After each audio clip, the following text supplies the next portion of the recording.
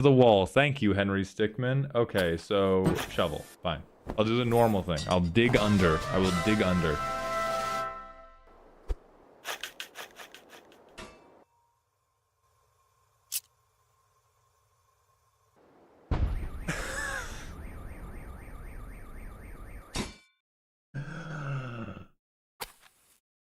Okay.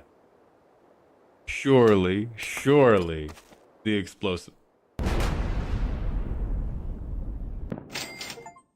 So it is. So the thing get pentafail. Oh my god. Okay. So clearly the disguise is the only option. Is the only option that could do it.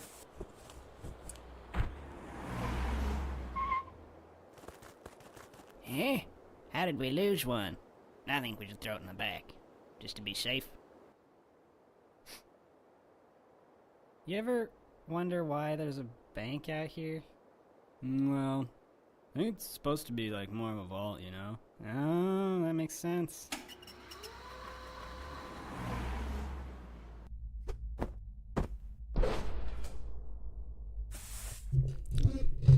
Good to see you, Devin.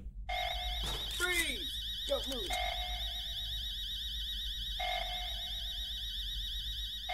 Alright, so they got me anyway. The story begins. Escaping the prison.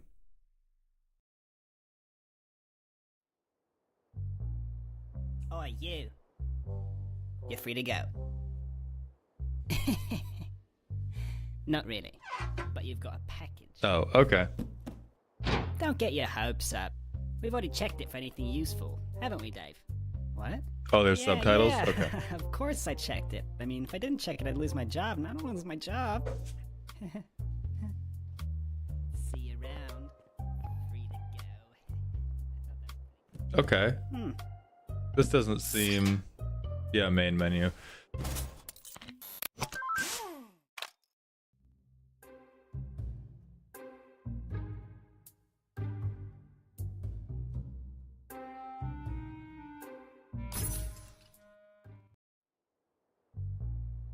Oh, you. Alright, we're not rewatching it. Fucking... Phone a friend, baby. Phone a friend.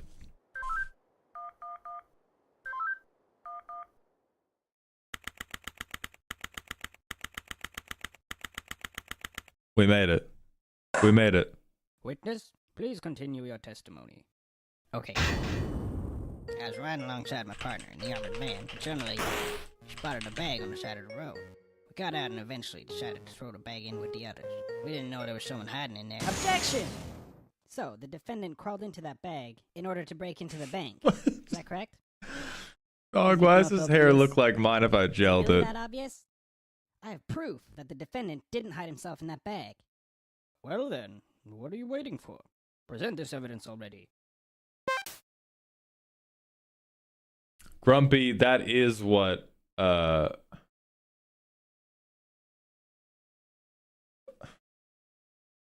This is all evidence of my guilt, dog. Mysterious device time.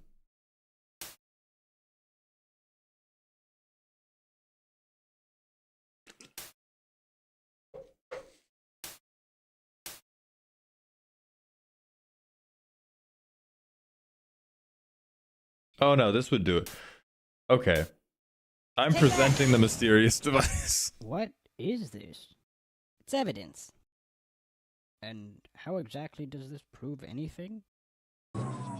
Well, I was just kidding. Let me try. This is no time for jokes. I see no reason to further prolong this trial. I find the defendant, Henry Stickmin.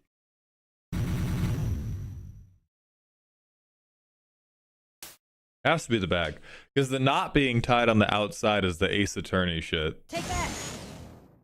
Is that the bag the defendant Dragoon, yeah, we have there is a daily bothering. schedule If posted the in my defendant was Discord. hiding this bag, then how did he tie the knot from the outside of the bag? Easy. I'm a fucking genius. He I'm was a fucking inside the bag. genius. It was I'm a impossible to tie genius. that knot on the outside. 9 kings at work. It's simple. He didn't. What are you saying? I'm saying my client wasn't hiding in that bag at all. He was stuffed in there. By this very witness! As you can see by this doctor's analysis, the defendant had taken quite the beating. While he was in the bag, he was unconscious. This is absurd. The witness was attempting to dispose of the body. He left the defendant in the bag, knowing he'd drive by it on the way back to the bank. When the witness and his partner passed the bag, he convinced his partner to throw the bag in with the others. But why would he do that? Why, to dispose of the body, of course. There were millions of bags of money in that bank, and the witness knew it would take a long time before the victim was found. But unfortunately for the witness, his victim woke up and tried to escape from his tomb. He was arrested on the spot, and the witness thought everything was over. But it's come back to haunt him now. You guys this can't be happening to me! Alright, we've successfully Well, jailed an that innocent certainly man. was an Perfect. interesting trial. However, I'm Good now morning, ready to Rose deliver Knight. my verdict. I find the defendant, Henry Stickmin. Hell yeah.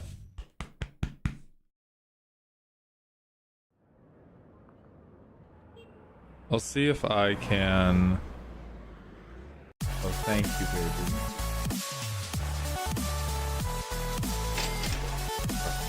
Thank you again, baby. I'll have it.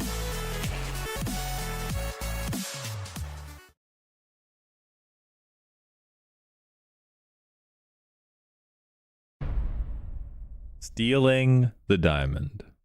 Let me see if I can get... As the mayor, I There we go. hereby declare You guys get a the full screen. Tunisian archaeological exhibit open. Yes, thank you. Yes.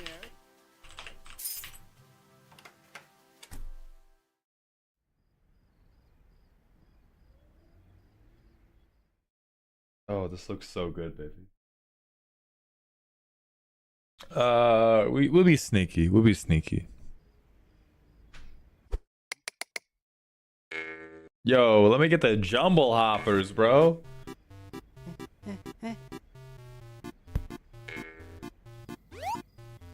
Oh no. 2 points deduct. Okay, whatever. Liquidificator. That's gotta be fine.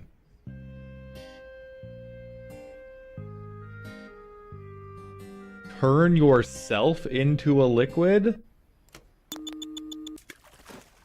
Yep.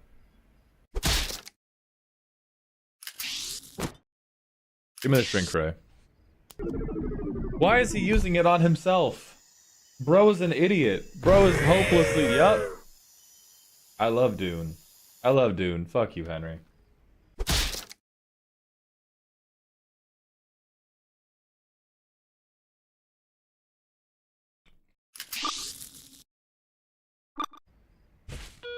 Surely this time the teleporter's gonna work.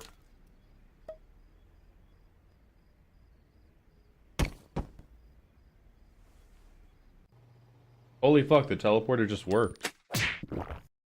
Falcon punch. Falcon punch.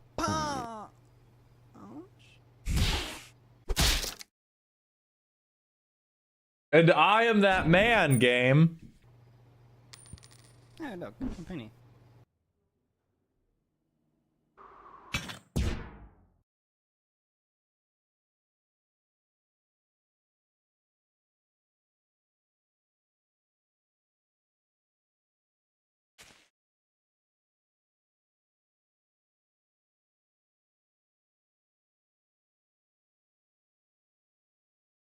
So my options are drop down, rappel down, tear a hole in reality. I know how this game works now.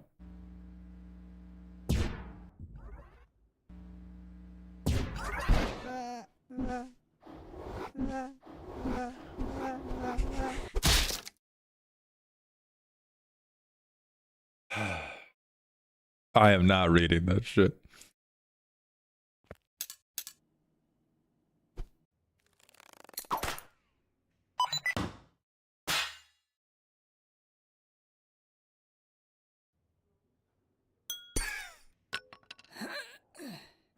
It just works. It just works.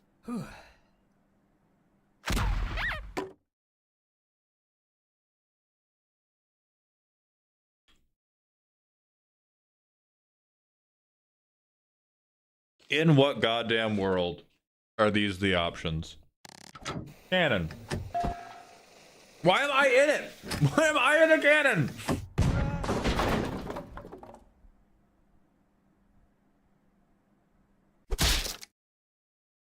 Bro is an idiot. Bro is a full idiot. And after that, they just up and arrested him. Whoa, really? Yeah. Bro is an AK-47. Diamond. Diamond, we're on full slapstick rules. Yeah, fuck you, guy.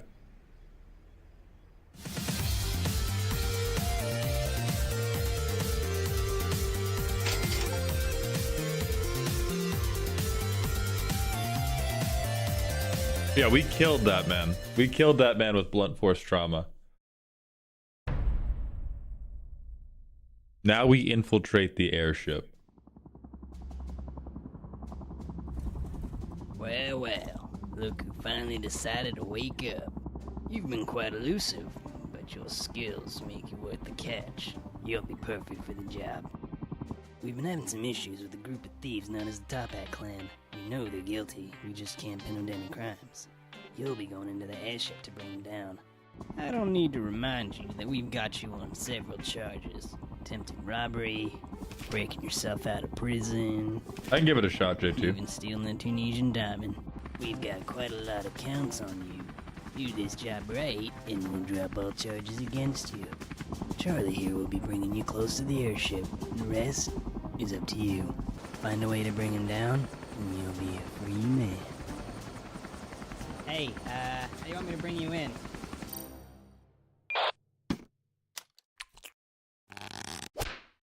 D&D rules, baby. Sticky hands working. Easy. 0 point energy. D&D rules. I am a D&D warlock. Oh. Okay. Well. Hey, did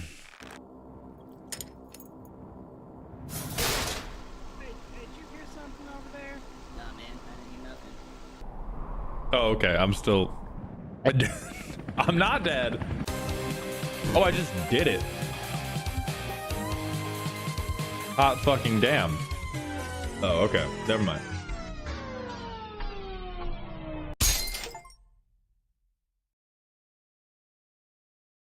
Do I have to, like, go back to the beginning of Airship because they just shot me? Well, Hummus, apparently I am.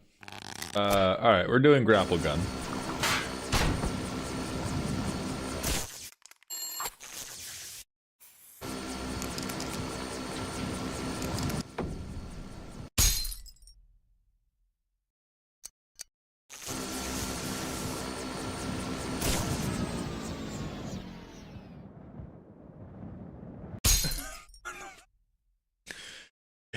That's how... Okay. Okay. So I'm trying to figure out the rules of the Dungeon Master for this game, which are: the Dungeon Master dislikes me. The Dungeon Master has no understanding of technology. No, I will solve this. No, the don'ts only empower me. I will solve this. I will solve this. I swear to you.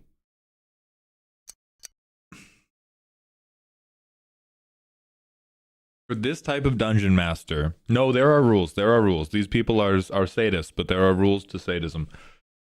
For this type of Dungeon Master, if I just stopped doing anything, they would get annoyed that I was not letting them torture me, and they would present me with something.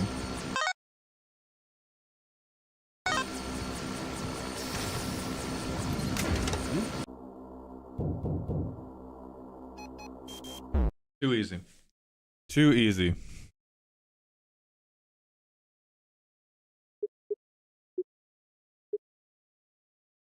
Okay, the Dungeon Master has presented me with exposition. Therefore, I will engage with the exposition.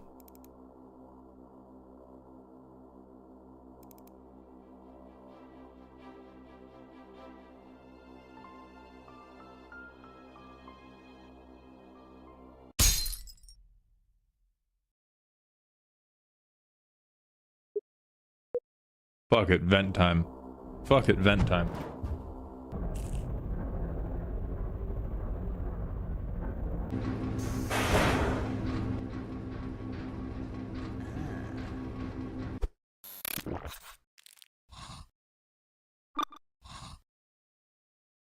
Magic pencil for sure.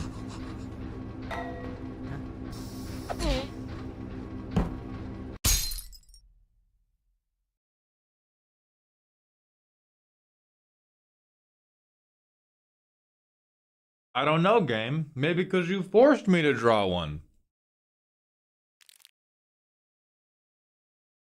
Okay. So new rule. New rule. The DM is also going to interrupt me. Because I say magic pencil, and then they mandate what my character does with it.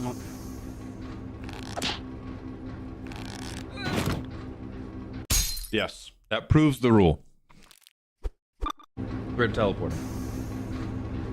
What do I roll? I roll a 20. I roll a natural 20.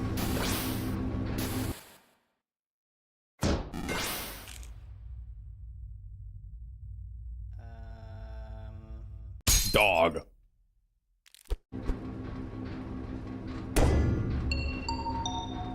My apologies, everyone. Had to deploy some evasive maneuvers. A flock of ducks flew by.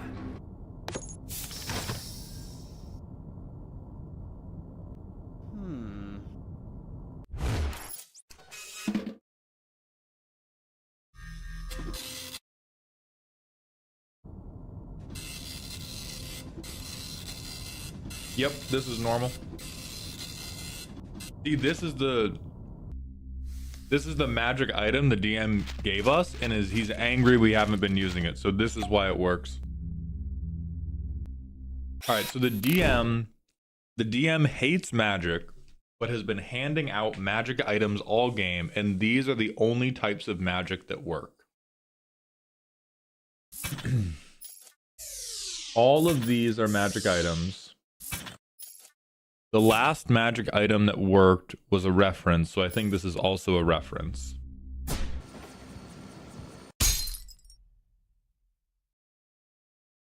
Never mind.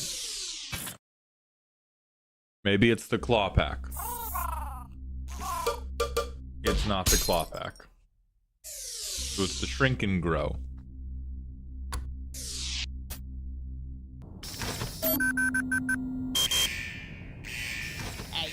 Stop right there. You fool, they're all references. Looks like he set off some sort of alarm in the vault. What? He's going rogue? Alright, move to plan B. Call in reinforcements and move in. Yeah, this is Jeffrey. I got him right here, so you guys don't need to worry.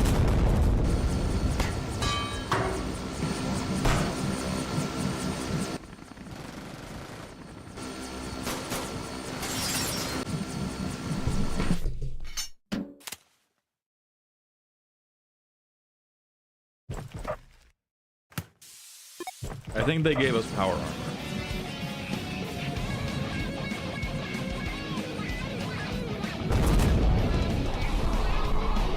Type shit, looking good, looking good. Looking extremely good. Kachikaze, thank you for the Twitch follow. Welcome to Doghouse.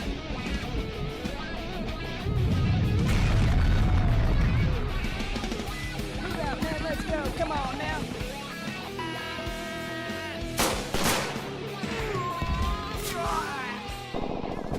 Wilson, we've got to get out of here. We've got chaos at our front doorstep. We're not built to deal with this, man. Go, evacuate everyone. I can take care of this.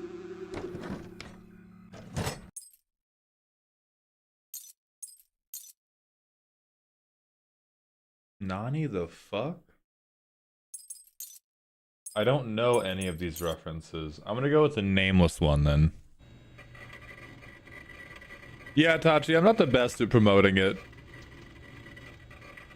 Hello, Gremlin. Good morning.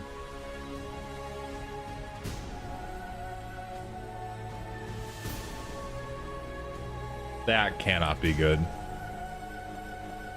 That cannot be good at all.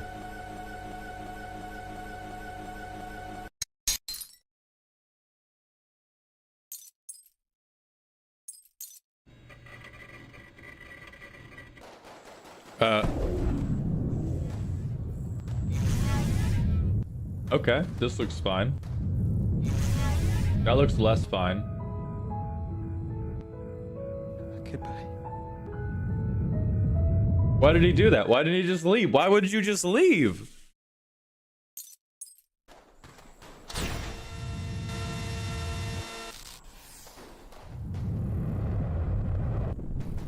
That is how ground works. Okay.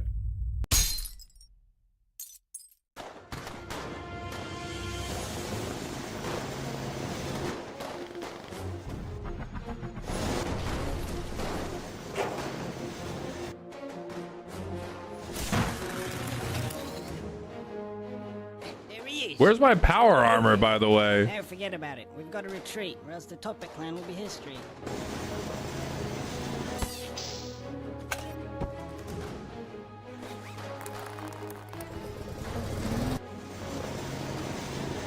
Okay, DM has given us a new magical item. The rules are still making sense.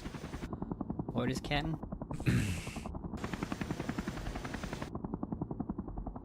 Let him go. What? We got what we came for. It doesn't have He's to. not worth the trouble.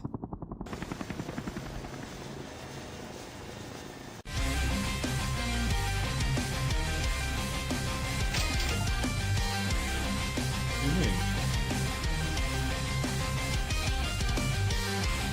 Oh yeah, they're fucking. So when he goes back into the second prayer? Yeah.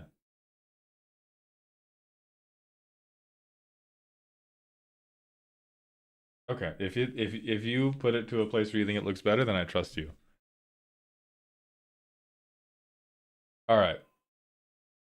We're at 1 out of 4 endings. I think I branch here, and I go in the elevator.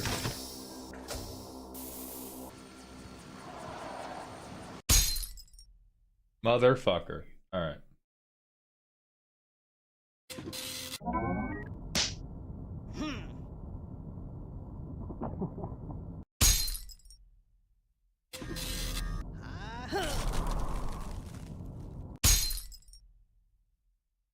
Tremendous, tremendous, tremendous.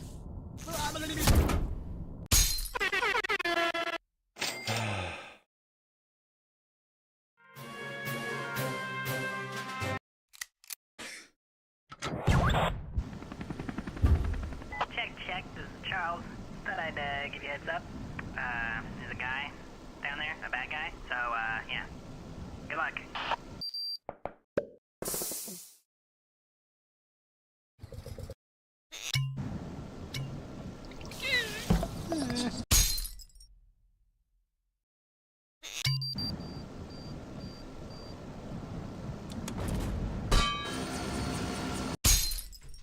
Why does this man not understand the idea of lateral movement? No, I couldn't have seen that coming, Kolos, because I would have simply stood to the right or left. Or upwind. Thank you, baby. Very good. Can I have a fork? Because it's too big for you. Yeah. Hey, good job there. Oh, so you should probably look for something incriminating. Something that we can use to prove that they're criminals, you know? I mean, the whole point of this operation. Alright, gentlemen. We've been tasked with developing new weapons for the clan. Any ideas? I was kind of thinking. This is such solid early 2000s voice acting. I believe this is the magical item the DM gave us. We're gonna die. If it's Gadget Gabe, we're gonna die. Yep.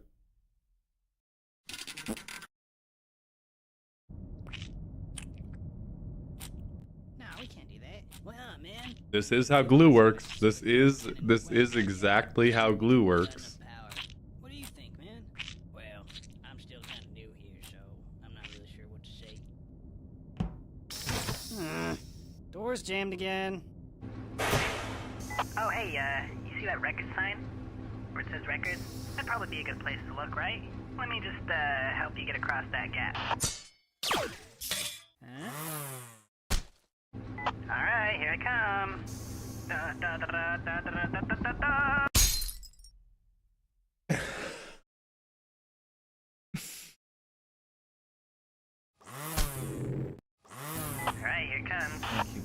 There's also a hug time redeem. They require. What's a cottage? I don't think that guy knows how to open the door. Yeah, why don't you let me take care of this?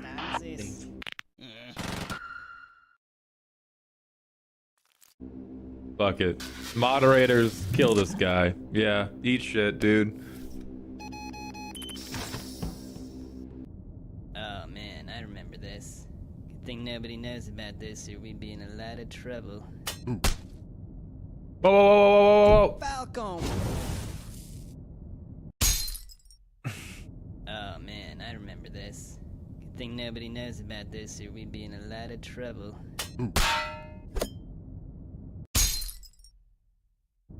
Oh man, I remember this. Good thing nobody knows about this or we'd be in a lot of trouble. Ooh. Oh, hello, Mr. Spider. Are we Alright, you got some evidence. Whoa, wait. There's no way you're getting through Yeah. there. No. Lots of Makes guys total and sense. Lots of guns, that's all I'm gonna say. It looks like you can get around if you go through that air duct. Alright, I've hacked into their power grid. What do you want me to do?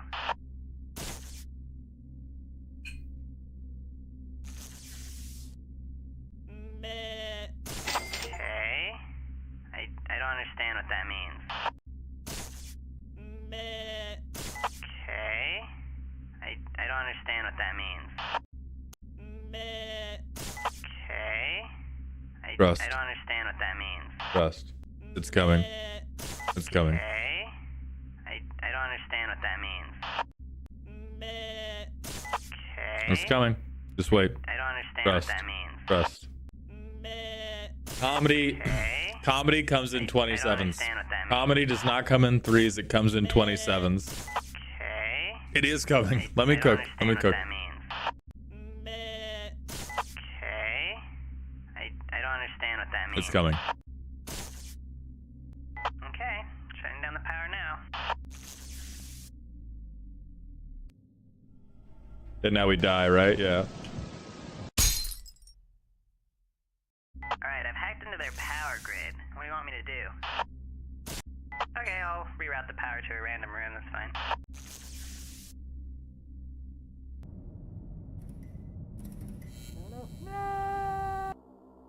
Alright, Henry, you're almost there. I'm right outside, so just open the bay doors and I'll get you on the chopper. Alright. That seems a little bit like foreshadowing. What are you doing? Yeah, we got a situation down in the cargo bay.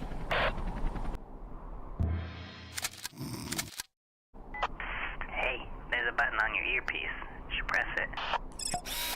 Let me see the fucking force gun, baby. Yeah, fuck you guys. What's going? Oh, now he's competent. This could be Now he's fucking competent. He can fucking leapfrog through the air with the shockwave gun. Okay, we got him. Benno, I think I murdered a lot of guys. I think I murdered a lot of motherfuckers.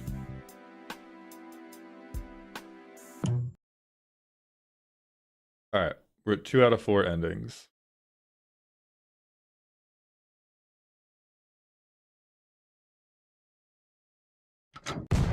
Hey, I've been looking at the numbers here. What do you think?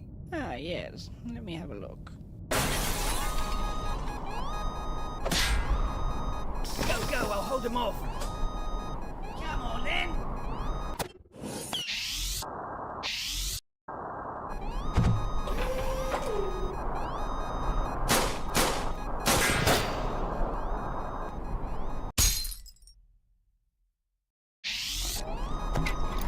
Slapstick comedy, go! Dumb slapstick comedy, become my blade once more. Perfect. Everyone listen up. We've got a security alert. Keep a lookout for a guy in a big plastic ball. No, I'm serious.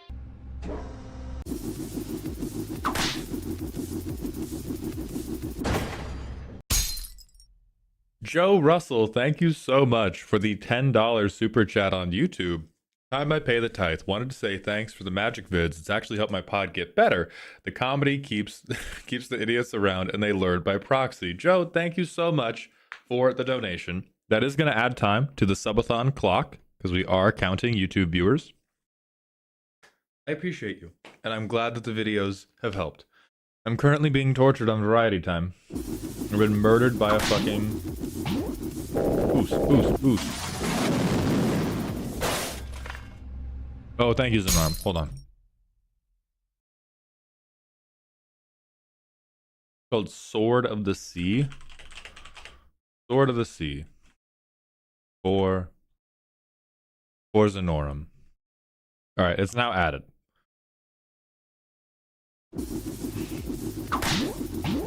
Whoa. Type shit.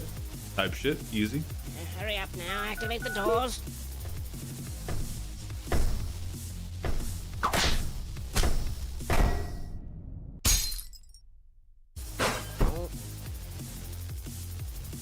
Hurry up now, activate the doors.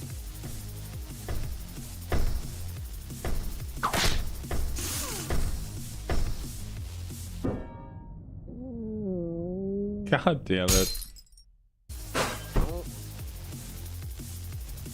Hurry up now, activate the doors. That's true. This is nothing in the face of Jazz Jackrabbit.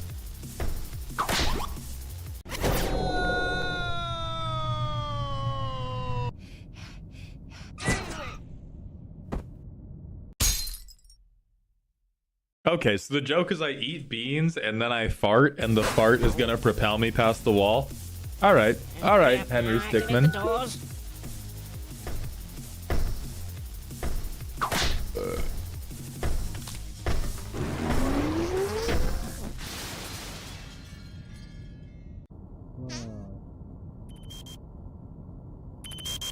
How does he know? Because I'm a child. Alright. I just learned about this reference, so we're doing that.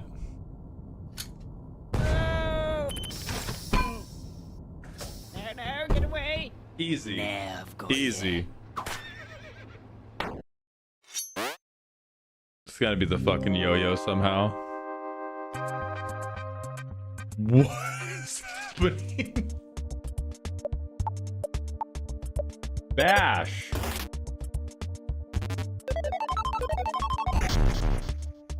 $510. Dog.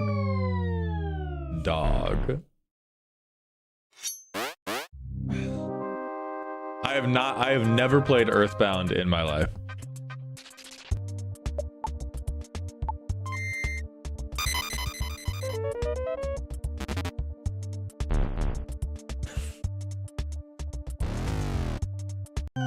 The right-hand man can't stop crying. He unleashes a burst from his submachine gun and you fall to the ground dead.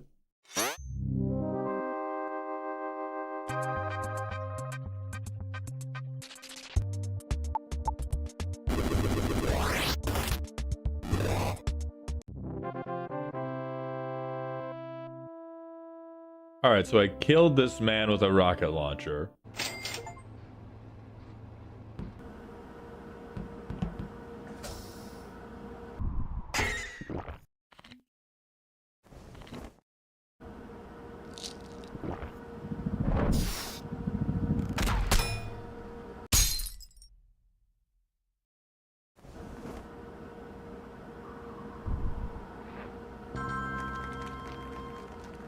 Okay.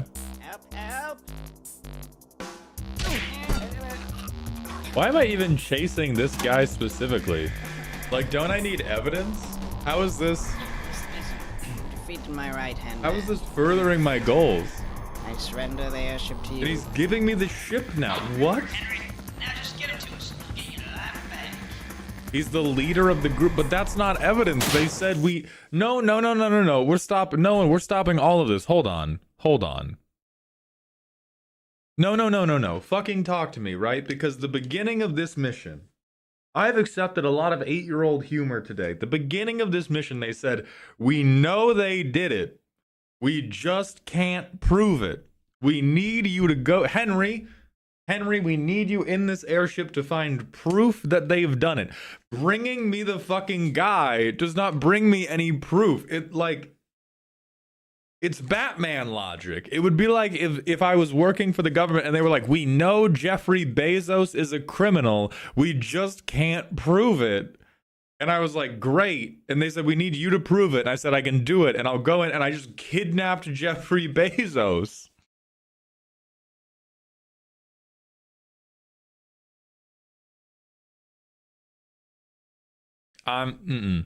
No. Missile, fuck it. They're firing on us. Now we can take it down. Return fire. All right. All right.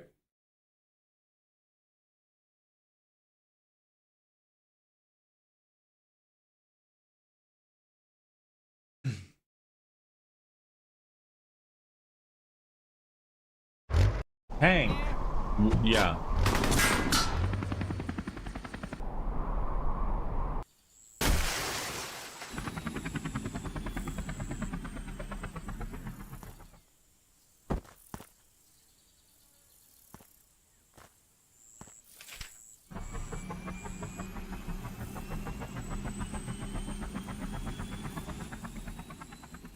Okay, people are talking a lot. People are talking a lot about enhanced interrogation, and it's like, why did they need me for that?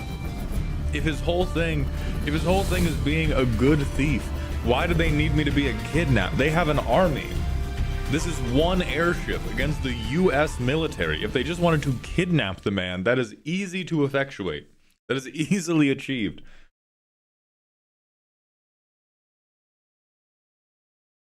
So it looks like there's another split here. Dummies time.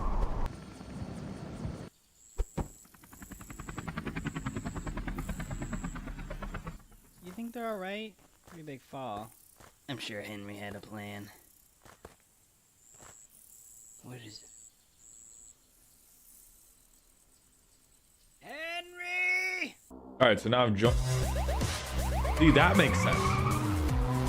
That makes sense. That's a totally, see, I accept that. That's a totally sensible ending. By dominating the rival who currently leads the team, I show that I should be in charge of the team, and I am now in charge. That's perfectly fine. Also, Joe Russell, thank you for joining the dog home on YouTube. I appreciate that.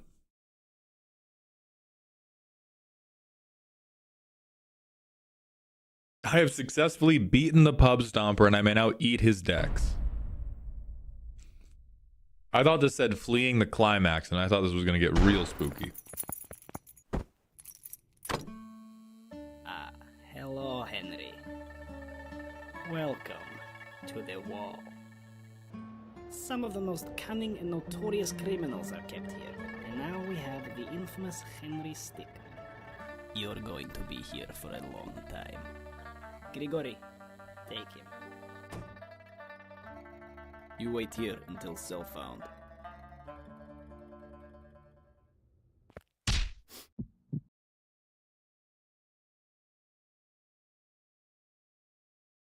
Okay. So I am a prisoner. If I am in a prison, and I think if it's a DM who does not know what prisons are actually like, I'm going to say, I must achieve dominance. I must show that I am the dominant person. Verity Vargas, the deck roast raffle is Thursday. It is not today, although thank you for promoting the subathon. Oh, shit. I wasn't looking. I've been shot in the back. Oh, I'm the one with my hand. Okay. Get Tony Hawked on. Was? Nein! Wow!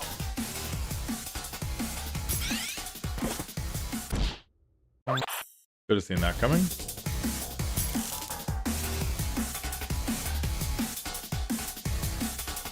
Okay. Maybe. Okay. Well, if I just get to do that. Oh my god.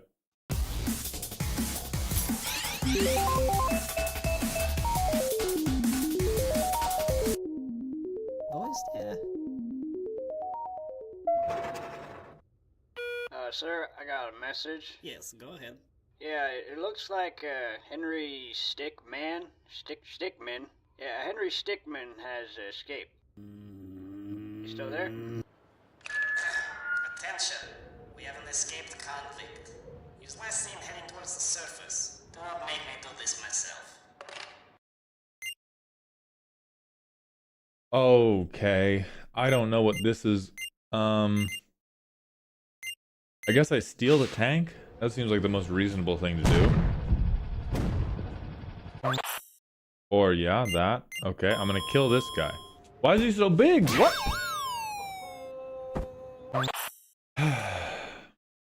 I'm going to sneak to the empty spot.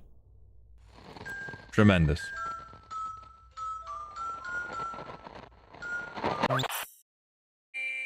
Oh, okay. I guess we have to fight the big sword man.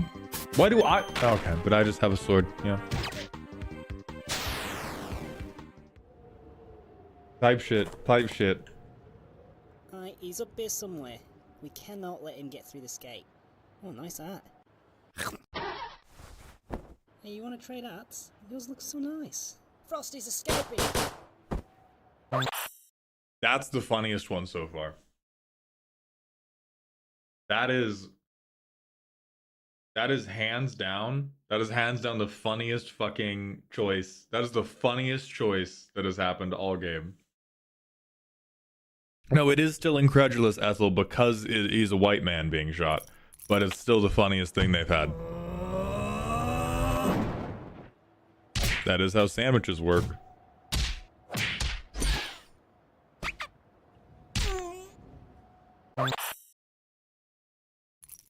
Hey, you want to trade art?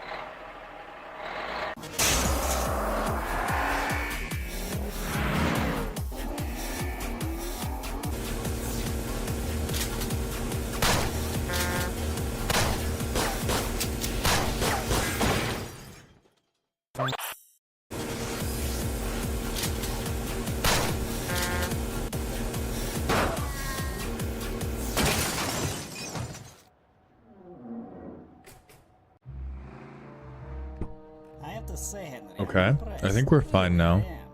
You're the first person to escape the wall, but this is the end for you. You've got two options here, Henry. Doesn't Warp Star come back down? Yeah. There. You gotta be fucking me. I have to say, All right, I'm Henry, gonna wait impressed. this one out. Really, I'm gonna I am. wait this one out. You're the first person And something to different will escape the happen. wall, but this is the end for you. You've got two options here, Henry. You stay in there, or you return with us back to the.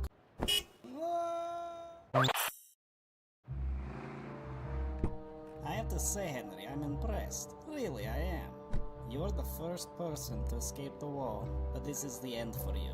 You've got two options here, Henry. You stay in there, or you return. I'll probably get with one us more, back to the complex. like right at the What's end. it going to be, Henry? Never mind. Well, that's just too bad. Alright, everyone back to work. I will not forget about this. This is Oh, I'm the goat?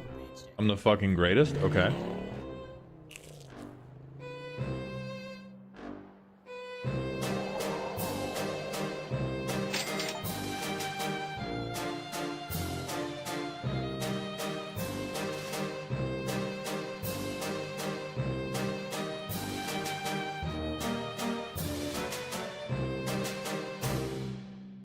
There's 5 endings?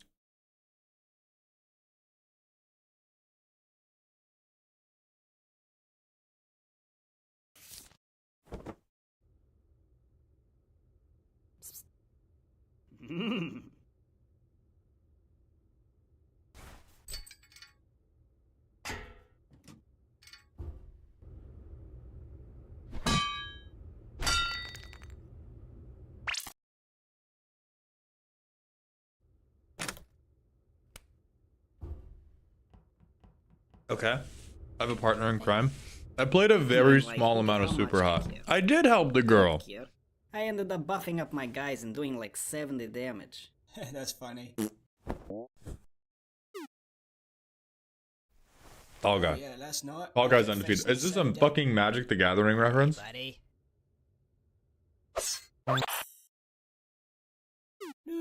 Oh yeah, last night I kept facing the same deck. Oh yeah, last night I kept...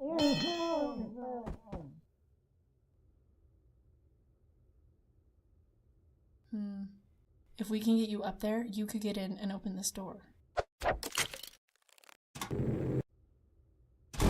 Gravitator, baby. Gravitator, baby. I did not miss peak. I killed those two men. That is peak.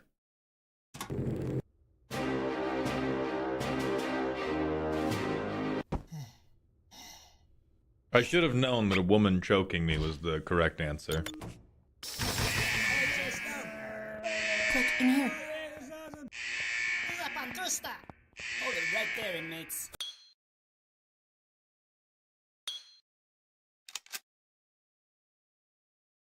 A little too edgy, Ethel, for my tastes. Alright, shoot these men. Shoot these men. Ow. Uh-oh.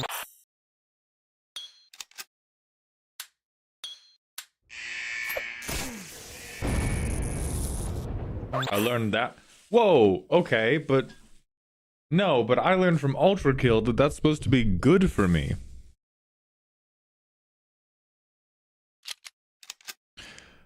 Right, but they didn't play it for laughs. Whatever, shoot these men. What?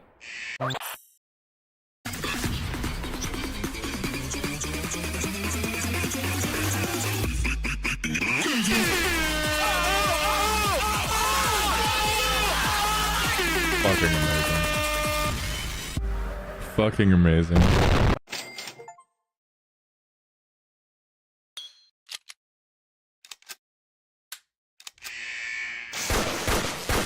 Oh, okay, that worked. I was like, why are we tasing each other? Out of cell. Yeah, some idiot. Hey, I just grabbed these. Maybe they'll come in handy. Are we waiting for someone, or...? I thought you press. We'll regroup with third floor. We'll help them clear out maximum security. What do you think? Duh, I like. Who get the guards? Hold the Alright, elevator. we're blending in. We're blending in. Thanks. Can you believe this inmate? I will robbery? solve this game. Crazy, huh? Yes, it is pretty I will crazy. solve this. Oh, I will you guys solve moved this here? terrible game. Oh yeah, we transferred from the 8th floor. From the cafeteria? Nice try, inmates. We'll regroup with There is convict here. Get down on ground. Okay. Thank you, slapstick comedy. Slapstick comedy, become my blade once more. Back to your cell, inmates. Boing.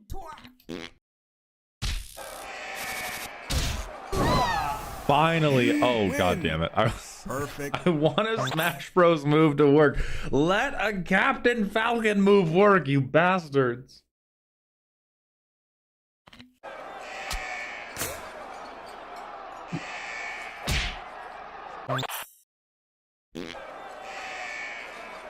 What, you think that will upset me? Oh, very mature. Thanks, I guess. No, let's get out of here. Immaculate. Immaculate.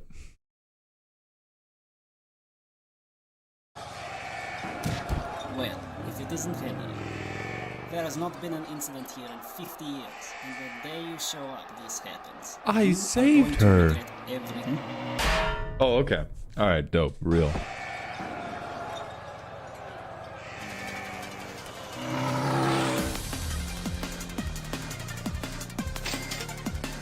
Real and base. Real and base.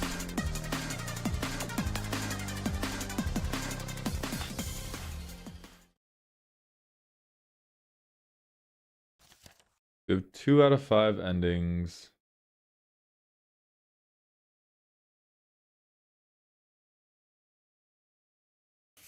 Oh yeah, last night. Okay.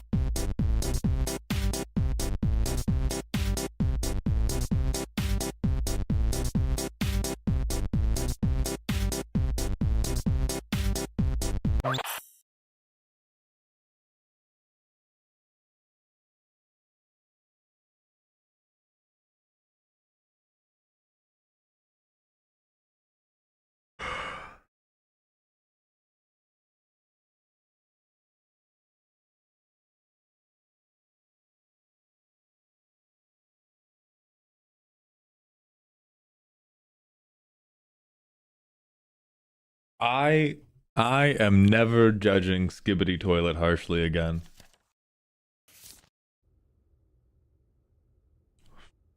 So at this point, he has only like 10 health left. And he plays, "The gates are open." And I'm like, look at how much I care. I don't care. Command melody? Fuck yeah. What the hell is this? I ended up buffing up my guys and doing...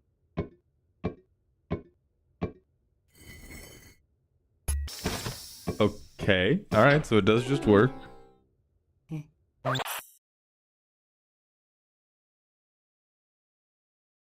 Maul's just mad that he'll never be this peak in his I TikTok. ended So up buffing true. up my I am incredible. What? What? guys and doing like 70 damage. Alright. I ended up buffing Why does up it have my a guys rock? and- Oh, come on. Are you serious? That was totally you. You what? Don't you accuse Oh, it's a me. Come on, just admit it. It's a It fart wasn't trick. me. My fault. My fault, of course. Of course they're gonna beat the piss out of each other because they think the other one farted. Amazing. 10 out of 10.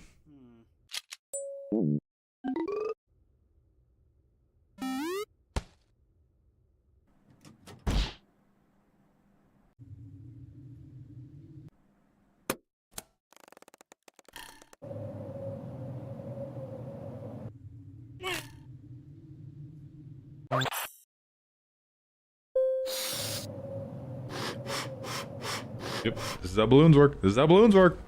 Oh my god, it is how balloons work.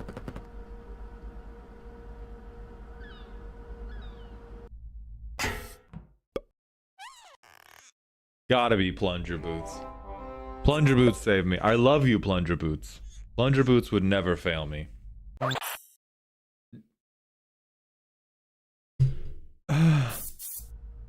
Helium save me. King Helium save me. I love you, King Helium.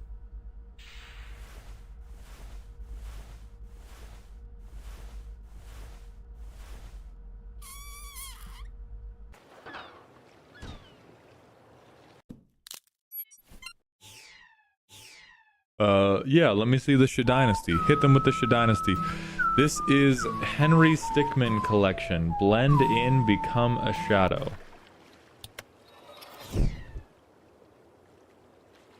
Okay.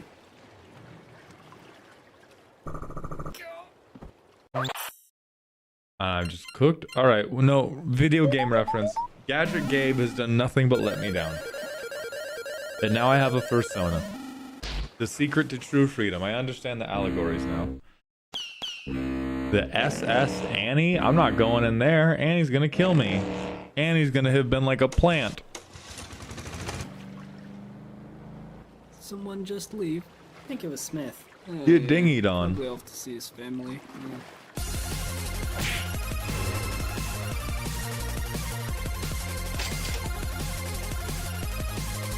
Maybe there's Pokemon on the boat?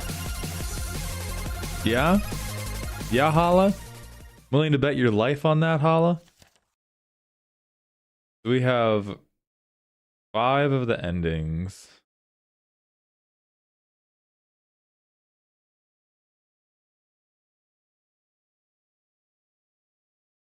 So I think I have all of the splits from here. JT Rules, it's cute. I want to try playing dead. Is Grigori. Yeah, you know new one, Henry.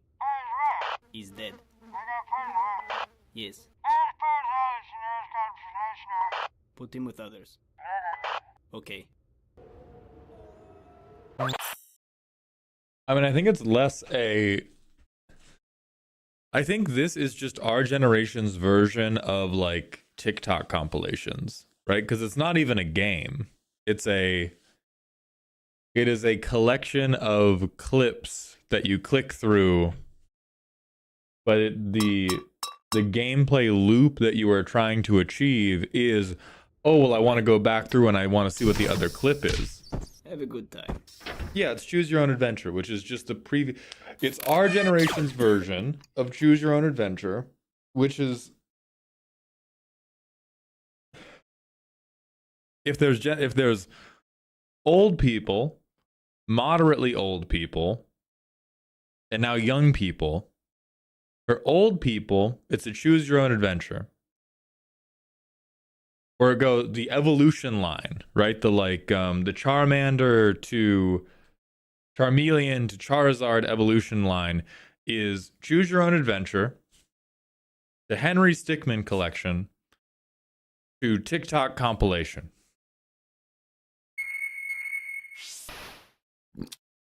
Cookie time. What's up, Existential Breads? How are you doing?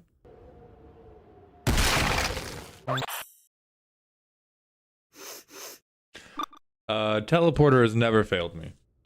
Teleporter has never failed me. Except for all these fucking times to teleport. What?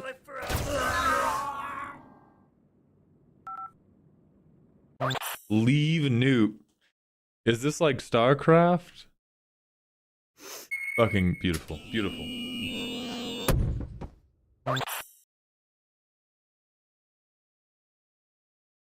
Would you be down to finish the game eventually?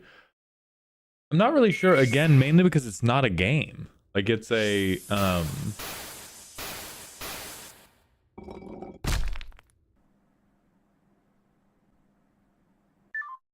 I think that would have to be a thing I did.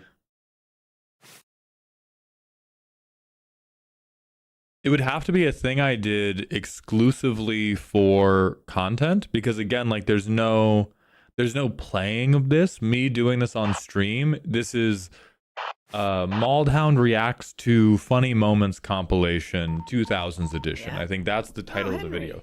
They are funny. I do think they are funny clips.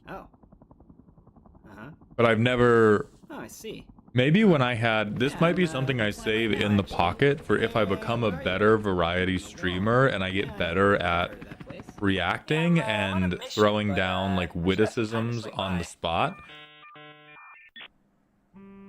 Hey, so I'm getting pretty close. Because right now a lot of my streams are... Right now a lot of my streams are like... We vamp about stuff... We vamp about stuff that is broadly unrelated to the game, or the game's not even happening. Like most of my streams right now are live presentations about Magic, and there is no game occurring, period.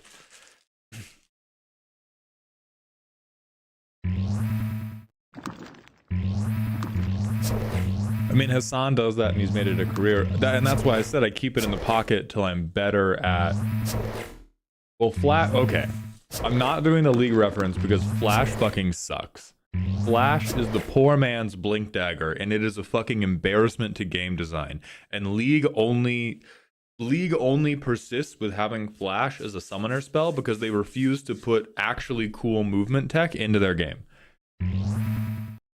Their game is all like slip and slides, and then one fucking Flash ability, and it's holding the whole thing together like duct tape. I'm earthbending this man. Why would I not? Okay.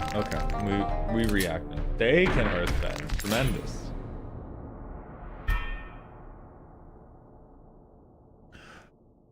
In Dota 2, I was a Invoker main. Give me the Halo reference.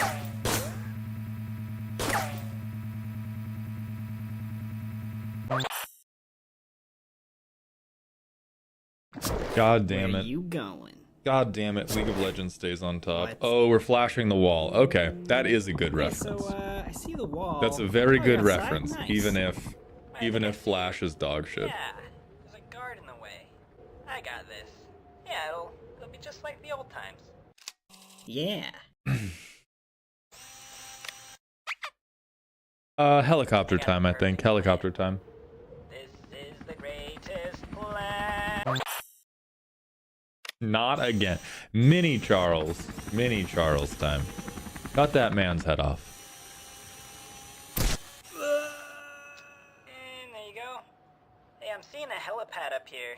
Could be a pretty good place to get picked up. Once I get close, though, they'll probably raise the alarm. Oh, yeah, they see me. I'm coming in. Get ready. Okay, let's pause because we have a question about how do I play Dota 2? My friends who play League keep trying to get me to play it. How much, like, how less Mario Party is it?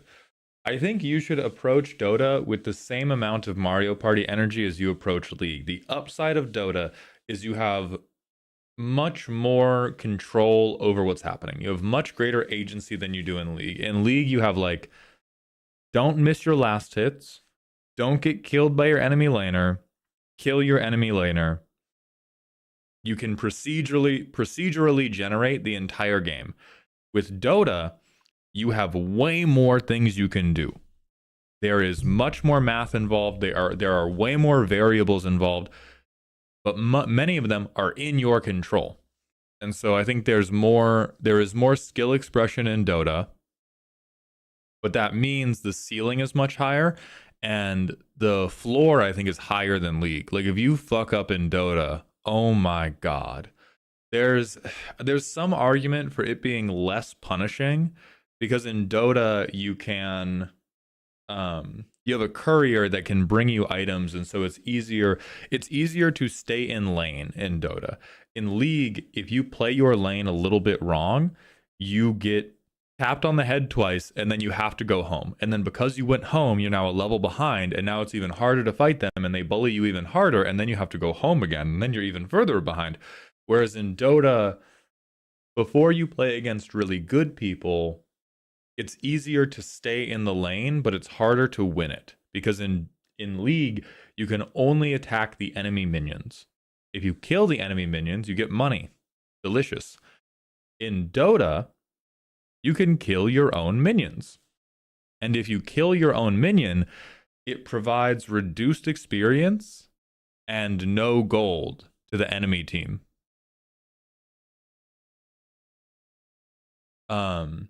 And so if you're bad in Dota, even if you are able to stay in the lane, losing a lane in Dota can feel way harder, and it can be more difficult to pinpoint because you will lose the lane without ever dying. You will be like, oh man, I stayed in this lane. This person never killed me. Why do I suck and why is he good? Whereas in League, even though you get punished really hard for being out of position one time, there is at least the direct feedback of, oh, if I move within 5 feet of that large man with the axe, he will kill me. And then because he's killed me, I've lost the lane. Whereas Dota is like, oh, this person has killed 20 of their own minions. And because I have missed those last hits, it is mechanically impossible for me to compete with them.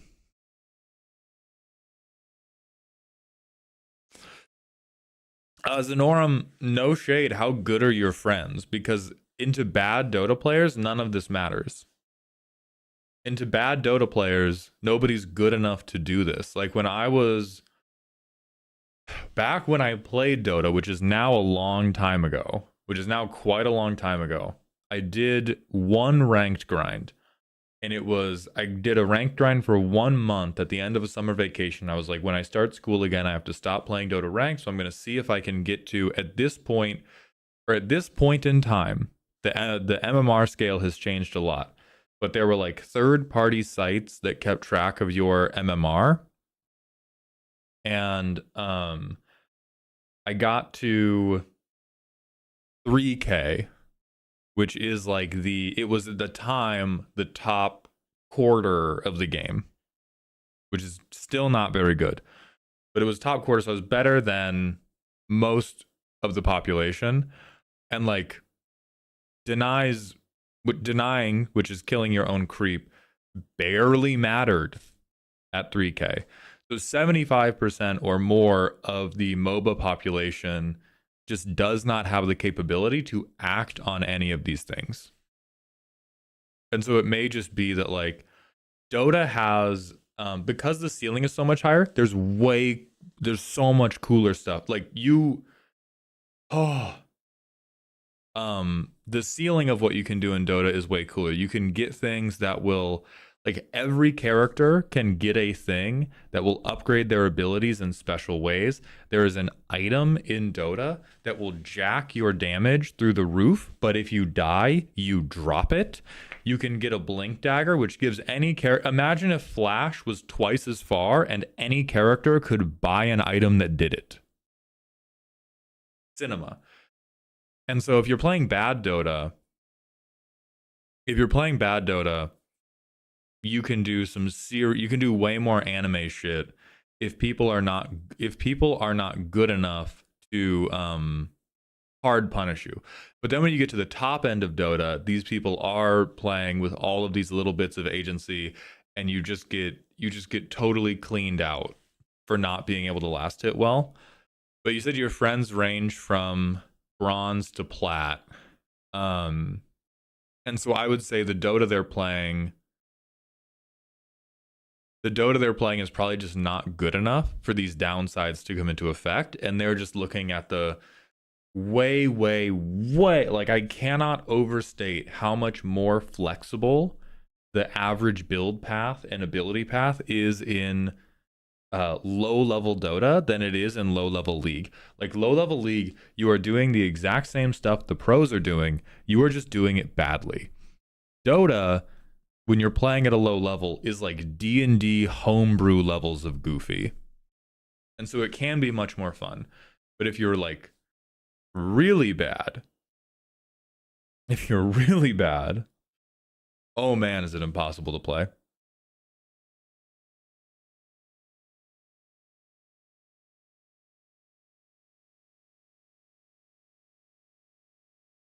But yeah, as Pickle is saying, the champion encounters can be way more devastating. Like, there are some characters who it's just like, I cannot appear on the map at the same time as this character lest I am slain.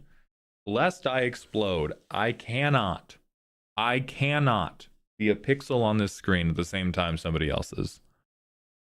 Okay, we're gonna go push this guy off a ledge. Hell yeah, I did it. Uh-oh.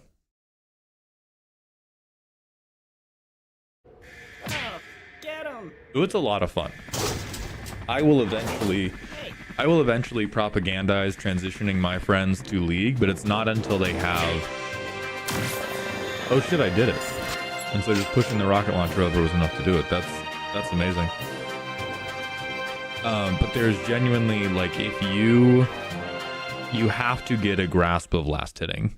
If you do not have a good grasp of last hitting,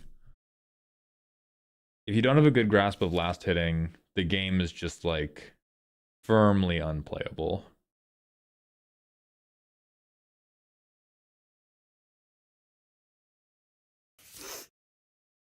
I think I try Sonic Pulse. I don't have all the endings for this yet.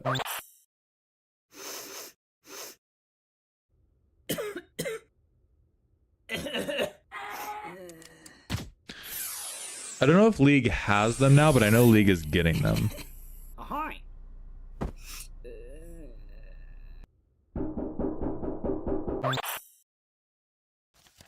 I have phone a friend. Oh, I'll do Topat clan. This might be where it branches. Yeah, they're doing WASD, Henry? which is, it's going to be weird. In the I think it's weird because the people who are going to benefit from it are people who have like right there. hardcore gamer mice. Because I cannot imagine how you are managing your hands to use WASD to move and use your abilities at the same time. Unless you have like crazy ring finger thumb dexterity. Fuck yeah, big neurotoxin. Big neurotoxin, dude. I'm probably gonna get poisoned by this. Yep, there it is. Yep. You can rebind them, Jane. I'm just trying to think of, like, I can't think of... If I had to dedicate one hand, because you're already dedicating one hand to movement.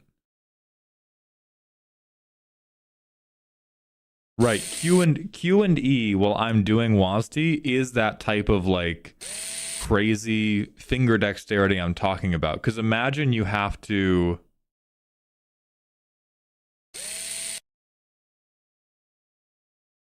Okay, everybody's getting ahead of me. WASD to move and QERFC should be fine. I do not think that's true. That is the bridge that I think has to get crossed. I think that is fine up until I have to like move in a specific manner and press Q at the same time. I'm sure some individuals can do it, but it sounds unreasonably hard.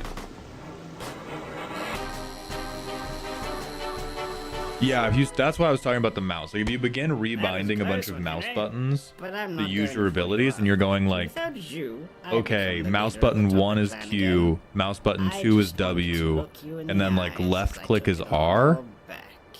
That seems reasonable, but I feel like it's gonna lead to, oh good, he's throwing me off the blimp. How dare this man?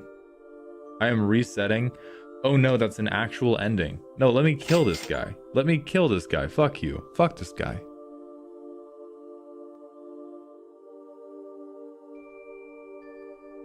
How do hero shooters work? I can't remark on that because I fucking hate hero shooters.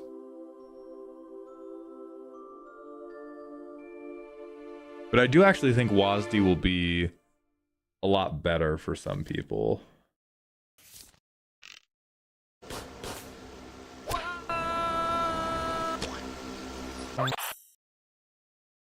Okay, god damn it.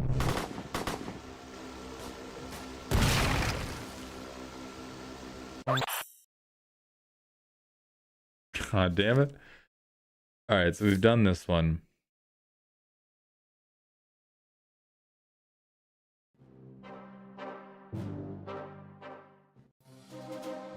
Alright, I'm going to get an ending for this, and then this is where we are going to call Henry Stickmin.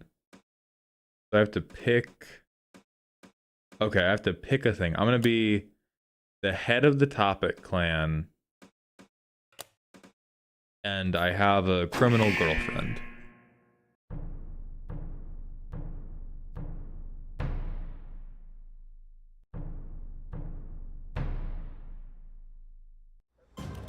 Preparations are nearly complete. Okay, this guy has a metal face now. Amazing. So this is the Topat clan's secret base. Sign me up. Whoa, what happened to that guy? Henry, you're back. I took charge in your stead. I hope you don't mind. I'm Ellie. I'm new here. What are you guys up to? Well, Henry, remember that orbital station idea we were talking Orbital about? station? No. No, I don't remember what the fuck orbital station plan we were talking about, Ryan. You brought that up as an aside in one meeting and then dropped it. Should be able to. Chief. Hey, what did I tell you about calling me that? Henry's the chief, remember? Oh, okay, yeah. We're under attack. A top hat would be good for hiding the hairline. Get to the rocket, Henry. 1, 2, 3. Why does this game look so much like Among Us? I mean, this is just the... I think this is the energy that Among Us wanted to evoke when they designed it. Let me... This is not a Captain Falcon move, but let me do the Smash Bros move. Thank you, oh.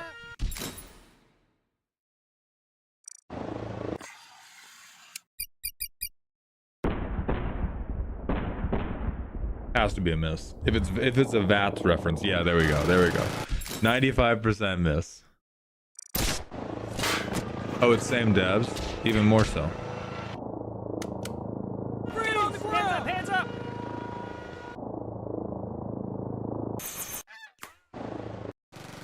Mounted. Fuck this guy. Yeah, fuck this guy. Gun them all down.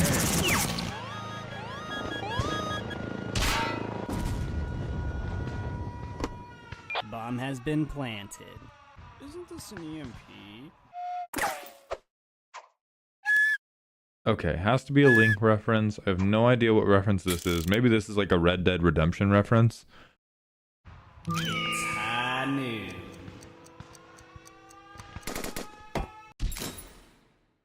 Yep. Alright, boomerang time.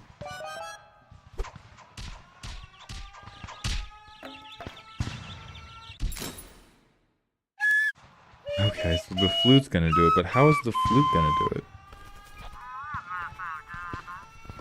extremely, of course. What? Okay. It's the leader. Was wondering when you'd show up. Time's up. Let's do this. Dual tech, summon, style on him, charge, style on him. Emote.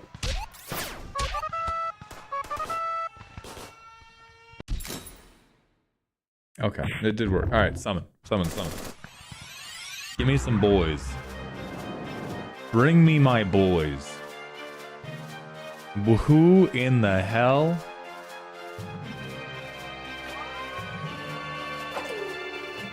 I summoned Watermelon Galactic. What?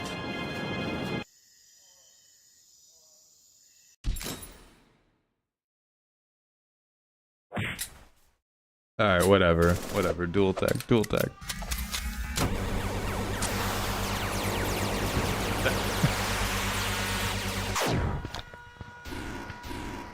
That is how that works. My fault, man. Wow. That is exactly how that works. Oh, it's Final Fantasy? Okay. You guys need a ride? Don't let him get through, man. There's a Warhammer reference, I believe. So how do we beat the Warhammer reference? With a woman? I should not have picked the driver. Don't let him get through, man. So maybe with a laser? That seems also Warhammery.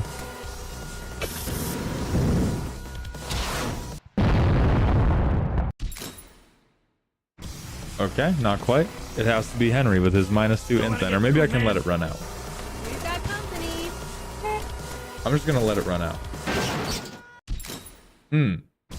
Okay, has to be Henry. Don't let him get through, Devastating. man. Devastating to hear it has to be Got Henry. company. 5, 4, 3, 2, 1.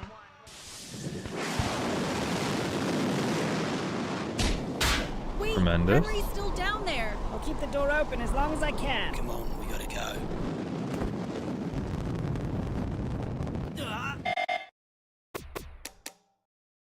That looks like a device that I don't want to say the name of. Mario reference, please save me. Mario reference, deliver me unto heaven.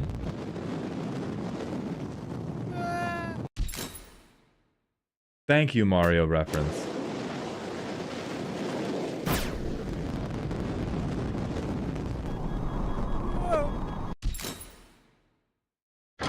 Okay, never mind. Abandoned tank, save me. I love you, abandoned tank. The second... I think that's another Halo reference. Gotcha, Henry. Because I definitely remember trying to do that in Halo lobbies. Nobody would know. But why would I do that? I saw you out there. You put yourself on the line to save the Topat clan. You've truly earned my respect. I can't think of a better person to lead us. Hell yeah. Mission complete. Thanks to Henry's efforts, we were able to establish. I think the tank rubber, it must be multi-game, because there's a lot of games where if they give you a tank, there's some way to make that tank defy the laws of physics. Okay, JT, thank you very much for sponsoring this game. It is very cute and very funny, and I am going to keep it in the pocket for when I'm better at React content. And then we will spend a day just like Northern Lion clipping this. So we're going to close this. I'm going to...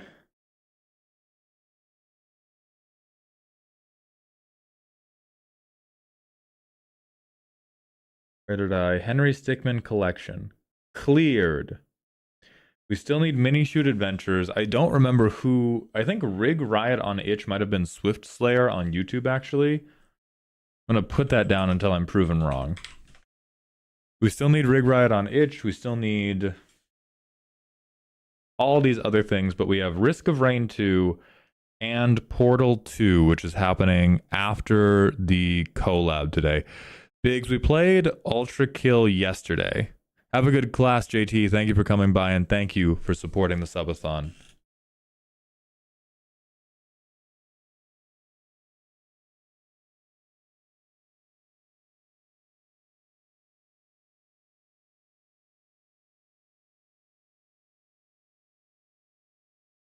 That I was tomorrow. Oh, Thursday. I keep forgetting what. Yeah, you're tomorrow. You're tomorrow, Wolf. I'm crazy. I'm crazy.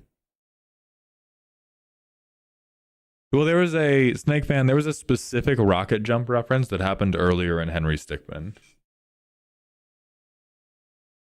I just keep forget. All the days have blended together, quite frankly. I see a day written down and I'm like, that's tomorrow. I talk about a day. I'm like, that's also tomorrow. So I think tonight,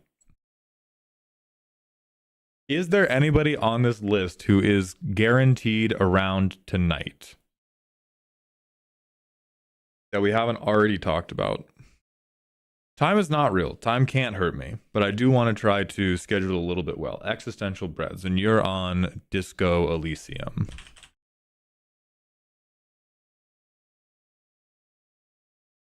If you're on... Okay.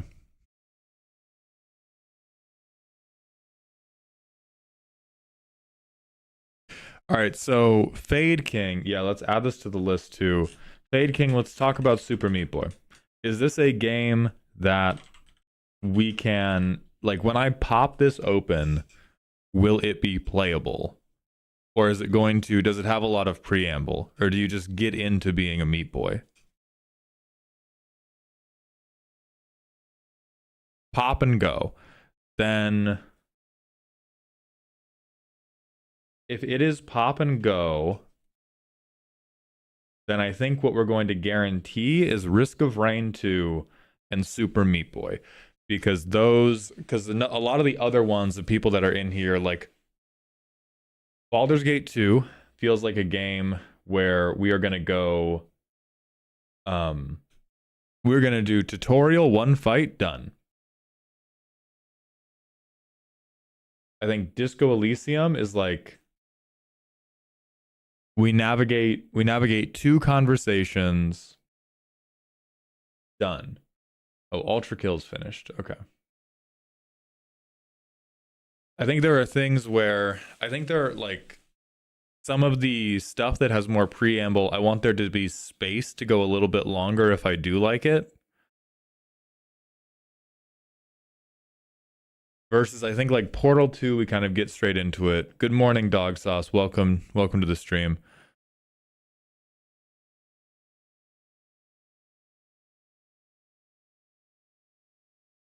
Oh, Maple Tree Frog. Which one are you talking about? Disco? Are you a second ad for Disco Elysium? Let me make sure I marked that correctly.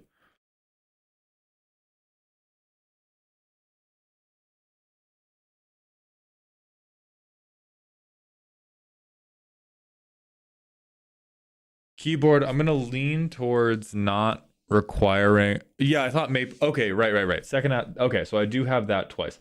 So Baldur's Gate 2, we need a minimum of 2 hours for Baldur's Gate 2, and so I don't want to do that tonight because we already have a collab planned 2.5 hours from now, and then we have variety stuff planned after that.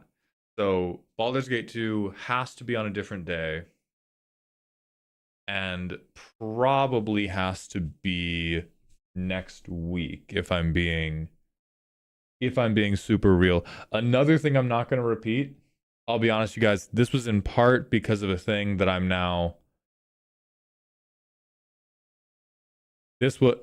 normally coping about this.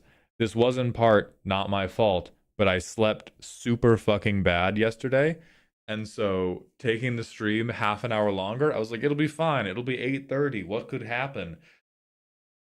Every minute of sleep matters, and I am not going to be foolish and willingly compromise my sleep schedule. And so if we end a game post 7, we are not picking up a new game. And so I think tonight, so the rest of the day's schedule, we're doing deck roast now.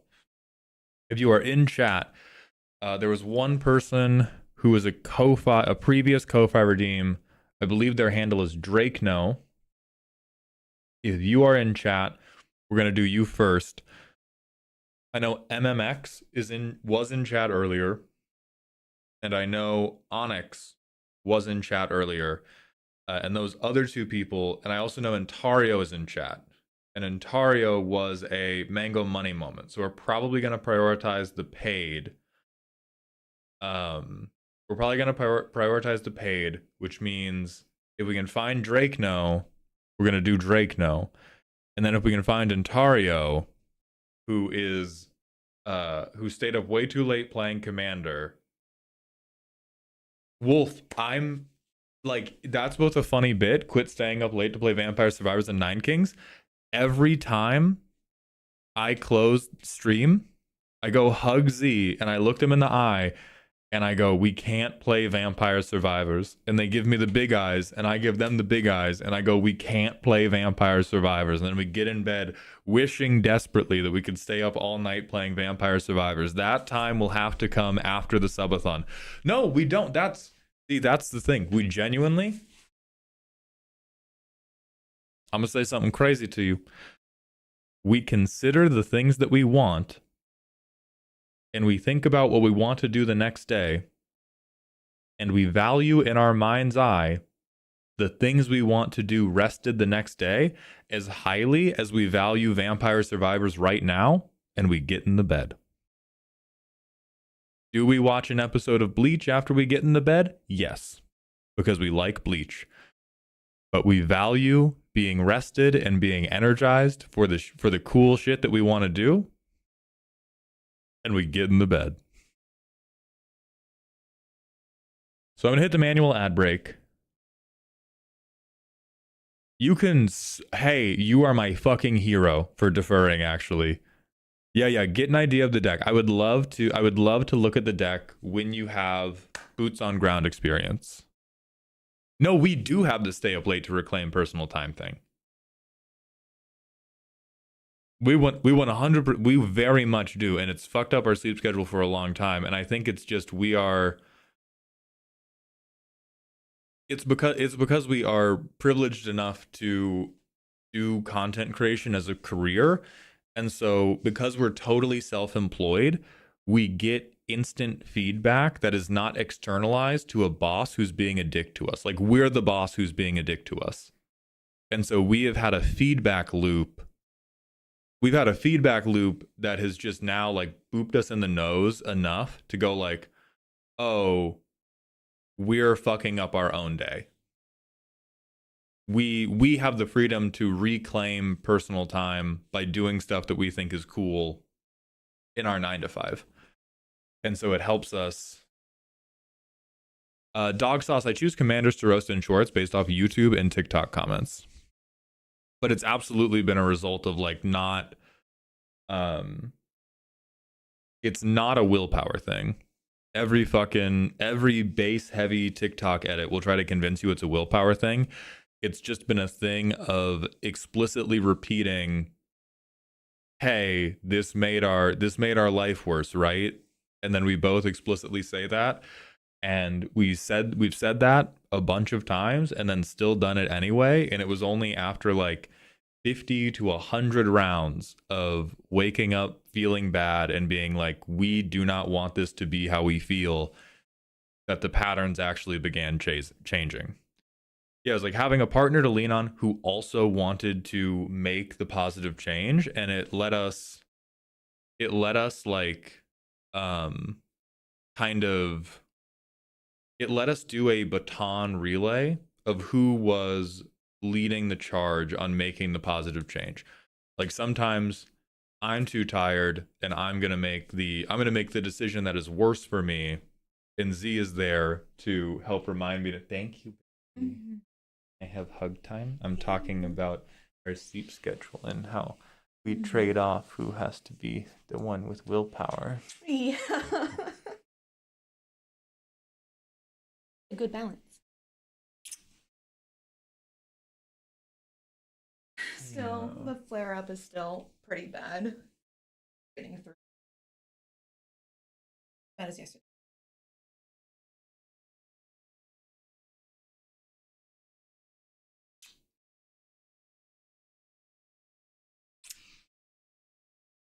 Ideas for Hell yeah. Hell yeah. Do you need the like scarf or cross for your scarf cross? Cause you have... Okay, cool. I just want to make sure. Oh,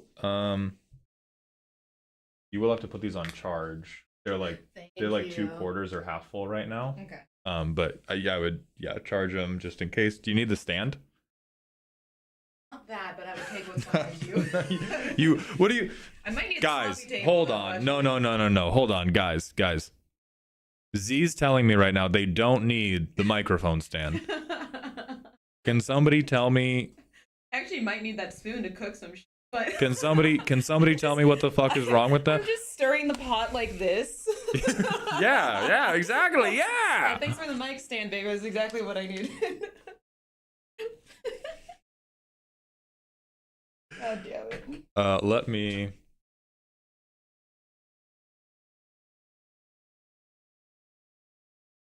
You just insert the coffee table into Yeah, the I'll well move as right well. now. Okay, chat. I'm gonna go move this coffee table. So Ontario's moving. Drake, no. Drake, no. I love you, Drake, no. Can you hear my voice, Drake, no? Save me, Drake, no. Save me from my own scheduling mismanagement, Drake, no. It means the opposite of that. Damn it. I was just telling them about how every day I end stream and we go look at each other and I'm like, we can't play Vampire Survivors.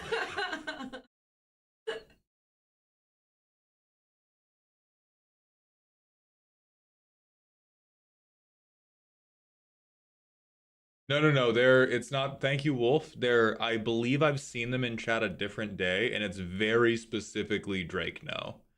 But I may be wrong about that being the person, because I talked with them on Discord, not on Twitch, and so we fixed the scheduling issue on a different platform. Wait, Mal, the question, how much would it be for you to end stream early so you and Z can play Vampire Survivors? I won't do it. I'm prioritizing my dreams right now. And my dream is to do this. And so I'm not going to cut it short just because the money is better. I want the money, yes, which is why this is a subathon and why there are all these monetary incentives. And this is my dream. And right now I'm focusing on my dream. And my dream is to do this. There's fucking Drake no. We've summoned him. We've summoned him. All right, this is our first roasty for the day. So this is our first roasty. We're not doing Ontario. I just got here, I overslept. Perfect. God dang it, man, go get your rest. Rest is important to chasing your dreams. So we're gonna do Drake no first, and then we have 2.5 hours, MMX and Onyx. Ideally, we're gonna get the two of you done today as well. If there's gonna be, but we have the Warhammer thing at 3, and so if there's going to be a timing issue, please do your best to let me know. I gotta move this table so that Z can do their skits while we are busy with the deck roasting. We're gonna go to the manual ad break, and I'm going to pull up the pyramid so that we can all study the personality alignment chart we're gonna be subjecting Drake no to.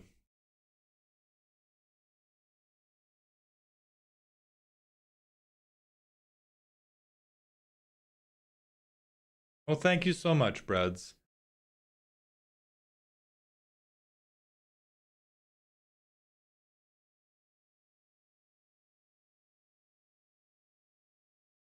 You're good, Draconic. There was Drake no, the person above you, is a roasty today, and I was like, where is Drake no? And so Wolf was very helpfully trying to tag people named Drake. But Breads, thank you. That means a lot to me. And I hope that by me it's good to be cringe. Be cringe about your goals, be cringe about your dreams. Don't talk about them with everybody, but talk about them with the people you care about. And focus on them. Think about them. Hold them in your heart and take action to achieve them. And I hope that by me being cringe, you will see it is okay for you to be cringe.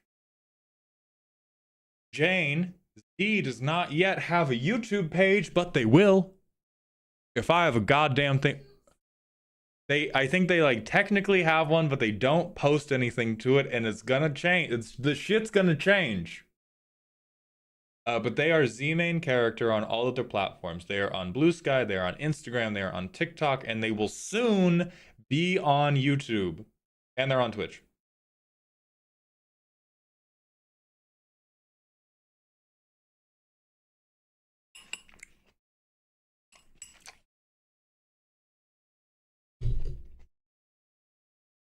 Don't you dare tell me your dreams, Wolf. I'm going to tell you right now. Before I move this table, I'm going to get distracted by vamping. Vamping's part of my dream. I'm going to tell you all right now. I'm going to tell you right now. I do wish to help inspire you all to chase whatever dream you have in life. I am not the appropriate vehicle to tell your dreams to. I am the appropriate vehicle for you to tell me the step you have taken to achieve your dreams.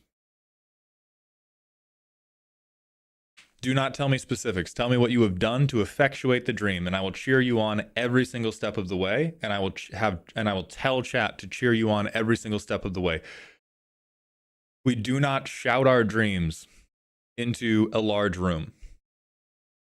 We speak our dreams softly, like a genuine prayer, and then we shout every single step we have taken in their pursuit.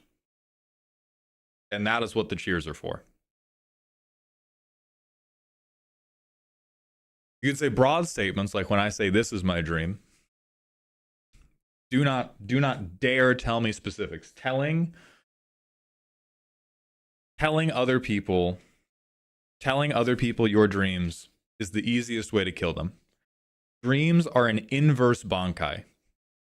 When you say their name, they grow less powerful and they weaken their hold on you. Shout, scream, celebrate, obsess over every step you take towards that dream and tell me about every single one of those. Do not tell me, don't you dare tell me the dream. Troper, I think that's fucking excellent. I am so glad that you are pursuing your mental health and speaking to a medical professional about it to get the treatment you both need and so rightfully deserve. Hell fucking yes, Jane. Good job handling that logistical step. So I should tell you something that I dream of that I don't want. God damn it, Wolf. This doesn't hit as well with not on a TED Talk stage. Yeah, I don't have the TikTok Creed edit music behind me, so this isn't going to be perfect, but I am still correct.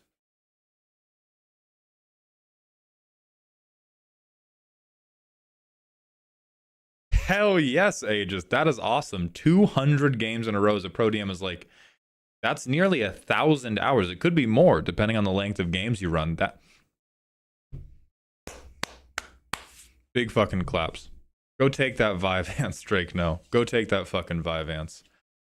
Okay, manual ad break. If you somehow dodged a sub every step of this subathon, I am so sorry. You are being banished to Ohio for 3 minutes. I'm gonna go move a desk for Z.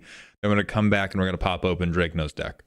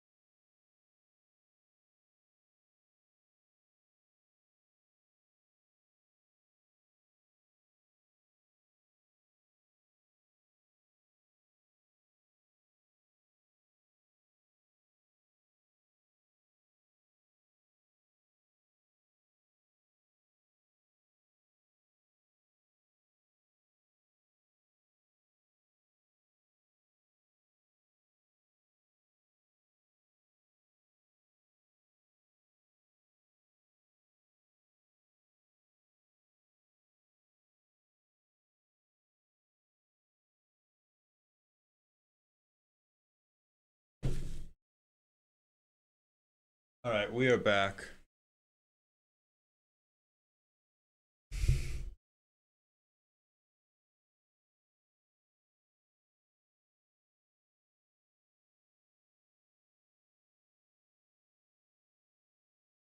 I'm very conflicted about the pro DM shtick. On one hand, get you that paper. On the other hand, if I have to pay someone to play any social game, it's now transactional and tainted. I think that's a very narrow understanding, or a very binary understanding of transactional relationships. I don't think when you pay a DM to run a game for you, you're paying them to socialize. You're paying somebody to create the lattice work or the trellis upon which you and other people socialize. Which is like,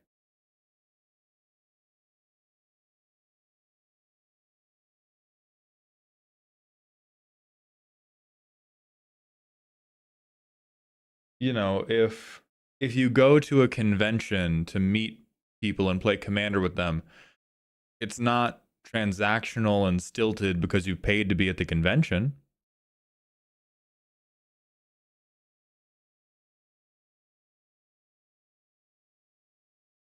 Like, sure, if the DM is marketing their services as pay me this money and I will be your friend and also run a D&D campaign, yeah, that's going to be wrong. That's going to be weird. But if it's you wish to play D&D, which is going to be a social experience, you can pay me for my expertise in setting up the boundaries of the sandbox and helping be a social lubricant for you to have these positive experiences.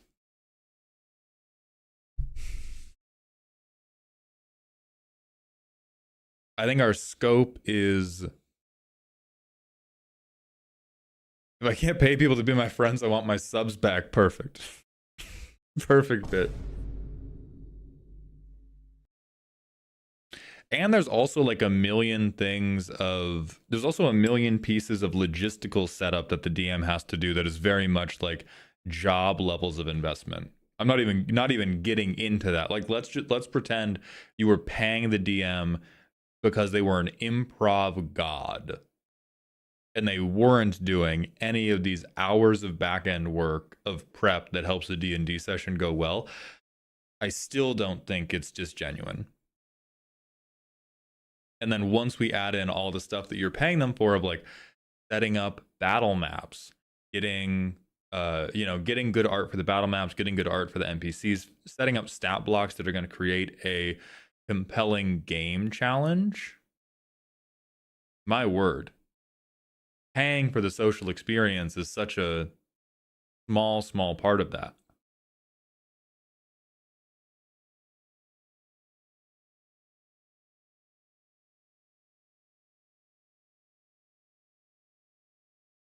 Now, I think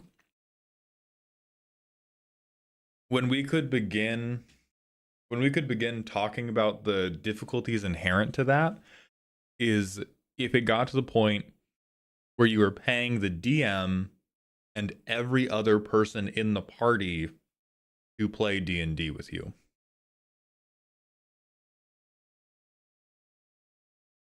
Even then, I think that can be a positive experience.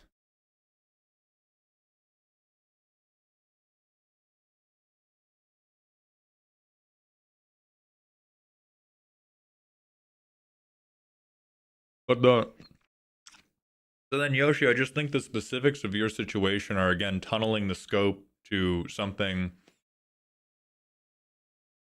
that's different for everyone else. Because not everybody is willing to be a DM. And so if it was like in the example of the convention, yeah, you're not paying your friends the same way you're not paying the other players in this D&D game. The DM is the convention. Like in this case, the DM is Wizards of the Coast.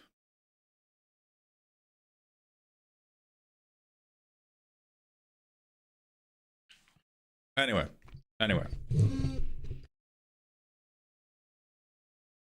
Okay, we need to change our title over to deck roasting.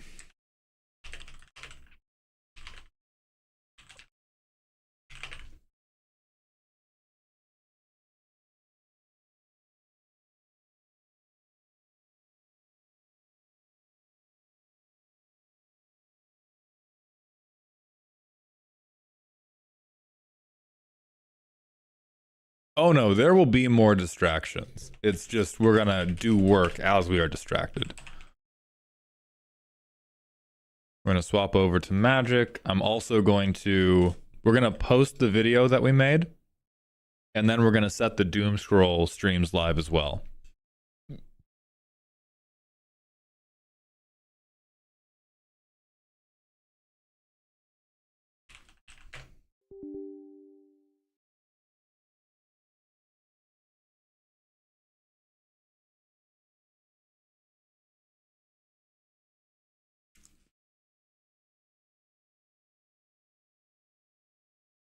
More distractions and more getting to it.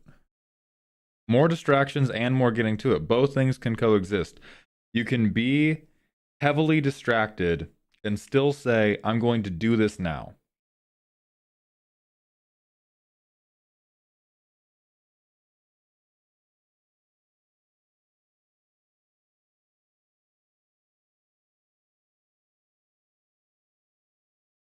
Hold on.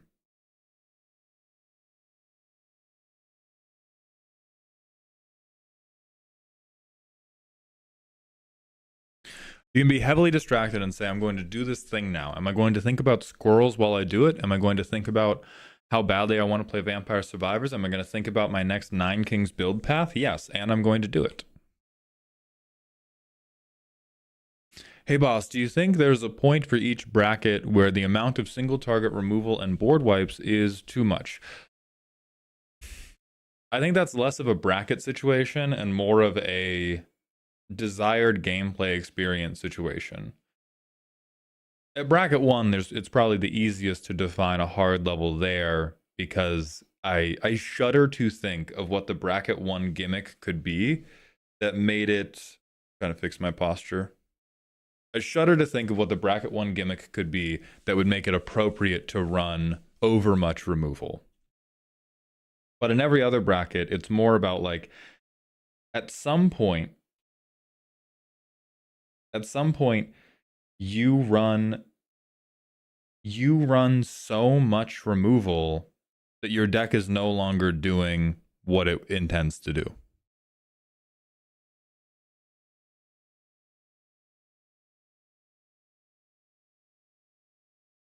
And that's not a bracket problem. That's a you executing your own deck problem.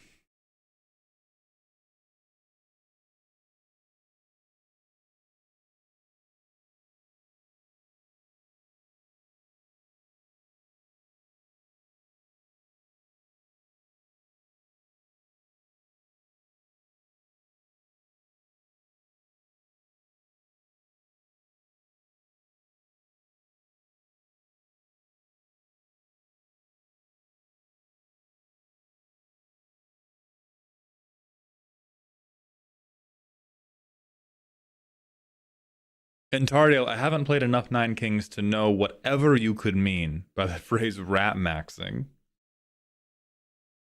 I'm sure we will know if I get the Subathon schedule under enough control to return to 9 Kings. Good luck, Wolf.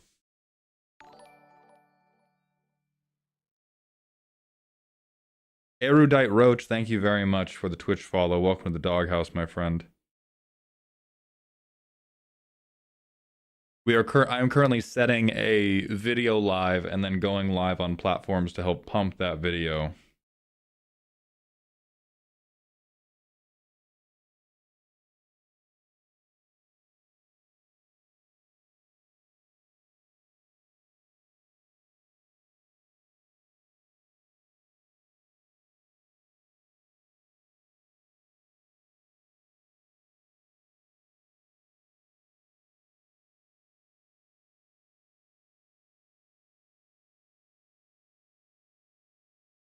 Yeah, Gibbons, I mean, your friend is just letting their inner child drive the car too much. Like there is not a, I wish there was a magical sentence that would slot it in for this person. There is probably some extremely specific metaphor that would work well for them. But like they're not trying to play Magic. They're trying to play PowerPoint Night with Magic cards, which is an alt. Oh, they're trying to play Slay the Spire. Like they're trying to play a PvE game where they get to assemble the hipster combo that makes them happiest, but they don't intend to play the multiplayer game.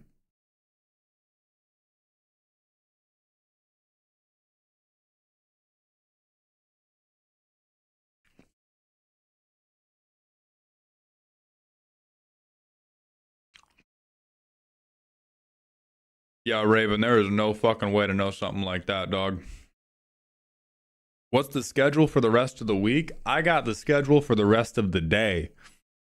And then I got whims and I got notions. Schedule for the rest of the week. The most important part of the rest of the week schedule is that we have to pause streaming Friday and Saturday because of PAX West. I know. I am also upset. But Z and I have business arrangements that I can only skip out of halfway. So I will be back here Sunday. Z will be gone until Tuesday because of the aforementioned stuff. But I cannot skip out totally.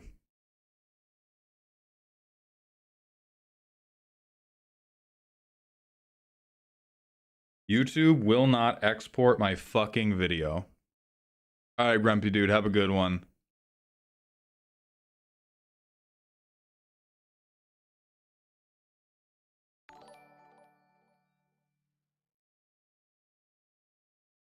What the fuck is going... Serial designation, thank you so much for the 20 gifted subs to ease my anguish at not being able to upload this YouTube video. Thank you for that generosity. Welcome to Dog Heaven.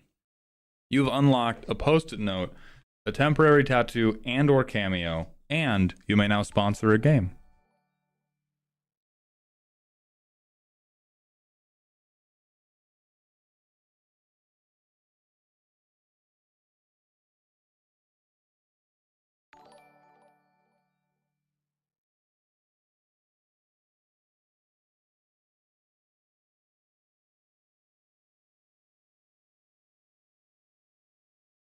The timer should be going up. Did the timer...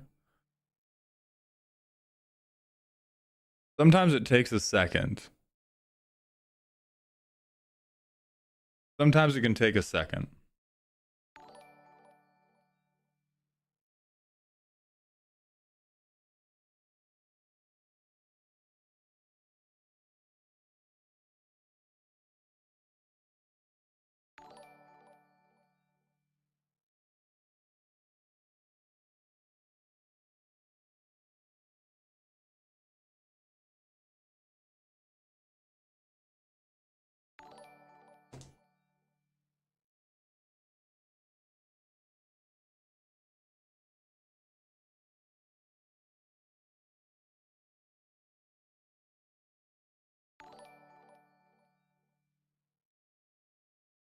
My game of choice will be on the Ko-Fi receipt since it's over 10. Thank you kindly. I'll take a cameo. You got it. So what you need to get to me is either a script or a rough idea of what you want said. And then I will do my best to execute it. I believe Wolf and Starry-Eyed have been on the receiving end of these and enjoyed theirs.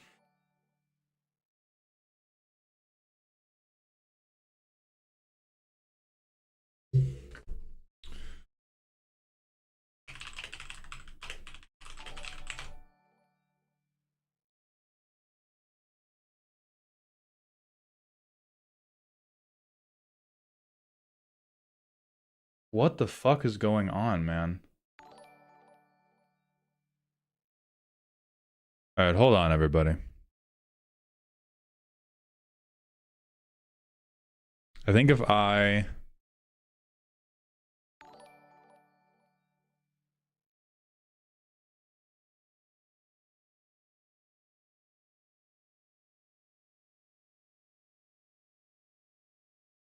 What do you mean file cannot be empty?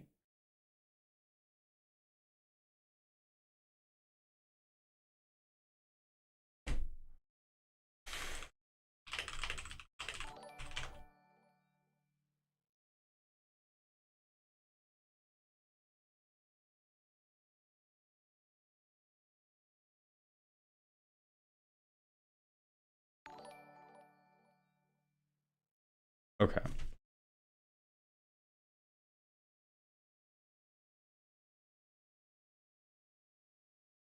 Drake, I apologize for the delay, and I do hope this is helping with your Vyvance. Shot over, thank you for continuing your gift sub. Welcome to the dog home, my friend.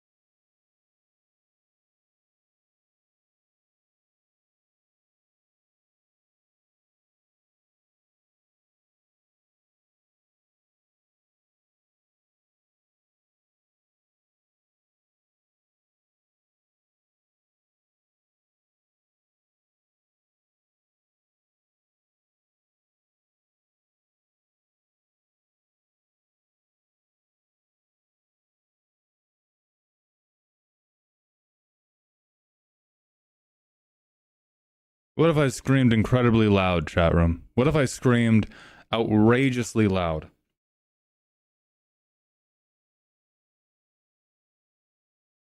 This is the life of content creation. Having a phone whose storage is so piddly that you cannot hold any fucking historical videos.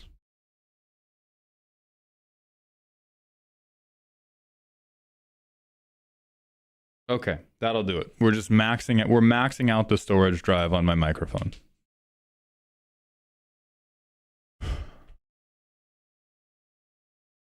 Cecil Alucard, thank you for the 1,000-bit cheer. Welcome back to the top of the dog pile, my friend. And we're right over 47 hours, which is perfect for our interview with a Drake now. That was a reference. We do still have to go live on TikTok and then live on YouTube Shorts. I hear my girlfriend laughing, and it brings me great joy because they sound like a little anime character.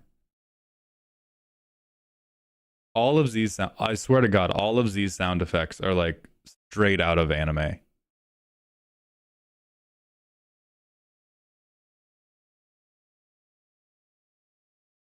Commander deck reviews.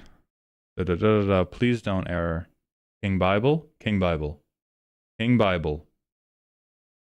King Bible, save me. Okay, we fucking did it. We fucking did it. Oh my God.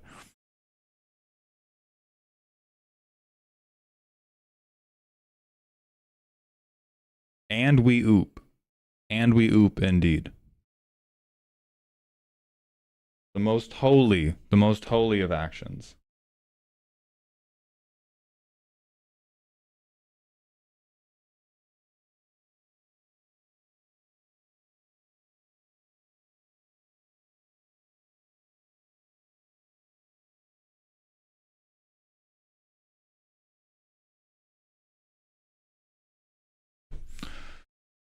Okay, we're live. We are live from New York, vertically on YouTube. We're opening up Moxfield. I'm hanging. I'm banging. We're doing things. We're doing things. I'm closing the Google document in which we scripted this morning. I'm opening the document in which I recorded the deck roasties.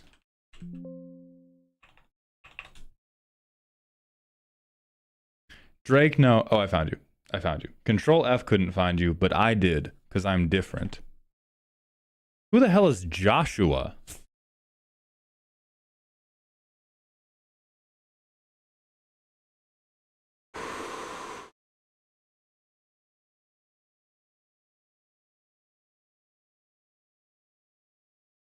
Drake, we spent a lot of this stream talking about dreams, and you have bad ones.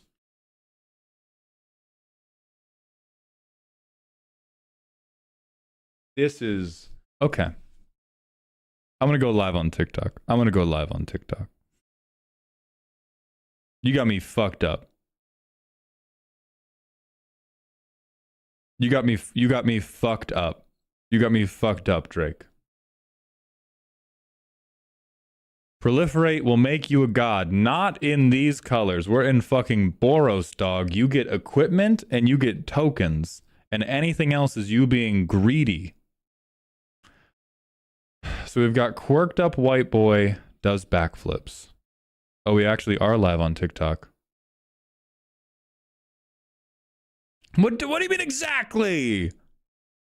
What do we mean exactly? Okay. The original title for this deck was Quirked Up White Boy Does Backflips until I realized how different the deck played the moment it got any proliferation on board. The problem in Boros is I only have 5. And we just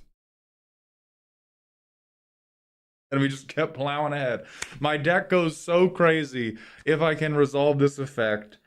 I do not have any instances of these effects in my colors, but I wake up every day knowing that Mark Rosewater will make a card just for me. Thank you, Mark Rosewater. I love you, Mark Rosewater. Some cards like Barbara Wright give Sagas read ahead. The deck is silly, but it could easily go to spooky if I cut some of the less synergistic cards and or had more usable proliferate. Also, Bahamut started as a pet card because I wanted to put all the cool summon creatures in here, but he's become one of the deck's most effective finishers. Okay. I don't even know what this guy does. Discard up to 2, draw that many. We can flip him, 2 damage to each opponent, reanimate stuff, and then return him to the battlefield. Okay, Drake, I stand on bad dreams. I'm standing on horrible dreams.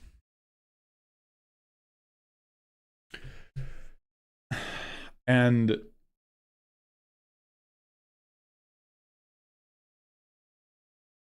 first and foremost, we must cover he ETBs when he flips both times. It's important. I promise you it is not. So we looked at this quirked up little white boy and we went, how on earth can I trigger him as much as possible? I think this is the most wrong thing a commander player ever does. But I will let it work. Flames of the Phoenix.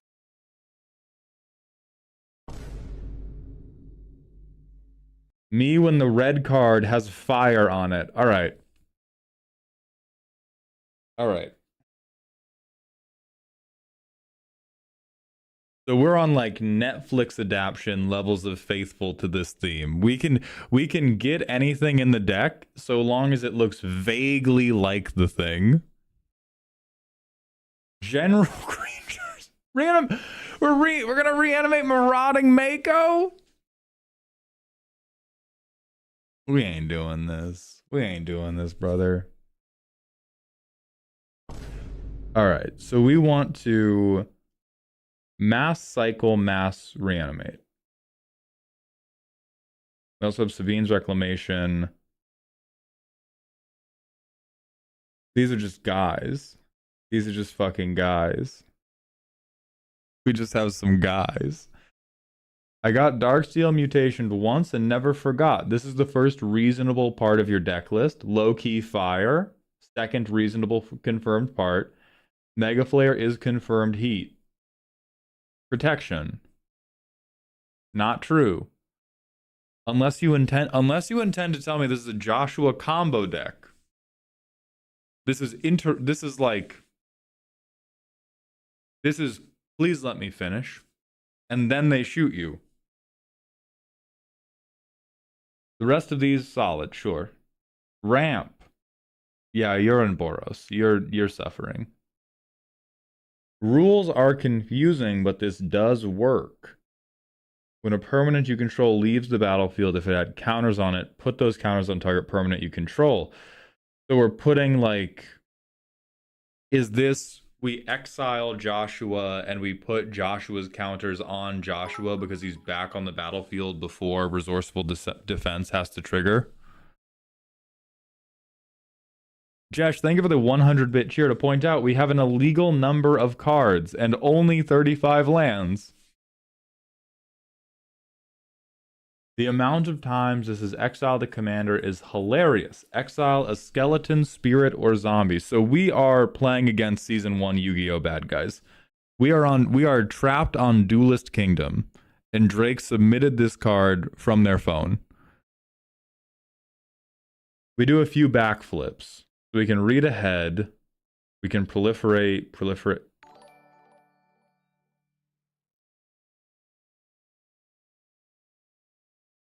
Where's my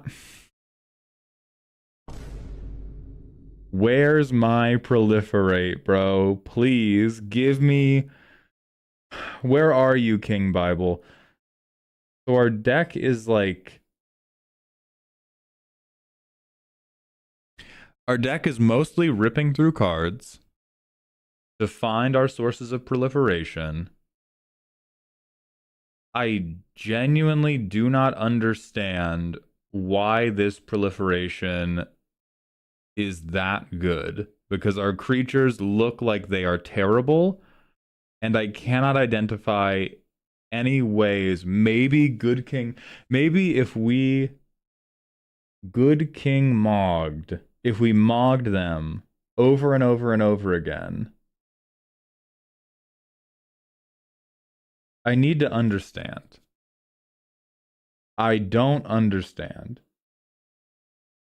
You'll draw the land. You know what a dual land is. You know what a dual land is. Queefadilla and cheese. I'm trying to figure out... what it does before turn 20. Because Draco just sounded off with, he deals 4 AoE damage! I only have to flip him 10 times before anything happens. So we have proliferation. Job done. We have Joshua. We discard this.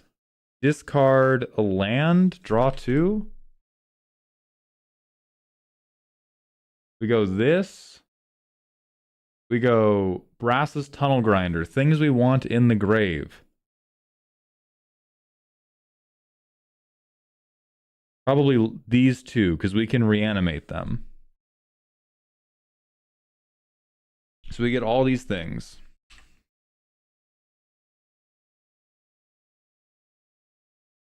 And we have a counter on this thing. So we have 5. So we can flip Joshua.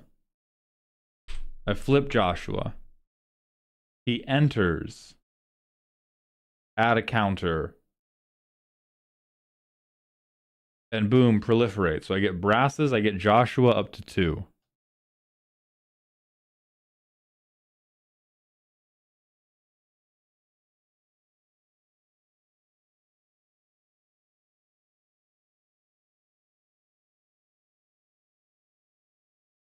I have fear of missing out. Joshua goes to 3. I get, if you crime, proliferate. And I guess I get Charming Scoundrel. I will discard Mangara the Diplomat. Because a non-token creature entered, proliferate, proliferate, proliferate, proliferate. So we transform Tunnel Grinder. Everything but Joshua seems fire about this deck so far. Everything but Joshua himself seems fire. So we get this. Joshua has a shitload of counters on, but he's flipping back. So it's Joshua again. And now we crank 5 mana again. And we play our land drop return. We crank 5 mana again. Flicker Joshua. He hits the field.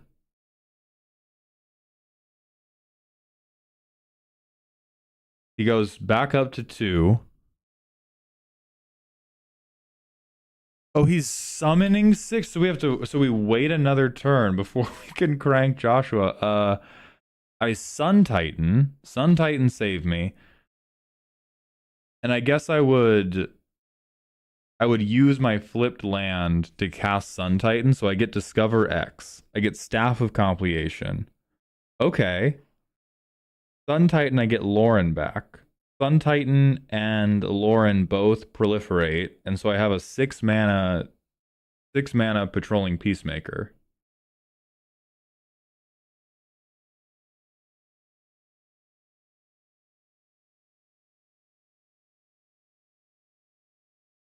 Oh, and we get to discard 2. We'll bin those 2 things, and we'll draw these 2 things.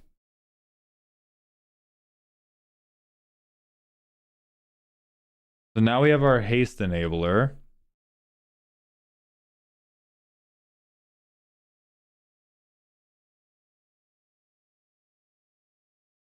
Discover 4.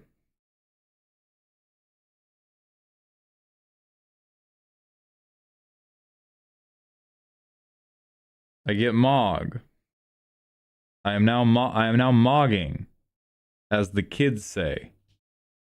I put these assholes to bottom. Angara's still in the grave right now. That proliferates again, which moves this up to 7/7. We flip him. He enters, he goes up to 2. Bang, bang, bang, bang, bang. Pay 3 life. He reanimates and flips, so I get Mangara. And I get FOMO. Now I must discard a card to draw, so I'll discard the flashback thing, and now I have Clive. So the Factorio mod portion of this deck, surely working. This becomes a 10/10. So currently my best creature is... But this guy has no counters on him now. We are game action maxing. Most of those game actions is resulting in us having 2 power creatures. But if we were playing somebody in draft, oh, they're fucked. Oh, they're so fucked, you guys. So patrolling Peacemaker is our best thing, and Mog should be out on this board, actually. Then at the beginning of... So now Mog might save us, because this is now another thing that... where the proliferation can matter. Each player may discard a card. I think we discard a creature to ensure that we get a Moogle. And then I will say somebody probably discarded a non-creature card. So we have 1 counter on this Moogle. And so now...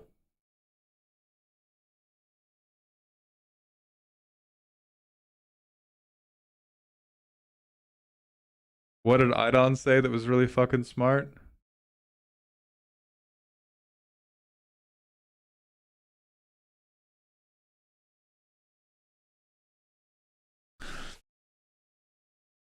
And so now we have another way for this proliferation to do anything. And...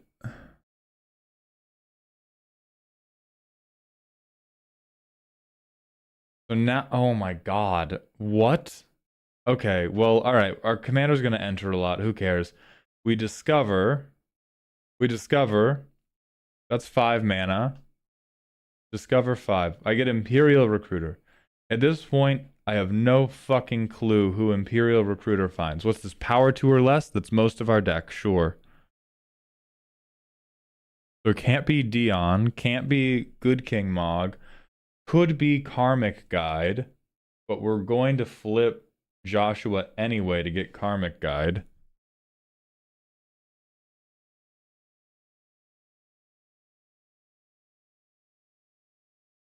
Could be that. Can't be Zerda.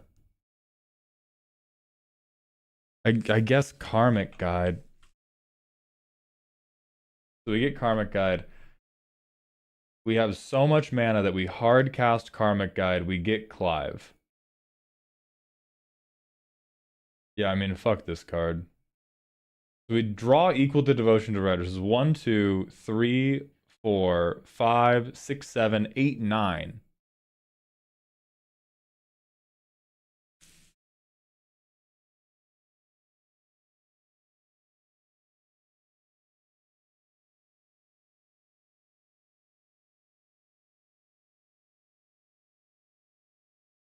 And now...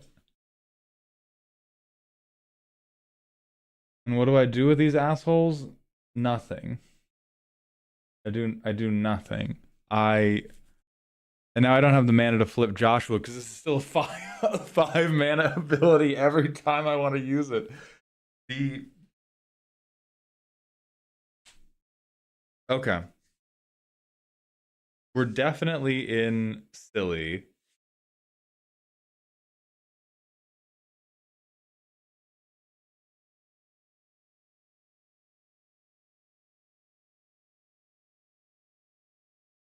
I think the part of this that is going to work the best. Well, no, none of it's going to work the best. Here's my problem.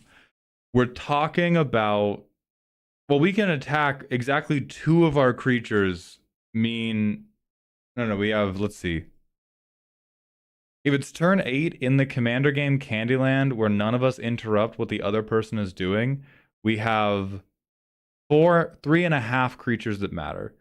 We have these guys, and then we have this guy who is a 5/5 with no keywords, and I'm not crazy confident in him. I think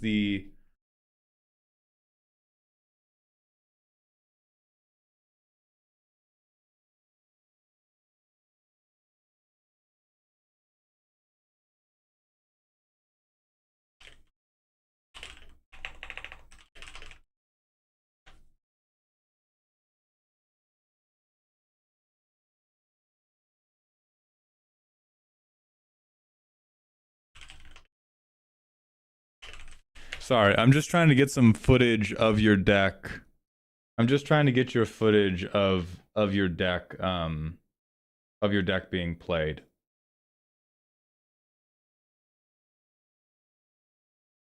Yeah, okay, that looks like a bad hand.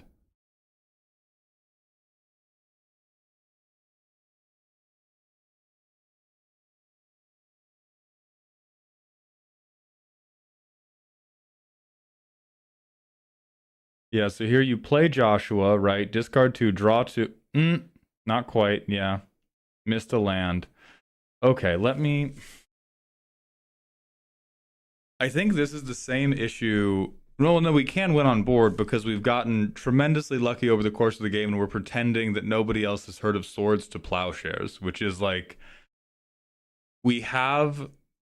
I don't need to look at Clive's flip. I understand the numbers associated with this particular Factorio mod. I get you, bestie.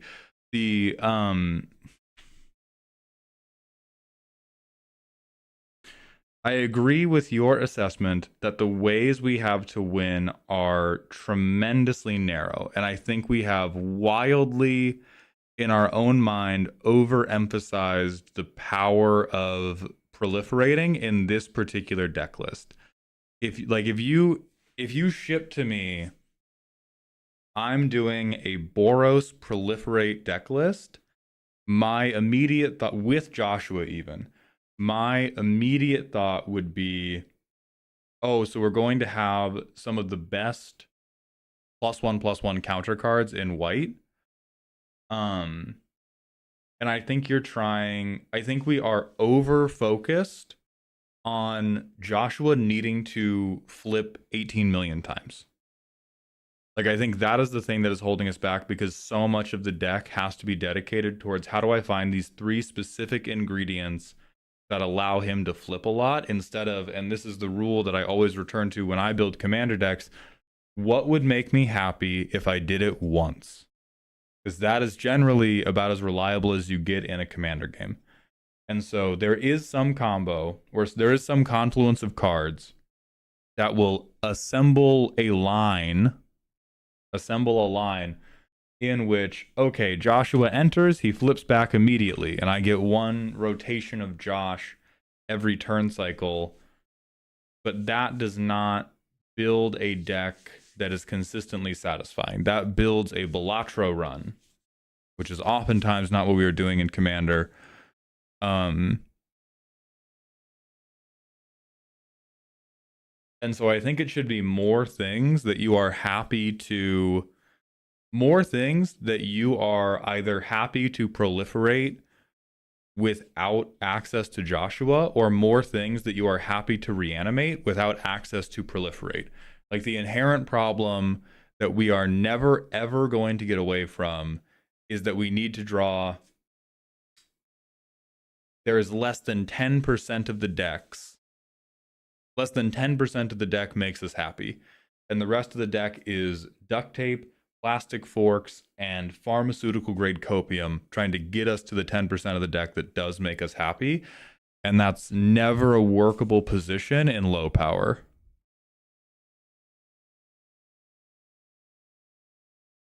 Tachi, during the subathon, yes. Outside of the subathon, it's not a requirement, but during the subathon, yes. So I doubt that we are going to get more usable proliferate. But I think we need either...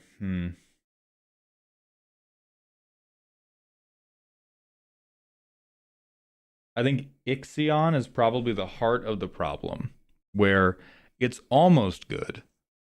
It's going to give us... It's almost good. It's going to give us a... It's going to give us a trigger that will make the proliferation feel better, but it's not really enough to threaten a game. And so it leaves us in a place of, if we draw Ixion, he's just kind of a guy, and he helps a little bit, but he doesn't make us really happy. This is, for once, not an Elish Norn deck. No. I would say this is like... The card I am most surprised to have not seen is Anim Pakal.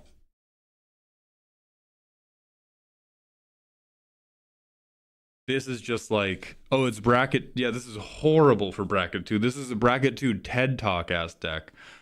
Like, this is the type of card that I would have reckoned as win condition, because your commander supports it, as it is reanimatable via your commander, and if you ever get to the proliferate, the proliferate makes this go super, super crazy.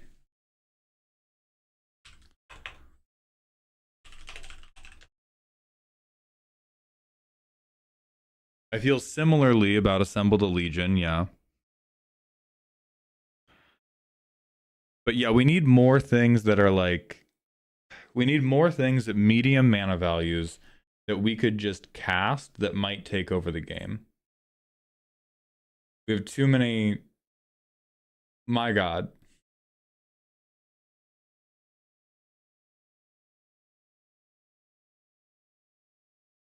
Like, I genuinely don't believe in Zerta. I would only believe in Zerta if this thing was a companion. But to make... For Zerta to be good, Zerta's only good in the world in which we have enough mana. We need 6 or more mana. If we don't have 6 or more mana, Zerta doesn't cost reduce the ability enough for us to double flip. We need 6 or more mana, we need a haste enabler, and we need 2 sources of proliferate on board. So this is one of the cards that was picked for the Balatro run and was not picked for the Magic the Gathering deck. I think Norn's Choirmaster... Like, I guess you get to double dip, but my god...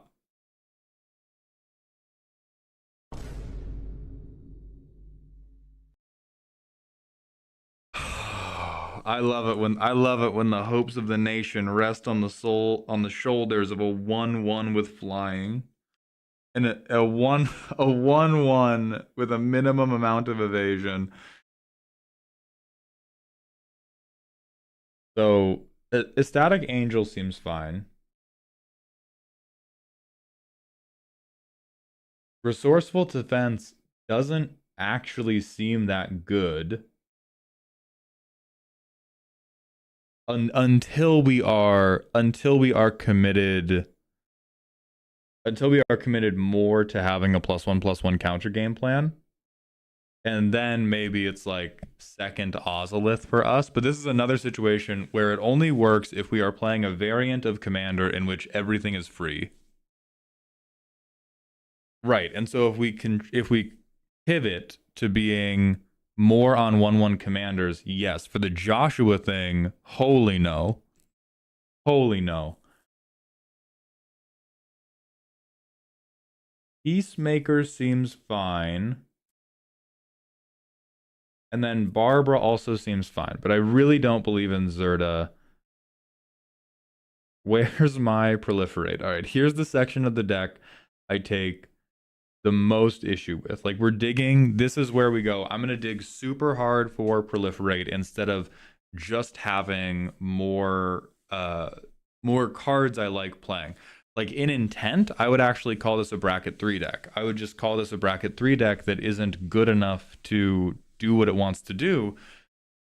And it's not your fault. It's the fault of Wizards having not printed enough proliferate cards for you to just go, oh, I proliferate my commander and spin them like a Beyblade. But with the number of proliferate cards that you have access to, we have a like we optimized the dream so much that I think we've hit bracket 3 in intent. It's just that the dream is using cardboard that does not yet exist. And so like Tersa Light Shatter is dog shit. Monument to Endurance is pretty fine because we have command zone access to discard. I just wanted to flip the white boy, and I understand, and that's people have brought like this is most similar in vibe to reality chip morph decks. People have come to me and shown me like, oh, but I want to do silly stuff with face down. I want to do silly stuff with face down cards and then flip them and make people gasp. And it's like, well, your only option is a really lame infinite. Absolutely terrible. This one's fine. And then we're just so deep on cards that we don't care about. We have so many cards that don't mean anything to us other than I don't want this card. I want Metastatic Evangel. The commander is Joshua, and the deck is just like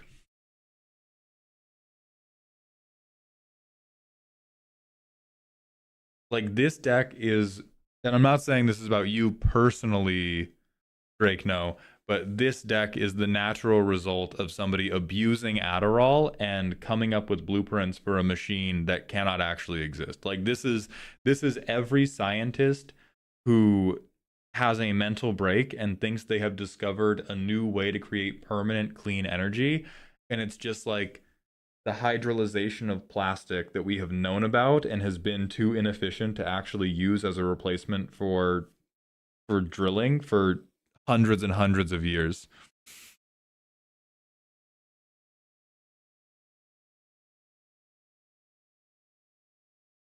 No. We didn't see mini wheel. We saw counters on a commander, and we desperately want this man to be Jeskai. If Joshua was Jeskai, deck works. And Wizards did not make Joshua Jeskai because they did not want this shit to work.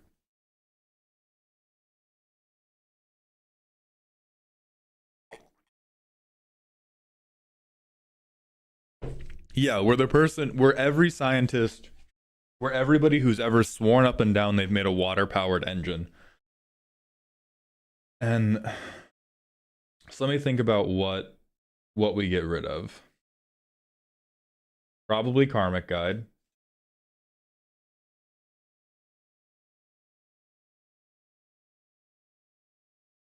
I'm eyeballing Spirited hard.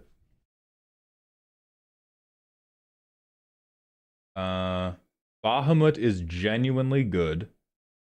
Probably Ixion.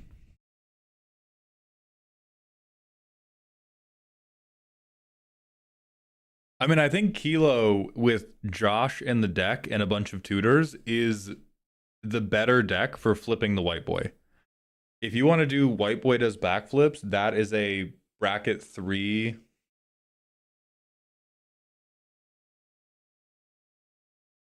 Do you see how that's totally disconnected from flipping the white boy though? Oh god, okay. Okay. We I'm just gonna suggest cards at you. I'm just gonna suggest some cards for you, Drake. So there's Assemble the Legion. There is Anim Pakal. Kathor's Crusade, probably too slow. Also not on a creature. Is there a way to... Let me think about ways to do...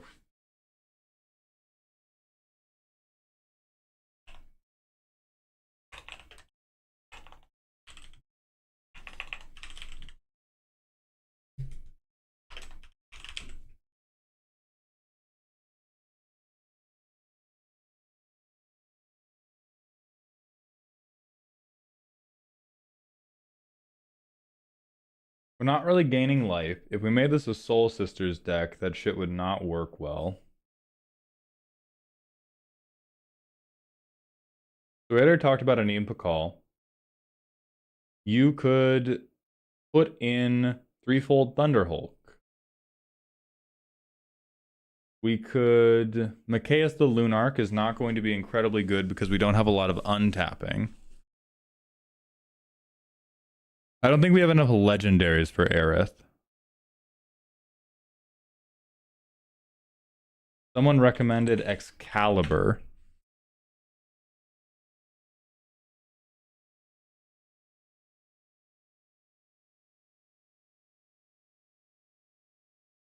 You could do this. This would be a bracket 2 way to do it. And you do gain...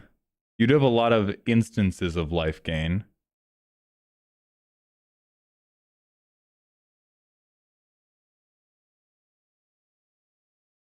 We do not have Overflowing Chalice, no, because we have just the strangest metrics in the world by which we built this deck. So Machias does it, but Machias is slow. Dusk Legion Duelist. Oh, there's... What's that? Archangel of Thune, maybe?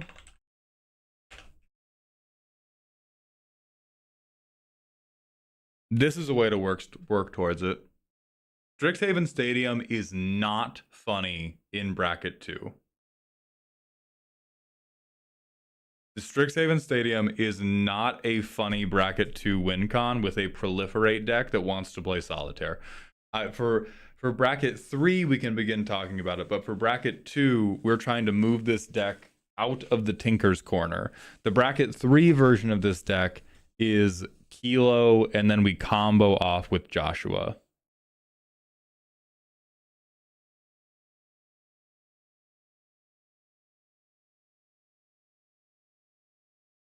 You could do Voice of the Blessed. This is like a relatively... People will sleep on this fucking card, but this is a relatively... Okay, so new deck idea. This is just gonna be a Soul Sisters counter deck. No! Oh god, we can't. Hold on. No. Let's find more ways to use the proliferate.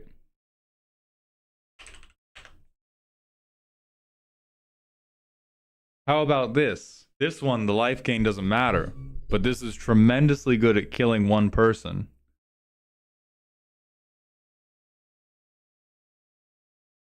All will be one is not necessarily bracket 3.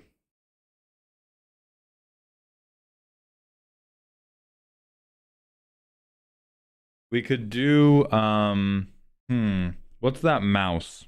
There's a fucky mouse that we could do.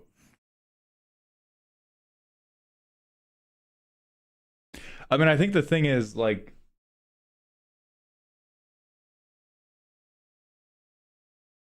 Joshua is actually a pretty good Soul Sisters deck.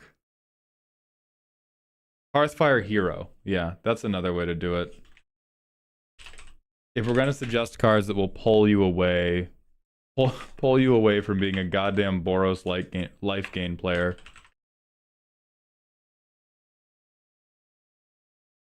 Our main issue is getting Valiant on it in the first place, and then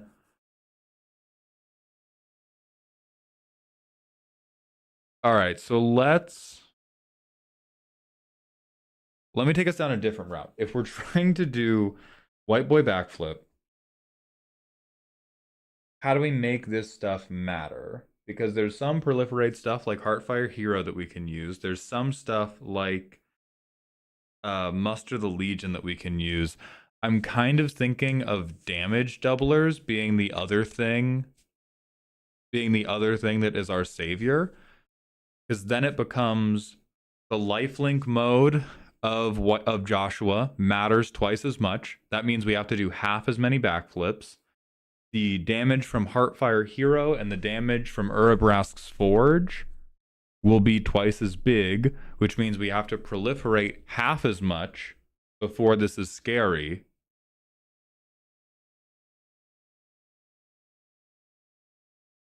We could do lightning, but I have no faith in our ability to swing. Like, for all of our card draw, I don't actually think our protection section is robust enough. That was a one land hand, so we can't. Oh, good. God does not want this deck to exist, but we have Metastatic Evangel.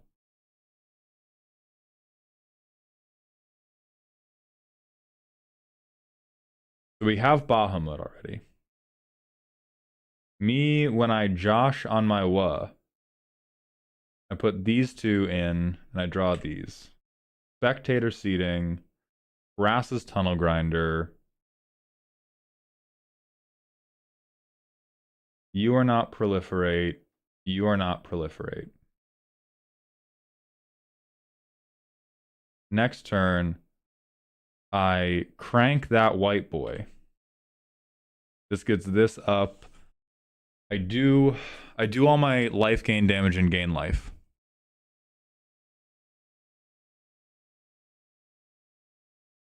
Zada's way too deep in the sauce for this. Zada's not what we're doing. City on Fire turn 4. City on Fire does turn 4 damage from Josh into 12 damage. And we may even be able to do City on Fire because once we get... What the fuck is wrong with me? Once we get Josh flipped, and once we get the Reanimate off, we do have a decent amount of Convoke. And so that may actually be the way we want to go. Where we want to go Heartfire Hero ass ability, Urabrask's Forge ass ability, and then flipping the white boy can be part of our win condition. And then the other stuff we need... The biggest problem with this deck in bracket 2, funny enough. Are you saying funny enough for bracket 2? Because that's a dream you cannot achieve. Like, you're never going to make other people like this deck when it is so resolution intensive and utilizes life gain. We need to kill, if that's your dream, we need to kill that dream right now. We can, an exploding mouse is a little bit funny. In terms of like the infinite different layers of comedy in Magic the Gathering, here is my mouse. Oh, okay. The life gain from Joshua makes people really try to kill me because I'm gaining life. I mean, that's reasonable, but you've gained life. So I think that's like, I think that's a wash, especially if we, like if you did Joshua, Solfim, flip Joshua, if you do that without proliferate, you gain 12 life. Who cares if people are trying to kill you? If you do that with proliferate, you gain 24 life. Who cares if people are trying to kill you? Do you see what I'm saying there? And we can also do Torbran. Right, that like so Joshua with doublers, I think is how you bridge the gap. Because Joshua with a doubler, flipping the white boy is both digging you to the win and creates the win, where, oh god, I didn't find Bahamut. However, I flipped Joshua like 4 times, and with a doubler out, that creates lethal. So our options for doublers that are going to work are Solfim, Horbrand, and O'Hare Ashenil, because all of these are going to be recurable with the white boy. And then I think the only non-creature one we use is City on Fire, because after we have done our first recur step, we can then crank them sideways to use to get City on Fire out on like for a relatively low mana investment. And I think that's how we do it. And I think some of the stuff we replace is genuinely just replace some of this dig behavior. Like fuck Tursa, fuck Wheel of Misfortune in bracket 2. God, as soon as you bring out Imperial Recruiter and Recruiter of the Guard in the bracket 2 game, like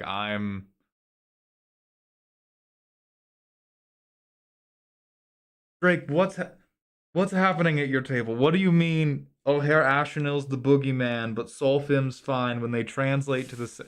Okay. No. Your table's been hurt. I won't question their trauma. I won't question their trauma. Yeah, so Ravenart, I think the ways we fix this is we cut the consistency that is making it feel like a combo deck, and we put in damage doublers, we put in Heartfire Hero, and we put in like Urabrask's Forge. Because the thing about Urabrask's Forge is, even if we never... Right, Drake, I understand mechanically why they are in there. I'm telling you, that's what's making it feel bracket 3. Is the speed at which you are digging for specific cards is bracket 3 energy. It's not that consistency is bad into, it's that specificity is bad into. If we had a million of these effects and it was just like, oh, I'm going to get one of these effects, I don't care which one of these effects it is, that is still... And it's not that it's like hard unacceptable in bracket 2, but when you go into a bracket 2 game and you're like, there are 4 cards in my deck I need, and most of the rest of the deck is dedicated to digging for those, that's a bad vibe. That's I think, in my opinion, that is the wrong vibe to bring into a bracket 2 game. That is the absolutely correct vibe for a bracket 3 game or a bracket 4 game.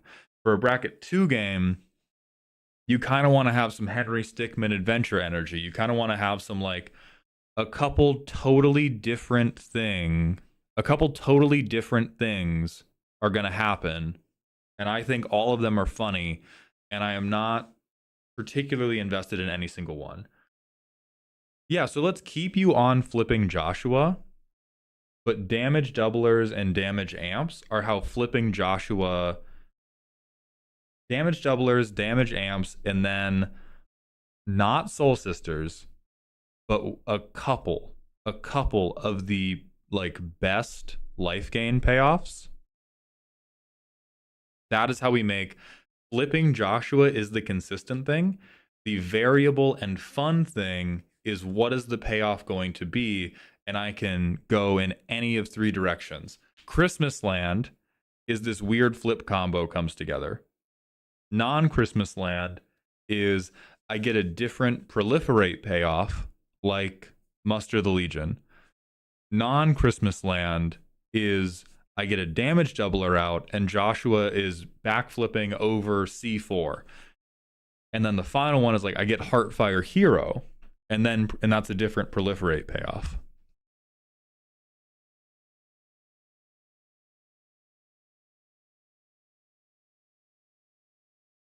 Would Shakespeare be one of the first meme lords? Yes.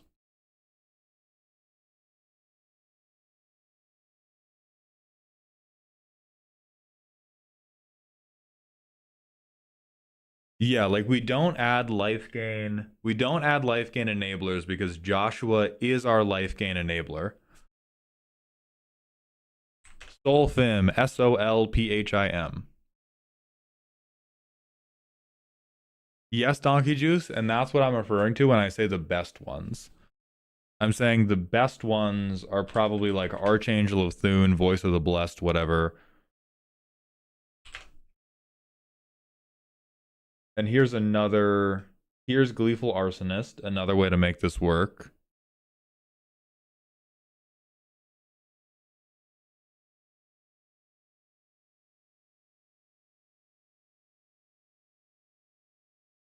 We could do Cleric class, because it does have a payoff on it. It's like a 4-mana life gain payoff.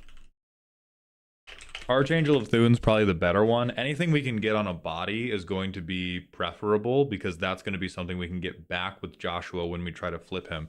But that's how I would do this for bracket 2. Is you want to build yourself a couple different outs, and then instead of digging for the one out that we presently have, give yourself multiple paths by which the game can develop. We don't want that enchantment.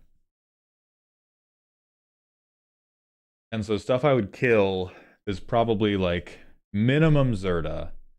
The rest of these, I think you could probably like pick one. The way we're going, Barbara Wright might actually become less valuable. And then I would probably like Brunhilder, Ifrit, Recruiter of the Guard, Imperial Recruiter,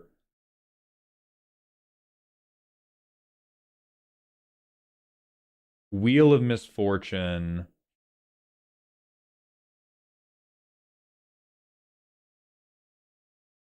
maybe not FOMO, because that can help the combat damage potential if we get Archangel of Thune. Like Faithless Looting, and we replace, because Faithless Looting is a dog shit card you play to set up a combo. Faithless Looting is a goddamn a shitty ass, goddamn terrible ass card we throw in this deck to dig for our definite payoff. And it's better with our commander because our commander can recur whatever we pitch, but I still think we've replaced all these things with individual cards we were happy to see alone. The deck feels better, and the deck feels more bracket 2. So right now, you exist on like a third axis of this deck. You exist on like a totally different axis of this deck. Or of this pyramid.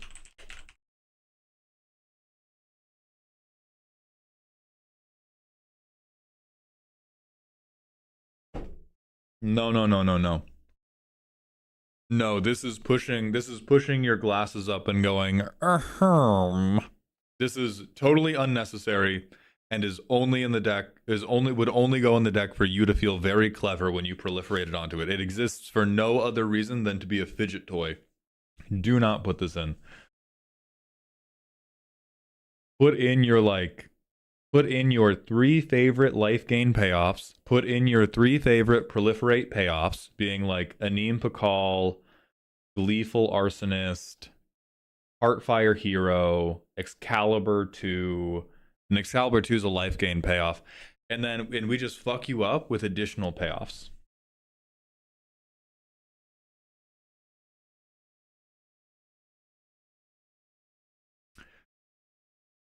I really don't think so. This is like, if we play this, we're playing it on 3 mana. You could do Everflowing Chalice. I just don't think you need... I don't think you need any of these. I think these are just things to put in to give you additional game actions to take once you assemble the big combo, which I think tend to detract from Casual Commander more than add to it. And so if you want to lateral one of your existing rocks for these, yeah, go crazy. I would not cut anything that is not a ramp spell for any of those cards. I would cut them for O'Hare. I would cut them for Urabrask's Forge. I would cut them for Heartfire Hero. I would cut them for Gleeful Arsonist, for Anim Pakal, for the things that are actually going to drive the game forward instead of speed up your Factorio mod.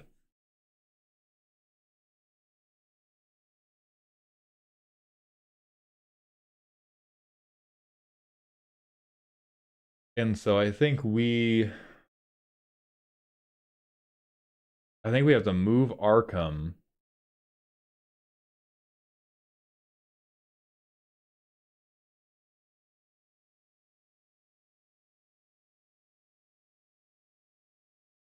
We're going to move Arkham down here just to make room for you.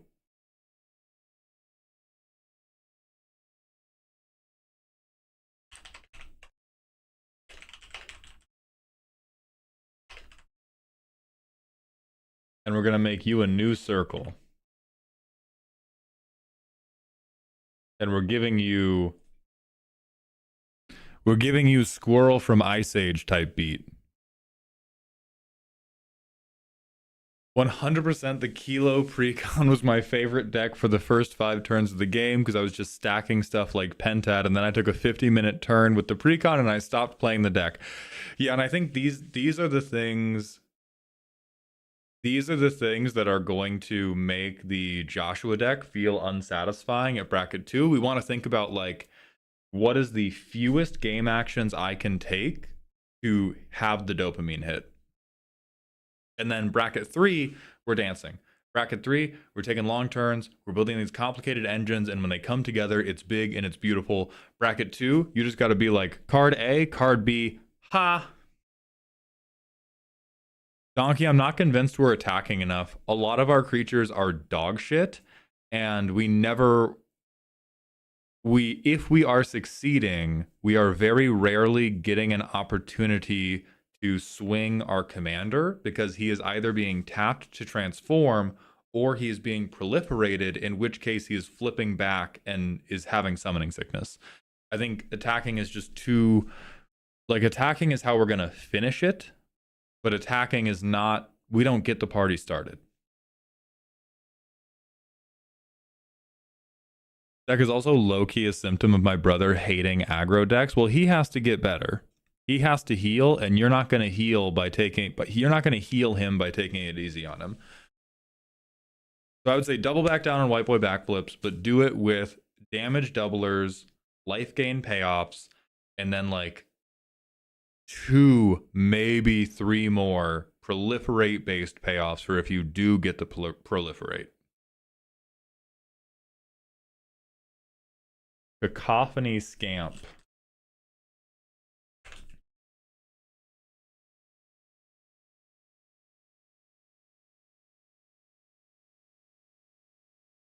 I think the biggest problem with Scamp is like, I don't think you gain enough life for it, Drake, no, but if you wanted to use Aetherflux as a shoot one person thing, I don't think it's very good. But the big problem with Scamp is we're again introducing, I have to take a lot of game actions for this to matter. Heartfire Hero, we might be able to use, we might have to switch to like more direct protection spells like Galadriel's Dismissal so that we have a chance in hell of triggering Valiant. Because the big problem with Scamp and the big problem with Heartfire Hero is that we have to get that first counter on. That's not true, Drake, and you know it. I think Aetherflux has smell problems anywhere below 3. And I think that's just this, you're still in this box, you're just chasing a different nut. We need you to put the nuts down, dog. We need you to put the nuts down. We don't want these things. These are not things we want, Donkey. No, I have designed for you a dream that will be fun. I urge you to take it.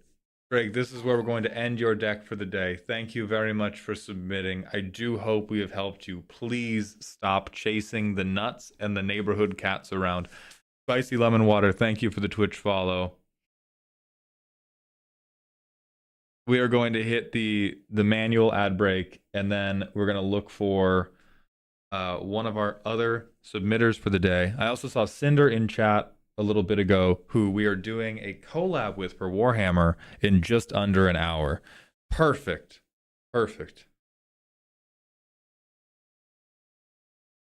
Sarah misplays. Right now, we just finished working with a Joshua deck that was a little bit too lost in the sauce.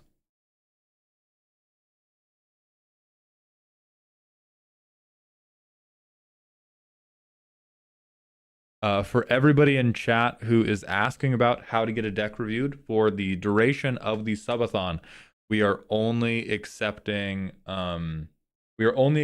decks through raffles to Twitch subscribers. The next raffle is happening tomorrow at noon PST.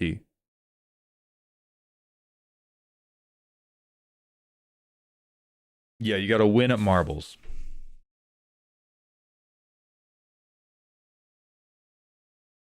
Yeah, Drake, you have a not a hyper specific.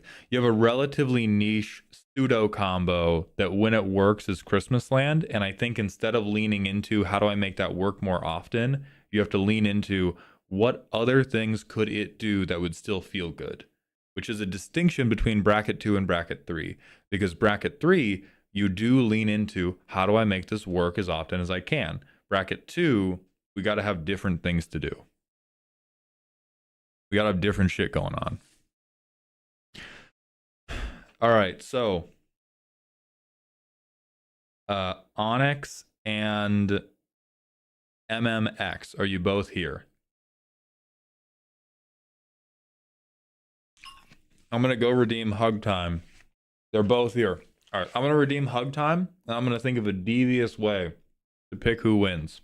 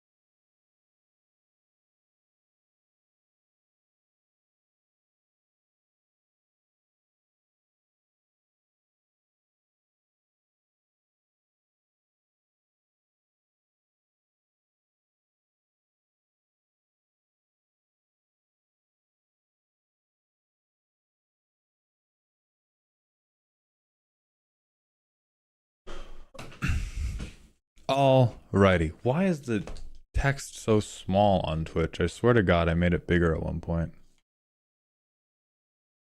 Okay, Atheon115, thank you so much for the Prime sub, my friend. Welcome to the dog home.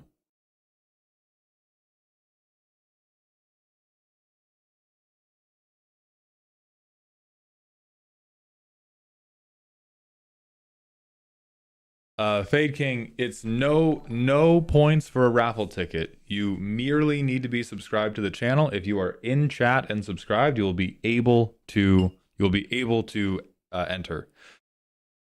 forgot to highlight, what do you think is the fastest you can win in an acceptable fashion in bracket 3? Just had a game where I won turn 6, completely uninteracted, and it felt kind of bad, so I want to know your opinion. That's the perfect speed. I don't know about fastest. Fastest acceptable is really hard to define. I believe that if you have a good bracket 3 deck and nobody interacts with you and you get a good hand, you should be able to present a win between turns 6 and 8. And if you can't do that, you should have a very compelling reason that you are playing the game slow.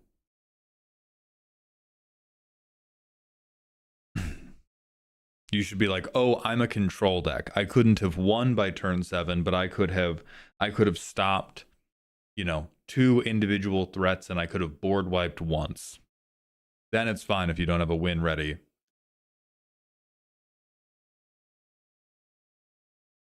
But if you're like, my deck is trying to set up and then win the game, and nobody stops you, true keyboard, but you should be going before turn 6. There is, even if you're sandbagging, you should not need to sandbag that long.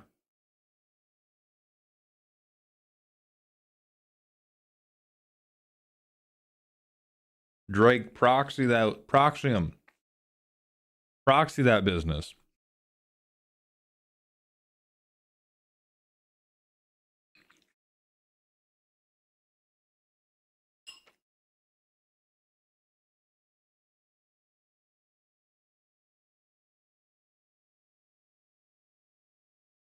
Yeah, and I do understand why it feels bad, Jello Sloth.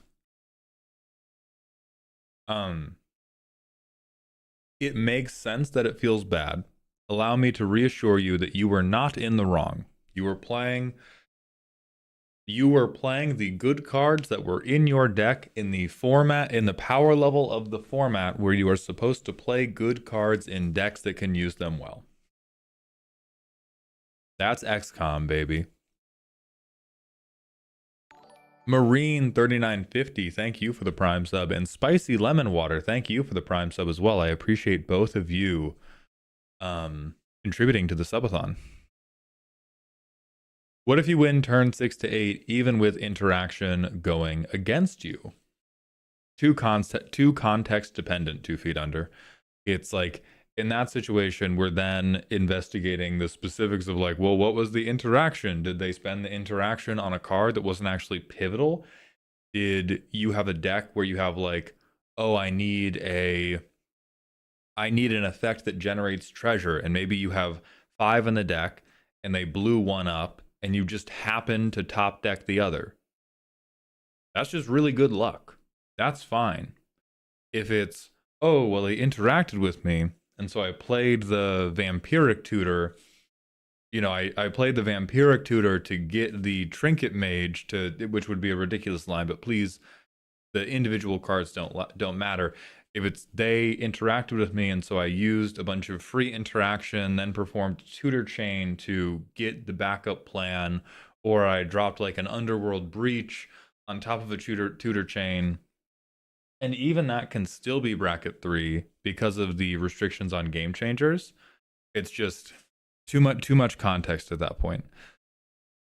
Okay, so somebody the other day had brought up a like 1v1 stream chat game we could play. I want a way to force our 2 potential roasties to have a runoff.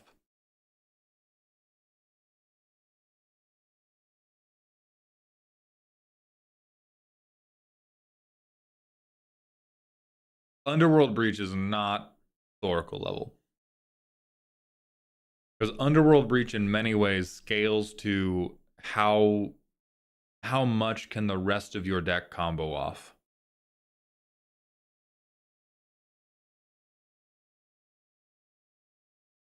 Like both of you are roastable within 45 minutes.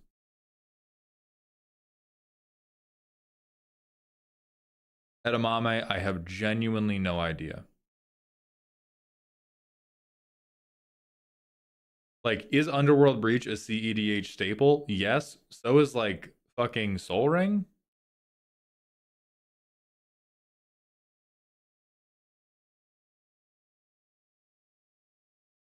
Thoughts on Angel of Destiny for Joshua?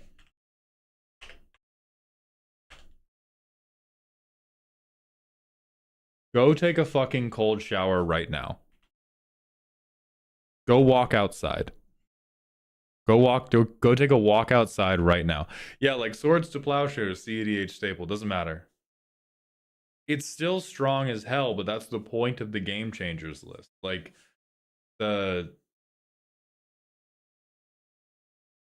yeah, Underworld Breach is just not. Tell your brother to go take a walk outside. Nothing draconic. Okay, I'm going to RNG a number between 1 and 10.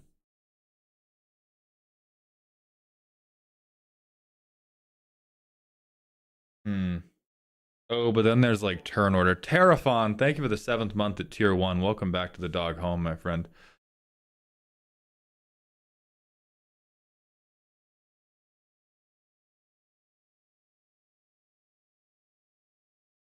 Not really, Jomi, unless you're like Voltroning them too, because their damage is just not enough to matter.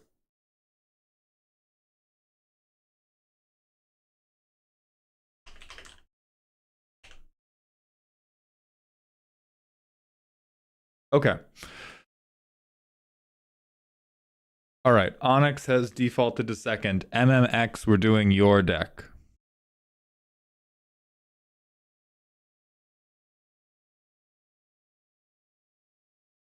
Is it in Dear Maldhound? I think it is. I vaguely remember seeing it earlier.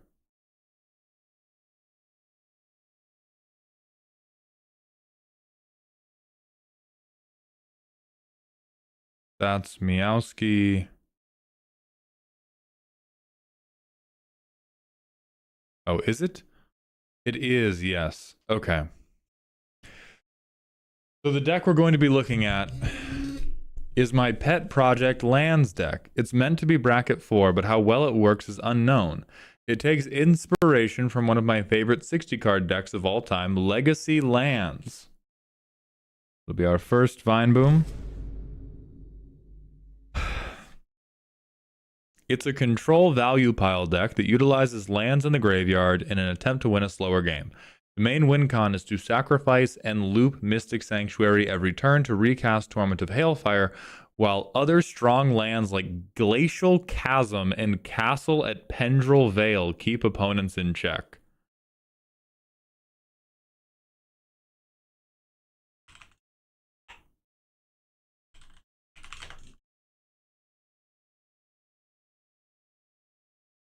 Bro is trying to win in 2012. Bro's timeline ended with the fucking Mayan calendar. If this is stopping people, okay. No budget, we're proxy friendly. I think Thoracle's boring, so I've kept it out of the deck. Okay, okay. And you're on Architect. God damn it. Oh. Oh, Lord in heaven. Lord in heaven. Okay. So let's talk premise first. Premise first. Anytime historically somebody has come into stream and told me this is my commander deck in which I attempted to reconstitute the vibe of a 1v1 commander deck, dog shit. Every time. You may be the best of these challengers, MMX. You may be the greatest of these challengers. You have not seen farther by standing on the shoulders of giants. You are standing on the corpses of like dead rats. I think it's very difficult to accurately translate anything that works in 60 card to working in Commander unless it is something like aggro. Because the way in which you have to control the game is so deeply different. And so saying our 2 heater lands, maybe we have way more control. But if our aces in the hole are, I'm gonna pull out Glacial Chasm and I'm going to pull out Tendril Veil in bracket 4, the Sultai player is just comboing off in front of you. Let's see. Card draw.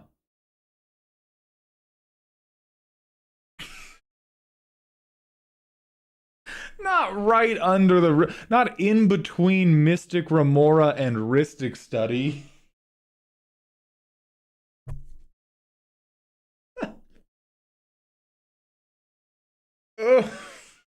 Oh, we're starting off strong.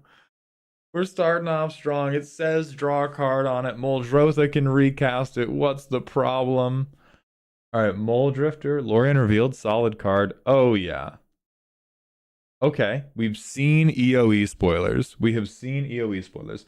Braids is good. Black Market Connections is fine, if a little bit slow. We have Counterspell. We have Psych Rift.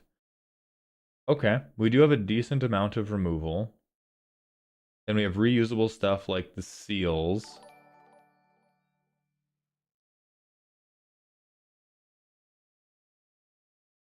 Oh, and we got the old Vamp Tutor. Don't let other people get stuff. Not in bracket 4. You tap out to let other people have things in bracket 4. That is, I pass to you winning the game.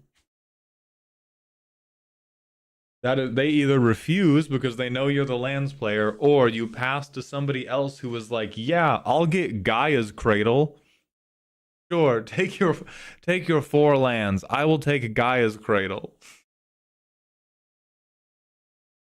Yeah. Hey, little man. Hey, little man. Go grab your Mystic Sanctuary. Let's see what happens. So even if you're grabbing Tabernacle, like, this is gonna get us killed with hammers. So off rip, yes. Let me answer the question for you. Yes. Also yes. So off rip, I think a problem we're going to have with this deck is that we are stuck between brackets. And what I mean by that is this seems like a pod-specific bracket 3 deck rather than a Gen Pop bracket 4 deck. Our control is mana intensive and single player targeted. These are horrendously bad. If we attempt to play the control game, we're probably going to lose in every situation other than the one in which we stick Rhystic Study or the One Ring. If we can stick Rhystic Study or the One Ring, then we can be Table Cop. If we don't stick Rhystic Study or the One Ring, we are not going to be able to manage being Table Cop, and the ways in which we can control people are probably going to be too narrow to prevent people from winning. And at bracket 3, it's going to seem like too much. At bracket 3, you stick Tabernacle of Tendril Veil.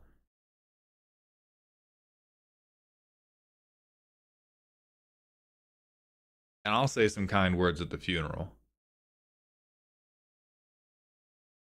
And so we're using a couple bracket 4 control tools on a strategy that I think is going to I think you are going to witness an incredibly high amount of variance attempting to compete with this strategy at bracket 4.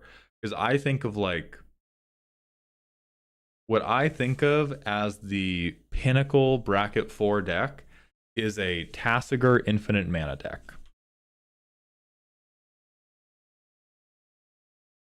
And some people are going to be like, oh, that's just off meta CEDH. Yeah. That's what many people play at bracket 4. Or they're doing like...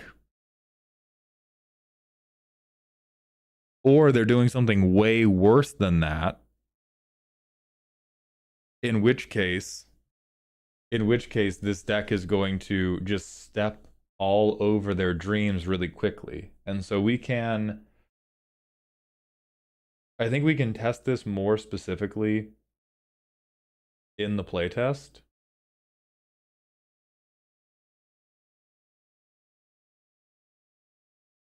How do I do collection?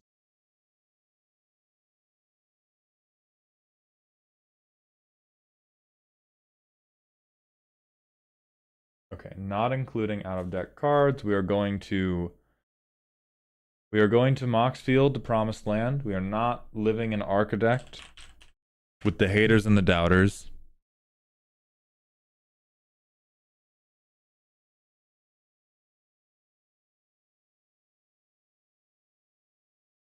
Get out of here, add block plus. Socks the Cat and anybody asking on YouTube, the only way to get a deck roasted right now is to be a Twitch sub and get it as part of the Subathon raffles we're doing.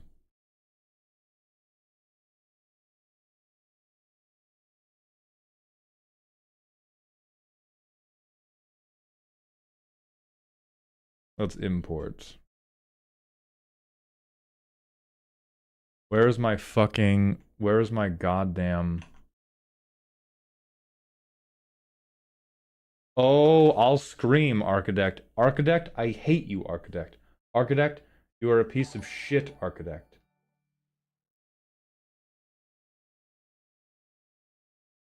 I despise you, Architect. I will blame everything wrong in my life on you, Architect. Okay, save and continue editing. Squee, thank you for the Twitch follow. Welcome to the doghouse, my friend. Alright. We should be good now. So if we play test, the first thing we care about is what type of timeline can we win on? Okay, we get Talaria West. Do we have interaction in this opening hand? Not really. We have Crop Rot. We don't have a green source. So we can't keep this. We take our free mulligan. Our free mulligan gets us to a hand that I think most people would think came out of a precon. What in the holy fuck? Oh, Hour of Promise tutors a specific land. Dog, I'm about to break your brain. Not displaced dinosaurs. We gotta make it happen. We gotta make it happen yesterday. We want this to happen. We want this to work. We gotta make it happen 3 years ago. You gotta figure out a fucking time machine. Go back to when you were a child and whisper Sylvan's crying into your ears as a baby. So we get Fetch Land.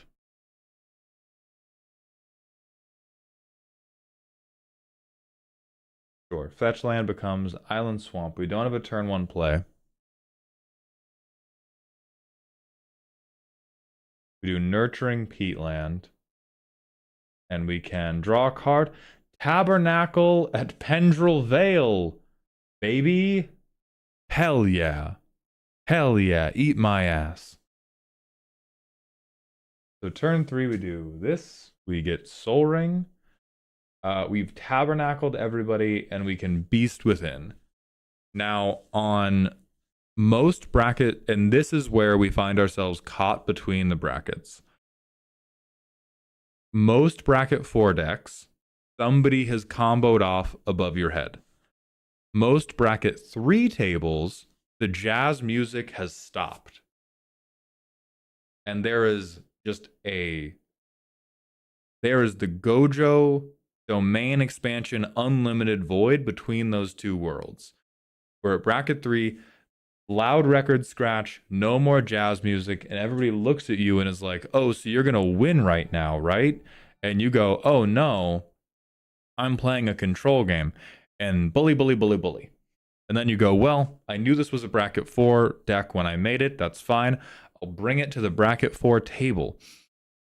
And then the Kinnan player has gone infinite by this point.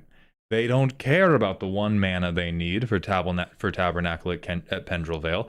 The Tassiger player can pay the 1 mana and then still go infinite. And all we have to stop them is 1 Beast Within. Like it is not possible. It's not possible to be a cop for the entire table while we still have any any cards that are not highly efficient, because we're also not using Moxen, which I don't know if turboing Muldrotha would be the strategy anyway, but it does seem strange that we're not utilizing some type of Lion's Eye Diamond strategy. Or really any way, to either combo or go quicker. Like if you want to be control doesn't really exist anymore. And I don't know, we might have to pull up the SpongeBob, how many times do we have to teach you this lesson, old man? Because bracket 4 is off meta CEDH. You don't have to do the best thing, period, but you do have to do the best version of the thing you want to do. And if you're going to stop other people from winning in bracket 4, you're not going to do it with mana drain, or you won't do it consistently with mana drain. The way you'll do it is with static effects that prevent them from taking the game actions they need to take to end the game. And then you have mana drain and like Pact of Negation on top of it. Hi, baby. Thank you so much.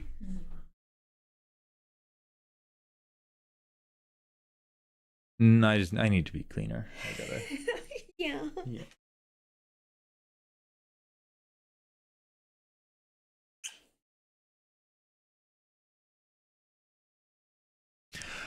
We are, especially if we're a Lands Legacy player, we are Captain America coming out of the ice. This strikes me as 1940s beat cop gets taken into 21st century gang violence and is trying to like you trying to control an entire table with this deck is like a 1940s beat cop trying to stop a gang war with a nightstick. Like, it's... You might get one of them. You might get one player. More often than not in bracket 4, you are picking who loses, and somebody else will then win over the top of you. Now, the stuff you have, or this type of interaction style, great in 1v1. You have one player who is playing threats. You have one player who is trying to combo off.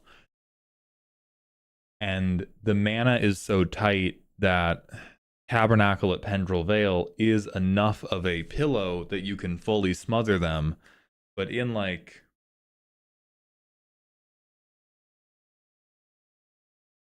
I'm seeing so many people watch you go Tabernacle at Pendrell Vale and then go, cool. Land, Lotus Petal, Moxen, Rhystic Study, pass.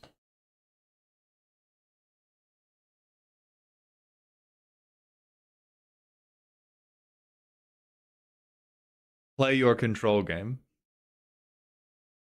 Or like insert whatever pie in the sky cards have to happen for Smothering Tithe to be the thing that comes down. Like the value grind set. Everybody is a fucking TikTok real estate entrepreneur in high power Magic right now. Everybody is obsessed with either turbo combo or I stick these egregiously good value pieces. And so I have...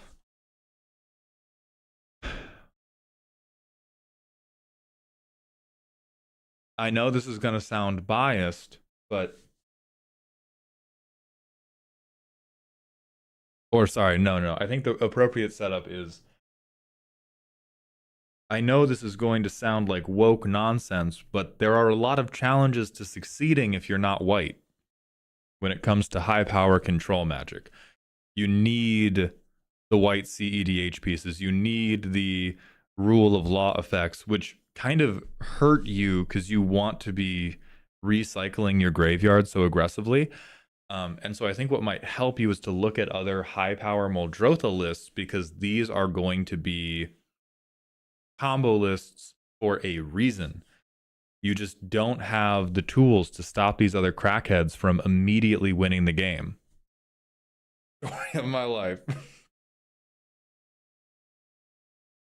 And so I like it, and I think like I like the spirit that you have tried to capture with this deck, and I do think this is a very, very good example of why capturing the spirit of 60 card Magic decks and trying to port them into Commander just straight up does not work. Straight up can't do it unless you are being incredibly vague with how you do it. Because the lands commander that works is Wandering Minstrel. How do you feel, MMX, how do you feel? I know how you feel about giant swamp monsters. Let's spin the block. Science Twinks. Or I guess he's not really science-y. The glasses made me think he was a nerd. How do you feel about musical theater kids?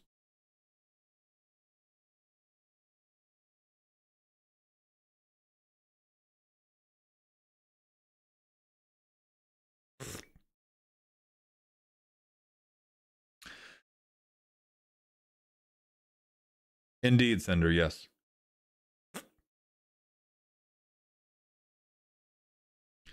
He's a bard. That is a musical theater kid. That is for sure a musical theater kid. Damn, that's a lot of text for a card that only has one ability. Because if you want to do lands, the sentence that matters for your lands deck is almost always lands you control enter untapped. All this other text, all this ballad shit, Mega 2/2, blank.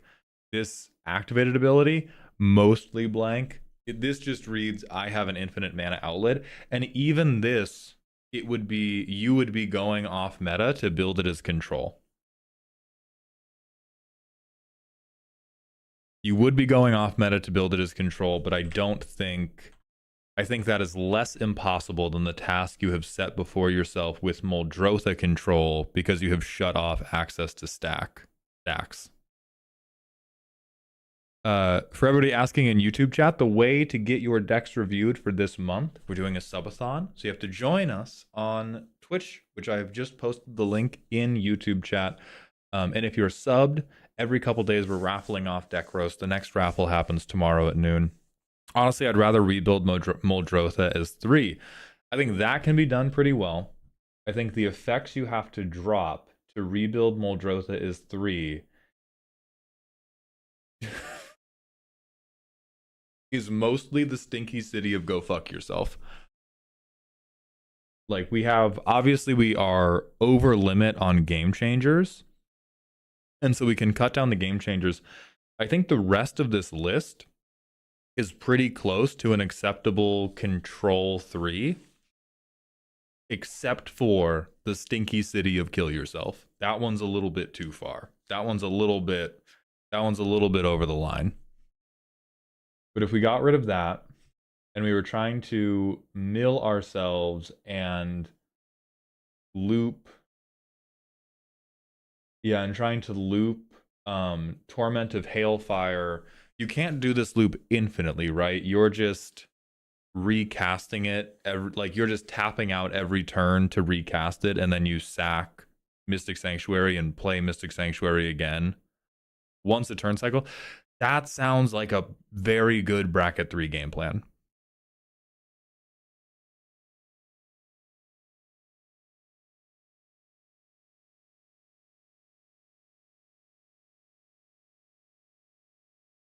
What's up, Xylo? I see less value in the concept of high versus low 4 than I do in the idea of mouthfeel. I don't think you being this is a better 3 or a worse 3 or this is a better 4 or a worse 4 is more relevant. It's actually far less relevant than saying this is a 4 and this is the energy it's bringing. That's more relevant. Trying to define high and low is just getting back into the same quibbling we used to have over that's not a power level 7, that's a power level 8. It adds very little, has the potential to take away a lot of important nuance in the conversation, and the much more important quality is the stuff about like, this is how I want to play the game, and how good it is at playing the game is like, it's just so much less relevant than the way in which it's playing the game.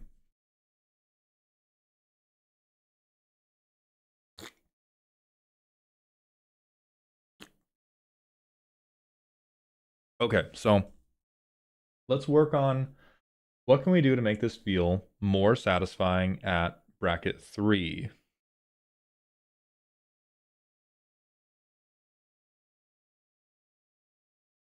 Yeah, other people might not like Glacial Chasm, but like the reason it's a game changer is you kind of have to consent to it once you start playing bracket 3. So I would determine, what are your 3 favorite ones? It's probably not Ancient Tomb, right? It's probably Field of the Dead. No, not silly or spicy. Mouthfeel goes far beyond silly or spicy. Field of the Dead and Glacial Chasm are probably the 2 most important lands for us to keep. You could... Is there a reason you're not doing Dark Depths? Was that a thing? Was that a dream you gave up on because you felt it wasn't functional enough? Because that's probably the dream we get to resurrect as we move down to bracket 3. Beautiful! You get a tentacle monster. That is your prize. That is your prize for... That's your prize for moving the deck out of bracket 4. Is you get a tentacle monster. Whips and Guac, thank you very much for the avocado raid. To Neil, the point you're making is actually exactly why I was recommending moving this out of bracket 4.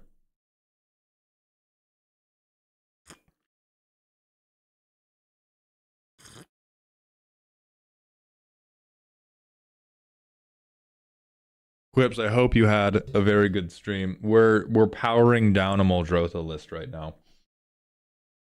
And so then, if we're killing...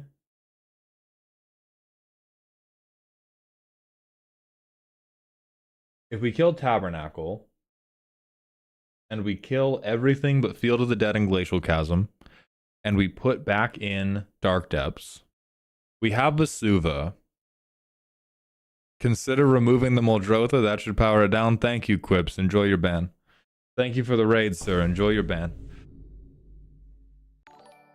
That means we're probably killing Rhystic Study, One Ring, Demonic Tutor, Vamp Tutor, Fierce Guardianship, Psych Rift, and the most likely cards we keep are Crop Rotation and Gifts Ungiven.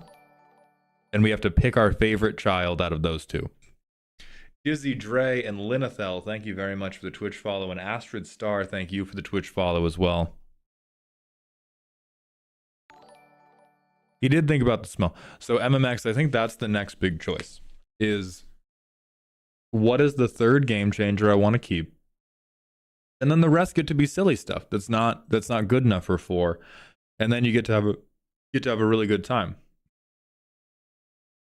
Now, unfortunately, and I hate to do this to you,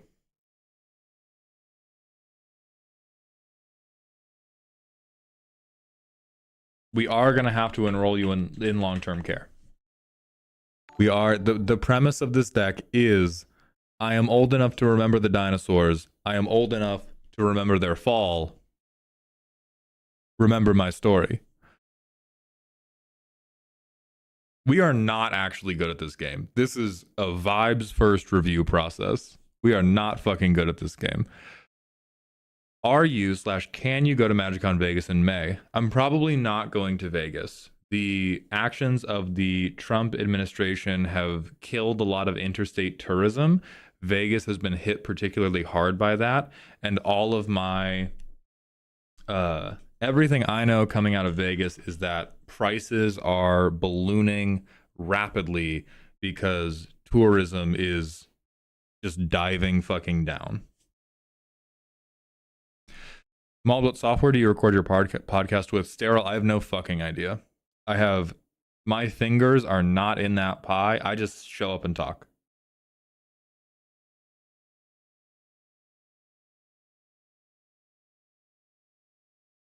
So if the economic situation of America changes very positively over the next year, I also cut Hermidra. Oh, you get that motherfucker back, dude. Get Benny. Get Hermie back in here. Hermie can hit the Pendulum. You get to summon a tentacle monster, and you get to do... So I would think of this as an exercise in, with my Legacy Lands deck, what stuff would I have loved to run, but wasn't quite good enough? Yeah, deities, it makes sense if you don't have to travel far. But as someone who has to travel far, like the hotel costs and not the flight costs, and the flight costs won't necessarily be booning, but like the hotel costs. Lord Xavier, thank you for the 100 bits. I will try to achieve some jokes for you, my friend. I'm sorry you're in a bad way. Home Slice, I'm gonna need far more elaboration. What do you think about revealing secret info about your deck in a paid pod? What on earth does that mean?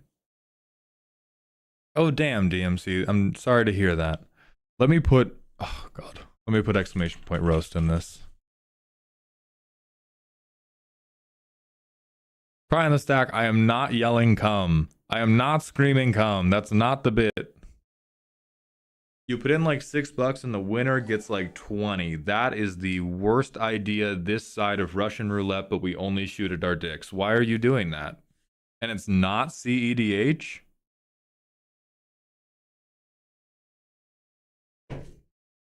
Just play penis guillotine.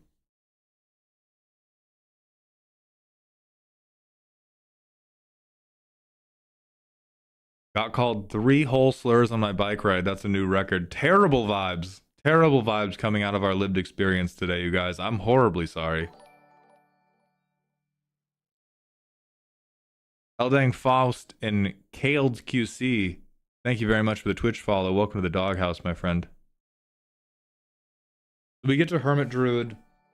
You can definitely, if you don't have White of the Reliquary, we can bring this guy back. Your creature count might be low for this.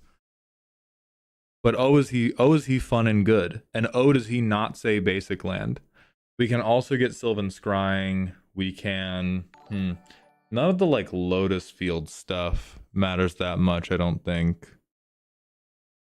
Creature count is very, very low. Then maybe we don't get this guy back. Let me look at your creature count again. 15? Yeah, he might be our only one.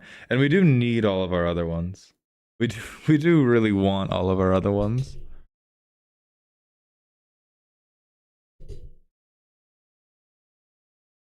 I have not Dangfast.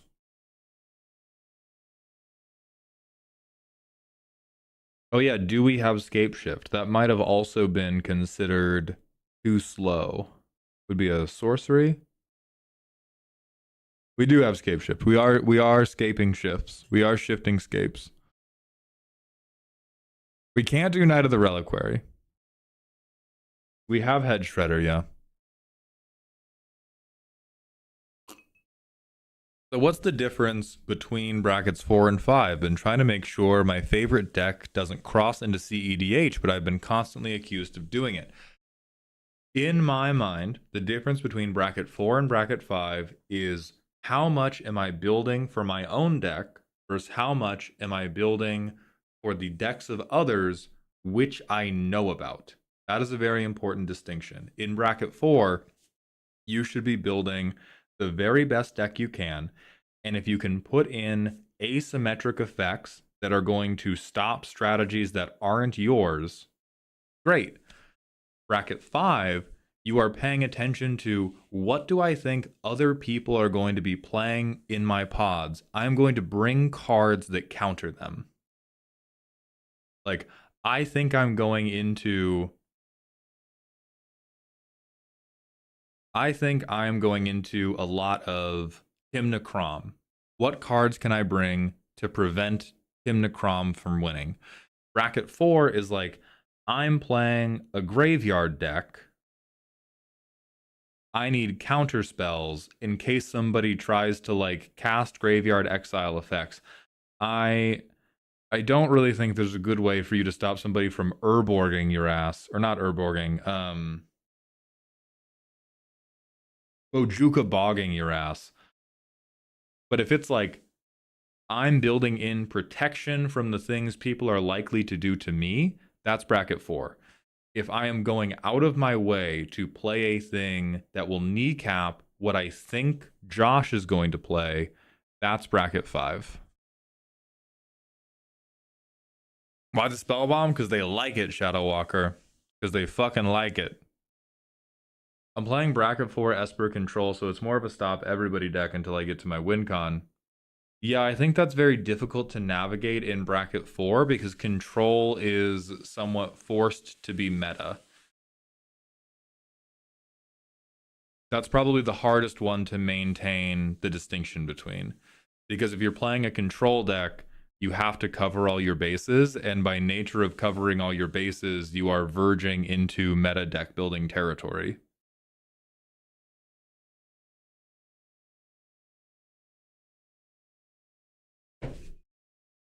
Also, everybody, the roast command has been updated. You can both use that to figure out how to get your deck roasted, and we can now just spam that when there are friends who come in and don't understand how.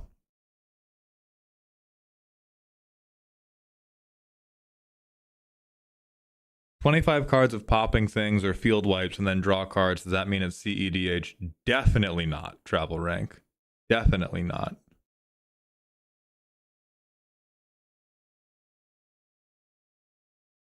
Boss, can we do Obnixilis?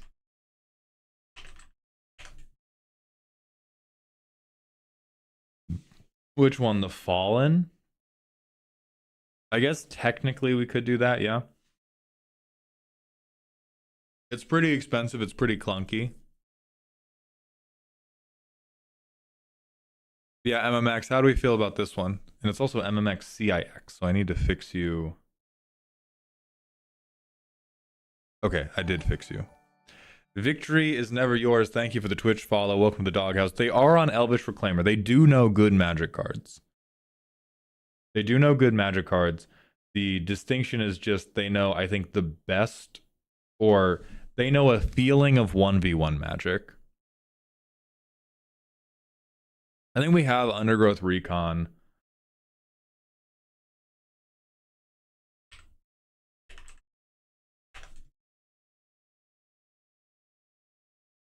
Iridescent Vine Lasher seems really weak unless we're going for sack fodder.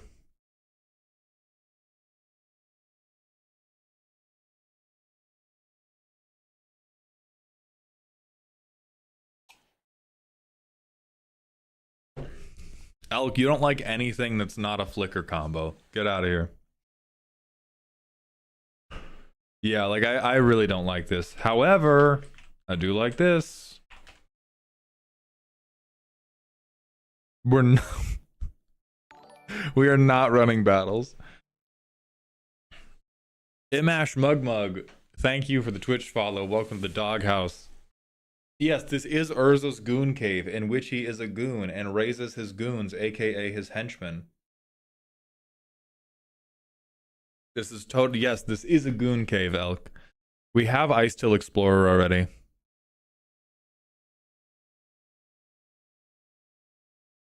We don't have to run Crucible. Our commander's Muldrotha. Our commander is super Crucible. We have recommended Dark Depths already, Elk. I am one step ahead of you. At long last, I am one step ahead of you.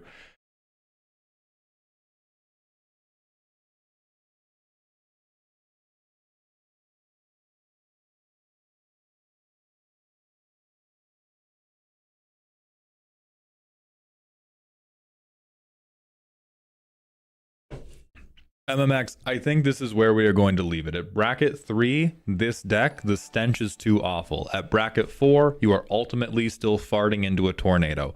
We should bring it down to bracket 3. I think you keep Glacial Chasm and Field of the Dead, and then pick your favorite child as the last thing. And then you bring in all the other cards like Hermit Druid and Dark Depths and Obnixilis that we thought were too inefficient to make it in the potential bracket 4 version.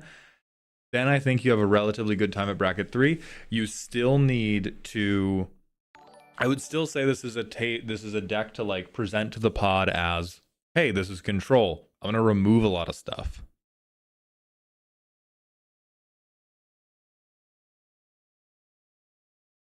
I mean, yeah, bracket 3 has a, I mean, calling it like air quotes upgraded precon, I think is disingenuous when a precon out of the box, multiple precons out of the box have turn 3 and 4 infinite win cons. Like we We can't be like, oh my god, I'm just playing an upgraded precon when multiple precons as is can just go infinite turn 3, turn 4, win the game for you. It is a linguistic and semantic weakness that we are attempting to constantly graft the power of the bracket system to a precon, when most of the time when you do that, people are thinking of different precons.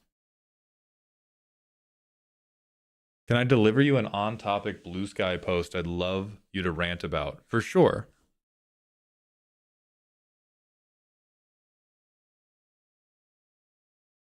Can we do Terror Tide as a board wipe?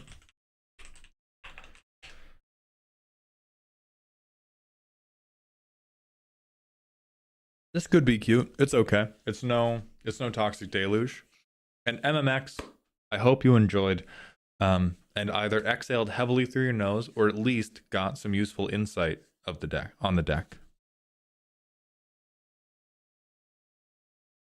It is quite the jump, Spicy Lemon Water, because Magic's a really broad game. The jump from... I'm glad to hear that, MMX. Like the jump from the downgraded version of this to the next level of play is I try to win the game turn 1. That is also a massive jump. It's just that the game is huge. Game's huge, and if we separate it into 4 quadrants, bracket 3 says no early 2-card combos. If I'm running Kiki and Conscripts in the 99 of a mono red deck, would you consider that bracket 3? About dual caster / twin? I think these are... Okay. Let's talk about... This is like Red's version of Exquisite Blood, Sanguine Bond. It's 2 5-mana permanents that we both have to stick. If I do, I win the game, and you're dead. I think these are the types of things where, if we're not being babies, they are within the letter of bracket 3. Like, fucking come on, man. We're gonna say that this has to play in the same playground as Thoracle Consult. You are rage baiting if that's your position. However, as someone whose favorite power level is bracket 3, these are the types of things I would ask in the pregame conversation that we don't play. It's not a you're in the wrong power level. It is a I dislike these play patterns to the point that that is my one specific request. I will not request that you don't play stacks, that you don't play a certain color, that you don't play a certain commander. But my most persistent request is, let's please not do 2 or 3 card infinite combos. Because their play patterns are just always dog shit.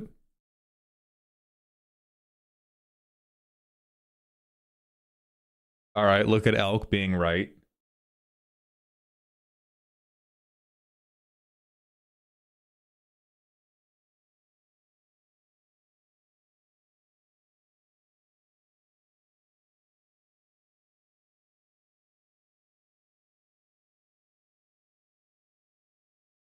I think I agree with bro Nate Finch the most.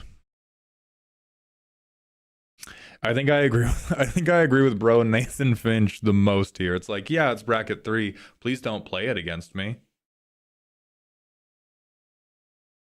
Why not build better decks to defend against the decks you don't like? Because I'm not trying to engage with this game on a primarily mechanical basis. I'm trying to engage with this game as a social experience roguelike game. And the mechanics of these cards lead to shitty roguelike play patterns. That's the point. I could build better decks, and the social paths of those better decks are also games I do not like, even though I would win more. What's your favorite Pokemon, and why is it Z the main character? I have previously compared Z to Cyndaquil. I think my favorite... I think I don't have one favorite. I think I have, like, rotating favorites. But the...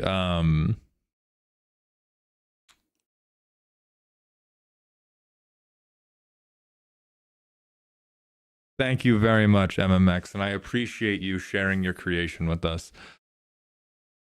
I think some of my favorites, I actually really fucking like Typhlosion. Typhlosion's dope, Blaziken's dope. Sand Slash is hard as fuck. So there are no 2 or 3 card infinites you'd ever play against, or are not all infinite combos equal. I'm not saying I never play against them gun to my head, but I think the most common rule 0 question I ask is like, are we running infinites? And if it's yes, I would rather abstain. I would rather abstain. I don't like the play patterns they create. If we're doing, and so for me, the only exception is we are either not utilizing infinites at all, or we are playing CEDH. I am cool with either side of that. Everything in between, bad vibes. Everything in between is bad vibes.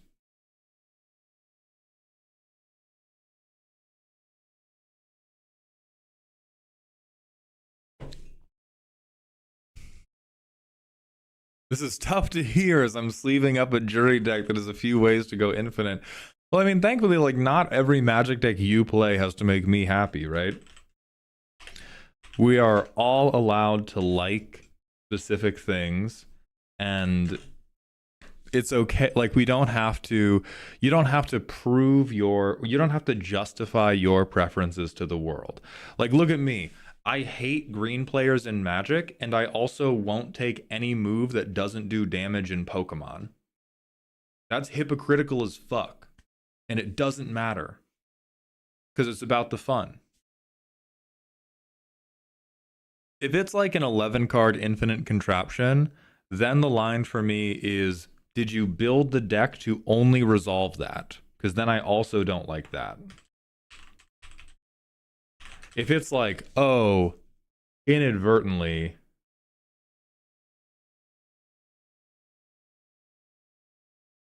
how is this?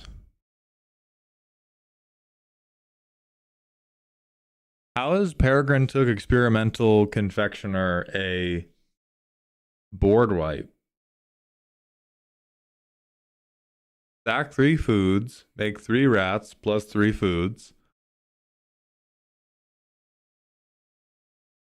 Indeed.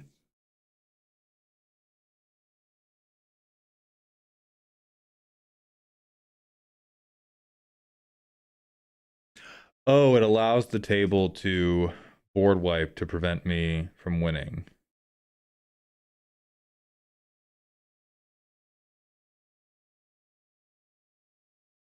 I mean, it's still a 2 card in, like, no. No.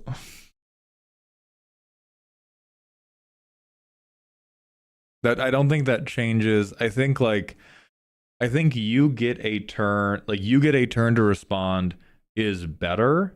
I think that is overshadowed by how cheap these are.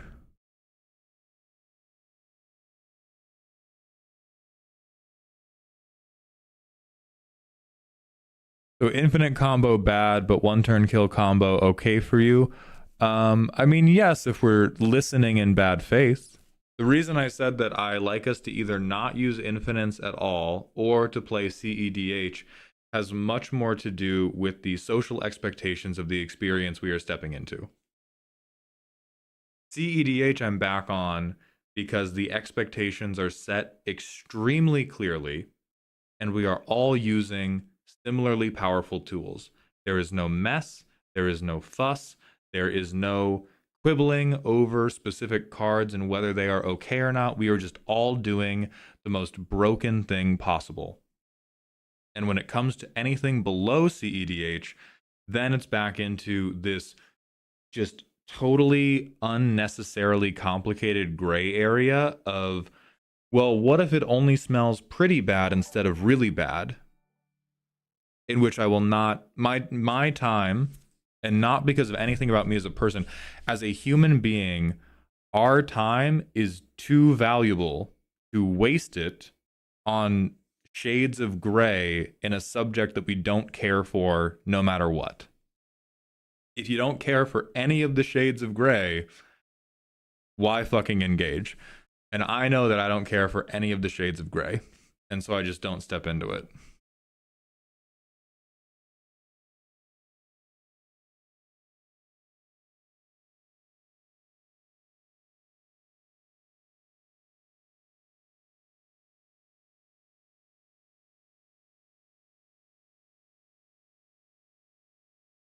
Mauled, would you rather have your hand slammed by a car door or by an old fridge? See, Monty gets it.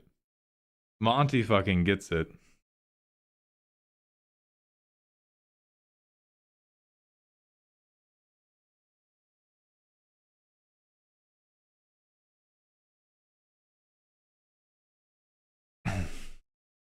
No, Source, because the language you're framing it in is purposely obfuscating the fucking topic. You know words mean things.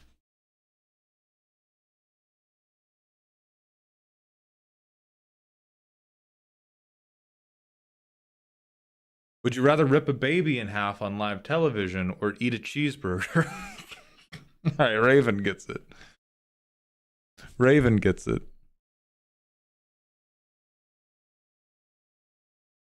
Does this apply to bracket 4 as well, since you said earlier that bracket 4 is just off meta CEDH?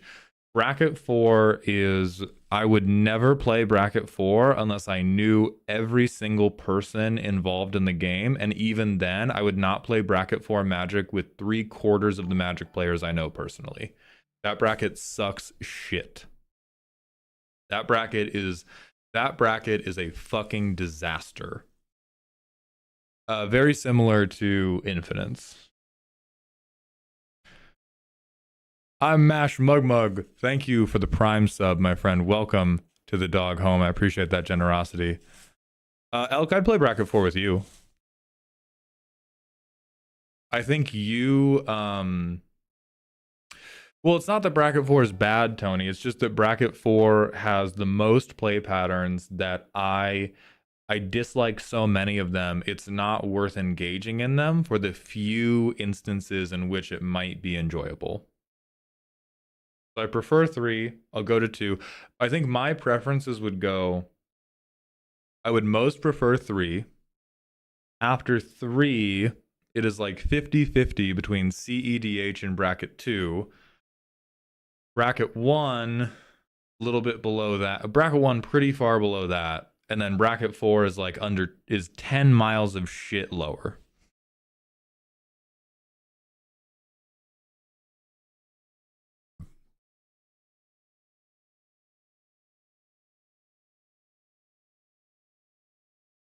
And so it's really not that it's bad, it's just about the experiences that I like. And bracket 4 holds none of those experiences.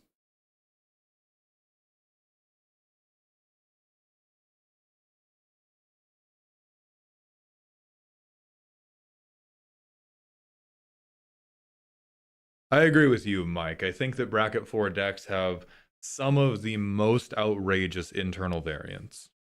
I mean, look at MMX. MMX only almost made this deck for bracket 4 in a way that seems reliable in a vacuum, but would just fold to certain bracket 4 decks. It would hard stop other ones, which is a crazy amount of rock, paper, scissors. Crazy amount of rock, paper, scissors. Shaper, everything you say hurts my soul. It would hurt my soul to know that. Everything you say hurts. But none of that matters now. None of that matters now because we're going to do a tier list with Cinderblock Sally.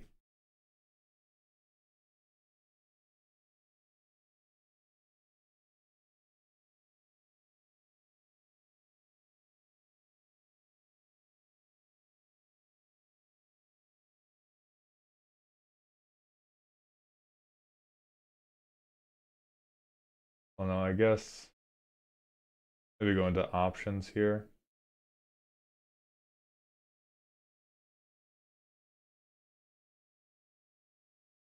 Okay, no. We're just gonna turn this off for the for tiermaker.com.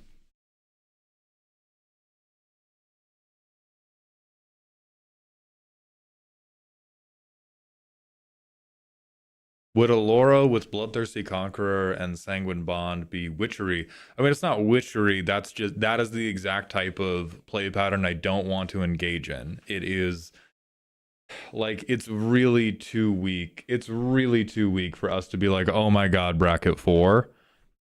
But in bracket 3, I don't want to play that dog shit.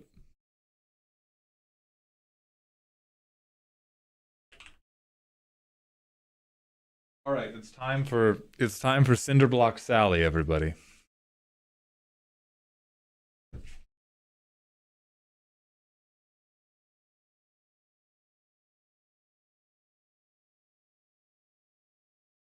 Would beans go hard with this rice? Not sure anyone's tried this before. Oh, Jummy Bug, you fucking maniac. You goddamn maniac. How would you ever think of something like that, Jomi? Oh, hello there. Hello. Oh, hey. Sorry, I got people started asking me about, have you even heard of what the bracket system is in Magic the Gathering? Dude, me and the bracket system, we go way back. I've been having issues with the bracket system since day one. I think that if anything, people are late to the game complaining about the bracket system. That's just me. It's gonna sound like I'm hanging up. But there's somebody started asking me questions about it, and so the last 15 minutes have just been like back to back new example of something in the bracket system. Anyway, have you played Nine Kings? No, what is that? That game's gonna eat your fucking life is what that game is. It's like instead of just roguelike deck builder, it's also roguelike deck builder city builder. Somebody sponsored it for the variety hour, and it's fucking Okie doke. Okie doke. Okie doke. Okie doke. Oh yeah, and auto battler. I like auto battler. The auto battler that I'm obsessed with right now is Mechabellum. I really like Mechabellum. Mechabellum? Let me look that up. Yeah, it's very fun. You build robots, they shoot at each other. Oh, of course, fucking Warhammer players. My god. Come on now, look at him. Hand him a fucking mech. Worm. Watch him go. Hand him a giant fucking worm. mech and watch him go. Oh, come on. I was also forced at gunpoint to play Jazz Jackrabbit 2, which is a classic. a very old classic. Yes. Get out of here, 877 cash now. Okay, let's do proper intros. So for anybody on stream who does not recognize this wonderful person's voice, this is Cinderblock Sally, a renowned D&D and Warhammer content creator. We met at Gen Con and we got to talking, and now one of the things we're going to talk to you all about is Warhammer factions and how they would fit into your Magic pod. Cinder, I think we should spend the first 5 to 10 minutes renaming the tiers, because there's a few things I love more than an overly specific tier name. Okay, so first of all, hi chat. Lovely to meet you. The last time I played Magic cards regularly, I think Tempest was the new edition that just came out. Tempest. And I will tell you right now, if I found my binder of Magic cards right now, I don't know if they'd be in good quality, but there'd be some bangers in there, because I definitely had some crazy stuff. I had like 4 Shivan Dragons, I had a bunch of Mind Twists, all sorts of fun things. And also, to give you a little indicator of how old I am, when I used to go and buy Magic cards at Ye Old Magic Card Shop, the shop that I was at had a Black Lotus. And do you know how much money it cost? It was $500. Holy shit. Yeah, so that's the most incredulous thing I've heard in a long time. That's insane. Yeah. Also, so we're gonna do a tier list where we go through some things in Warhammer and figure out how they would fit into Magic. And I'm so glad you were changing the names of the tier lists, because you come from a world of Magic, and Mhm. I don't know much about magic anymore. I come from a world of grimdark, and there is a place where the tips touch, sort of in between. But we need to bring each of our individual knowledge together. So you probably know what kind of things we need to look for. I don't even know what car door or fridge means. What does We're that mean? referring to what you'd rather have your dick slammed by if you had to play Magic with this person. That is the... All right, hold on. Chat's asking for your volume to go up low. I'm the worst manager of stream logistics in my entire life. So I think the so I think the thing we're gonna do is we want this to be a vibes-based description of how you would feel if they sat down as the fourth in your pod, and the rest of the pod is normal people, and then Grand Harlequin Orzax, is that a 40k guy? If he sat down. That's pretty much a 40k guy. You can kind of put a lot of words together, and you can land at least pretty close to something. Okay, so let's go top down. Best feeling possible. Are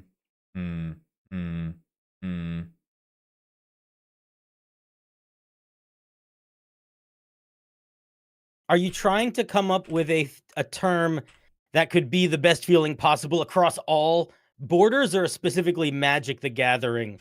I think feeling possible having term? played a commander game with this person. So I think for now I'm going to pencil in core memory. It's so it's so good. Yeah. That's good. That it gets stuck in your head forever. Yes. All of chat is now going, "Oh my god, that's the voice." What? That's who. It's hey, here, I'll do it. Hey, what's the did you know there's eggs in Warhammer? Eggs? How many eggs? It's that guy. It's me. Hold on, give me a second. I'm snipping tooling your Discord avatar, and I'm uploading it as an image capture to my OBS because Okay. I am a fucking master of entertainment. Yes, we're all very good at it here. That's our jobs. Get it down, blank. Where in God's name did I save this? Hold on. Get him in chat. I am in chat. I'm here. Hi, I see you, chat. Hi, I see you. What's up? Oh, I see a bunch of my boys. Oh, what's up, boys? And for today, the boys are boys with a Z. Where'd you? Oh, I have you. I'm here. I've never left you. What's up, Brent? How's it going, buddy? There we go. We have it. We have it now. We have it. Hey, yeah. Look at the rent is low, but the vibes are high. Perfect. Yes, I look so beautiful, so handsome, so fluffy. I wish I could be a little more pixelated, but that's okay. We are all out of pixels. We are entirely out of pixels. So I think we go would invite back is A tier. Okay, yeah, makes sense. I think B tier is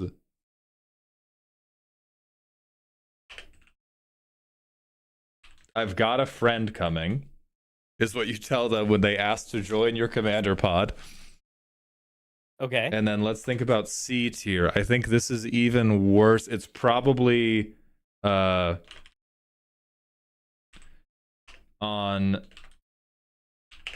you vague post on Blue Sky after.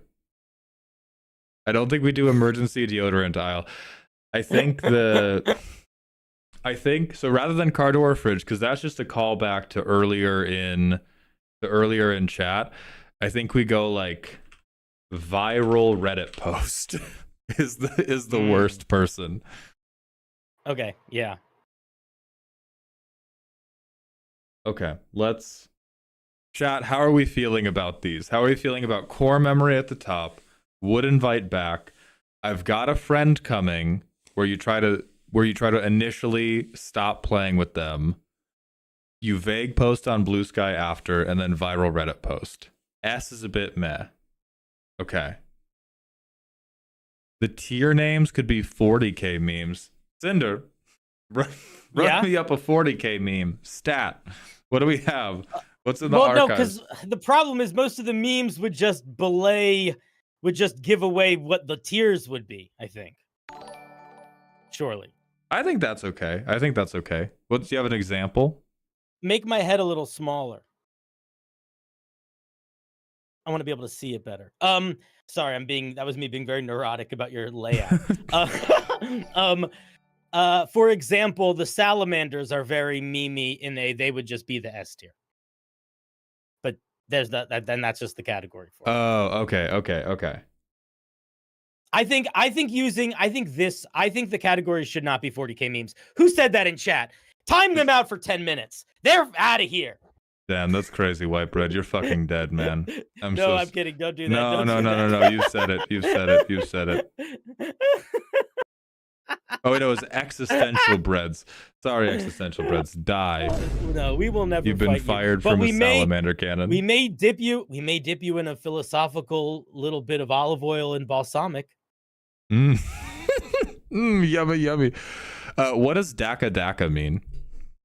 So Daka is a term that comes from the orcs. And we'll talk about the orcs when we get to them in the line, but briefly, Daka is their term for like guns and like big noises and explosions.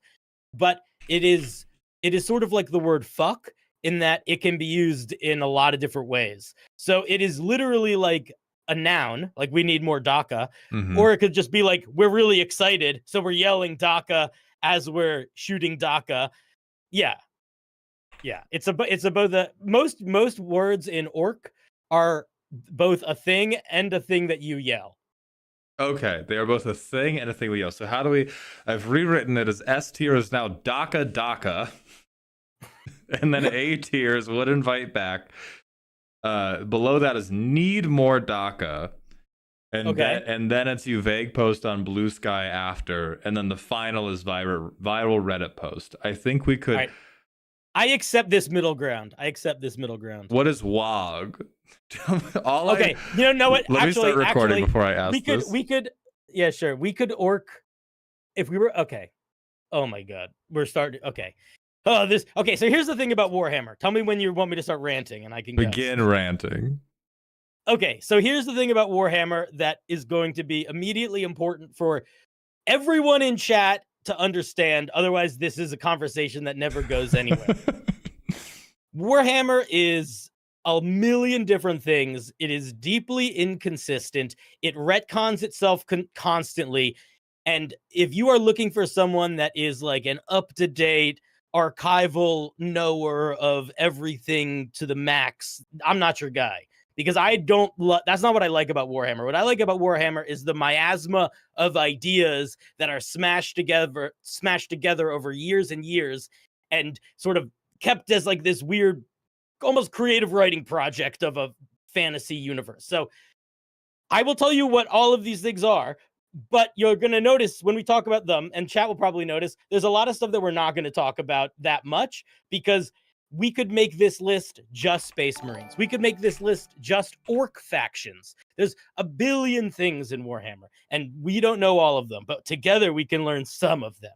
Okay, so all of that to say, WA is something that is tied also to the orcs. The orcs in Warhammer are very different than orcs in most other fantasy settings outside of their vibe and aesthetic. Their vibe and aesthetic is almost identical. They're big, broody guys, and they kind of only care about fighting. But that is ground into their genetics. So it is almost outside of their understanding to think about things other than fighting or have a moral compass that is bound by anything other than their ability to fight more things. And a WA is when a collection of orcs rally together towards a singular, like, ongoing fight, like a campaign across the universe. So it is almost like the WA is like the central core, almost religious identity of the orcs. And it also has genuine magical powers. Okay. So all right, then I think WOG, we could get a little bit lost on whether it's positive or negative. So it's positive. If we're going by Okay. orcs, it's the most positive thing there could be. Okay. So then, Yeah, the other thing is every single thing in Warhammer is deeply horrible, except for to the people that like it, and then for them it's like the best thing. Okay. So I think let's try Daka. I think that transcends needing to understand. I think that transcends needing to understand 40K. It's at the top of the list. It's in all capitals, and it's 2 words repeated. It's very exciting. We're excited just looking at it. We know this is awesome. Existential Breads, thank you for the 100-bit cheer. I care enough to pay for F to be Shadow in the Warp. See, here's the thing. Shadow in the Warp is the most direct reference, but I think Banished to the Warp fits the flavor we're going for better, because then the tiers become Daka. It's big, it's loud, it's positive. Then it's Would Invite Back. I had a good enough time. I want to play with them again, but I'm not freaking out. Need More Daka is okay, but not quite what I wanted. Viral Reddit post is this sucked, but at least I got to complain loudly about how badly this person sucked, and I was validated on the internet. And then Banished to the Warp is I want to get this out of my mind forever. I like it. If for people in the chat that are saying they want it to be more lore specific in the final one, if there was any change to make, I don't think it would be. You could make it the Shadow of the Warp, but if you wanted to keep it close to this, I would just change it to Lost in the Warp, which is basically the same. No, people don't really get banished there, but people get lost there a lot. But I also think it is fine like this. And if we are going to be this nitpicky, what a strange and dark time it is that has befallen us and your dear sweet chat. Yeah, Vic Weave. I'm on Vic's team.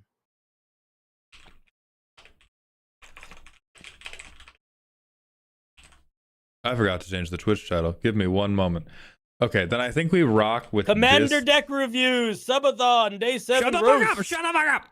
Shut the fuck up about the sun! Shut the fuck up about the sun!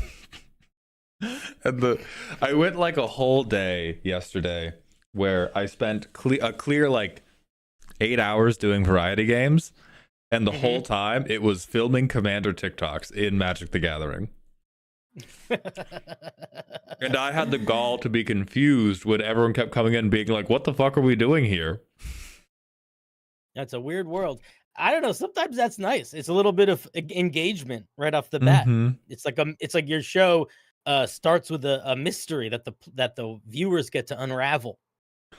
Oh, do you want talking about a mystery I had to unravel before we officially get into it? Let me tell you about these what these motherfuckers did to me. Yeah, so I'm letting people sponsor variety games for the subathon. Yeah. A person by the name of Footgroose sponsored Jazz Jackrabbit 2, which I already complained about. It's an old platformer. I download the game. I begin playing the game. I spend a clear 42 minutes stuck on level 1. It is impossible. It is the unsolvable puzzle. It is the Hellraiser puzzle. I finally clear level 1. We barely get to level 2, level 3, and then it ends. Hours after the stream, Footgroose pings me and says, Mauld, I'm so sorry. I just realized the level that shows up first when you open the list of levels, because I just picked the thing at the top, was a set of DLC challenge levels. You skipped the tutorial and went straight into content they released post-game. And that and that was in fact why I wanted to scream so loudly. This is the way, friend. This is the fucking way. Okay. Let's officially move into the collaboration portion of today. Cinder, would you care to introduce the Warhammer characters and or faction stand-ins we're going to be working with today? Yes. Let me introduce these hooligans. 1 second. Oh, I thought I was live. I'm glad I'm not. I was like, I don't want to be live. Okay, here we go. 1, 2, where is the website? Okay, so we are going to be looking at, as I said before, there's a million things. Your favorite Space Marine chapters might not be on this list. Okay, it doesn't matter. Fuck you. Deal with it. There's too many things in Warhammer. Space Marine chapters are bad. We are officially saying Cinderblock Sally's stamp of approval. If your favorite thing is not on this list, it is outside the top 12 of cool Warhammer facts. I wouldn't say outside of the top 12 of cool, but I would say outside of the top 12 of relevant for anyone that is trying to learn about Warhammer out on a wider level. You're getting into the weeds. We don't need to get into the weeds. Let's open the gate to the garden first, okay? You know, we got to make people want to frolic before they try to dive in the mud. So, frolic with me as we overview. So, we're going to be looking at the Ultramarines, the Blue Boys, the Classics. We're going to be looking at the Space Wolves, the Furries, the Drunkards. We're going to be looking at the Salamanders, Captain America. Also, I think I said that for the Ultramarines, but the real Captain America. We're going to be looking at the Night Lords. They are the edgy boys. We're going to be looking at some Adeptus Mechanicus, the robots that are not into the flesh. We're going to be looking at Space Dwarves, the Orcs, which are my favorite, the Necrons, which are basically ancient Egypt like space Terminators. We're going to be looking at the Tyranid, which are the most exciting ones and then the most boring ones. We're going to be looking at the Tau, which are the Weebos. We're going to be looking at the Eldar, which are the Space Elves, the Dark Eldar, which are the Edgelord Space Elves, and then a bunch of fucking Chaos, all the Chaos Gods, and then the boys, the Imperial Guard. Those are the ones we're looking at, okay? If your favorite, no Blood Angels. Fuck the orcs. Fuck the Blood Angels. Go watch Twilight. Go watch Twilight. Okay, you want to hang out with vampires? Oh, our Primarch is so handsome. Let's just make art. Oh, but we have to make art so we don't get rageful because no one understands our darkness. So we have to make art. Okay, there's your fucking Sanguinius. Okay, he's dead. Sanguinius died. Okay, he lost to Horus. Come on now. Anyway, okay, we're not looking at the Blood Angels, no, but the Blood Angels are really cool. I do like them quite a lot. Blood Angels, one of the guys in the Blood Angels, so the Blood Angels have to drink blood or they go crazy. So they have like funny little. So one of the things that they have in their like suits, me, FR. Yeah, they essentially have like juice boxes of blood in their suits that they can drink with a little crazy straw. That's awesome. That's awesome, actually. Okay, so.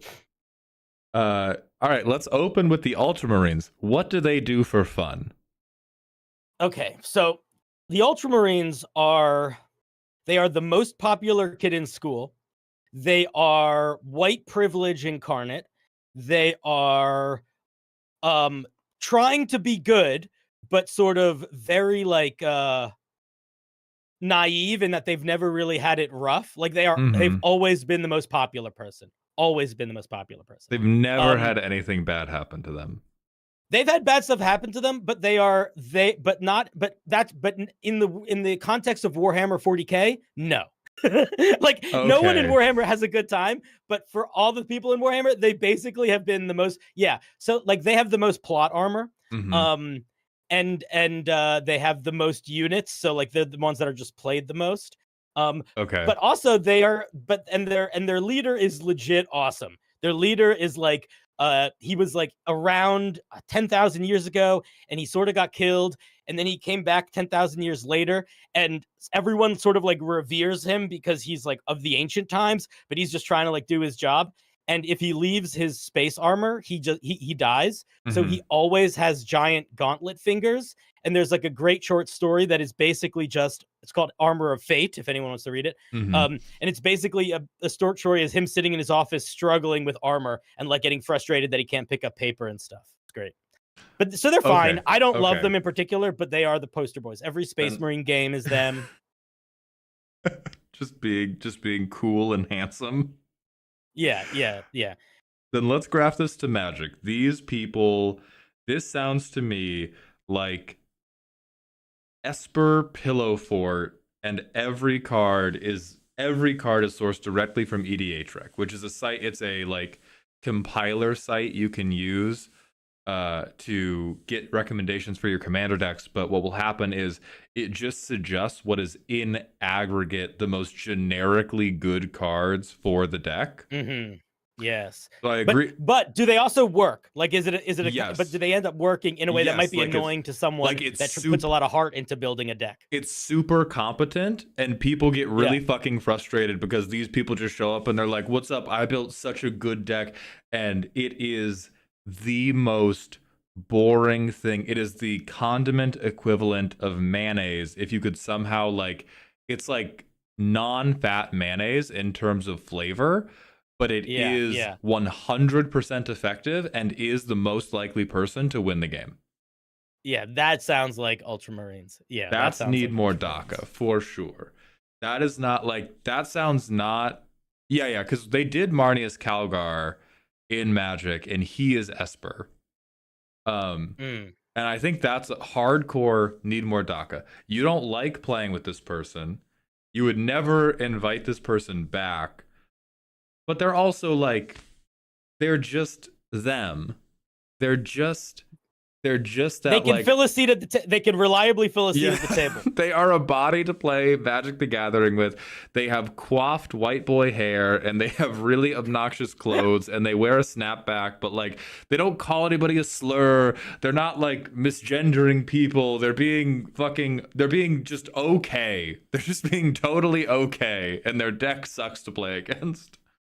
Yeah, you wouldn't invite them. You're not turning them away.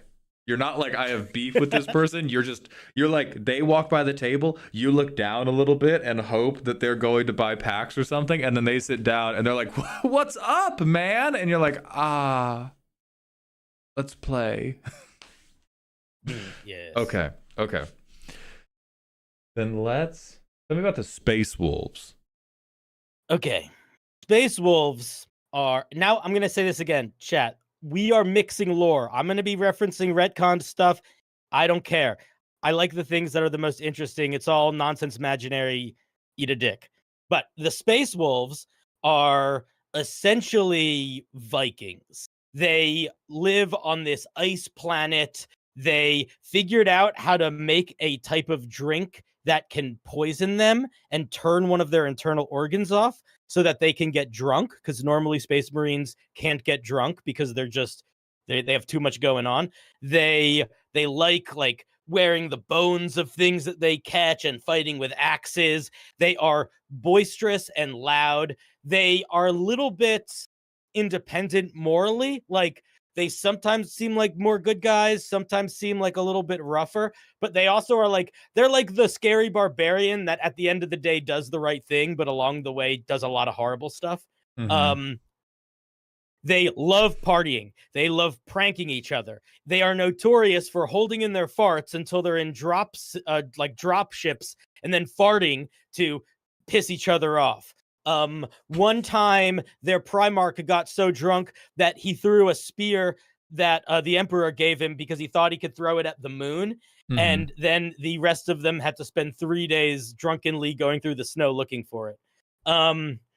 They're a bunch of goofs, but they're also scary alcohol Viking monster people. And they like wolves. They really like wolves. They sometimes have giant wolf companions. Okay. I think this is the Rurik Thar player. If you don't know that commander, he's a massive fucking guy who attacks every combat if he can, and if you try to cast a non-creature spell, he punches you in the dick. So I think they're Rurik Thar players, and I think that's DACA. I think they're. Some people are saying they are Gruul. Gruul is red and green. So Gruul is for sure this. And I think they have dinosaurs. I don't think they are only dinosaur players. I think they are I think they show up to every pod and they sit down and they slam the deck on the table and they say, "Let's get nasty," without a hint of irony. And they bring Space Wolves. Here's the thing about Space Wolves. In real life, if you were going to have a celebratory event, a Space Wolf being there could genuinely add a lot of fun and positive memory to it. But they are probably going to get so excited that they throw the table through the wall and in a fit of joy start trying to fight people for fun. So like that is something to keep in mind. Like I don't know how that translates to Magic, but they are reckless fun. Mm-hmm. Well, I think all of this is Magic is such a broad game that every single type of energy is going to have somebody who hates it and thinks it is inappropriate for the card game. And so I'm going off of the type of Magic I like to play, and can so this is here's a DACA command. You can handle the table throw. You can hold that table down. Yes, I can handle crazy shit happening if the person is coming in and saying, because these people don't see it. Like the times I hate random off the wall shit is when people pretend that they're trying to be totally normal and like buttoned up and it's going to be chill and relaxing.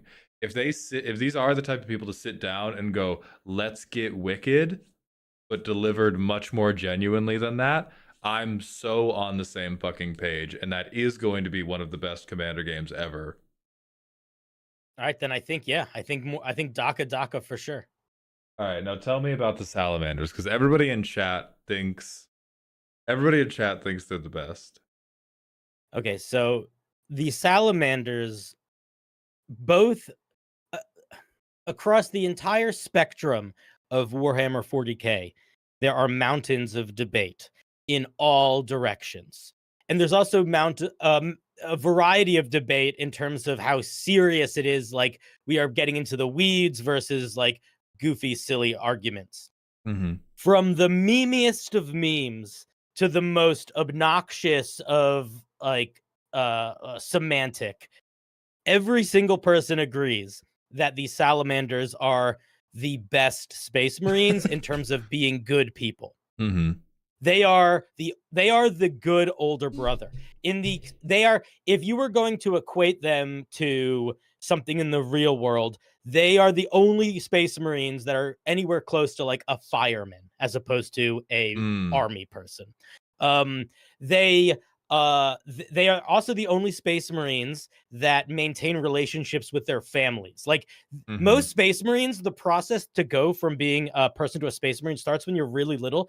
And aside from all the crazy biological changes you go through, you are highly indoctrinated. You are like the most radical, zealous cultist to the point where you kind of stop having emotions in the same way that people do. Because in Warhammer 40k, certain types of emotions or proclivity to having emotions can sometimes actually be really dangerous. But so salamanders are the ones that like most of the time, if Space Marines crash down in your city and aliens are attacking, the Space Marines aren't there to save you. They're there to fight the aliens. You are just as likely to get killed by Space Marines as you are by aliens. 9 times out of 10. But if it's the salamanders, they go out of their way to help people. Okay. They're Atticus Finch, you know. They're the Platinum Dragon. They're Uncle Iroh. They're that guy. They're the supportive paladin player. Do they? I'm trying to think. They also love fire and flamethrowers, and they like burn shit down really aggressively when things are evil. Fucking perfect. Then how do they react to bias or perceived unfairness? Like what I'm thinking about specifically is if the salamander players saw insert evil faction being subjugated, would they be like, yeah, fuck those guys? Or would they be like, subjugation's wrong, we have to go free them? Or I guess being killed. If it's in Warhammer 40k, it depends on who they are. If they're humans, then they would go save them. If things that are being subjugated are, if it's like Tyrannid, which are like the bug aliens, attacking orcs, they don't care about the orcs. They're like, all right, orcs will just do that. Okay. Like but that's not something you will ever like. One of the things in Warhammer, and it's sometimes annoying, but it's fine. Sometimes it's sometimes annoying, but there are exceptions to this rule, but very rarely do the different species work together. Very Mhm. rarely. Right. They are all every single group in Warhammer. Part of what makes it fun is that every single group in Warhammer has a desperate goal that Mhm. like their entire species existence relies on them accomplishing that goal. And all of those goals are in conflict with each other. So Okay. almost everything is life or death to the extreme with them. Got it. Okay. How are they on mercy? Again, no mercy for anything that's not a human. Okay. Humans probably more mercy than most other Space Marines. Okay. Then let me think about this. That does sound But it also depends, because I will say most Space Marines are no mercy. If somebody does something wrong that is like in any way tied to chaos or working with aliens, Mhm. probably no mercy. If somebody does something wrong, like there's like a civil unrest between two human populations on a planet, Mhm. then I would say there would be mercy. Okay, maybe a better way to frame this is how are they, what's their policy on overkill, which I realize is probably not They love it. They love love it. overkill. Okay. They love it. They are all about it. They are the flamethrower until everything is ash, guys. Okay. Then I'm feeling Boros, but I'm feeling more Mardu than I am Jeskai. Because we've got big, angry, over the top, no such thing as precision, Mardu crash out, and they would team up with another deck that they identified with. It's not Naya. It's not fucking Naya, you fucking children. Oh my lord. You got a couple people saying Naya. Yeah. Why not? Why not those, Naya? And those people are I used to work with someone named Naya. Those people are all wrong. The I think it's Mardu. Flamethrowering is not a Naya activity. Is the most simple way to put it. Flamethrowering is the most Mardu activity I have heard of in my fucking life. Like I'm gonna pull up a guy for you. Mm-hmm. Yeah, let me see a picture of Mardu. That'll help. Honestly, the picture of the commander will also help with some of this. Let's see a Mardu. Oh yeah.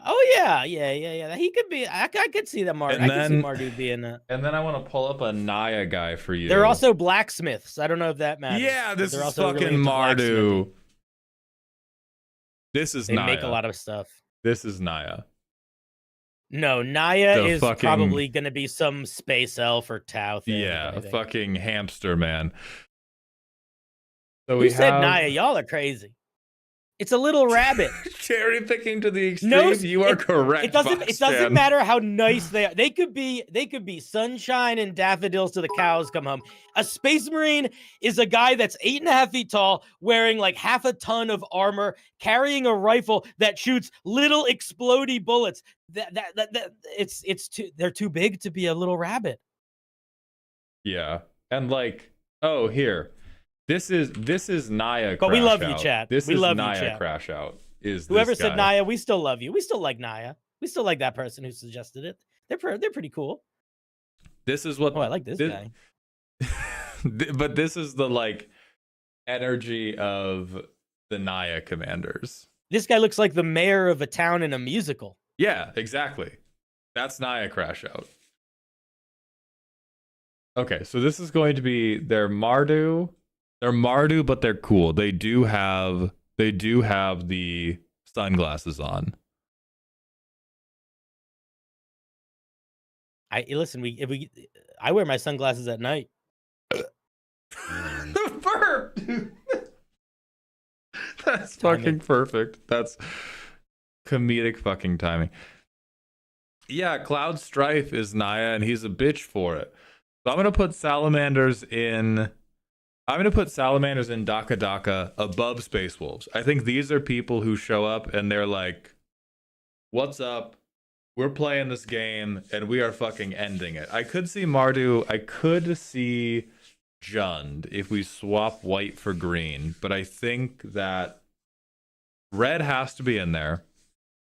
And I think if they're big on overkill, that is like green-black hybrid mana.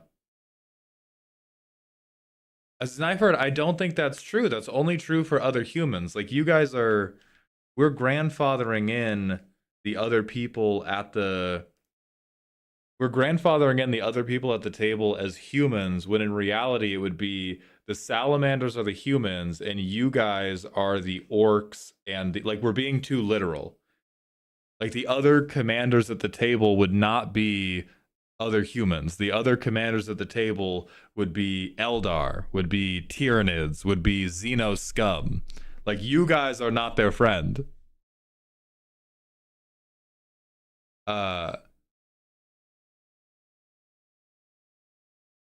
Okay. Because Dude, your chat has so many feelings. and they're all deeply wrong. And they're all deeply but they're so but I love the vigor, you know, the panache. I almost said that word wrong. No, we are doing 3 normal people, and then this one showed up as the 4th player. But imagining that the fact that they like humans translates to this is taking the metaphor far too literally. I think this is okay. Having not played Magic in 15 to 20 years, I bet the salamander player is somebody that they like drive you to the game if you need a ride every time, no matter what. But I do think that they might not, like, they are fun to play with as a person, like the holistic element, but they might be really frustrating to play against, like in a game of Magic, like if they're being competitive, because there's still that Space Marine killer instinct, and the way that they fight is so brutal. So I think it could go in a lot of directions, sort of however you look at it. I'd want to play with them just because I'd know they'd bring good snacks. Yeah, that's Daka Daka. That's Daka Daka just off snacks. The cards itself are unimportant, but they are not Naya. You guys are wrong as fuck. Naya, me oh Maya, you know? Tell me about the Night Lords. Tell me about the Night Lords are if the salamanders are the nicest guys in the bunch, the Night Lords are the opposite end of that spectrum. The Night Lords are one of the groups that became one of the traitor legions. So in Warhammer, about 10,000 years ago, this guy named Horus was like, "Hey, Dad, you're kind of fucked." And Dad was not being very good at communicating, but then continued to be bad at communicating. And then they had a giant civil war between the Space Marines, and half of them fell to chaos. And so the Night Lords are one of the ones that fell to chaos. But even before they fell to chaos, they were nasty dudes. So when the Night Lords were good guys, the way that they would deal with conflict would be like, okay, there's a planet where there's some civil unrest happening, or there's a planet where there's like some Tau loving happening. So what they go to the planet is, they go to the planet, they shroud the entire thing in darkness, they kidnap like the children of the 3 people that run the rebellion, and then they broadcast across the planet them brutally killing those children very slowly and being like, "Hey, we're just going to do this with another one of your kids every single day until you stop." And then the whole planet eventually is like, "Oh shit, we're not going to do that anymore." And then they keep doing it anyway for like 3 months, and then they leave. That's the Night Lords in a nutshell. They are Batman plus the Joker. They are assholes, and they like being assholes. They're not just evil, they have fun being evil. They also weirdly have some of the best books, because they are genuinely charismatic characters in how evil they are. So like reading books about them are really fun and kind of funny, in a way that is like jarring, because they're legitimately really funny and like then do horrible things back and forth, back and forth, back and forth. In one of the books, there's one part where some of them smash into a spaceship, and they're trying to get to like the command deck, and they don't know where it is. So one of them picks a guy up and he screams in his face, like, "Where is the command deck?" But he has the volume on his like voice modulator all the way up, so it just blows the guy's eardrums out. And then the guy tries to shoot him in the head, and then the bullet bounces back and kills the guy, and he's like, oh, fine, we'll find it ourselves. It's like there's like lots of goofy little stuff like that. But they are evil, no nice, no fun, evil. Okay. Solved this one instantly. They are immediately in viral Reddit post because that is the level of evil in which you hate playing against them, but the one thing you take from that game is you get to go bitch about them and everybody validates you. Because this happens all the time, is people will like post on Reddit, post on Blue Sky, post on whatever, being like, I went to the LGS and I had the worst time ever. This person said they were playing a fun, chill, whatever deck, and then did insert oops all counter spells, insert Toxrill, which is a slug commander, insert any number of ways to lock the game completely. And then the internet cheers and is like, yeah, fuck that guy.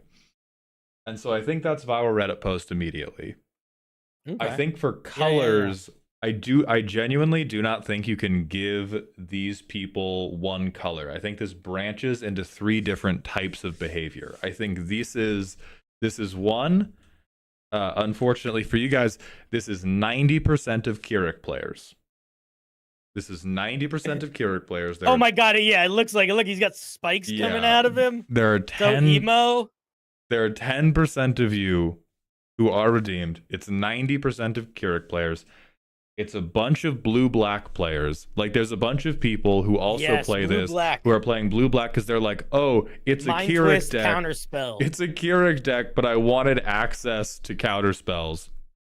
Or they could do like Orzhov, which is black-white, or they do black-white-blue. There's a lot of different color combinations, but it all revolves around lying about how strong their deck is, having some type of combo win, or locking you out of the game with something like Dranith Magistrate, Possibility Storm, or not Possibility Storm, well, Possibility Storm or Knowledge Pool. And these are 2-card combos that do not win the game, but stop everybody but you from playing the game. And that is the baby killing montage, where they just take turn after turn of being like, would you like to play Topat? Also, Existential Breads, thank you for tipping $20. That is incredibly generous of you, and will add some time to the subathon clock. So if we were to give them one commander, it would have to be Y'shtola, which, even though it's a cat girl, which might seem aesthetically wrong, it would have to be like Y'shtola or Quasar would be the one all-encompassing commander. But I do want to impress upon all of us that these seem like they go beyond one color combination. There's a couple discrete paths that all lead to the stinkiest game of Commander you've ever seen, but you get like 200 reposts when you tell the story of the game. Yes. All right, tell me about the Adeptus Mechanicus. Okay, so these guys are technically human. They're from Mars, and in the briefest of nutshells, there was like a civil war they had a while ago, and now because of that civil war and the bureaucracy slash like societal structures that the Imperium needs to survive, they're kind of allowed to do their own thing in a way that the rest of the Imperium is not. And their own thing is robot stuff. They are all about machines and robots and machinery, but with a couple very specific twists, which are very Warhammery. One, in Warhammer, you're not allowed to invent new technology. It's heretical, and they worship. So these guys, they're not like scientists. They worship technology sort of like a cult. I think they're called the cult Mechanicus a lot of the time. And in the Warhammer universe, old technology is a lot more advanced than modern technology because there was essentially a second like wipeout of technology. So anything from like the dark age of technology is essentially like super magic. And the Mechanicus hunts out artifacts and relics from the dark age of technology to preserve them and then to try to replicate them. Because even though you're not allowed to invent something new, you are allowed to learn from something old that you create. and they worship the emperor not as this guy in the golden throne, but as this like ghostly manifestation of life and spirit manifested as man of like machinery and of logic.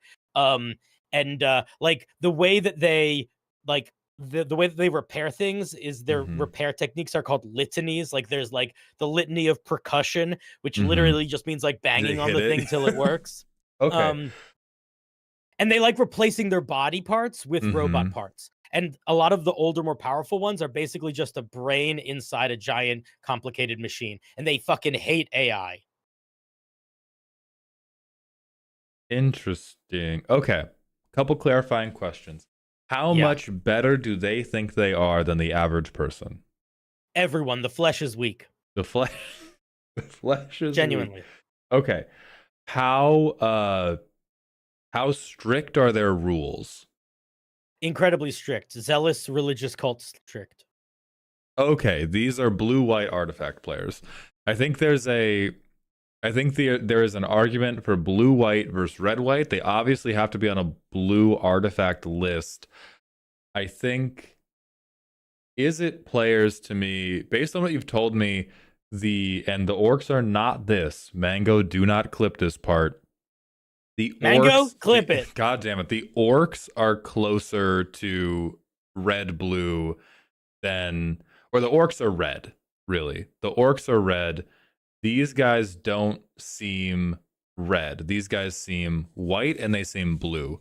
Blue is like craving perfection, striving, and the white is like, I'm fucking better than you, and also here is a 50-page long book of rules you have to follow at all times. Yeah, so so we have blue-white shithead artifact player who thinks that they have come up with the coolest deck list ever. I'm banishing those people to the warp. Yeah? I've played against... You don't want to play one game with them. I don't want to play a single fucking game with these people. I have played games like this, and it is like... These are the type of people who...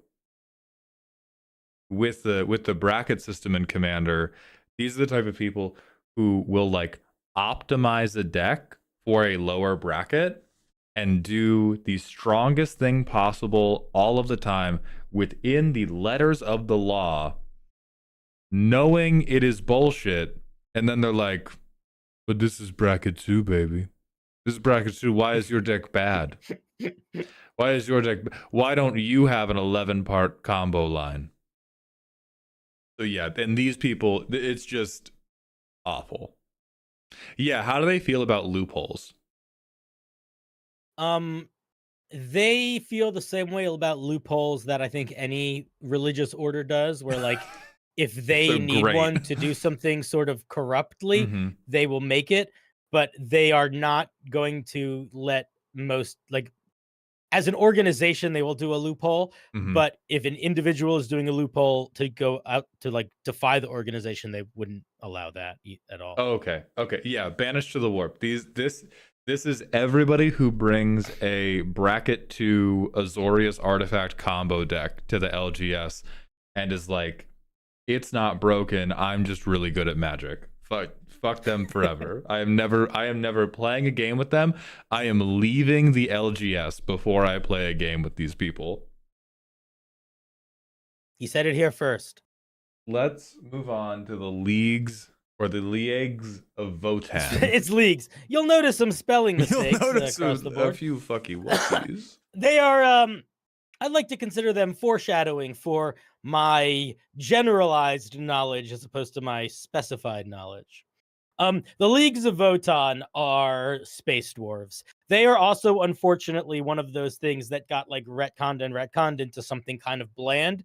So, but yeah, what people are, Rock and Stone is very much the Leagues of Votan. They are clones, So they all kind of look the same, but they are really into individuality. So they'll get like facial tattoos or do crazy stuff with their hair. They are separate from the Imperium in that like they Okay, kind of aren't under the watch of humans, Can I but pause they you are for a second? technically. Yeah, please. You said they're all exactly the same, so they're all clones of each other. Yeah. They all think they're different. No, they all. I mean, their minds are all different, but genetically they're all clones. Right, but they dress themselves up as different, and they're different people. Yeah, they're different people. So is it, and we're gonna put them in Need More DACA. Tell me the rest. They're separate from the Imperium, but the Imperium kind of leaves them alone, and I don't remember exactly why, but I honestly think it's mostly because they're mostly doing their own thing and or good. They also are some of the most technologically advanced people in Warhammer, arguably more advanced than the Tau sometimes. And they pretend they're less technologically advanced than they are whenever they're dealing with the Imperium, so the Imperium doesn't annoy them as much. Like, they go out of their way to make their ships look kind of junky. They also have like but yeah, like they literally go mining. Like they have giant super ships that can mine whole planets into this weird like Halo thing. They also have robots that basically are AI, and they like them like people. And like if one of them dies, they'll have like a funeral for it in the way that they would for like a person. And they also when they die, they upload their brains into essentially their version of the internet, and that's like their afterlife. All right, so Family Feud board. We've got all genetic clones of each other, all grabbing onto whatever expressions of individuality they can get to, and they present a face that is much weaker than they actually are. That is Niv fucking Mizzet or Galazeth Prismari, which are both, is it Spellslinger decks? It's probably Galazeth because of treasure tokens. Yeah, I was gonna say, whichever one you think does a better job of showing off the like they have good, powerful gear, I would lean in that direction. It's Galazeth. It's Galazeth, and I'm gonna say genuinely, Need More DACA. As somebody who had to outgrow being this way, you need more DACA in your life. Yeah, the leagues. They're fun. They are one of the ones that I don't know nearly as much about, but I also think there's not as much about them. But like they haven't shown up in any of the books I've read yet. They have some fun facts. They're goofy. They seem like if you had to be in Warhammer, and they would be one of the better things to be. Okay. Also, is it? That makes a lot of sense. Red, blue. Okay, tell me about the orcs. Oh, the orcs. So I will say this. The orcs are my favorite. The orcs are so the orcs exist in two perspectives, okay? There are orcs from everyone else's perspective, and then there are orcs from their own perspective. Orcs from everyone else's perspective are terrifying. Orcs from their own perspective are really fun. But the facts are the same across the board. You just have to imagine whether or not this is something that you get to do or something that is being done against you. Orcs literally follow Looney Tune logic in the Grimdark universe. So they have the power of belief manifesting physically around them, but not as individuals, and they cannot do it intentionally. So it is like when all orcs believe something to be true, that thing becomes more manifest in the world. The easiest example of this is orcs believe that the color red makes things go faster. So when they paint their vehicles red, the vehicles that they paint red go faster. There is also an argument that they have genetic memory. So some of that psychic field is not exactly what's happening. They just intuitively know how to make things do what they want them to do. But they are the comedy in Warhammer 40K. Like they are they are legitimately funny. Like there's a great part of a book where there are some characters on a ship, and they're robot characters, and the ship has orcs smashing through, and they're like, well, they're not gonna be able to do anything in here. Like there's no atmosphere in our ship, so they won't be able to breathe. And then the orcs get into the ship and start running through it, and they're like looking at each other like, wait, don't orcs have lungs? Like, don't they need to breathe? And the other one's like, I don't think they know that. So like the orcs don't need to put oxygen in their spaceships because they don't know that they need to breathe. Another little fun fact of the orcs is like so traveling, like hyper travels, in Warhammer, you have to go through the warp, which is like hell basically, and you go crazy in it if you don't have like all these protective wards up. The way the orcs protect themselves is they just put blindfolds on. So like they live by cartoon logic. They also get bigger and stronger the more they live. They also they're mushrooms, like they just grow out of spores, and they genuinely just want to fight and have fun fighting, and they like when they get to fight or work towards fighting, and they hate when they don't get to fight. And they have some technology, but it's like junkyard technology where they put a bunch of pieces of metal together and it doesn't make sense, but now it shoots teleporters that send goblins inside of your body. You know, they're hectic explosions. They're very industrial. Like their robots all look like Junkrat built them or something like that. How do they? What is their relationship to dying in battle? Is it good? Is it something to be avoided? Is it? There is a quote that orcs can't. There's an orc quote, and I'm not going to quote it exactly here, but it's essentially like, orcs can't lose because if we die fighting, and that's cool. And if we don't die, we get to keep fighting, and that's cool. I'm flipping off Breads right now for being the wrongest motherfucker I have seen in my life. Okay, so this is the Henzi deck, and now I am very biased because this is one of my favorite decks. I mean, Breads, you're crashing out super hard about you're again being too literal. Like you're taking the speed freak thing. Or, okay, here's the differentiator between Henzi and the other leading option, which is Ognis. One, Ognis not doing a goddamn reality warping thing ever. Like, we're definitely in Jund, but Ognis is doing nothing reality warping. He just cares about having a high rate of speed. Most Henzi decks are trying to do some type of weird cheatery. Like they're trying to fight their way into rules dog shit is the best way to do it. Where other people go, yes, they do, Breads. They cheat the rules of physics via their belief. And Henzi players don't feel like they're cheating. When I play Henzi, I'm never like, I'm cheating. I'm like, check out this cool shit. You're again making it too literal then. They're Henzi players 100%. You're trying to, like no orc would, like the orc player would never understand Industrial Advancement, which is a card that lets you sack a creature at your end step to flip a different creature out of your library. Like no orc would understand that as cheating. The table would, which I think is the difference between orcs as seen by orcs and orcs as seen by the table. The orcs are just like, I died fighting, that's cool as fuck, and this is the cool thing. This is the cool thing. Or like, I died fighting, good thing I was a bomb, with that one card that's in the Henzi precon that deals damage when something leaves the battlefield. Like blitzing is how would orcs feel about the word blitz, Cinder? I think they would be into it. Orcs, I think if orcs were a football team, a blitz would be the only move they would do. Ever. Yeah, like if we made Henzi 10 feet tall, you would not be orcs are very simple in a lot of ways, but they're not dumb. They sort of like seem dumb, but it's just that they sort of see existence through like three very specific lenses, and they don't care to learn anything outside of that.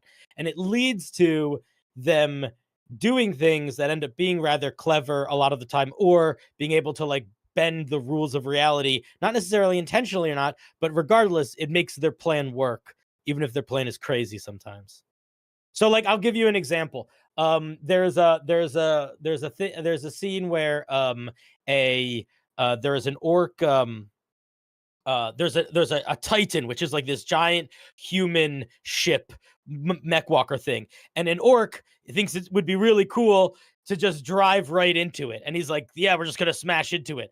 And because the ship has this energy shield that is designed to protect against blasts and artillery and stuff, a motorcycle driving through it can break through it because it's not really designed for that. So because he's doing this very simple sort of dumb idea, he ends up breaking through the defenses of this super tactically advanced thing and crashing into the head of the Titan and killing everybody inside it because he, you know, that's the cool thing to do. He's also on fire while he does it. Okay. You know, why not? Okay. I think this is 100% Jund behavior. And if the art of Henzi was a 10-foot tall muscular man, Breads would not be coping so hard right now. I'm gonna put this on would invite back. Because I think this is like, I think this is a thing where they are so tunneled that it's not something you're always in the mood for. I will also say, yeah, they definitely only have one play style. Yeah, like they have one speed, and there's sometimes where you're like, I don't want to go that speed right now. Yeah, they only go one speed. That's also why they have the most fun in Warhammer, because their speed is fighting, and Warhammer is just everybody's fighting forever. Okay, tell me about Necrons, which these did get a pre-con deck for the 40k crossover, and Wizards gave them mono black. Okay, so Necrons are what they are in the modern day is most of them are essentially soulless robot zombies that are controlled by a select group of highly intelligent, highly charismatic, almost like mummy kings, but Terminators. They are really old. Like, they were around 60 million years ago. And they basically got tricked into stuff by some eldritch shit. It doesn't matter, old stuff. But what they are now is they have some of the most advanced technology in the 40k universe. But it's really old. They are most of their character, the ones that are characters often have like more human personality than other people do, because they're so charismatic and old, and they're often very goofy and silly, because they're also just so powerful. Most of them are sleeping, and what their whole shtick is they're like waking up, and now they're seeing the universe that used to be theirs is like populated by all these warring things. So they're just like, fuck you, give us our universe back. And they are also like, they just don't really respect or fear anything. There's one of and they hate the Tyranid, but they're also like, they'll do shit like this. Like, let's say our planet right now, Earth. Okay, if the Necrons woke up and they wanted to take Earth, this is what they would do. They would push a button, and then every electronic device at the same time on the planet would pop up a picture of a Necron head, and they would say, "Hello, I am Tomb King Necro Nunga Necro Man, and these are my Necrons. This is our planet. You didn't know it was our planet, but it's ours. So your species has 24 hours to evacuate the planet. You can go wherever you want, but this is ours. Take your time. We're not here to hurt you. Just make sure you're gone in 24 hours, because then we're gonna firebomb everything that we don't like." And then that's it. So it's like, what do? We don't have the technology to leave the planet. But you know, like, and they're terrifying, but they're also kind of funny. One of the best Warhammer books is called The Infinite and the Divine, and it's about two different Necron lords. One of them is like a prophet kind of guy, and one of them is like a crazy collector kind of guy, and they hate each other. And the whole book is just them. It's just basically two old men fighting and rivalrying and being grumpy at each other across like thousands of years. But there'll be things where they like have an argument and they just stare at each other, and then they just stare at each other for like 3 days, because they're so long lived and they're so old that they just don't really like think about time in the same way. And like, some of the biggest events in the Warhammer 40k universe are like footnotes in this book, where it's like they're there for like a minute and maybe they even caused it, but then they just go on to other things because it's not really that important to them. Okay. Okay.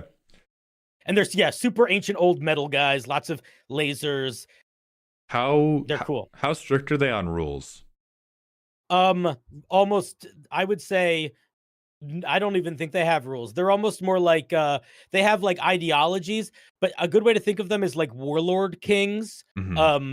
Like they just kind of they have like a shared history and culture, but they kind of do their own thing.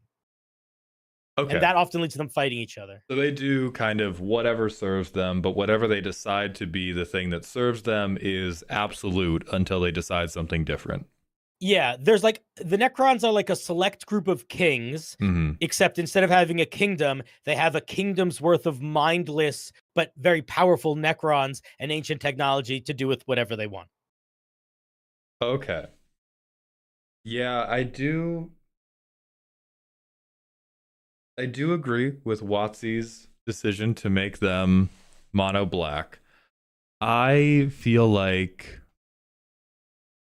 I'm banishing them to the warp.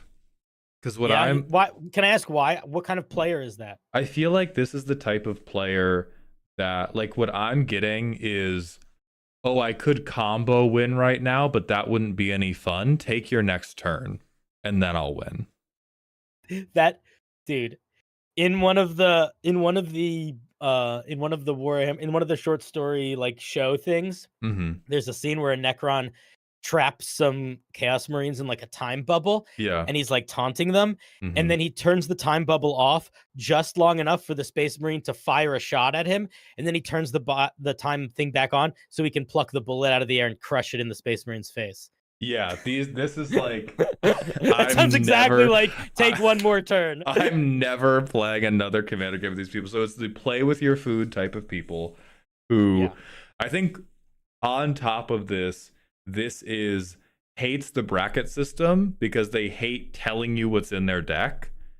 And then they go to win and they're like, oh no, take one more turn. And then as soon as you put together a win, then they smack you down. And they're like, what's the most powerful bracket? Bracket 3? 5, technically. I think they don't make brackets. I don't think they make decks that aren't bracket 5. Yeah, like they only yeah, it's okay. Well, I think what they do is they take a bracket 5 deck and they would make it what we would call bracket 4 when it's really bracket 5, but all of the payoffs are shitheadery rather than winning directly. And then they fuck with you. And they hate the bracket system because they don't want to have to tell you anything that's going on in their deck. Yes. Yeah. This sounds perfect. Okay. I need to get some water, and then we have the Tyrannid. The lone Tyrannid. The Tyrannid. I'll be right back. I'm gonna hit the 3-minute ad break. If you're in the subathon, you haven't gotten gifted a sub yet, you get shit on. Will they be able to hear me still? They will be able to hear you. I'm gonna give you required reading material. God. I just want you to look at this thing for a while. All right, guys, let's talk about this magic card. This is magic card. It's called the First Sliver, classic legendary creature. You'll notice it's one of every color of magic card colors to cost, which means that if you have to have a 5-colored deck or a bunch of those lands that are different colors. And it has the cascade feature, and a bunch of you plebeians don't know it probably, but anyway, it means when you cast the spell, you exile cards from the top of your deck until you exile a non-land card that costs less. What an annoying sentence. Holy shit. You may cast it without paying its mana cost. Put the exiled cards on the bottom of your library in a random... So when you cast this card, you just take all the cards out of your library until you find another card that costs less than 5, and then you play it too? All right. Is that good? Is this... Oh, it's the best. It's too powerful. Oh man, it's OP. you have this card in your deck, you're a bad person. Everybody hates you. They're like, hey, we were going to have you over to make a macaroni salad, and now we're not even going to share any macaroni salad with you. You know why? Because we thought you were just playing one card, and it's already a 7/7 for 5, but no, you're playing another card, and you're not even really exiling the cards. You're just pretending to, because you're just putting them on the bottom of your deck, and now you have more deck knowledge because you know what you're not going to get for a while. So it's giving you meta knowledge, and it's not even getting rid of your cards. And it's a 7/7 for 5, and it's got too many legs coming out of its sides. What are those little legs for? What do those little legs do? Those little legs don't do crap. I can't read the whole card because part of it's covered by me. It says L's you cast have cascade. Classic L's. L's all the way. Every L you have, you get another L. You trip on the stairs, you trip twice. You try to hit on that sexy person at the bar, and then their boyfriend punches you in the knee. Well, now they're going to punch you in the other knee also. Look to the left. I'll look to your left. Oh, I can see it's in the middle. Sliver spells you cast have cascade. Yeah, that's how all slivers work. All slivers cascade. So every sliver is a double sliver. Double L's. Hey, can you spell the word little? Not anymore, because those 2 L's are taken out. And now it's just ite, because those 2 L's are being used on you. You're taking 2 L's now with this card. This is the sliver card. Guys, do you think Maldhound should hire me to do more card rants? Is this a good card rant? Should I start copying his structure, but just doing this? Where I don't understand what the cards are. I'm just yelling about them in ways that don't make any sense. Because I'll tell you what, I'll do that, but I'm not going to learn what any of this stuff is. The only way I'm going to learn to play Magic again is if somebody sits down with me and helps me build a commander deck that I know will be fun. That's the only way, because I don't want to have to figure that out by myself. That sounds hectic. There's too many Magic cards. They're all different now. There's so many rules I don't understand. So one day, but I'll tell you what card's not going to be in it. The first sliver, because I'm not here for 2 L's. I'm going to be spelling words that don't have any L's, like egg and possum and George, even though that's a proper noun. I don't know if we're going to be spelling with proper nouns, but we'll be spelling all sorts of words. Okay, have you demonetized me yet? Shh. Don't tell them what we were talking about. Guys, chill. Have you demonetized me yet, Cinder? Wait. Chat. Be honest. Chat, be honest. Did I just how good of an impression did I just do of a Maldhound video? How good? What if I fucking got you, man? What if I Molly spoke one long run-on sentence until you got back? Yeah, I just roasted this card, but in one sentence, basically, but pretty until you got back. But it was hard because I don't really know what the card was, and I couldn't read the whole thing. I thought it just said L's you have cascades, so we were talking about how you were getting a lot of double L's. Hell yeah, Tetris gaming. Yeah, people they loved it. I love Tetris. I love Tetris. So is this a card you like or don't like? I fucking hate this card. I wanted to. People were saying it was very powerful. It's definitely fallen off. It's fallen off a little bit as time has gone on. It used to be disgustingly powerful. It used to be if you showed up to a table with this, it was like, it's on site now. Fuck you. Why would you bring this? And now it's like, oh, this is pretty good, but we know how to stop you. Which is that what's happened to the Tyranids? Or are they still? So the Tyranids, okay. Let's talk about the Tyranids from a storytelling perspective for a second. The Tyranids are one of the more fun things because they are the most monstrous. They are the most alien. They are very xenomorph. Any sort of like bio-alien thing, they got a version of. They're also like very fun in that they are like an ant colony. They're a hive mind, but to an extreme where a lot of them don't even have like digestive systems or things like that. But because of that, they also kind of end up being the most boring, not from they don't have characters. So the best thing about the Tyranid from like a meta perspective is they are a threat. They are a fun thing to watch characters contend with, but they really are not characters. They are now, what is their vibe? They are a hive mind. They are very much like, they are the definition of like the monsters will charge at you and fill the moat with their dead bodies to get to you. They also like adapt evolutionarily very quickly. Not necessarily like they don't like change as things, but like if, for example, they want to fight a planet and that planet has a lot of like everyone on that planet has like really powerful artilleries, they are going to make sure the next generation that goes to that planet is going to have extra thick carapaces to push against that artillery. Or maybe they will make sure all of their creatures are using a very specific tactic. Their modus operandum is just eat. They are trying to consume the universe. When they succeed at taking a planet, they eat everything biologically like viable on that planet down to like bacteria, so that when they leave a planet, it's essentially like a dust bowl.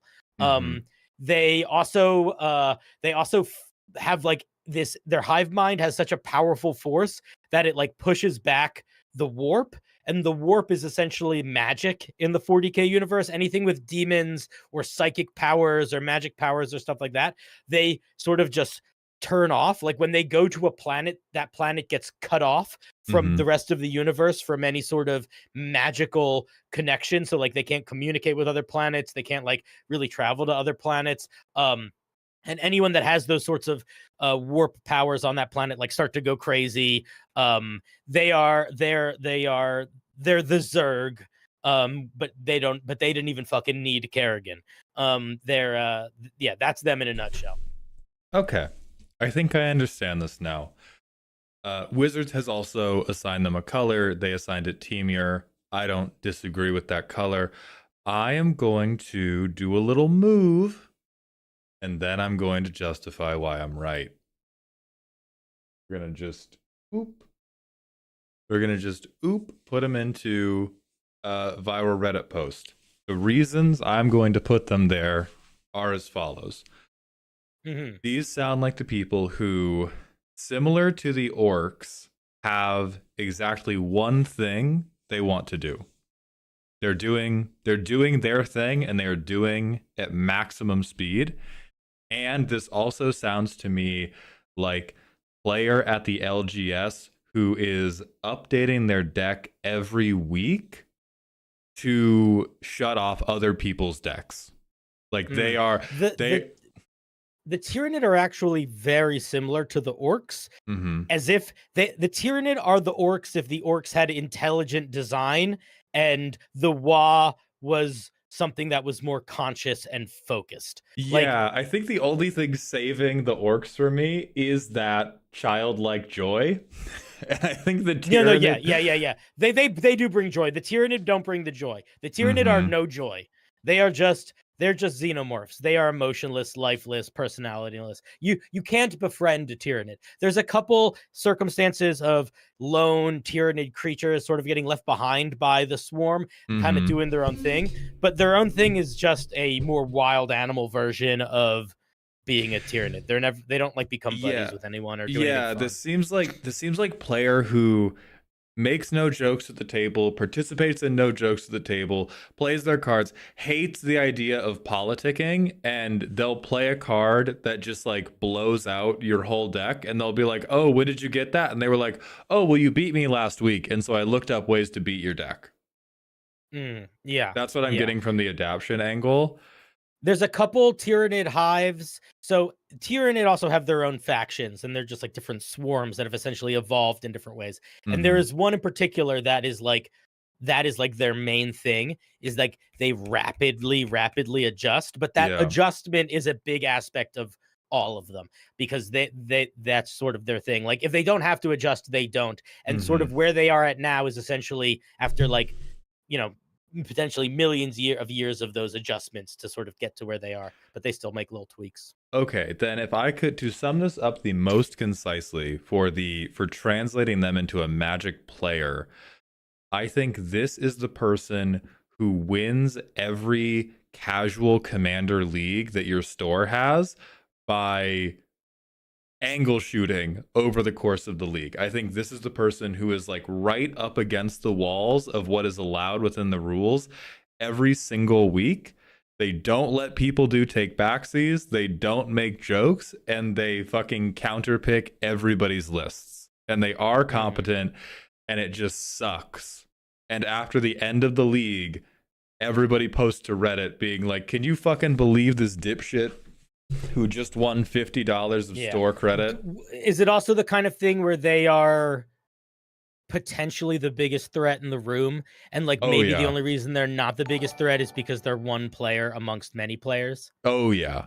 Oh, for sure. Because that is kind of the Tyranid. Like a big aspect of the Tyranid is they might be the big bad. Like there's not a big bad, but if there was going to be a big bad of 40k, the Tyranid would be a good option for it. Yeah.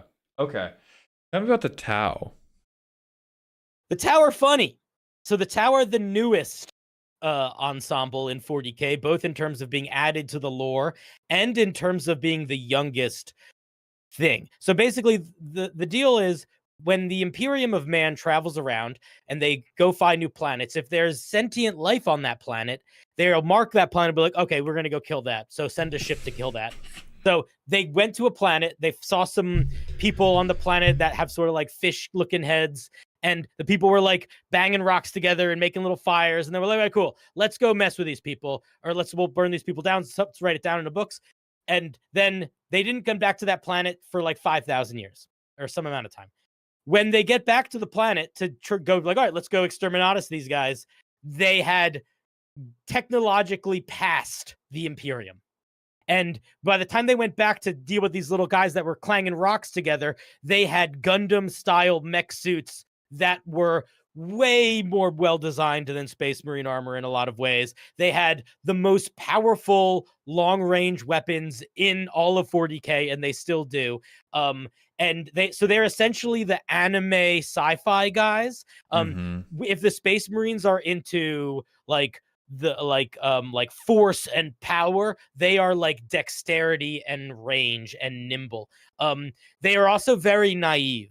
So they have no real they still don't really understand the weight of the universe that they're in. Like there is a famous moment in 40k where they did battle with some Imperium guys, and one of the things they were fighting was a dreadnought, which is like it's basically a walking sarcophagus that can keep a Space Marine alive for a really long time. And they kill that guy. When they kill that guy, they realize that thing that killed was older than their whole species, or older than their civilization.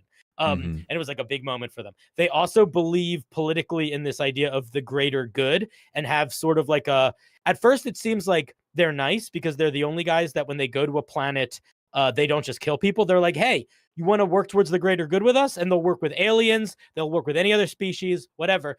But there is sort of a wink and a nudge. There's like a sort of hinted at subtext that there might be like a psionic mind control element to the greater good, where there is a little bit of like subtle subconscious control that is happening there.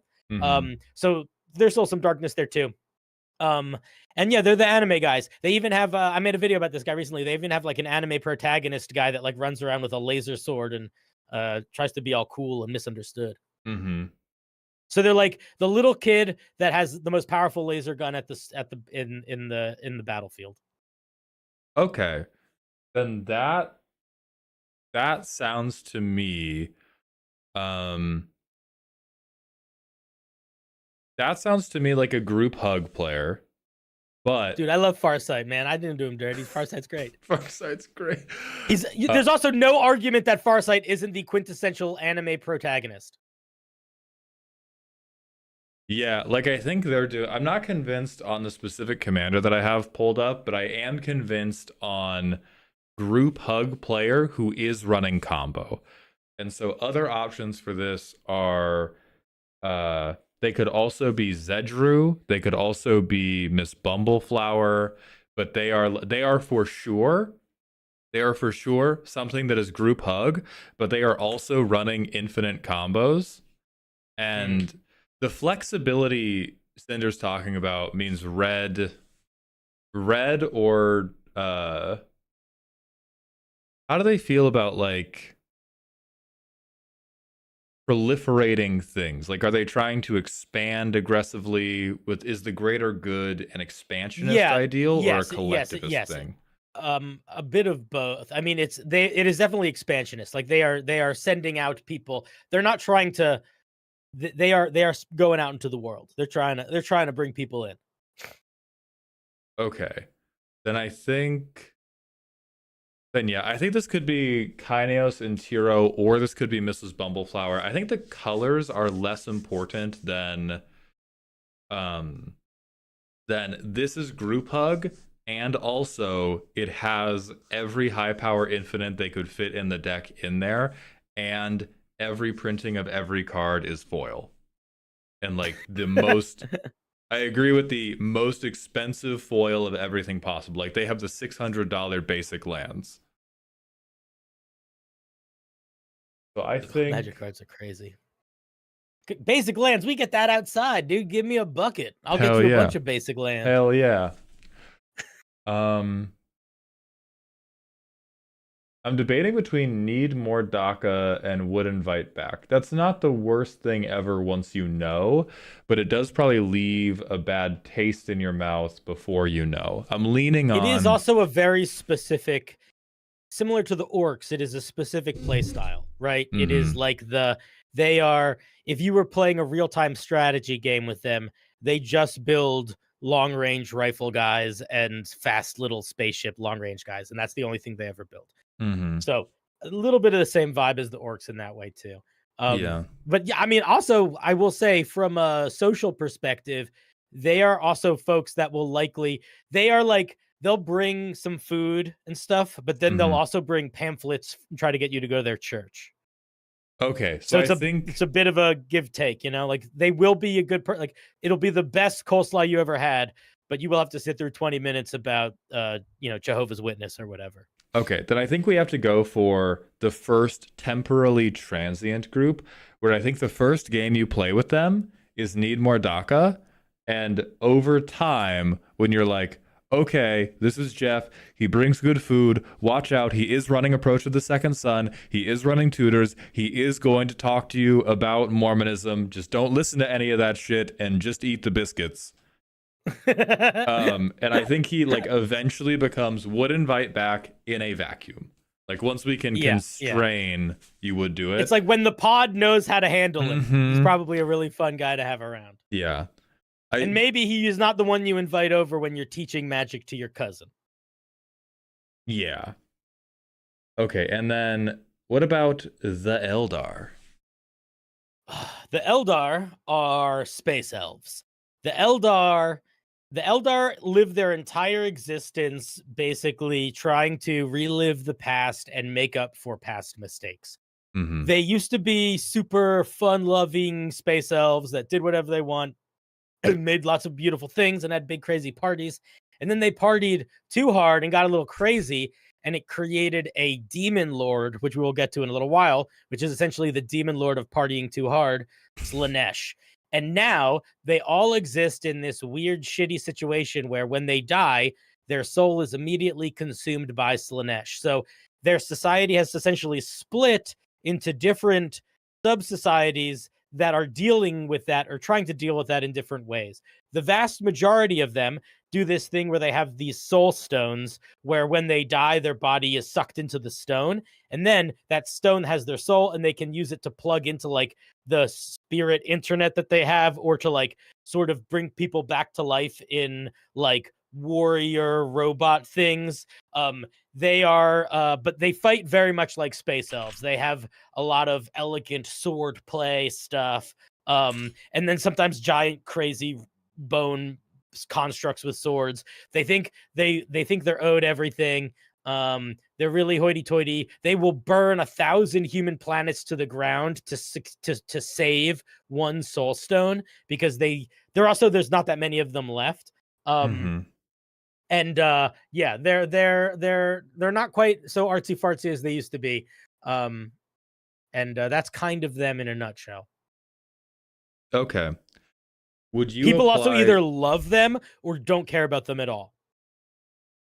There's no I find that at least in the fandom that I've met, there's no in between. So they don't have a high degree of haters. They have like, or what about people? like? I would say they have hate. It's almost like people don't spend a lot of time hating them. They like meme on them and then move on if they don't like them. Okay. How would the term "lost in the sauce" apply to them in terms of how they generally move through their life? Okay. I think lost in the sauce. I mean, if I would also say the sauce. If the sauce is the past, then they're also definitely lost in the sauce. Okay. So they care a lot about the past. I think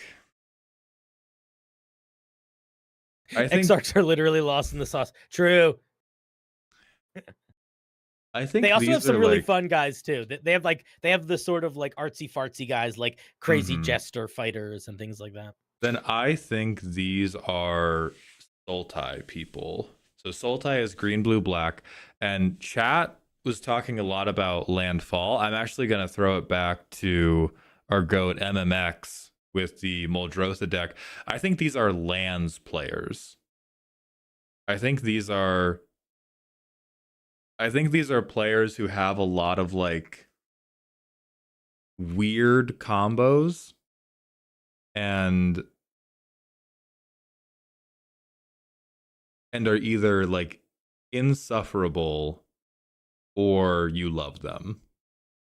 Yeah, they're like high elves. If you want to like be they're like the elves that go, interesting. Yeah, like they're doing fiddly shit. They're not so loud about it that they're attracting a crazy amount of attention. And for some people, they're like, oh my God, this is the best thing ever. This is the deepest and most truest relationship you can have with the game possible. And everyone else is going like, LMAO, nice dirt, bro. And then punching them in the face. Yeah, like I think these are the people who write incredibly long deck primers. These are the people who write like 11, which a primer cinder is some people will, it's their version of D&D homebrew for their deck. Where it's like a guide as to how you play it. And I think these are people who have paragraph breaks in their primers, and they have like a table of contents for their primers. I think that's need more DACA. I don't hate these people. These are not the decks. These are not the players I enjoy playing against the most.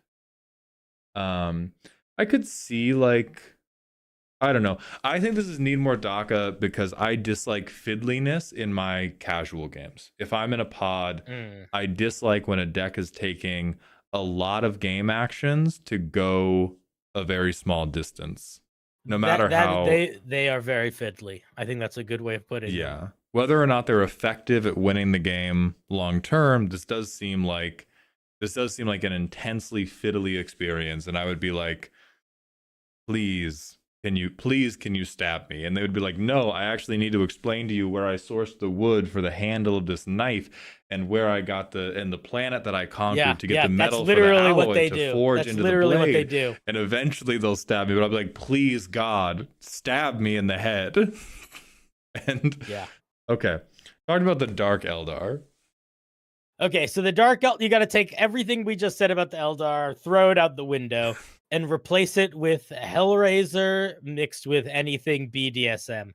So instead of putting their souls in soul stones to try to protect themselves, what they do is they essentially vampire take the soul essence from other people by making the most torment possible.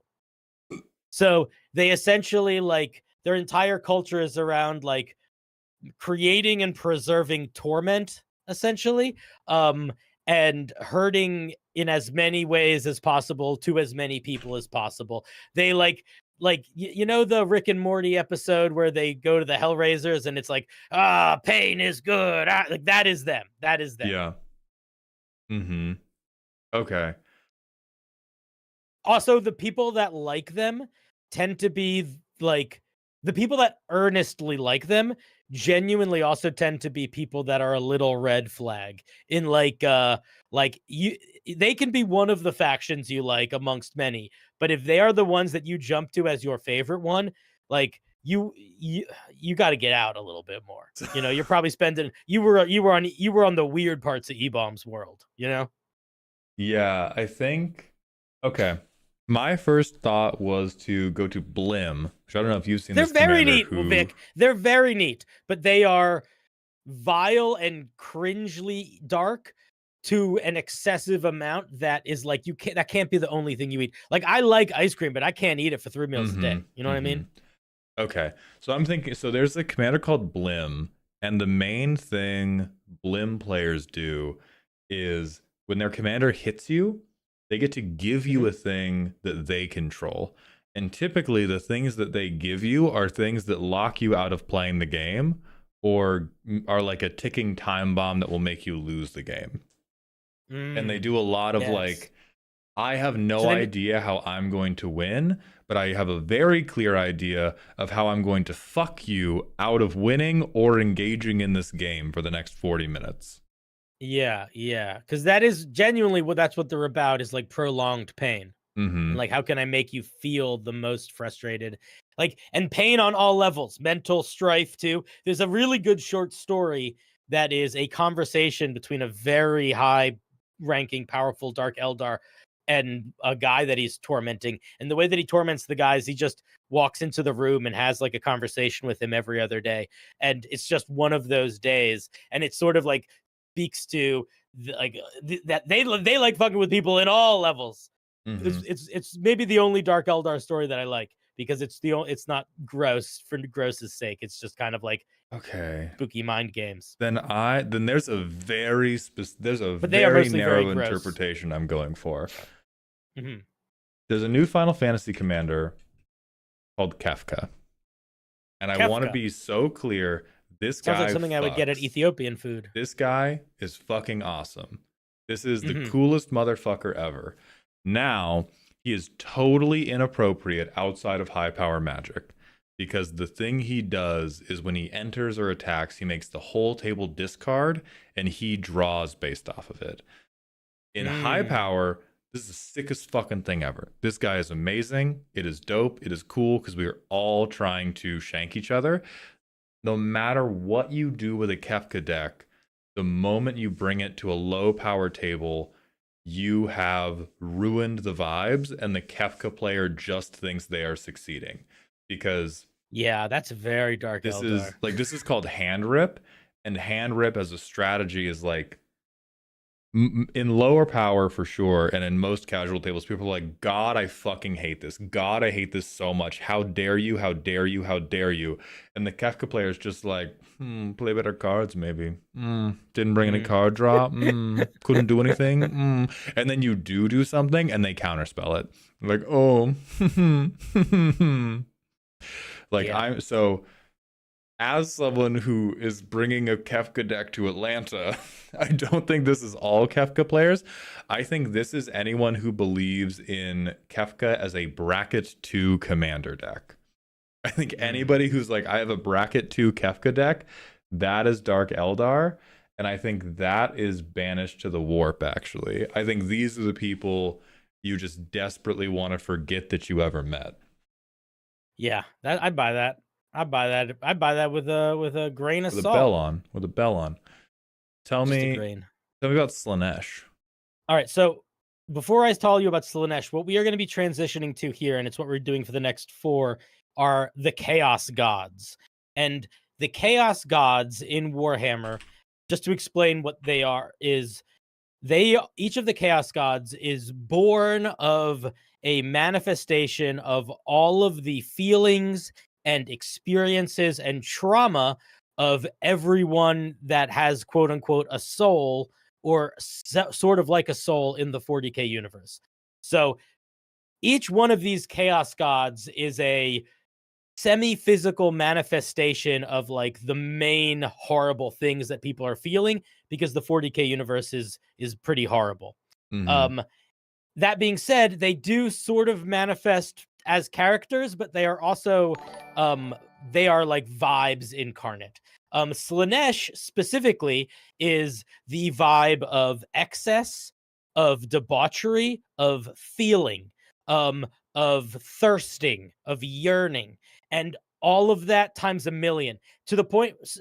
So like the easiest way to think about Slanesh is like, you see the most attractive person you've ever seen in your life. They walk over to you. They make you feel the best you've ever felt in your life. And then you feel strange and there's spikes coming out of your eyeballs and you feel so good that it hurts. And now you're embedded in a wall where every now and then you are like jolted with shocking feelings of joy and pain in like a giant cave of flesh. Like that's Slanesh. Slanesh is like debauchery. It's Dionysius. It's yeah, like even the picture I picked there is someone whose body has been turned into a harp that's being played by a demon. Like it is like awe. It is awesome in like the scary awesome. It is dark joy. Okay. Chat's thinking a lot about this from a physical perspective, and they're talking about like anime play mats, not safe for work proxies. I think that might be a part of them. I think this is the person who whose deck is made to copy Scrambleverse.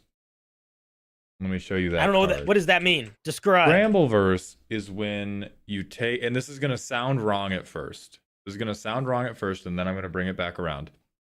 Scrambleverse is for each non-land permanent. Choose a player at random. They gain control of the permanents they were chosen for, and then you untap those permanents. So it essentially mixes up the entire Magic board. And Scrambleverse is generally agreed upon to be a hilarious card the first time you resolve it, and a terrible card the second, third, fourth, fifth, sixth time you resolve it. And I'm gonna interrupt you. I actually kind of agree with chat. There's another Chaos God that this feels vibey with. But wait, tell me where your thought process is coming from. I think chat's being too literal again, because I think the going from the highest peak to the shitty spike dungeon is, I think, the epitome of chaos lock players. Like, these are the players who say, I'm building a chaos deck, and then the chaos deck is meant to prevent you from taking game actions while they re-resolve the card they think is funny. And these are the decks that go from, oh, this is going to be such a kooky good time, to holy shit, let me out. That I see that. I also think, though, that transition of having such a good time, holy shit, let me out, is the experience of most of the Chaos Gods. Most of them are that, because the whole gimmick of the Chaos Gods is people fall to them because there is an appeal. There is an element of this does actually help, and then it gets too much. The only one that I don't think is that necessarily is maybe Zinch. But all of them are a path, because life in Warhammer 40k is so horrible. So even though these things are horrible, a lot of the time they at least feel like the lesser of horrors, or they legitimately make your life good for a while before you realize where the corruption is. The main things with Slanesh are the thirsty, the party, the flesh, the touching, the overdose on like the overdose on feeling. Okay, then I do think Nekusar fits that well. He's somebody who lets you draw additional cards, but he deals the damage to you every time you draw a card. And most Nekusar decks will lean into wheels, which is where you have to discard your hand to draw a new one. And so when you're playing against a Nekusar player, you usually get to play, like, you get to see way more of your cards, and you get to use way fewer of them.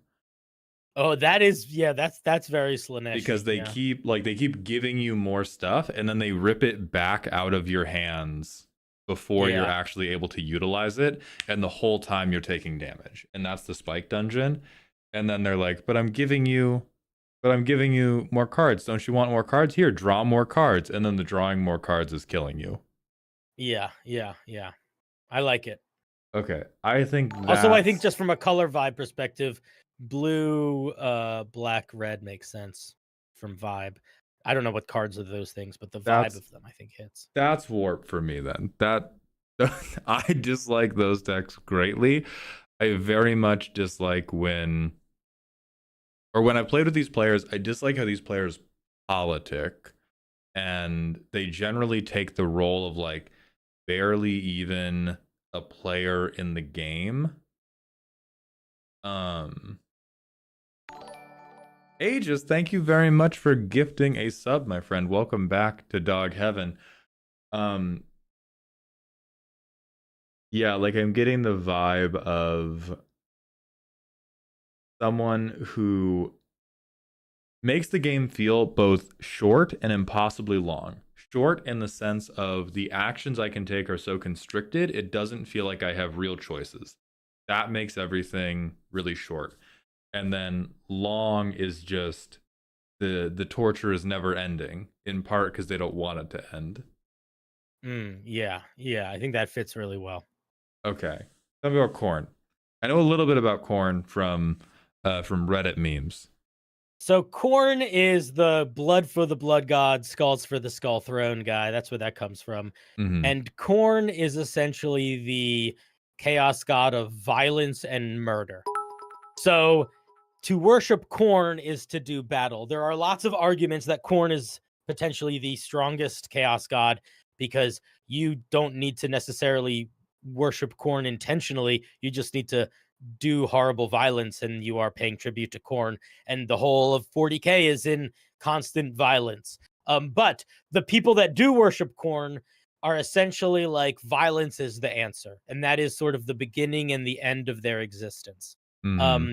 They are really simple from a like personality perspective, and their sort of nuance comes out in they just have like some cool big they have some of the more fun looking demons in terms of like classic demons, like giant bat wings, minotaur heads kind of vibe. And they are they just want to chop things up and pour blood on their heads and build a giant pile of skulls. Okay. Then that's easy. That's very easily Rakdos. Also, Aegis Athene, thank you for the 200 bits. Since you've both met her, what's the witch who makes people bald like? I'll The get witch who you. makes people bald? Yeah. What does that mean? Since we've both met her, because we're both balding. Oh, I see. Thank you, Aegis. I'll get Here's you, the Aegis. thing. Here's the thing. Listen, we talked about before we started. I'll level with you, chat. I'll give you a little behind the scenes. Before me and Maltz did this stream, we had a little chat and we were like, all right, what are we going to talk about? And we were like, there were two things we were going to try not to talk about because we just didn't want to start any controversy. We wanted to keep this thing TOS, didn't want to hurt any feelings. The first was we weren't going to reveal to anyone that we are the exact same height. We weren't going to reveal that to anyone. Yeah. That was going to maintain a secret. And then the second is we weren't going to talk about our hair routine, where what you do if you really want to have sharp eyebrows is you start the buzzer just above the eyebrow and you pull up and you pull up. And if you really want to do it, you have to sacrifice a bit of hairline. That's just the way it is. You know, some people like a little more hairline. Some people like a little bit of a sharper brow. And, we were trying to keep that between us, but you've made us bring it to the surface. This so there reveal you go. was supposed to be part of a Patreon exclusive, but now we've leaked it. Kalmagi, we're both 6'7". We're both 6'7", and we have eyebrows. Yeah, that could and if cut you a building ever in see half. us together, you'll still believe it. You better. It'll be fucked up. And not even question it. It'll be fucked up. Yeah. Okay, so I think this is Rakdos. I don't think this is like every Rakdos commander in the world, but the energy is very Rakdos, and it cares about like either combat damage triggers or when creatures die, good thing happen. I mean, I generally think this is Daka Daka. I think most tables, most LGSs in the world should have a like Korn-esque player on call. I do not think it's Lord of Pain, because Lord of Pain doesn't fucking want to do anything. Lord of Pain decks. I could see them being Daka Daka, just because even from a Warhammer perspective, they are a good fight for everyone. Mhm. Nobody's like, there are certain people that get upset when they fight other people. Yeah. Like orcs hate fighting Tau because they fight in such different ways. Everybody has a pretty good time fighting the Khorne demons because they're just classic big punchy guys. Yeah, like I think this is much more. I could kind of see Cardor, but so like Khorne's active, right? Khorne's getting in the mix. So none of the Chaos Gods are active. A good way to think about the Chaos Gods. Chat, correct me if I'm wrong here, but the Chaos Gods really exist in sort of a space between having physical presence in the world and being cognizant ideas. They really have presence through their demons. So they will give power to things or manifest things, but there are like the stories where the Chaos Gods do things are very much supposed to be a little bit allegory, folklore, even within the context of the 40K universe. Okay, then in that context, are Khorne's boys active? Oh yeah, dude. If they're not being active, they're not getting blood for the Blood God and skulls for the Skull King. You got. I think this is way more Cardor than, because Lord of Pain and Valgavoth, which are the two other options Chad is talking about, these decks are incredibly happy to be passive and let the table burn down around them. That is not, that is still Rakdos, but it's not the Rakdos pick that is happening, or it's not the Rakdos pick that fits Khorne well. Like they have to jump in it. Does Khorne enjoy, this is going to be very nail on the head. Does Khorne enjoy forcing other people to get active, or does he just get very active on them and see what they do? There is nothing Khorne likes more than getting people to fight each other. Okay, this is Carter Doomscourge. There's literally no other option. That's Daka Daka for sure. Tell me about Tzent. Daka Daka. Tell me about Tom. It's pronounced Tzeetiche. That will make a lot of people really frustrated if you put that in a YouTube video. It's Tzeentch. Tzeentch. The Lord of Change. The Lord of Change. So Tzeentch is a weird one. Tzeentch is probably the most eldritch of the Chaos Gods. They are very much about learning the unknowable, like reading a book that makes it so you grow tentacles out of your eyes, but also see the future. They famously have a demon that can perfectly see the future and the past, and has two different heads, and and they're both constantly saying crazy stuff. So there's just like a billion guys sitting around writing down all the stuff they're saying, because in theory they're like giving great revelations, but people don't know what the fuck they're talking about. They also they are another group that a lot of times people end up worshiping them unintentionally, because like you can stumble into knowledge that is too much to know, that allows chaos to like break in and change you. Their aesthetic is very bird. If it's not very bird, it's very tentacle eyeballs. Okay. They're doing...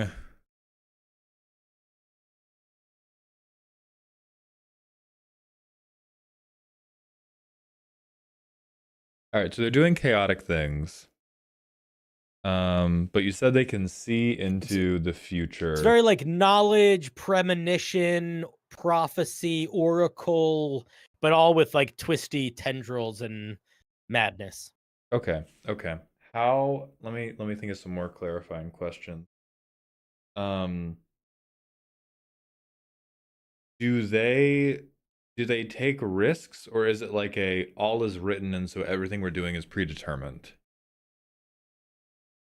I think they are sort of that space that like they might decide that taking the risk is the predetermined thing. Like they are a leaf in the wind of change. Oh.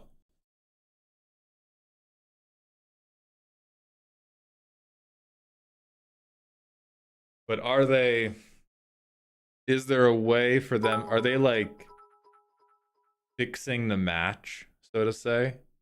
Yeah. Oh yeah. I think there's a lot of if you ever have the horrible idea to torment yourself by going into like Reddit forums about this, a lot of the times people are like, why isn't Zinch the strongest of the Chaos Gods? Because of how sort of meta their vibe is in that way. Mm-hmm. Okay. Then this is Sakashima. This is a CEDH pairing that is Biggs Dog is saying they will lose on purpose purely because they think it's funny. Is that a true statement? That's an oversimplification. They might lose something on purpose because they think it's leading to a greater victory somewhere else, or because yeah, this is Krakashima. This is Krakashima. So this is a CEDH deck that is wildly good, but relies on coin flipping. Okay. And the way it works is there's a guy, Krark the Thumbless, who whenever you cast an instant or sorcery, flip a coin. If you lose the flip, you bounce the spell to hand. If you win the flip, copy the spell and you can choose new targets. And so what you do is you get Krark and you use Sakashima to make a clone of him.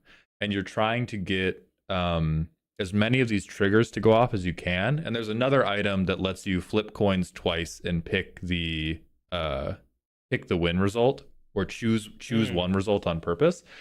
And Krakashima is like the best deck in CEDH, except for all of the times it just loses.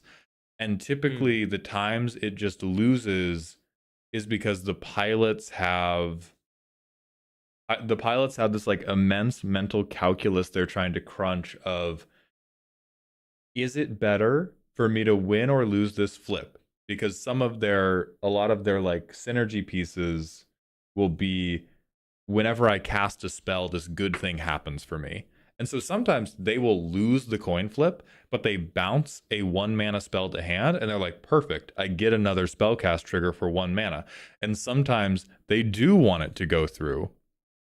And so a lot of the Krakashima player managing their turn is trying to look into these like infinitely branching realities of what could happen and pick the right one. That is so Zinch.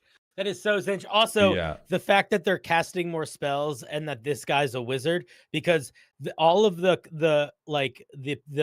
cultists of Zinch are the spellcaster. They are the closest things to, like, most of Warhammer 40k doesn't really have magic. Anything magic is just an interpretation of psychic powers or warp powers, which are just psychic powers. But the Zinch cultists and the Space Marines that are the Chaos Marines under Zinch, they are literally like opening spell books and saying, they look like they're doing magic. Yeah, this is the most Krakashima shit I've heard in my life. That's Daka Daka to me. That's Daka Daka to me exclusively because, shout out my guy Deadbeat Scott, who is a Krakashima player, and I have played against their Krakashima deck, and it was some of the most fun shit ever. I'm sure that there are dickhead Krakashima players who may change your personal opinion. My experience with Krakashima players, this is the dopest shit ever. And I think the only thing that might move them out of Daka Daka is Krakashima in Magic has a, like, you have to be ready for that mood. If you're not ready for that mood, you might not. So I don't think it's like universally, fuck yeah, get them in the pod. Yeah. But I think as long as you're playing at a power level that can support it, then it's like, fuck yeah, this is the best person to have in the pod. Cool. Yeah, I that sounds good to me. I like it. I like the seeing alternative potential options and reality bending stuff. I think it's very fitting. All right, tell me about. We just have one left. We have two. No, left. we have two left. We have Nurgle, and then Nurgle. Oh, Nurgle. Okay. AKA Papa Nurgle, aka the great grandfather. There's also somebody in Twitch chat called Like Potatoes and Cheese that says, you're the reason they downloaded Twitch, which is where they found me. So this is like the best crossover that we could have put together for them. Who said that? Who said that? I like potatoes and cheese. Potato, dude, are you the fucking guy that keeps sending me questions about potatoes? Because I'll keep answering them. I do. I'm doing videos now where people send me questions about. There's actually a forum up. Hey, if you go to my YouTube channel, you can still find, or my Discord, you can find the forum. But you can send in Warhammer questions, and this next episode is going to be all of the Warhammer questions will be answered from the perspective of an adventuring party, D&D characters. So you can ask real questions, and I will give real answers. But if you also want to ask a silly question, you will get a silly answer. Perfect. And fucking Potato loves asking about potatoes. All right, give me 2 minutes. I need to talk to Z about something, and then tell me about Pop and Nurgle. All right. Do you need me to look at another magic card or something? Oh, no. All right. I guess we won't look at any other magic cards. Should we sing a song? Do you guys want me to sing to you? What do you want? What do you want, chat? It's just me and you now. Wait, guess not. Did you say something? I don't know.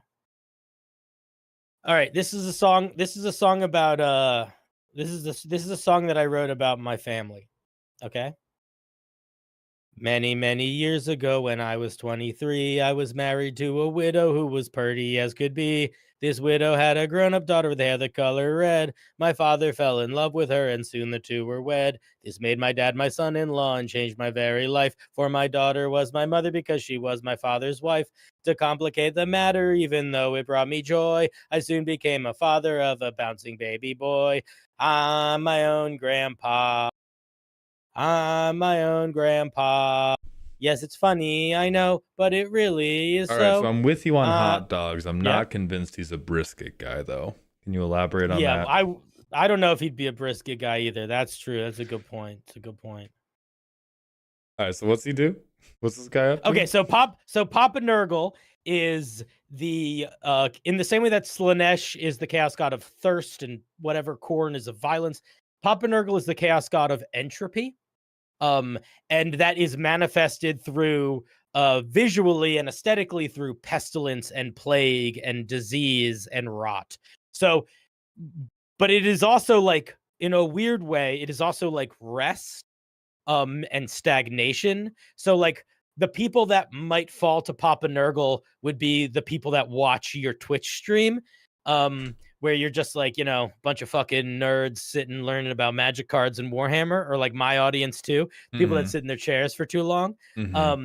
And the thing about Nurgle is that when you fall to Papa Nurgle, you feel great because you are tied now to Papa Nurgle. Like your body feels great, you feel comfortable, everything feels nice, but you're like bubbling with pus and pestilence and disease. And if that connection to Nurgle ever breaks, you just feel like utter pain and horrible things.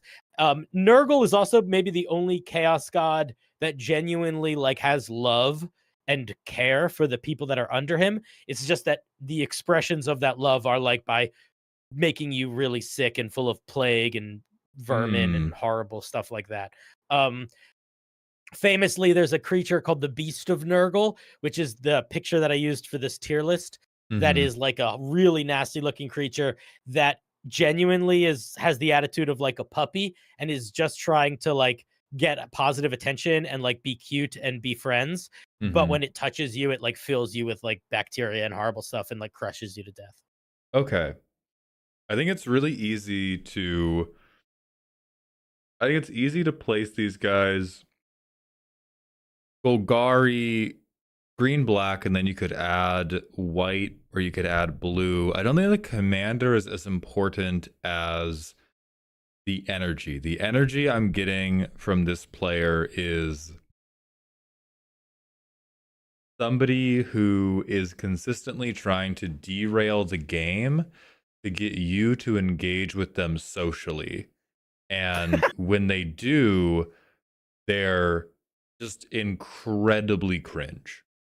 Like, I think this is the type of person who is like using the commander game to try to translate their D&D OC, and their deck is built to prevent anyone else from winning the game until you have all clapped for their D&D OC. Like, it... How do you feel about the phrase, it insists upon itself?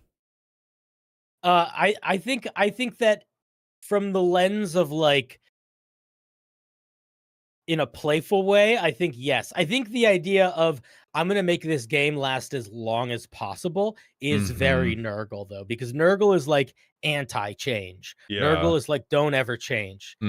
I love you for you. Now sit in that chair and let me grow some like world-ending maggots in your belly.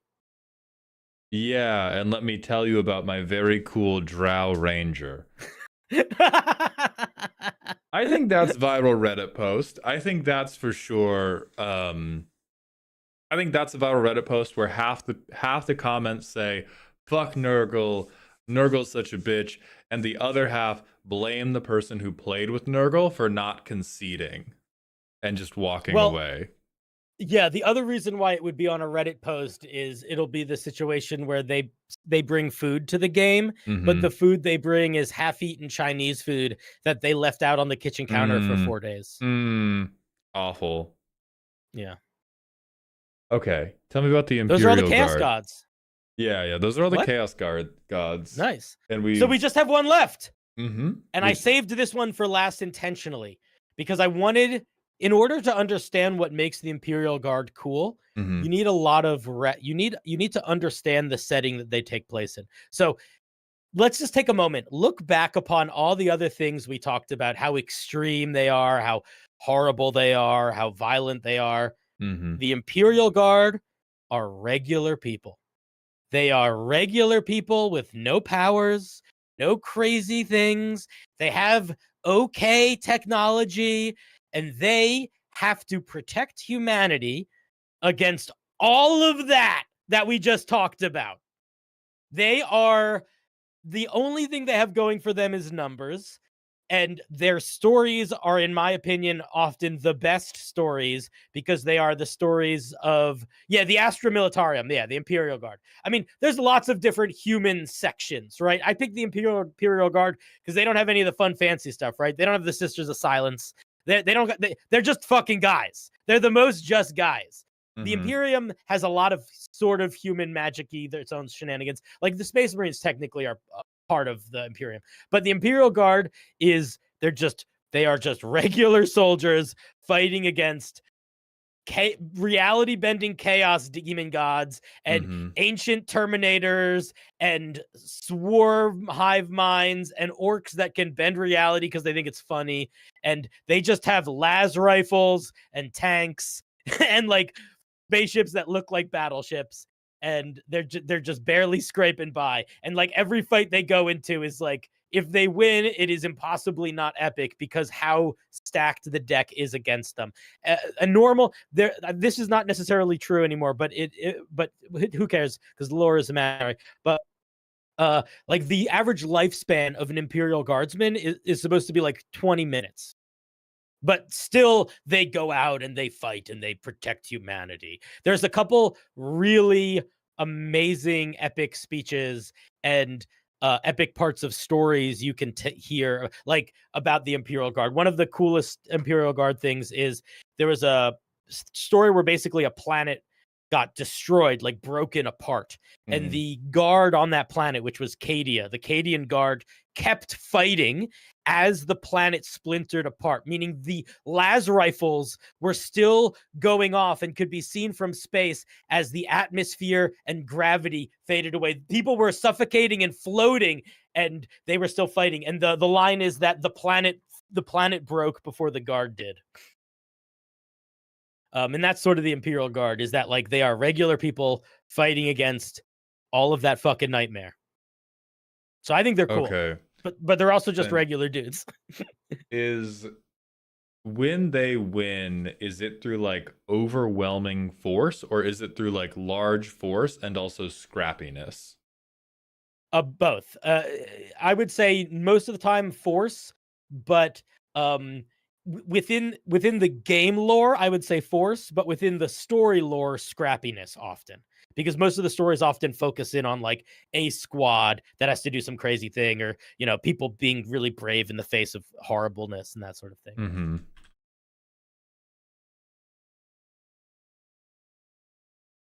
But yeah, the most, like, the Imperium's most valuable resource is Not most valuable, most plentiful resource is humans. It's just bodies. Mm-hmm.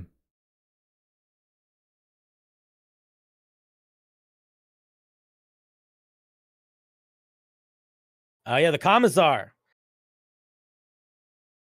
I'm I reading a actually- really good book right now about a Commissar. It's so good. Hero of the Imperium. Very good book. This is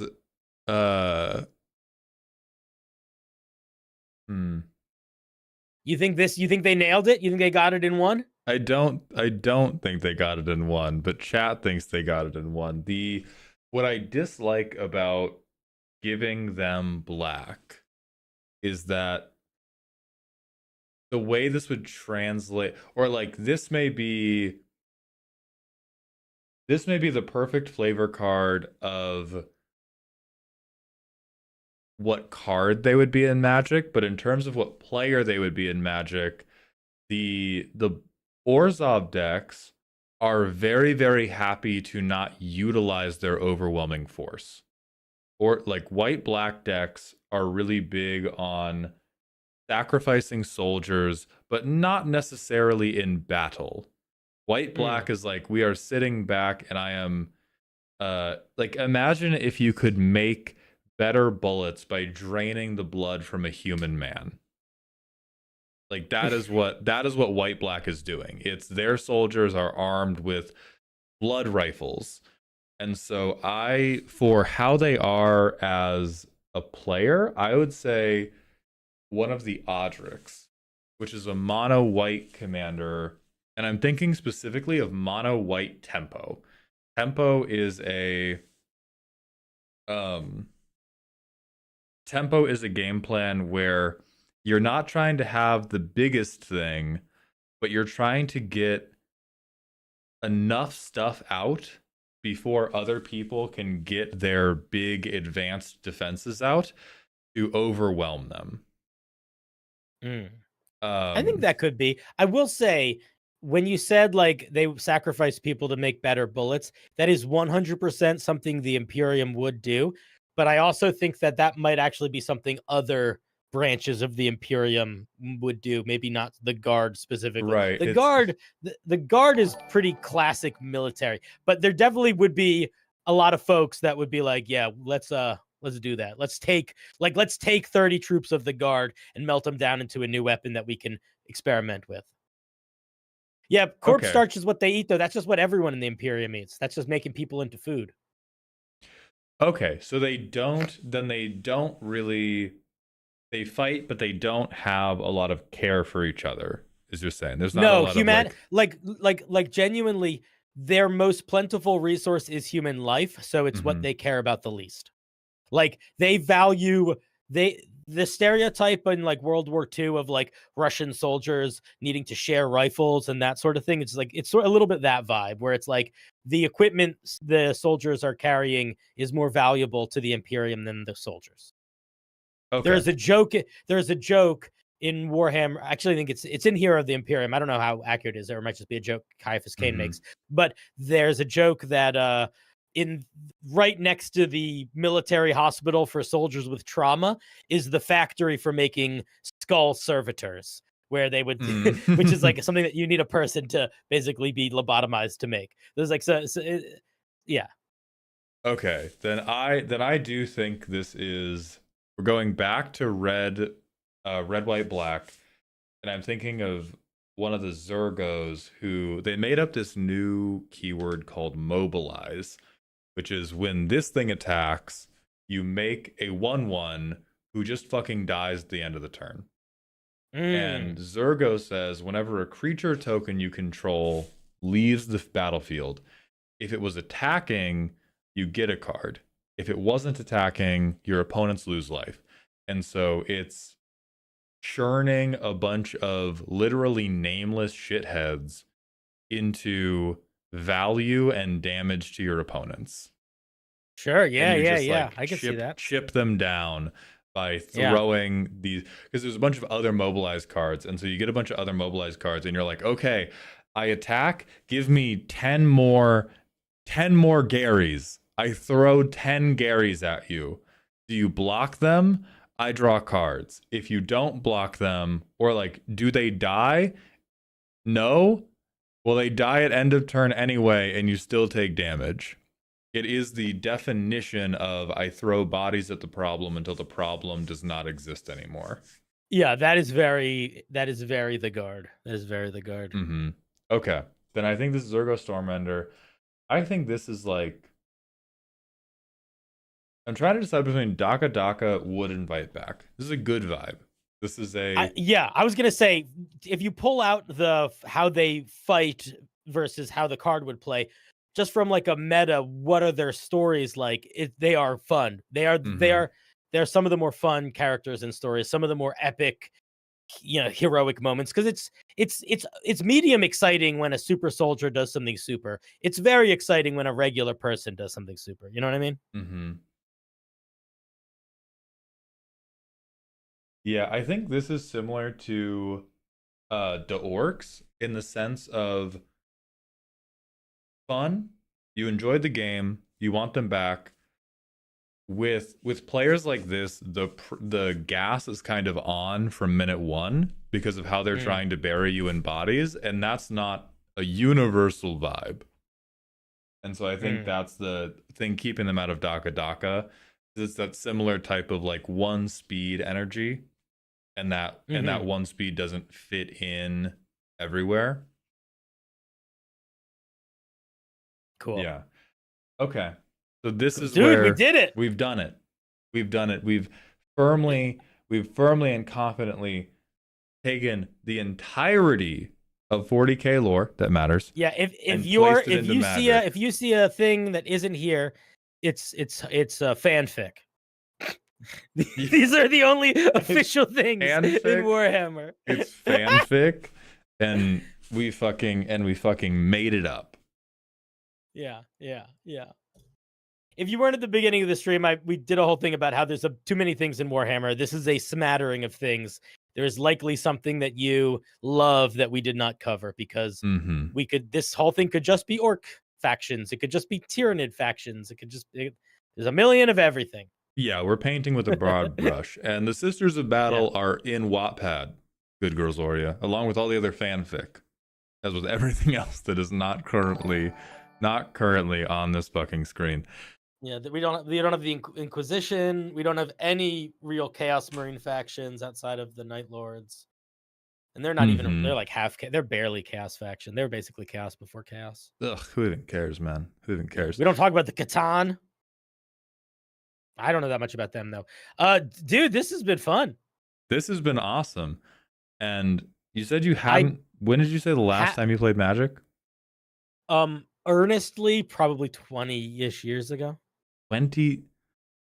Oh, there are so many terrible cards you have never seen. Like genuinely, I don't like the last time I played Magic, Planeswalkers didn't exist. Yeah. Mauled, please teach him. So you don't know about Planeswalkers? You don't know about Planeswalkers, I heard? I understand that they work in a way where like they get tokens or they lose tokens. They're bad. To get they're power. bad. They're bad and they're terrible. They're bad. And the only thing that makes me want to play Magic now is Commander seems like okay. So like just a little bit of backstory. My relationship with Magic was the people that I played Magic with were the kids that parents bought them any Magic cards they want, and they were the kids that liked taking the ladder out in The Sims and watching the person drown. So I struggled, I think, to enjoy the fun of Magic because I was playing. The only people I played with were competitive in like a malicious way. And Commander seems like it is designed where it's sort of hard to be maliciously competitive, or at least it seems like there's a lot more space for like, I have a funny idea and let's go. So maybe I would like Commander, but I'm not used to playing Magic with people where the goal is fun.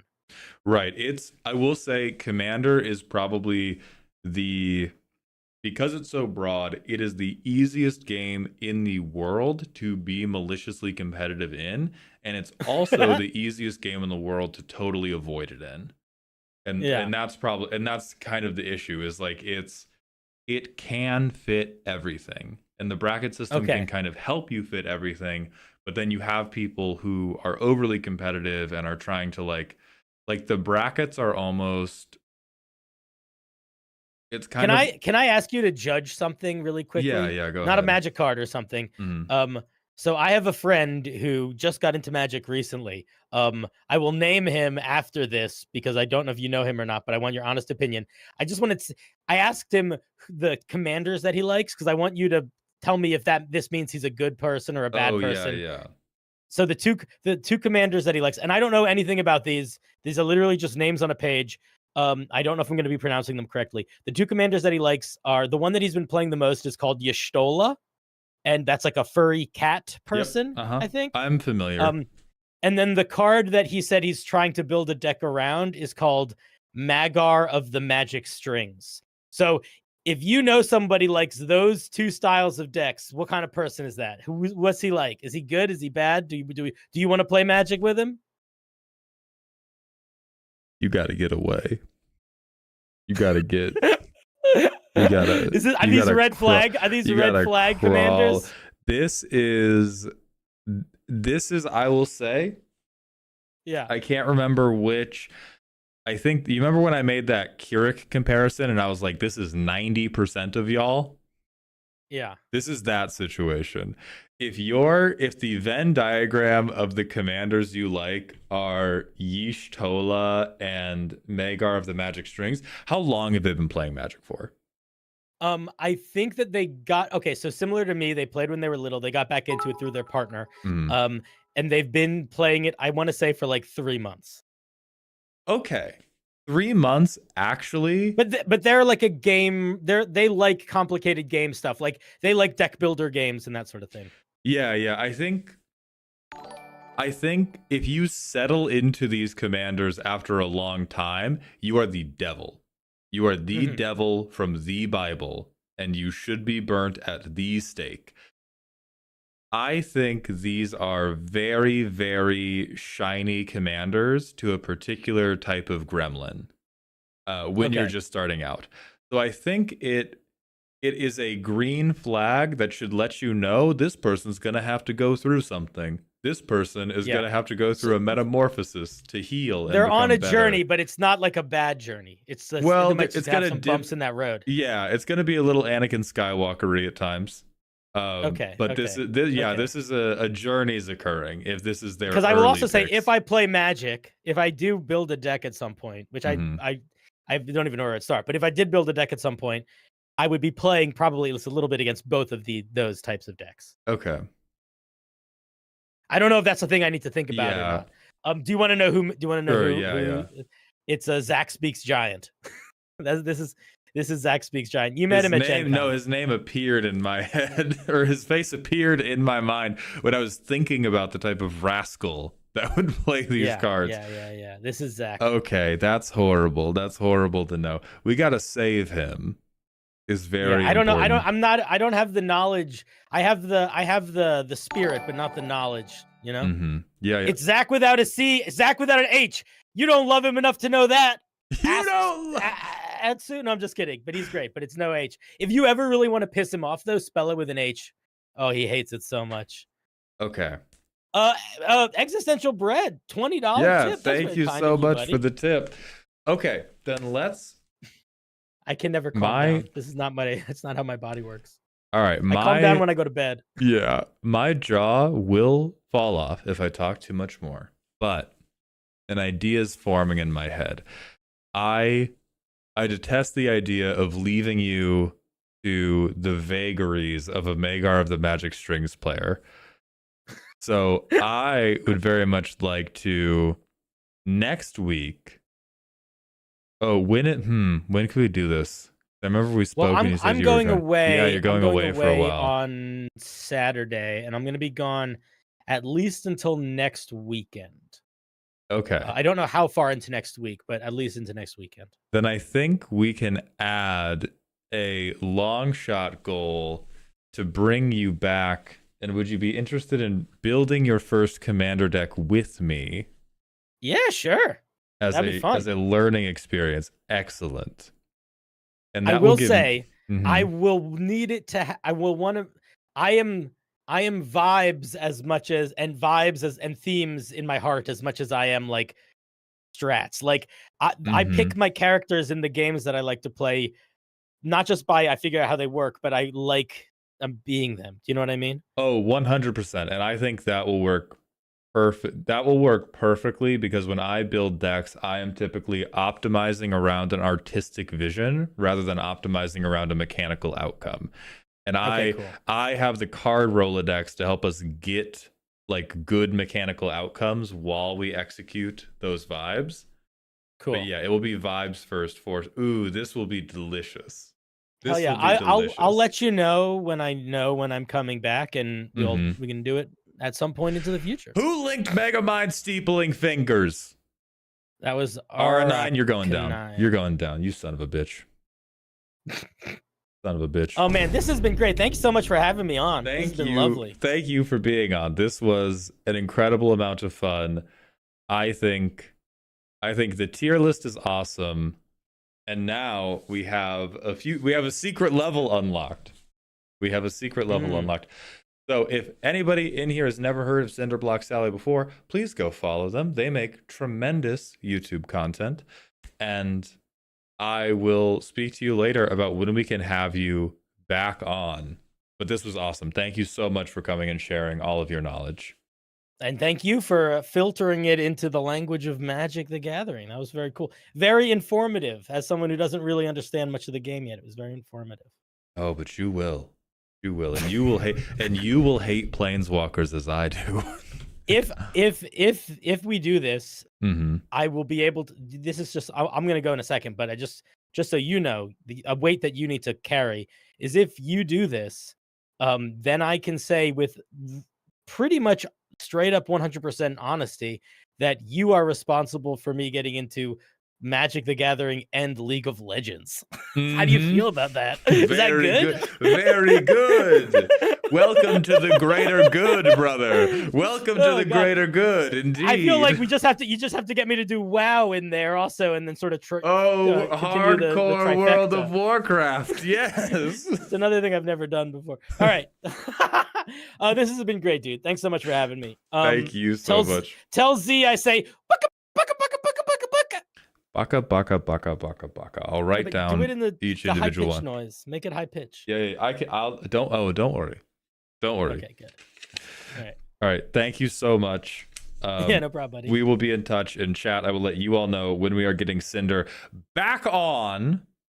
Yes, and we are building their first commander deck from the ground up. Cool. See you, buddy. See you, buddy. All right, guys, it's time for Jazz Jackrabbit 2 for 4 more hours. Let's load it up, let's lock in, and let's bite some fucking wood. Will that deck be bracket 2 Kefka? No, I need to think. I need to plan. I need to imagine. What I'll probably do, so I think they said they had good feelings about this. They obviously had good feelings about the salamanders. I think I need to pick their brain a little bit more about specific Warhammer factions that they like, and then I need to meditate upon those vibes and translate them. I'm joking about Jazz Jackrabbit. It is actually, let me look at the games queue because we made a list of so not actually a secret goal. A goal we have spoken into existence now is Cinder coming back on to build their first commander deck. I believe it is Risk of Rain 2, yeah. Yeah, Risk of Rain 2. And then I believe Super Meat Boy is the other one that we're going to fit in. What in God's name could you have changed your mind about, Aegis Athene? What in God's name?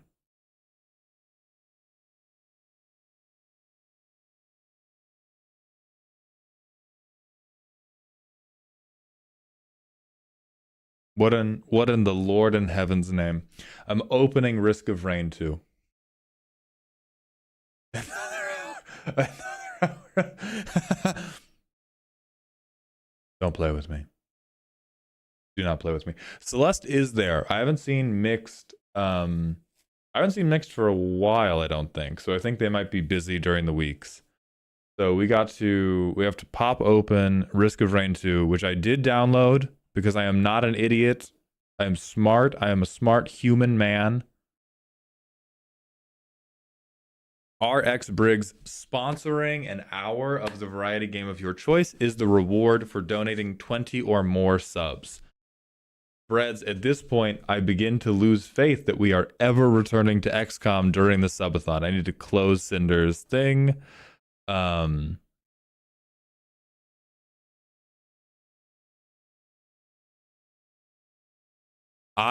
really thought this subathon would be just like so much more XCOM. I thought we were going to be playing quite a bit, if not a ton, of XCOM. And in fact,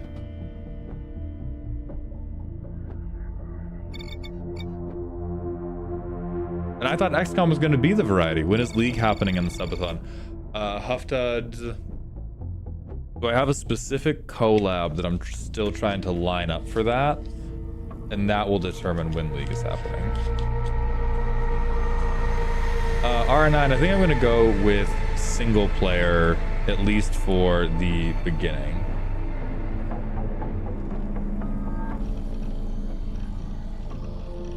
Okay. I think we're good now. Oh, TikTok's not going to be good. TikTok, I'm going to close our stream now. If you want to watch any more, please join us on Twitch. Otherwise, I'm going to be jumping across monitors so often that I don't think I'll be able to keep up with the aspect ratios. So TikTok, thank you all for being here with me. Please have a good night. And I'll see you tomorrow. God damn it, TikTok.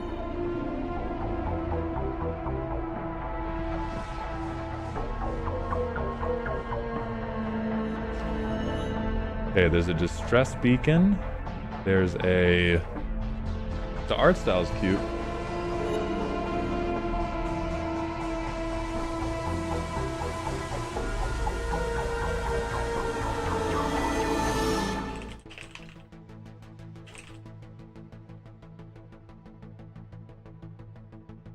We're gonna go back to just chatting.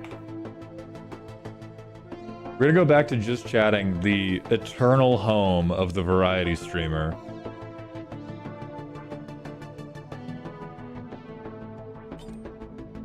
Okay, Risk of Rain 2, single player. Genie advice, make sure to parry fire your shotgun. I got it. Okay, I'm gonna use the bathroom.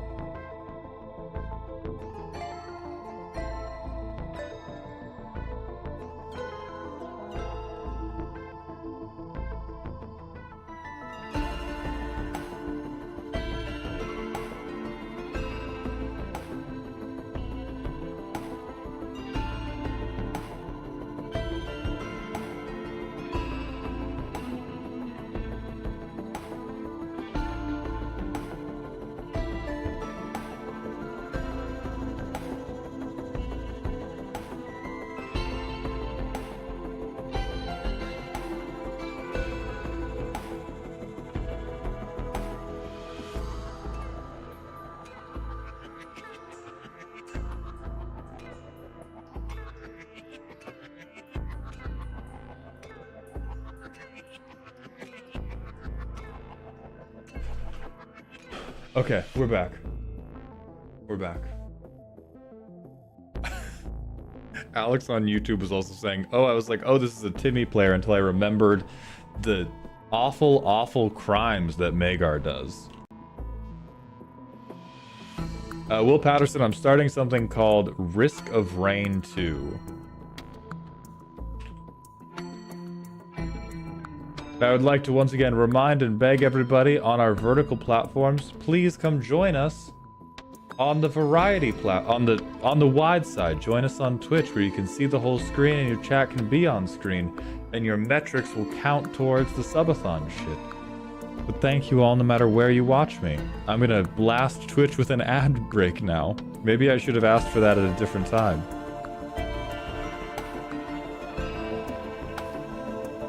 Alright, game volume. Game volume going down a bit. Thank you, Magician, for that heads up. Okay. Let's get after it.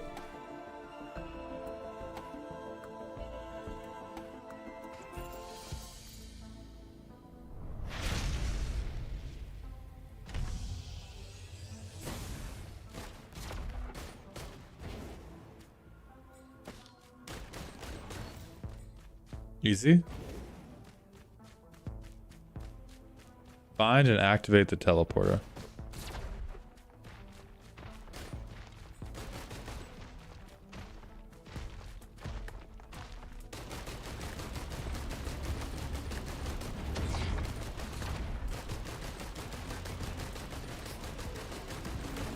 All right, killed that dumbass.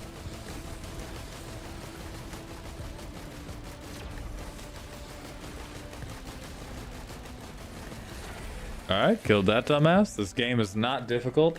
Yes, Tenorless, this is my first time playing the game. I don't really know the premise. I do not know who I am. I do not know why I'm here. All I know is that I must kill. Okay, difficulty is increasing with time. So I need to find and activate the teleporter ASAP. Maybe I don't waste my time with all these little guys. I think I just go kill those big guys now. Okay.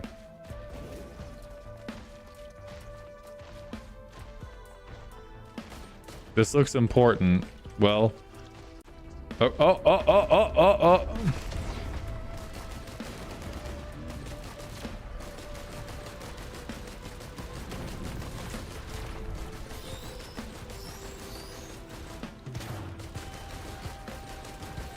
Okay.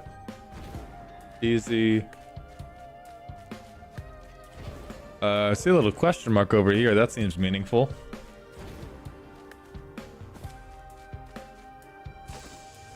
Open chest. Open terminal. Oh, I have to spend money to get these. Okay.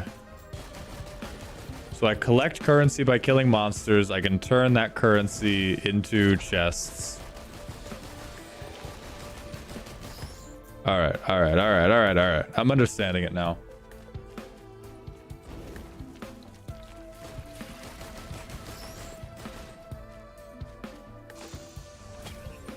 We're good. Hell yeah. Hell yeah. Crit glasses. That's what I'm fucking talking about. Game's easy. Let's go. And yes, I have the Bungus, which you all seem very excited about. Use 3D printer. Okay, I have energy drink.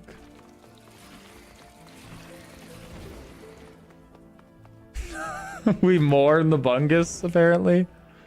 That doesn't look like anything.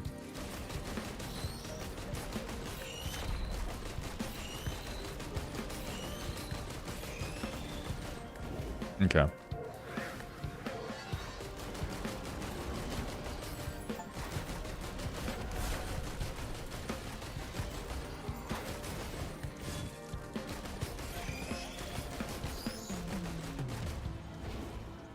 All right, we just keep going.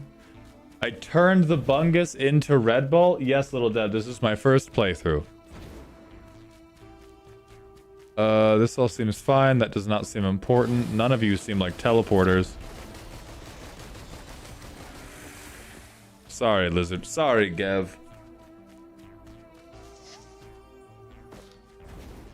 I'm just gonna keep going this way. This seems roughly correct.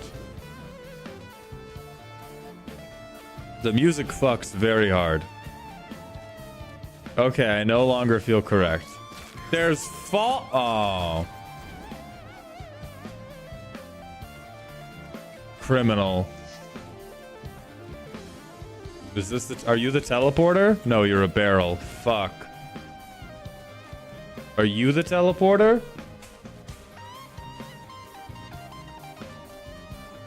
Fall damage is always cringe.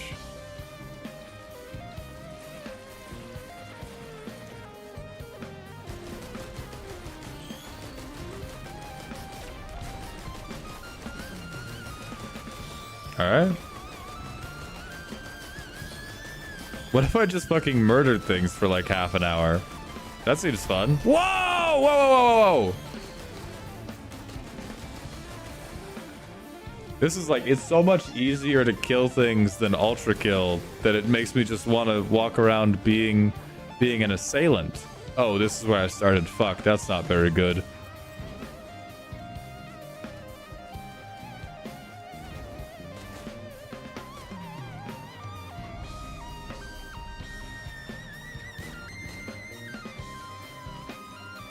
I don't know what the fuck that was, but okay. Whoa.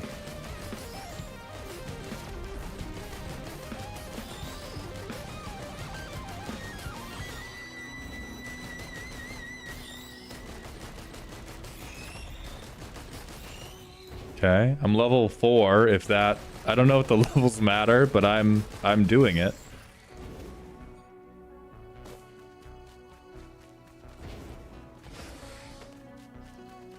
The difficulty will scale faster than you do if you don't go to the new levels. I mean...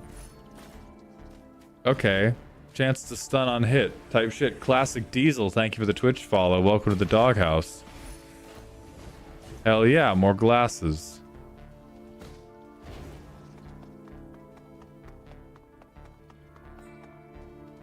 Oh wait, fall damage again. Cringe. Okay. Joke's on you, dumbass. I have a bunch of critical hit chance. Tech it? I will do my best.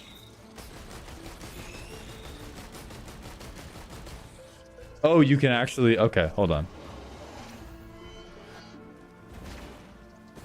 Oh, nice. All right, game's awesome. I take back all of my former criticisms. Game is awesome. What? What? What?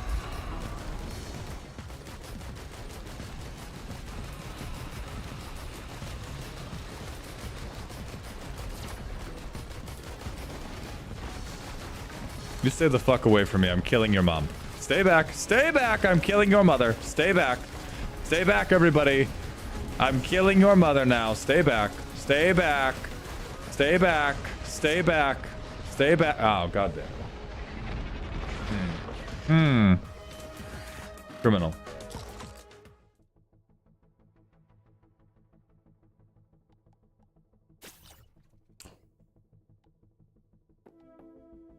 Hold on.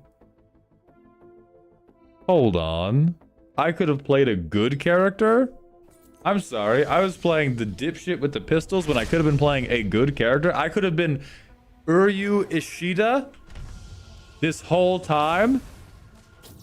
They're all good. They're all good, he says, as I blink across terrain like a Quincy. Fucked up. Fucked up. Genuinely.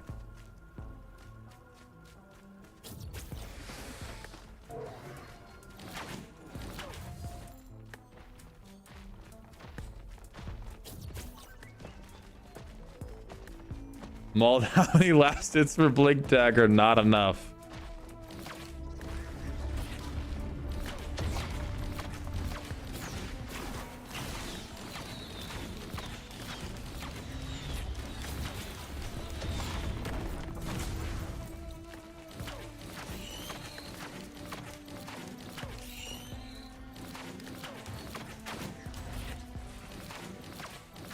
How quickly am I getting money? Oh, I have exactly 50 right now. Okay. Obtain a resonance disc. Oh. Charge by killing enemies. Fires automatically when fully charged. Oh, fuck, I did that late. Okay, okay, I'm getting the hang of this.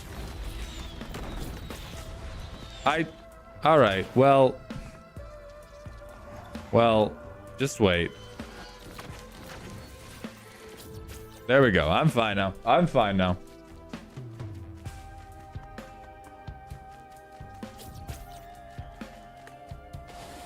Oh, I don't have money anymore. Okay. So I need money to get items, and I need to buy items to be able to kill. Oh, and I have a recharging shield. Okay. So I'm trying to, like... I need to get a sufficient number of dollars to buy enough items to be able to kill the boss, but I have to do it before I get scaled, before I get outscaled. So speed of my kills is very important, but speed of my kills only matters as much as I am able to still keep using the money I get from the kills to buy things. Okay. Okay. I can mess with that. Hey, thank you, Badring. So now it's just, I think the only other piece that is missing is, yeah, okay, so that bounces. The only other piece that's missing is learning the general, I need to like learn the rhythms of the maps.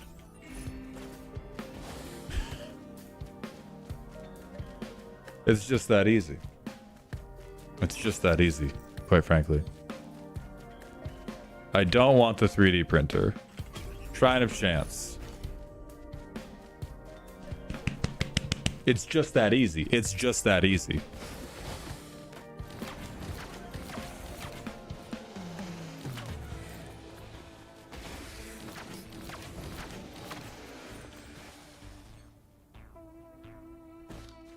Okay, these are more chests.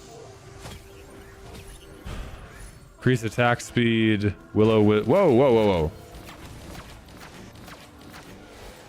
Detonate enemies on kill. Okay, these items all seem pretty solid. Now I just have to figure out where the teleporter is.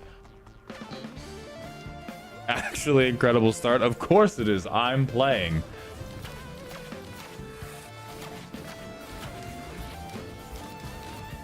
Type shit.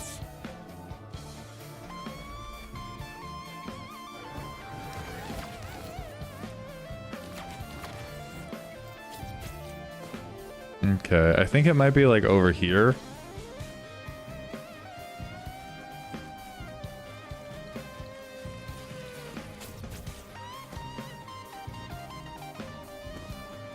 Shrine of Chance. Hell yeah, max health. Okay, so I can have like 1,000,000 items. Okay, okay.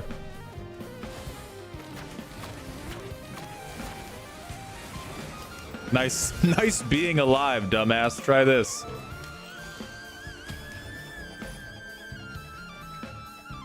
Okay.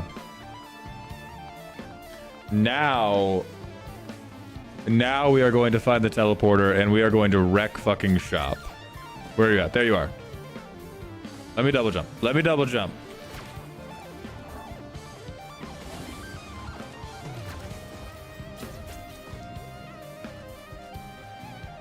Oh, no, no, no, no, no.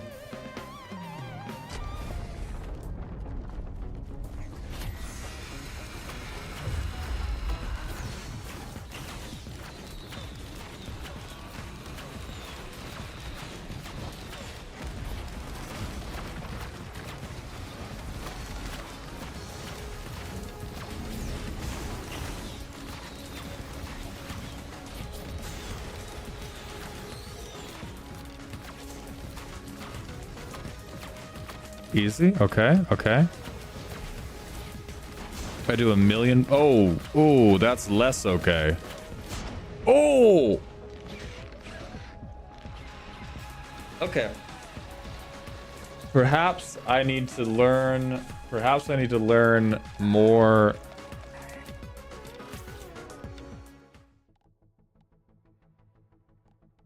I think Huntress is it. I think Huntress is it. I just don't respect. I don't have the damage numbers dialed in. I do not have enough respect in my chest right now, but I will. That does a decent amount of damage. Oh, fuck. Ow, my legs. Ow, my legs again.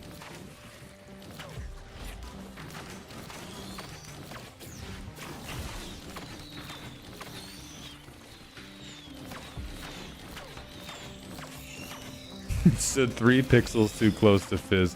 FR, man. Alright, chest, give me something good. Oh, fuck, it's a healing drone. Okay. I thought this was going to be an actual item chest.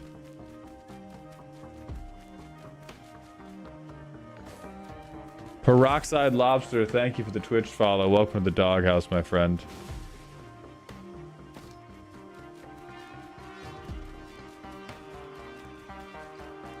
Oh, so there's the teleporter, but I super don't want to go do that yet. I need to find other things to kill. Nani the fuck? Leo, thank you for the drink water redeem. I appreciate you looking out for my health. And I have the wrong... Okay.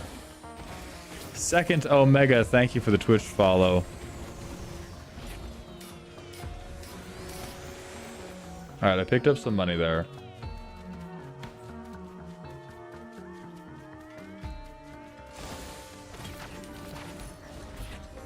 Okay, tri-tip dagger. Ooh, bleed. I love bleed effects, man. I love being a shitty little on-hit stacker, dude. Not enough for this crate. Peroxide Lobster, thank you very much for the Prime sub. I appreciate you contributing to the Subathon and for popping over from YouTube Shorts.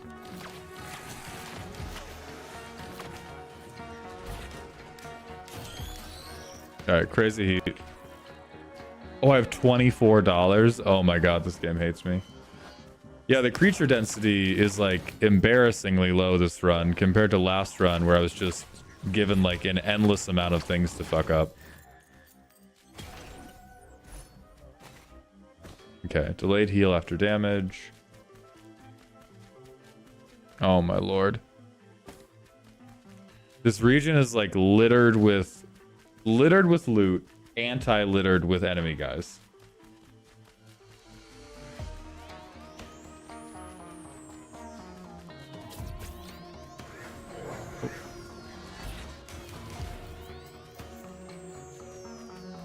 There we go.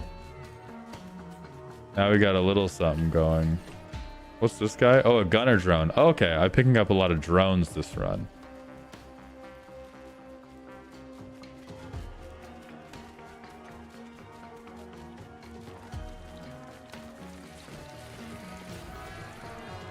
I mean, I do feel like genuinely it might make sense to just run the teleporter as soon as I can, just to get more fight practice.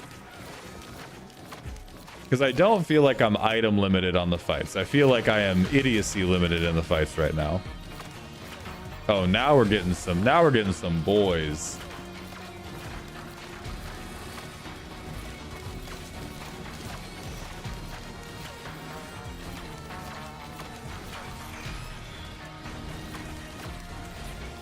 Okay, it's heating up a little bit. We're up to 96 now, and I'm gonna get this loser.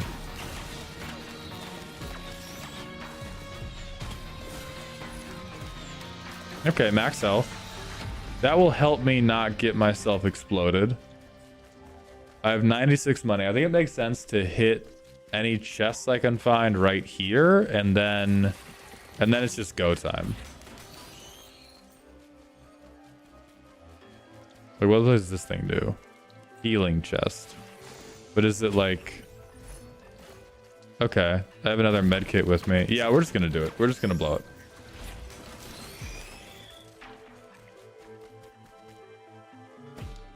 So I need to be like I'm playing Halo. I have to play Halo.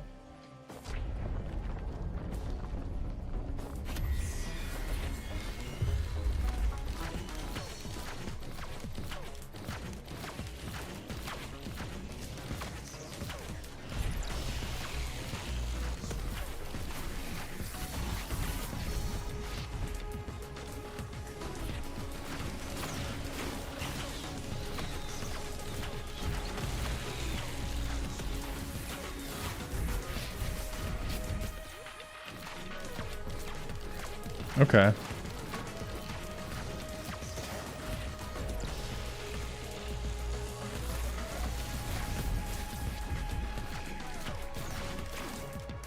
Alright, I'm getting the hang of it. Looks like you're at risk for a little rain, wandering vagrant. Oh fuck. Oh fuck. Oh fuck. Oh shit.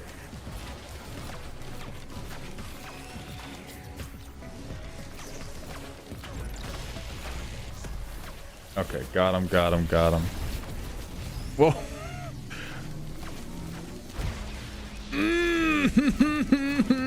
My ass. My ass with all the trimmings, dude. Get the fuck away from me. Whoa, whoa, whoa, whoa, whoa. Okay. I understand it now. There is still a bunny attacking me.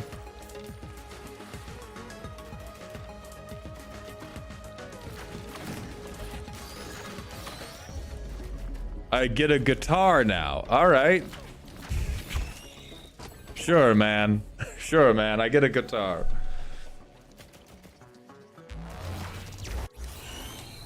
We out. We out.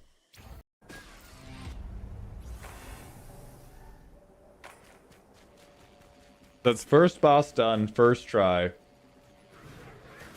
Josh, you're not being ignored for Twitch again. I mean, we are doing a Twitch subathon, so Twitch gets more, like, incentives than you guys do right now. But I see you, and I love you. Give me this chest, though. God damn it, another... Okay, now I don't want any more medkits, man. I just want to... Casserole or Caserole, thank you for the Twitch Prime sub. Welcome to the dog home, my friend. I appreciate that generosity. Where's...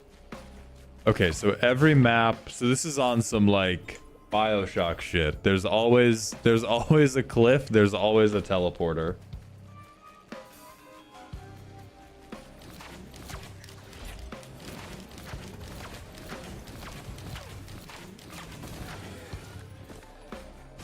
The Bustard, thank you for the Twitch follow. Welcome to the doghouse, my friend. Where am I even going right now? This is, again, we're having more density issues. Maps like my fucking hairline, man.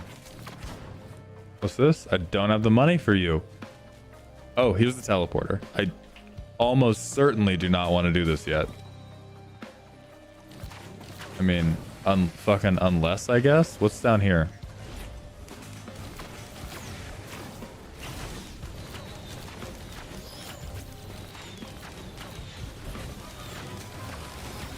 Okay, these guys give big money, though. We can get that other chest open, like, kind of pronto.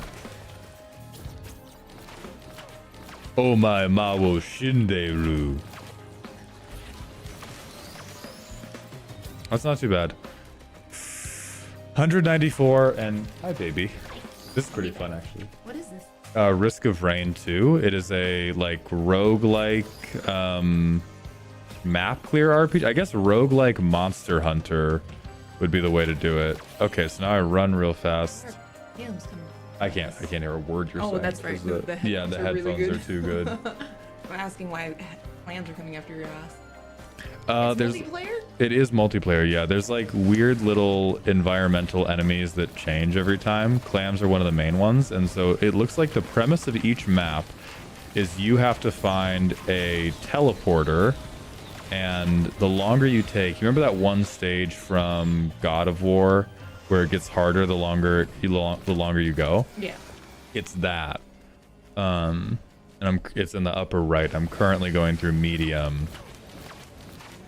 And so like the monster density increases and the teleporter always has a boss monster you have to fight. And so I'm currently trying to find items because I have money now. But I need stuff to... Yeah. Enemies with 4 more debuffs are marked for death. Okay. I'm gonna hope that bleed counts as different debuffs. I'm gonna go get his food. Okay, baby. Thank you so much. I love you. Thank you for cheering me on, Zapores. I appreciate you greatly in this trying time. Yogi, yes, this got sponsored for a variety game segment by somebody during the subathon.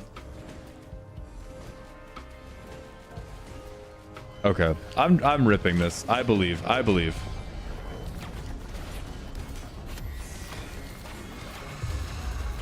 Ah, my long-awaited rematch with the Beetle Queen. Yes. Yes, indeed. Whoa, whoa, whoa, whoa, whoa!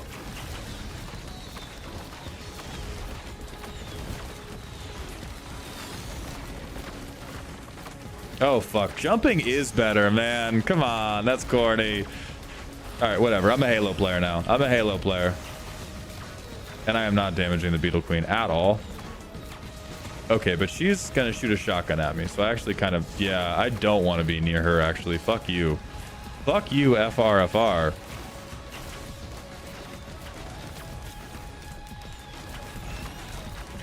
So now I wonder what happens if I don't have her dead by the time the teleporter completes. Like, do I just auto... Whoa, whoa, whoa! Okay, so I cannot dash through people. That is very important. That is very important to know. Diesel, or Aegis, thank you for the 45-bit cheer.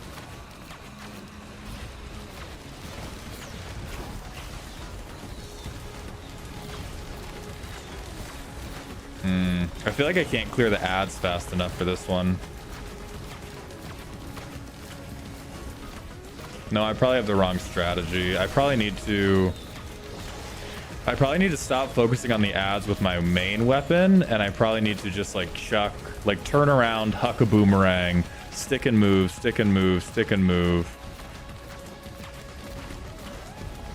And then like there's ads again, so we boomerang. Like we go up. Yeah, and I have to kind of dance. Don't shotgun me, you bitch. Don't shotgun me. I hate you. I hate you. Do not shotgun me. I hate you. I hate... Easy. It's an easy game.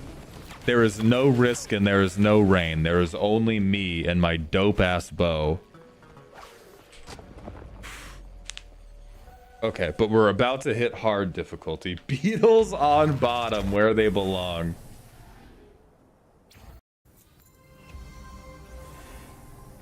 All right, rally point Delta.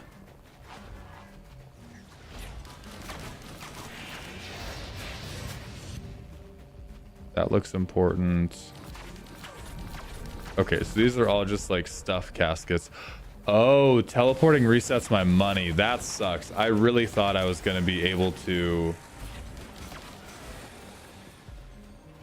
I thought I would be able to stack paper and then come into this round and buy everything. Okay. So I have to spend down before I get out.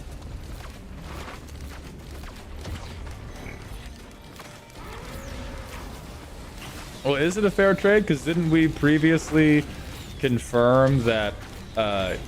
levels are way worse than items, so I feel like I do need to be chest maxing.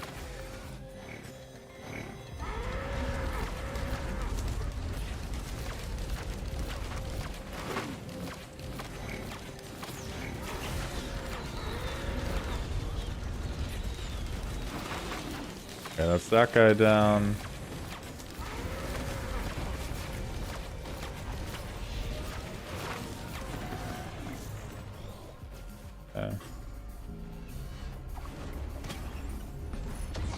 Oh, type shit, stun grenade, yes.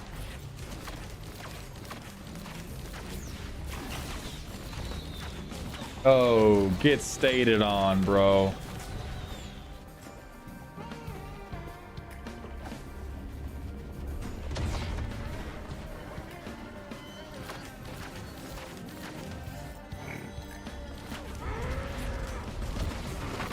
Yeah, we have two debuffs now. We have bleed and we have stun.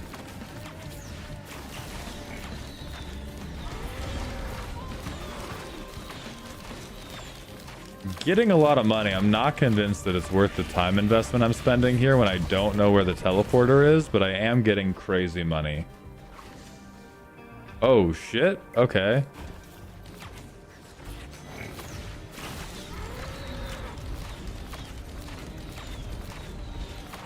Alright, goodbye, dude.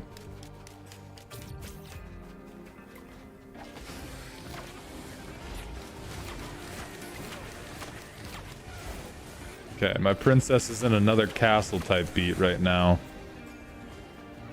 These all look important. This map looks way bigger. I'm not chasing you, bro. You do you. You do you, buddy. I'm checking out this cave.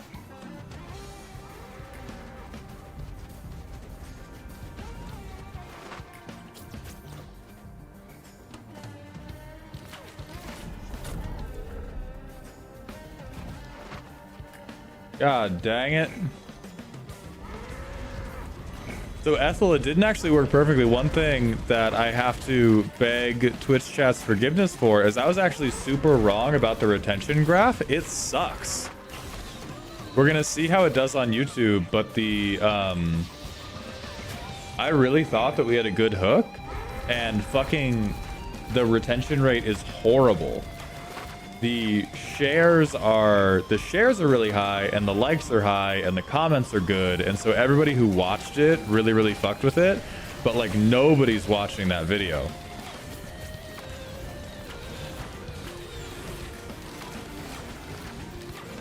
Okay, I have $700. So I gotta be chest focused. RX Briggs, the TikTok / I'm not doing that. Wait, I have a healing drone. Yes, I am.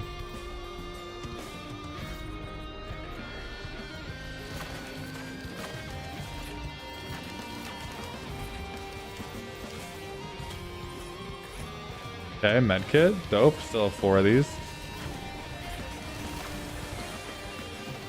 No, I think it was just like the thing we said. It's not the algorithm. It's the bit was too slow. I thought the bit would be...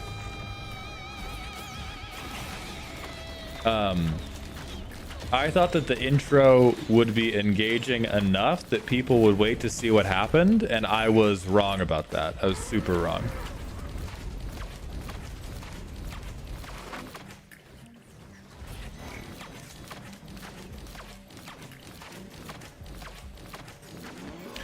Cobalt, the TikTok / YouTube short that I posted today.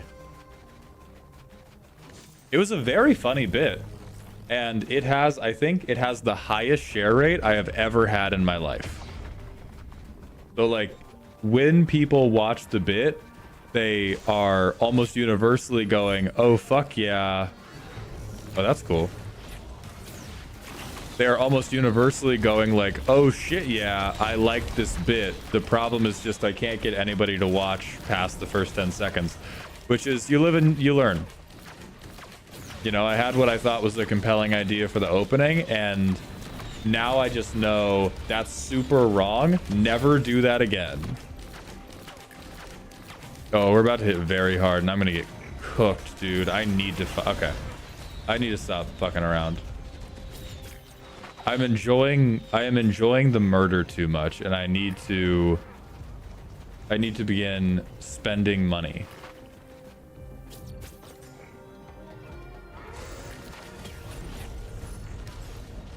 Okay, bonus damage. Fuck. Fuck.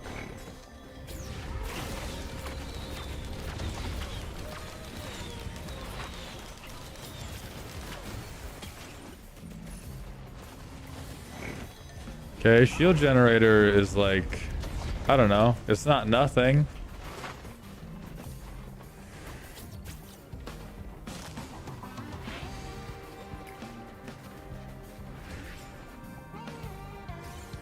Oh fuck, I don't get to choose. God damn it.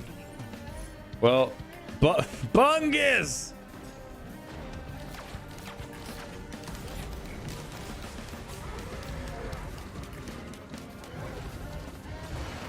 That's not a chest.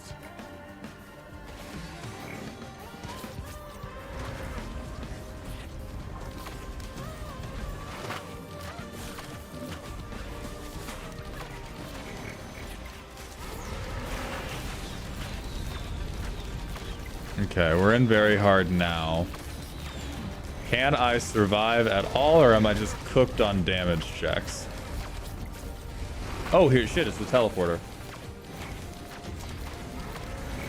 Yeah, Baconator, the big test is going to be, does this video do way better on YouTube than it does on TikTok? Because I posted it to TikTok like right after we finished it, and I didn't post it to YouTube until a few hours ago.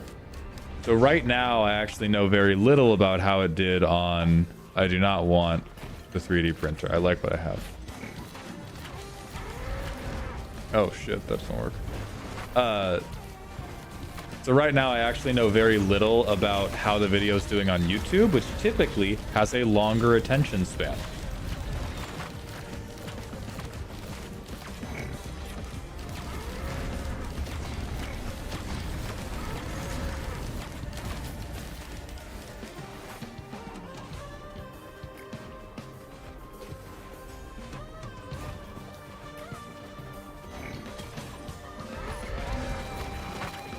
Okay, I got my stun grenade back.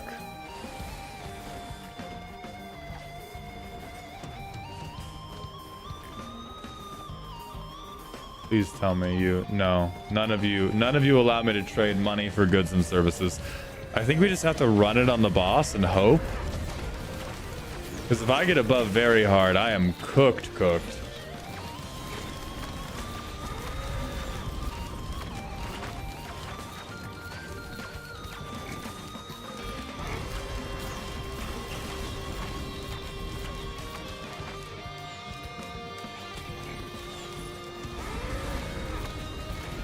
Okay.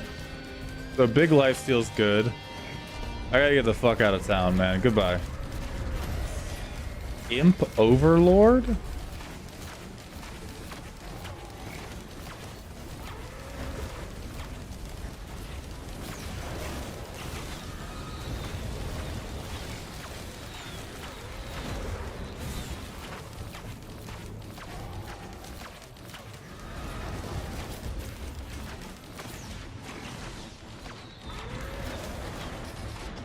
Fuck, dude. Shoulda 51, thank you for the Prime sub for the 7th month in a row. Welcome back to the dog home.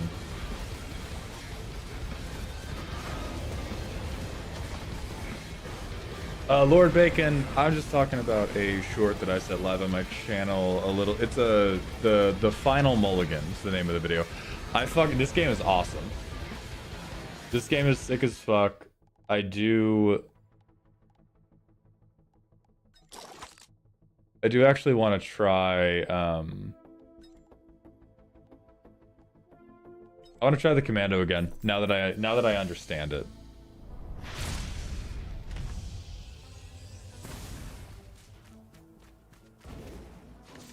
I will, R9.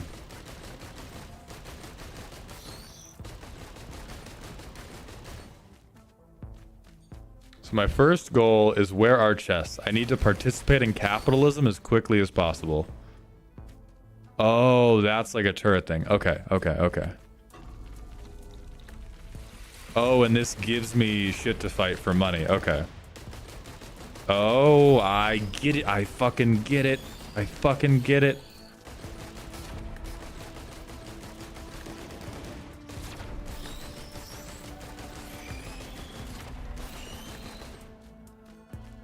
So now I got a ton of money and I got a ton of experience.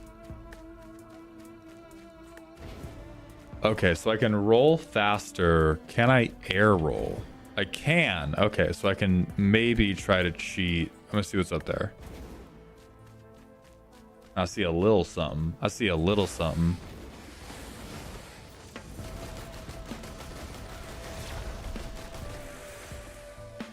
Yeah, I'll show the retention graph in between this game and Super Meat Boy, because it is depressing.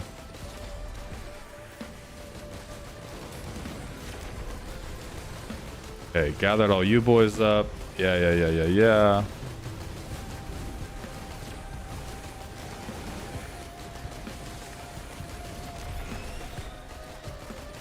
Okay, so I'm getting how you play this guy now. And then that should be something. Now I have a turret. Okay, and this is like a whole field of stuff.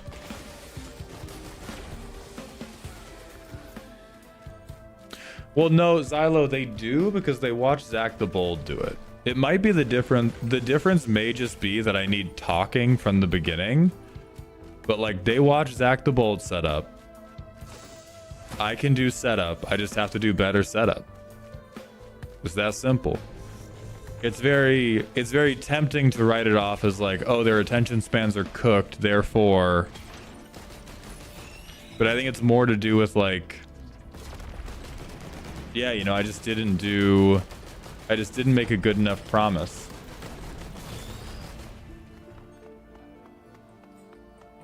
Yeah, like I just needed to say words, I think, is the main difference.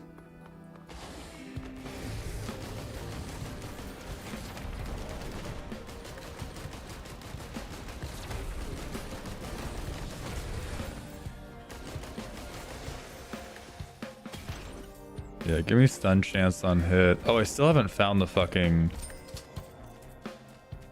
I was running through here like, oh, sick, home free, we're all done, but I have no idea where the teleporter is. Goblin Knight, thank you for the Twitch follow. Welcome to the doghouse, baby. Thank you so much for getting food. I love you. You're so good to me. Routine a little bit. I need to cook my bake.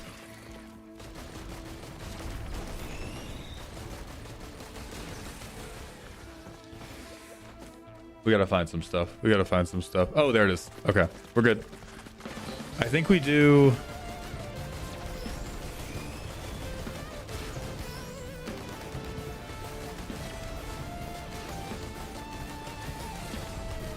and I think we do the, like, combat prayer again, because I want money and... Yeah, I want money. Because we're clearing easy relatively quickly. Yeah. Give me the guy.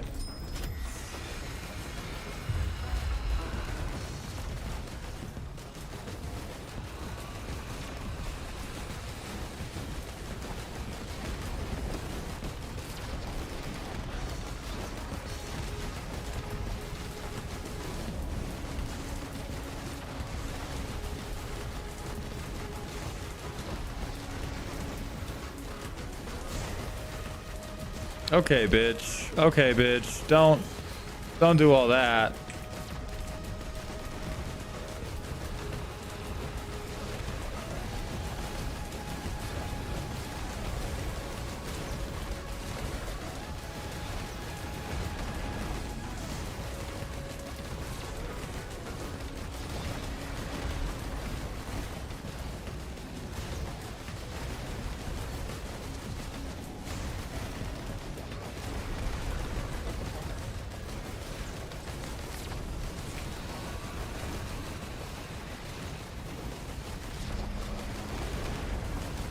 Okay.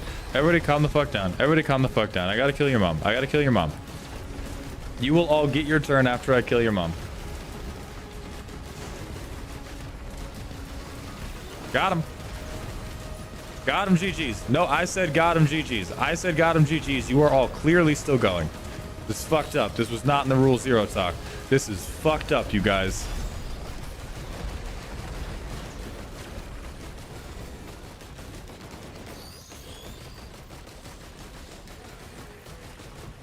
Okay, Commando seems harder than... Hey, thank you, Marine. Commander seems harder than Huntress, but I feel like the ceiling's higher.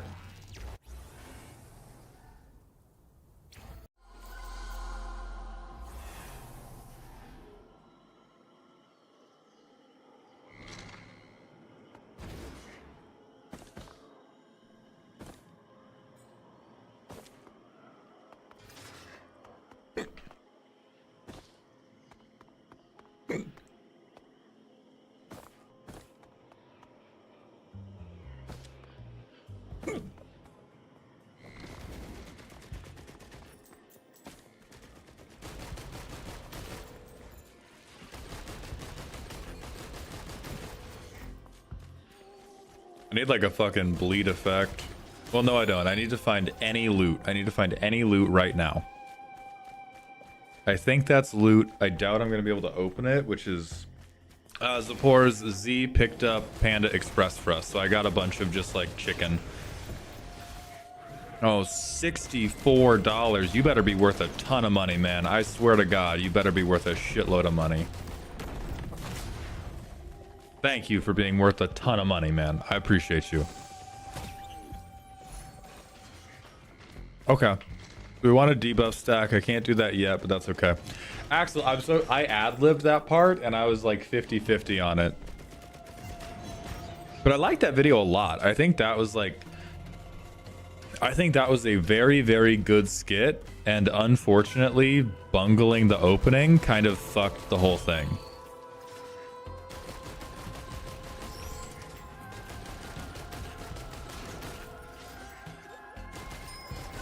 Oh shit, that was $1 million. Okay.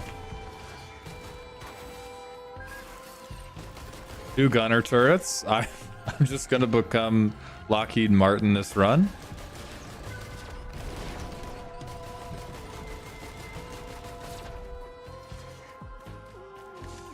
I think Panda Express is crazy. Oh yeah. Oh, they fly now. Yeah, they fly now. How temporary is this shit, man?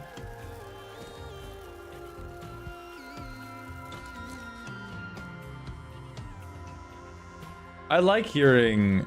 Well, here's the thing, Gibbons. I like hearing critiques. I just don't take all critiques as, like...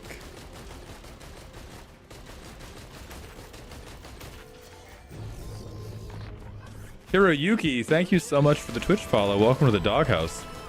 I'll expand upon this once I finish rocking this Legend of Zelda golem. So I really like hearing critiques. I just don't trust... I very rarely trust when other people tell me this is what you should have done. I have often experienced a thing that I heard from an interview Bill Hader did, which was other people are always 100% correct about what's wrong with your thing, and they are always 100% wrong about what you should do instead. Because whatever thing you wanted to make, you're the only person that has the vision for that thing, probably. Now, with something as generic as like a TikTok short, I think oftentimes you guys have good ideas about how to fix it. But I love hearing about what you guys think is bad, because whatever you say is bad is correct. Whatever you say, like, oh, I wasn't very interested during this part of the video, I didn't laugh when you did this bit, that's always 100% factual and true, and I should listen to it. The part where I stop listening is when people are like, you should say this instead. Because then I'm like, and I don't even think like, oh, you guys suck. I just think that's the video you guys should make. Because that's you guys, that's your creative spirit coming through and trying to communicate through sharing, which is good and healthy, but it's not the video I'm interested in making. Get the fuck off of me, dog. So I love hearing the critiques. The critiques are very important, and they help inform the things that I change in my content. It is the... And hearing the suggestions, too, are also useful. I just don't listen to those.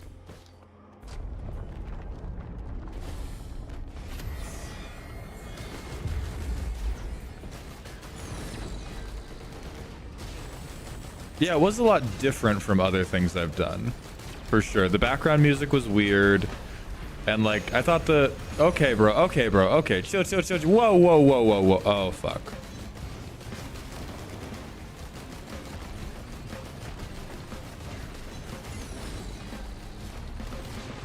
That's unfortunate.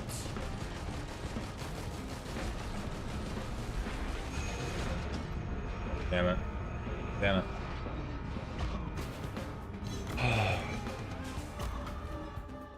Okay, let me pull this shit up for y'all.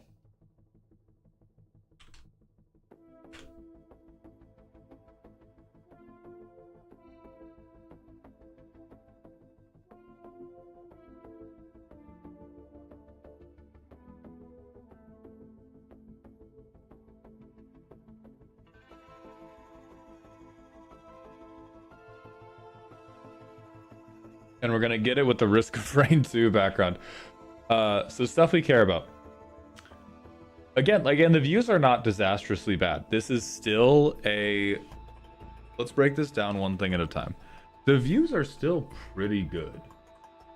17K views for same day that I've posted for my TikTok views, actually pretty good. Watched full video, 14%. This is criminally bad. This is the thing. This is the thing that's fucking me.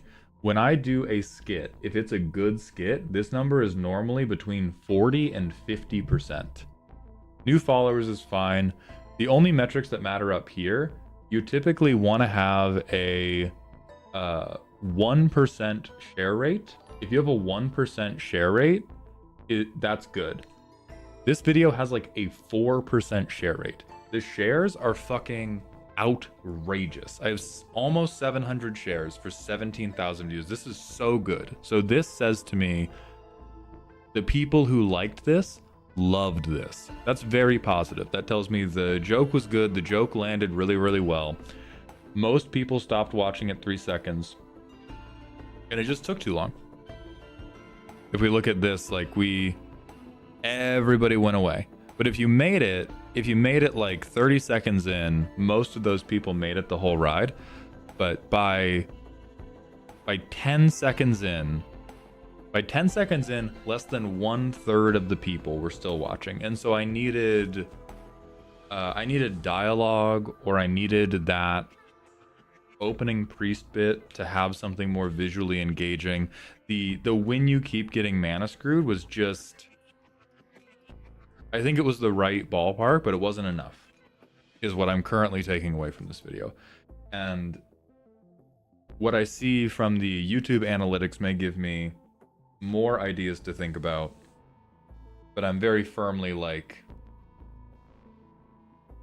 this was not, yeah, the hook wasn't strong enough. And I thought it was, and these are actually some of the best videos to make, because when you have a video where the analytics force you to confront the wrongness about a thing you thought was good, that's when you are allowed to make the changes that will let you reach the next level. Like, that is the best data I can ever get. Is I thought this was enough. I thought this was enough, and it was not enough. Probably Swen too. And really, when people suggest stuff to me, I try to work backwards to what is the vibe of the thing they're telling to.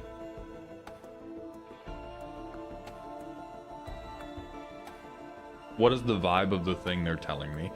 And so things we could have done, I think like a different opening, if I rewrote this vid in post, is like I would have started with a player in like a normal outfit getting mana screwed. And then I would have gone into the priest bit. And I would have done the priest bit faster. I think I would have spent half as much time on the outfit scenes. And then I think that video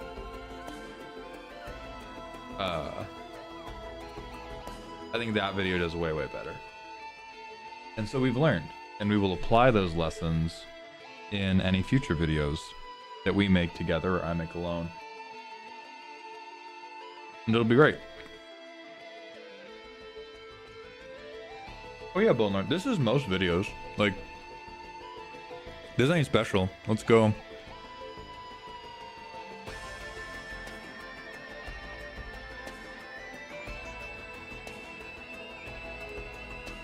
Let's go to a good video. 148K. I'm not world famous. People like 6-figure views. Good video.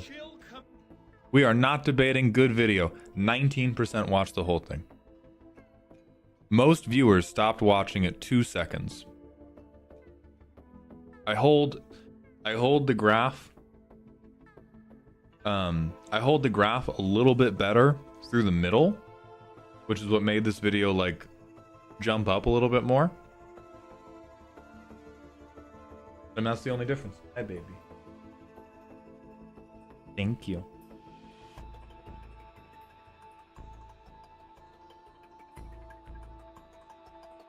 So it's... Are there any videos that you know have pretty good retention? Yes, I have. And part of why we did a skit today is because my skits typically have good retention. Hey guys. Let's look at this video. 44.6%. Still not good enough to go like viral.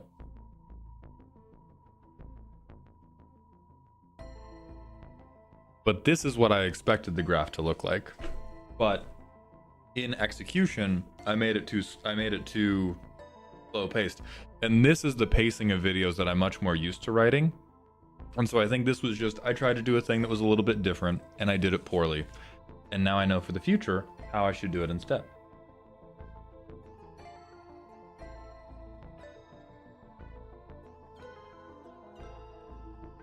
Jeeves, whenever he wants me on, dude. I think Prof is one of the most...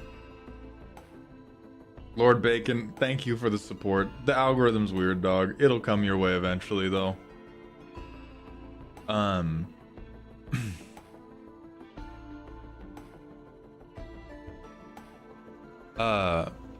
Anyway, I think Prof is one of the most, like, watches his comments.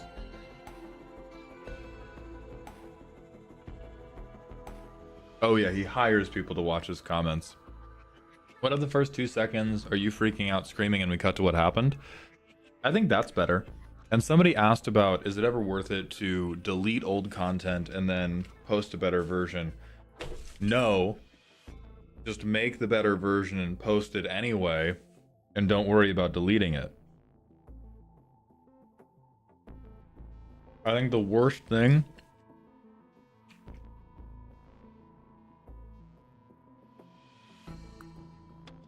I think the worst thing about TikTok is not the attention span. The worst thing about TikTok is people's hyper obsession with needing to feel like unique or novel.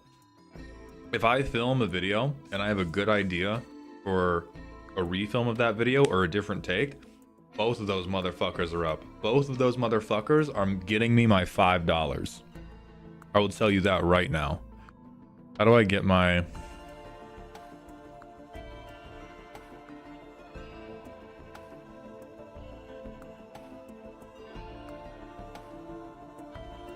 God damn.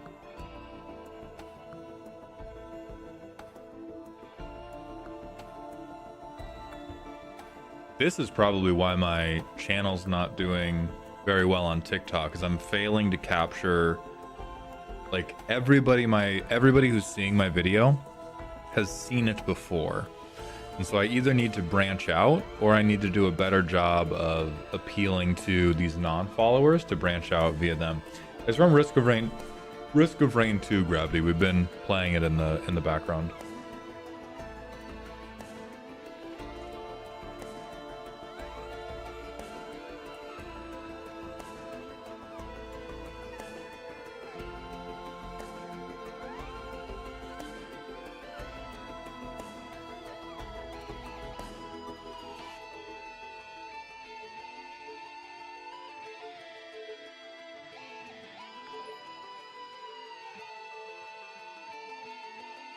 Proto's boss, thank you for the Twitch follow. Welcome to the doghouse, my friend. And yeah, we just have to do more thirst traps, man. We just have to drop more thirst traps. Okay, so I think that has to be it for Risk of Rain 2 for tonight. Because we got to move over to Super Meat Boy. I'll check the YouTube stats that we currently have.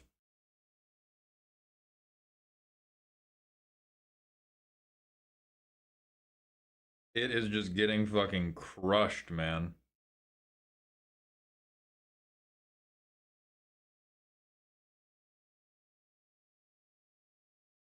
Yeah. It's just doing fucking awful. And the most telling thing about how it's doing on YouTube, same fucking issue, is the stayed to watch versus swiped away. 77% stayed to watch, about 23% swiped away, And on videos that I've made that do really well, it's like close to 90% stay to watch in the beginning. And then TikTok pushes it more, or not, YouTube shows it to more people who are not already familiar with me. And then at that point,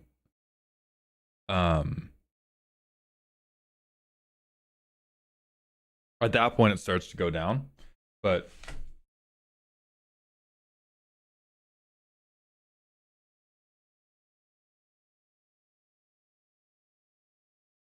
there's another channel I watch called Sellsword Arts, and they recently posted a video saying that if they post a short TikTok and they notice it doing poorly, they will delete it and post it again at a later date, and that it seems to help. Do you think that's a valid strategy for your channel, or do you think your videos that perform poorly are for reasons beyond just algorithm was weird today?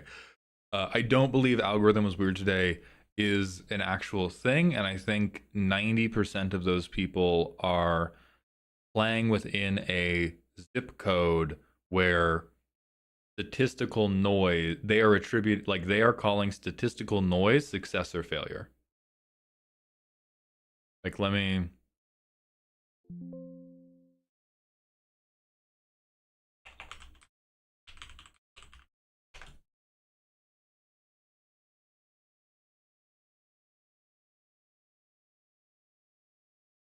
like, I think if I repost a video that's doing, like, we talk about 50K versus 76K because I repost it, it's like, this is just not something that I'm paying attention to.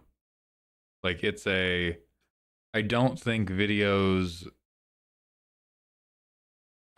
things that are successful or bad about the video change just because you post it at a different time.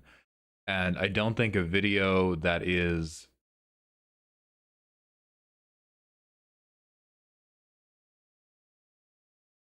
it's like hitting a slot machine, I think. The variance of a given video anytime you post it, like, videos don't have an amount of views they deserve to get.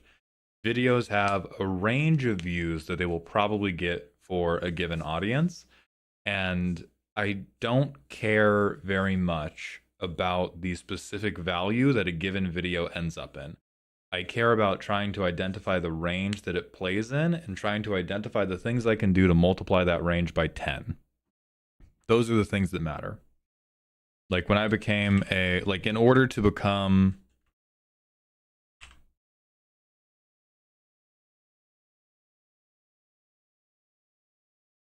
this is the right one, First Fade King, right? This is what we're doing.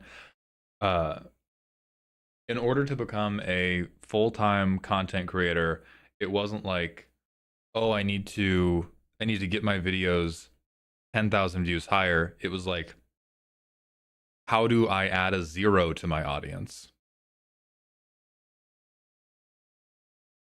And I do not think reposting at a different time can add a 0 to your audience unless the thing you are making is very, very broad. Like, if the thing... Hold on, Z's coughing. I'm gonna go check on him.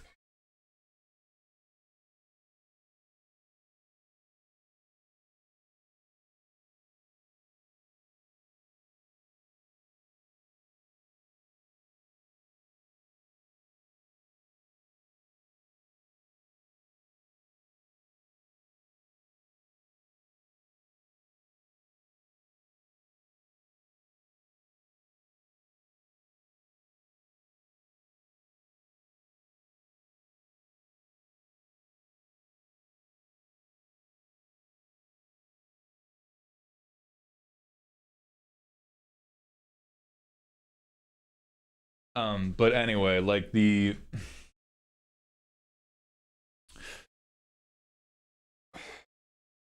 don't think the stuff that matters can be achieved by trying to pay attention to what I think is not doing good enough and reposting it. I think it could be worth in, like, I think in 2 weeks or something, it could be worth just straight up redoing Like, does anybody have like fitness influencers in their feed? Because those guys are redoing the same video 97 fucking times. And it works because people want to watch it the 97th time. So I don't worry very much about deleting old stuff, but I am very willing to iterate on the old stuff.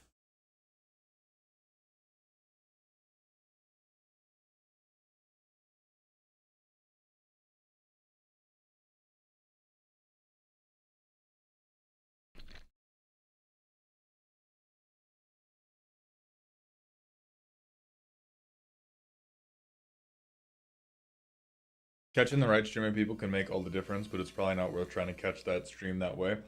I think that's the part that I don't necessarily believe. I think that it can make all the difference at extremely low view counts. I think at medium to high view counts, it starts to really just become noise. I will not be raging. I will be dominating this game. I will be dominating this game easily. Nobody... Dr. Fetus? Okay, Dr. Fetus hates me.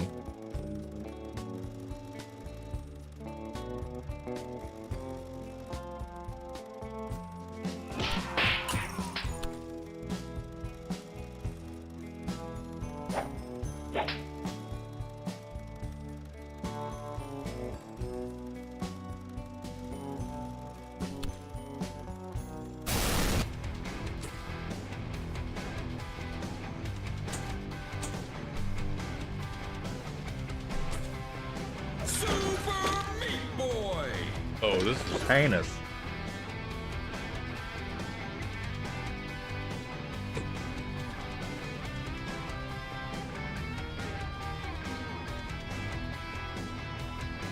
Avarice, thank you so much for the Prime sub. Welcome to the dog home.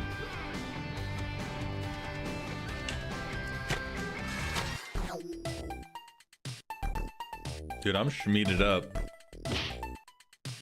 I'm schmeeded the fuck up. We're gonna handle this.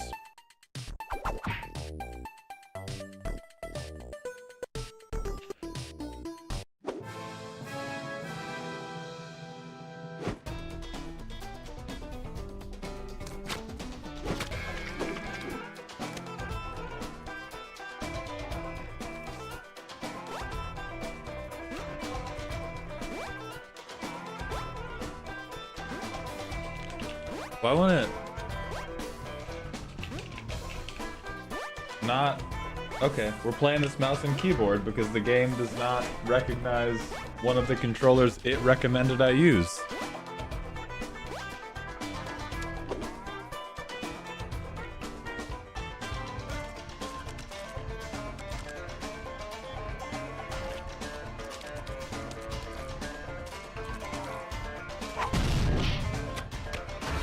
Hey, what's up, Terrence?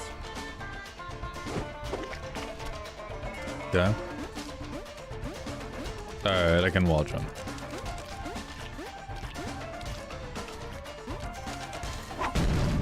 Easy.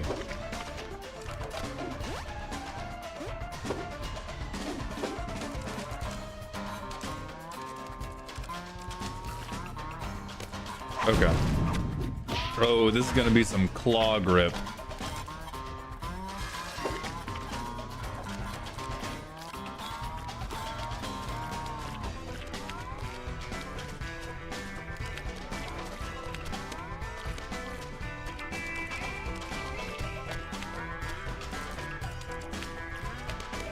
What? Why can't I get a...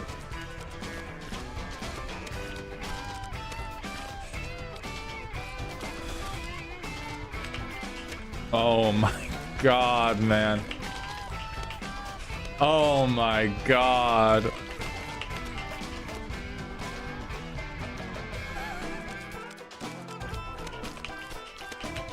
There we go. There we go. I'm fine.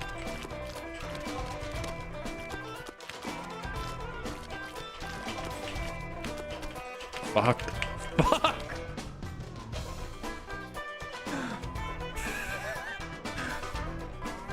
I'm gonna do fresh wall.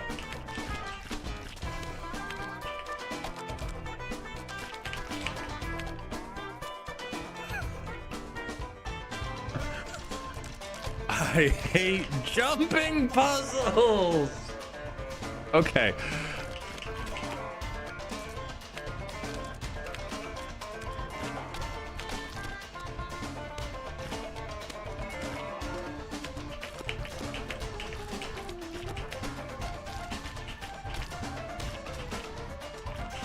Fucking shit. Fucking shit.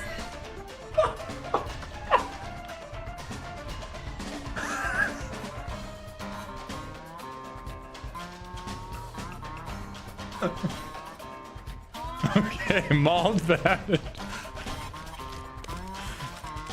If I could get the controller to work, this would be a different story. If I could fucking jump, if I could use the joysticks, this would be a different thing. Flight Coyote, thank you for the 69 bitch. Your Super Meat Boy is gonna be father's personal 9/11.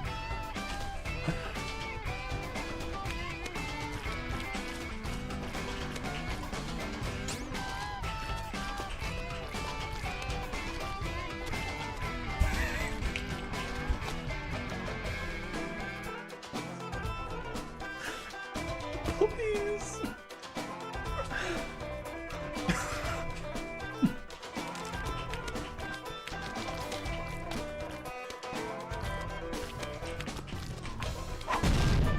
Oh, I'm free.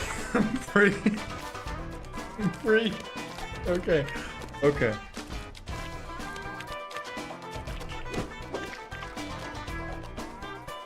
No, Maria, it had been plugged in before, and then it didn't. What the fuck is the... What?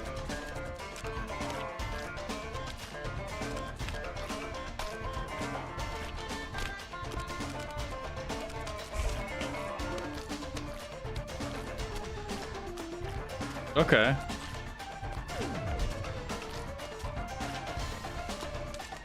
Oh, okay. No. If I hold space, it's very easy. I'm just like tapping space.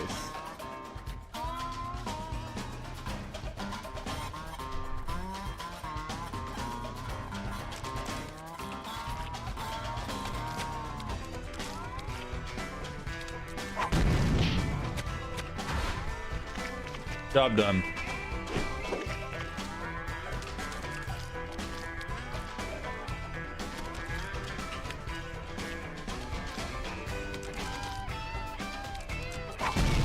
Alright. Yeah, I'm different.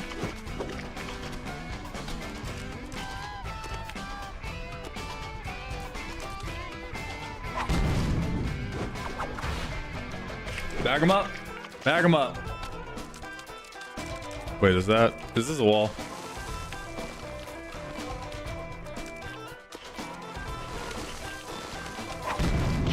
Okay. Damn, he figured out how to tap his man. Mauled progressing is like watching a chia pet grow. Yep.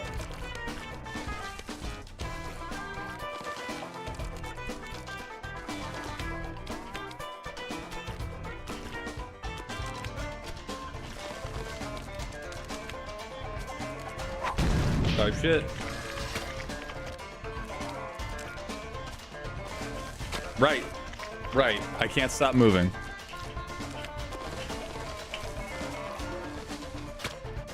Damn.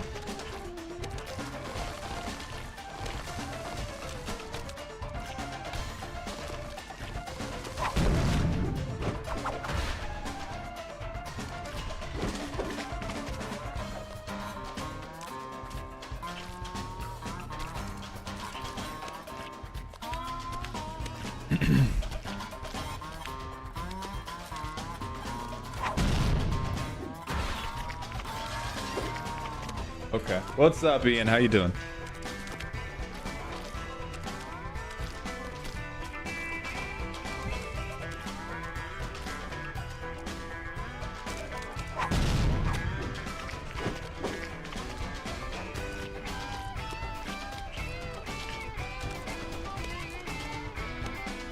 Ooh, fuck.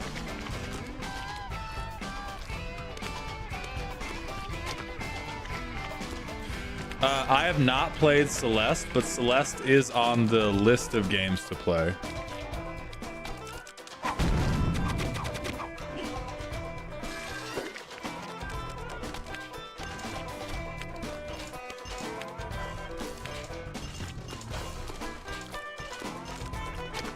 Damn.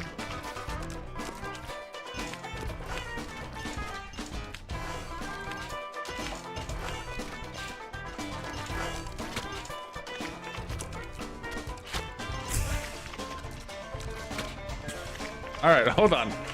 All right, there we go.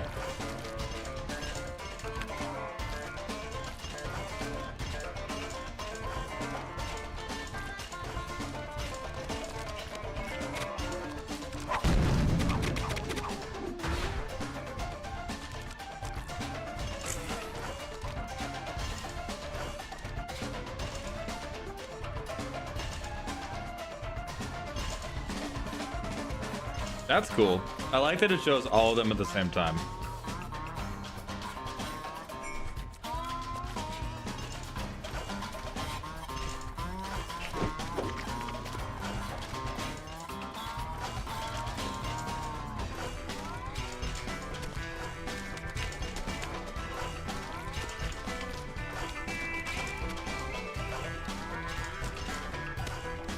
No replay necessary if you want to try it though. I'm the king, by the way. 117, that's because I'm the one and only, baby.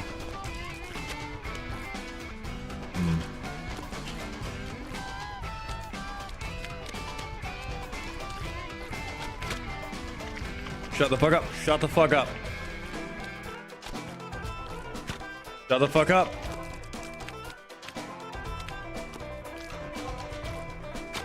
Shut the fuck up. Okay, okay, it's possible. It's possible. Fuck.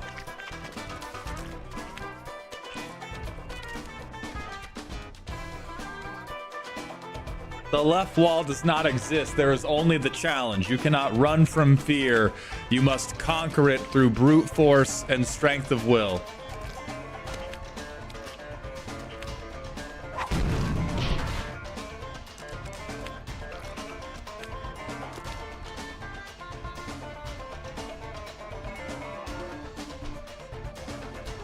You win. You do not win through ingenuity. You win through stubbornness and blue mana. PvP dog, thank you for the Twitch follow.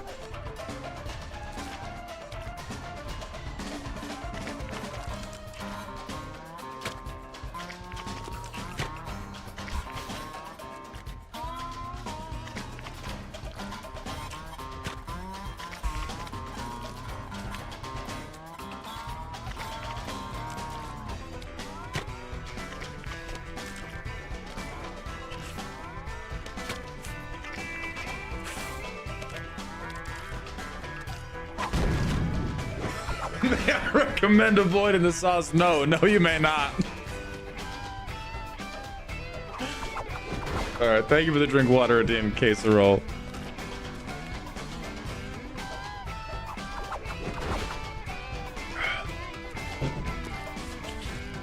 Thank you, PvP.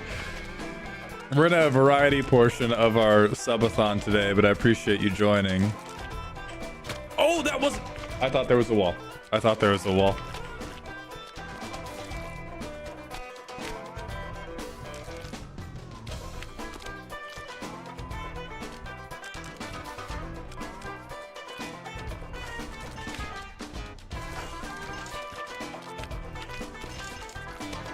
Y'all thought that was gonna get me. Don't lie. You thought it was gonna get me. We're watching the replay. You thought that last little fucking white purse dog ass ankle biting ass saw was gonna get me. Not for a moment. Not for a moment. Honestly, yes. Antario, I think there's like extra stuff in these levels, which I am not playing with that bullshit.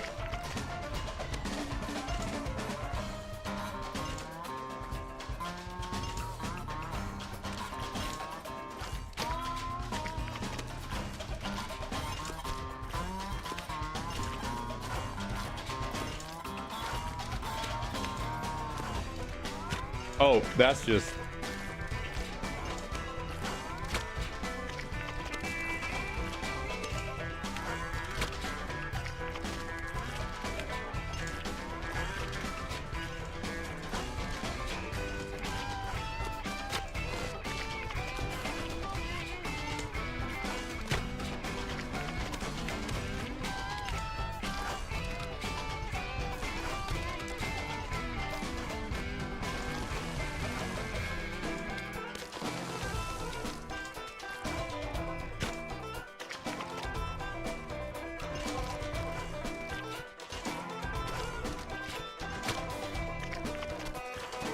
Genie advice.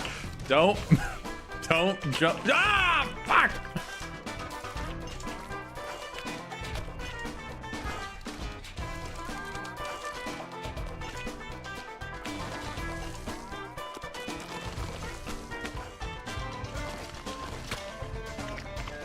Genie advice. Perhaps if you feed yourself to the saws enough times, they will clog up and stop killing you. Thank you. Thank you, Huff Dud.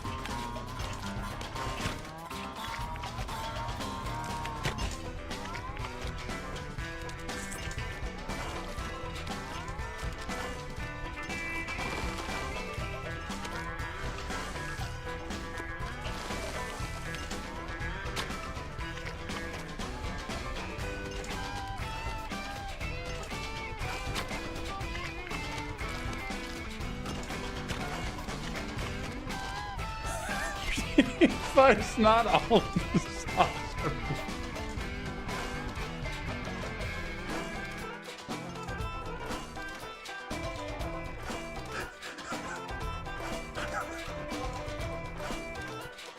All right. All right.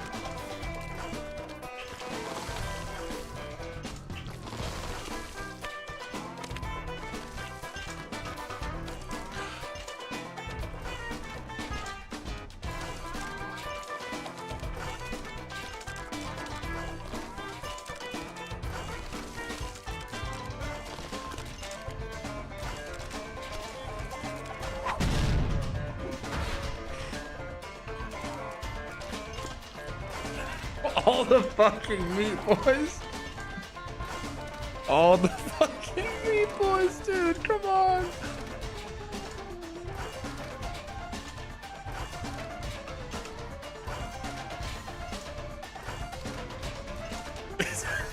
I like that the me who won waited for all the other me's to die.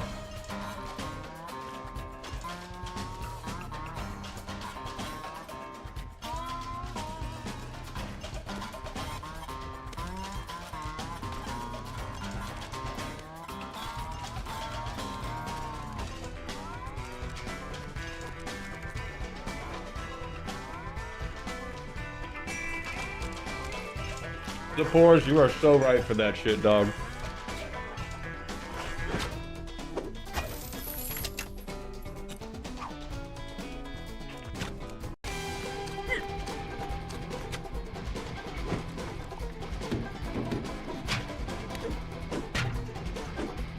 Oh no, not fetus, man.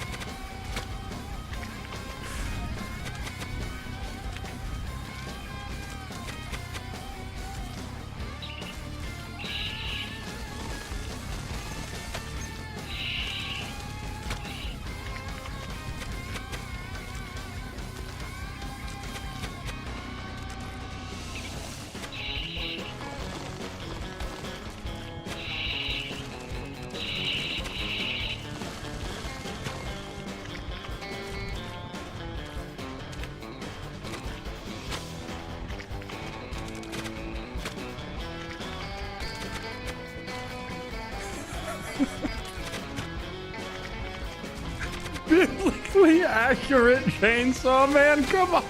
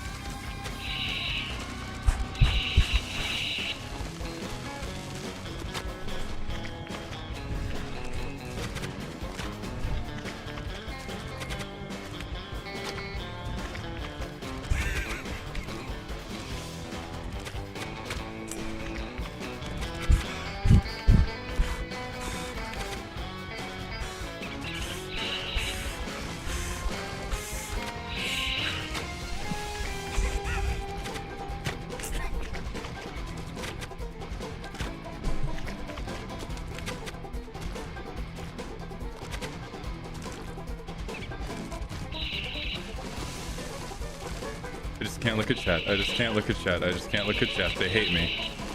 Chat wants me to fail. I want me to succeed. Chat is my biggest hater. I am my biggest believer.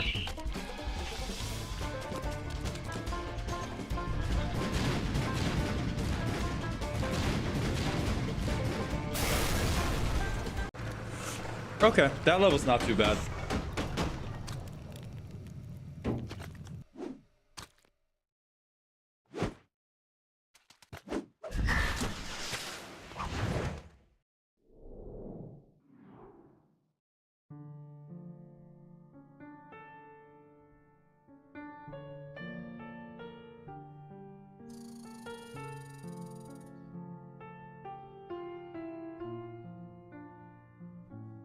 Holy shit.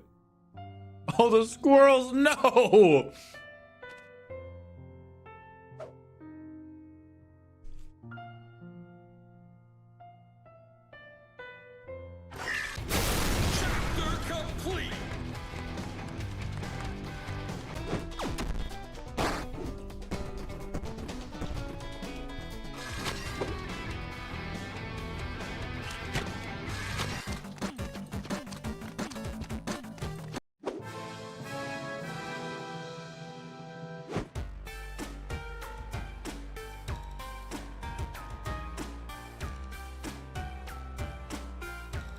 Yeah, Grumpy, we just got off Risk-A-Rain too.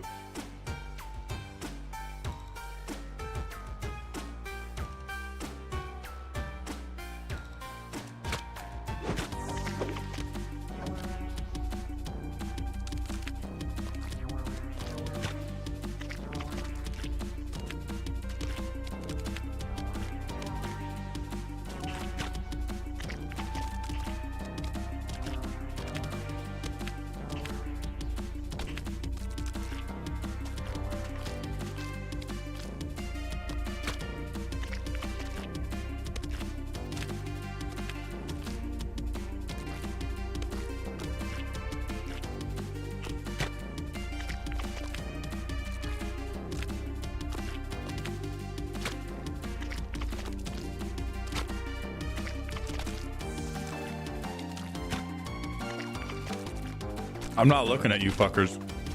I'm not looking at a goddamn word you fuckers say. I'm doing fine. I'm doing fine.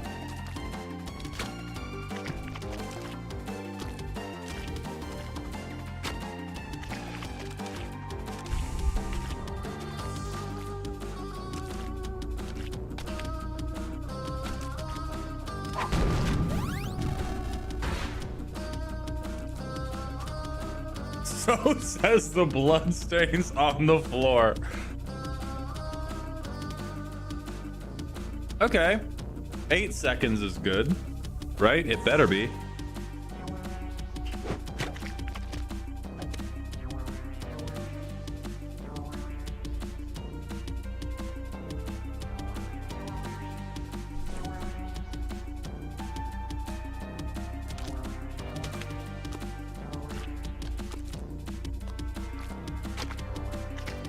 Nani?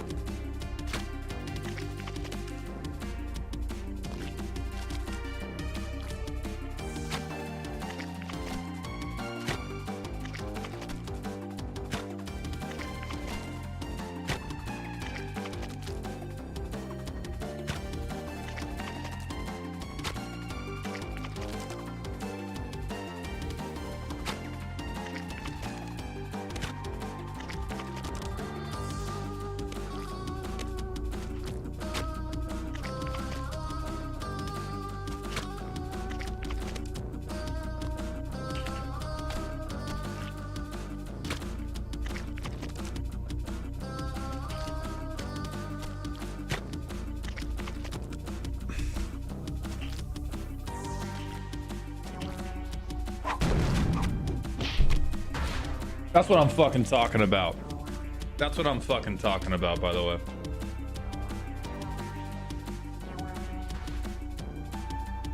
So I'm going next race.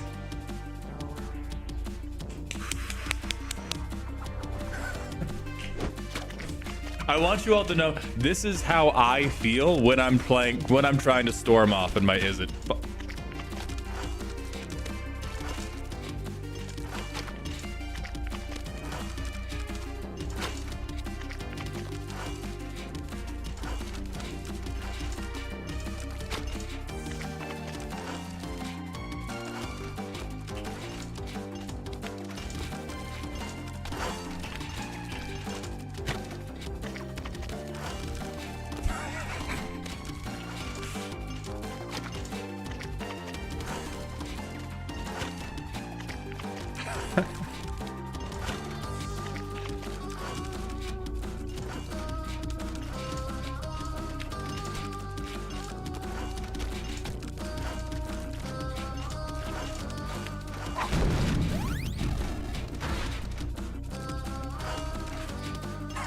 Maul drawing a 16th card and hoping it turns the Is It Storm Chain into a win. Card 17, baby. Hey Maul, would you rather eat 3 elderly people alive on stream or be a platforming meat cube? My cousin was wondering. I mean, is the platforming meat cube to the rest of my life? Or am I just like, do I have to beat Meat Boy?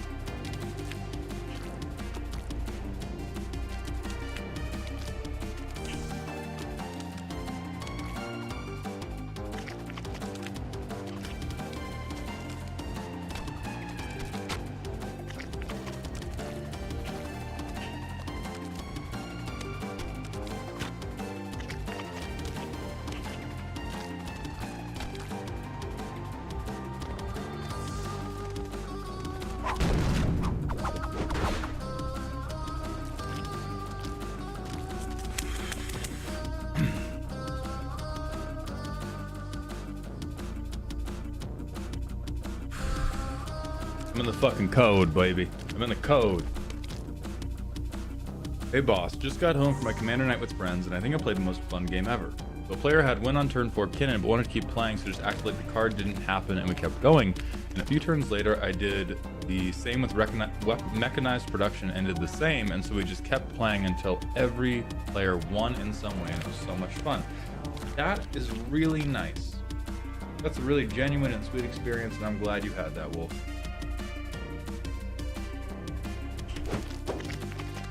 Fucking loser, baby. I'm kidding. That's for a potential clip. That's for a potential clip. I was trying to debate how long the pause should be.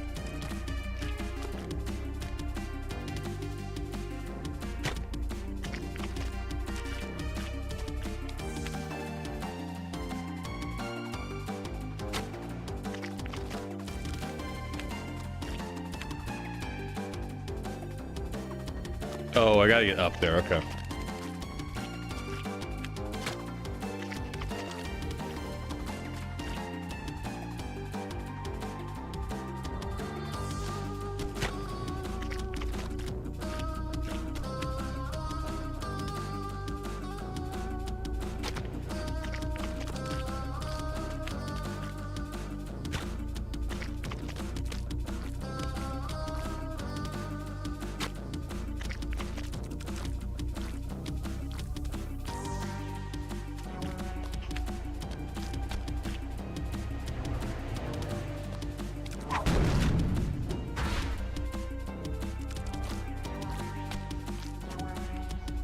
I understand it now. I understand it now. Jazz Jackrabbit who, motherfucker? Jazz Jackrabbit who? Super mauled boy. Oh.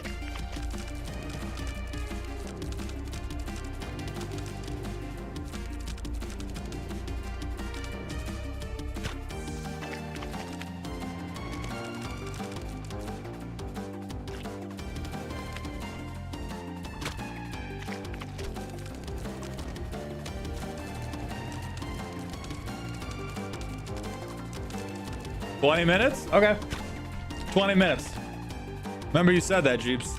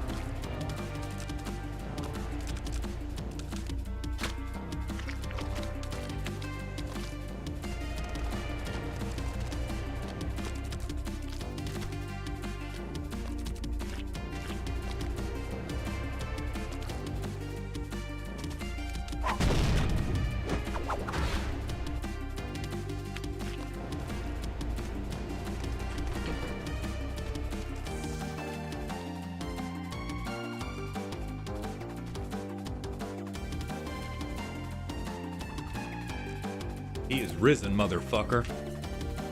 He is risen.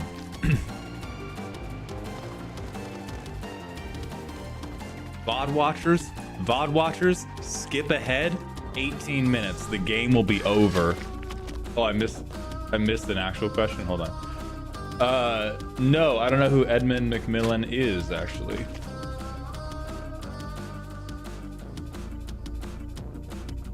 Who the fuck are you? Oh, who the fuck are you, bro?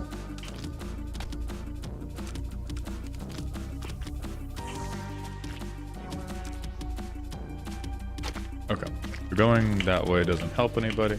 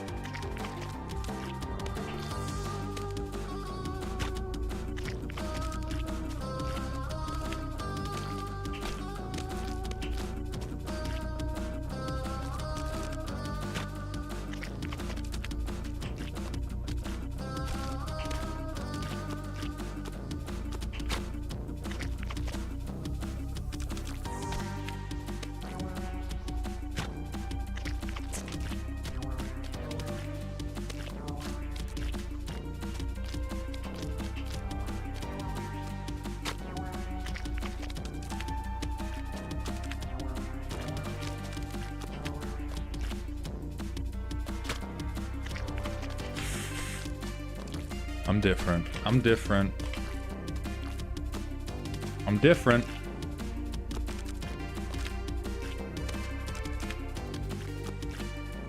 This is not A+ territory.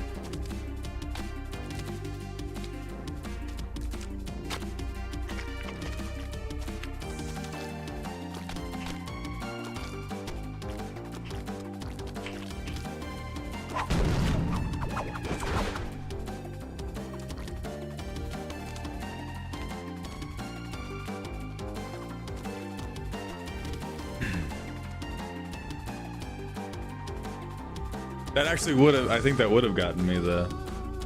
Okay, you can reply now, Wolf. Ooh.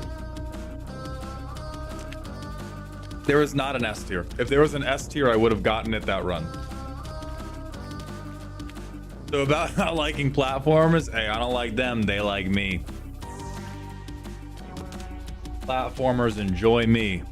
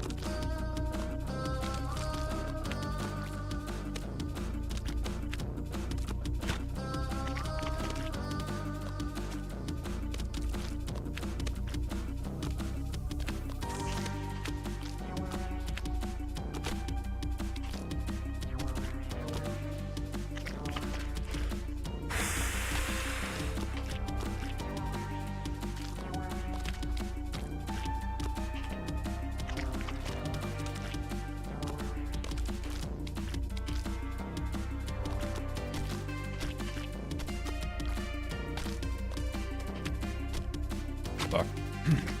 Fuck.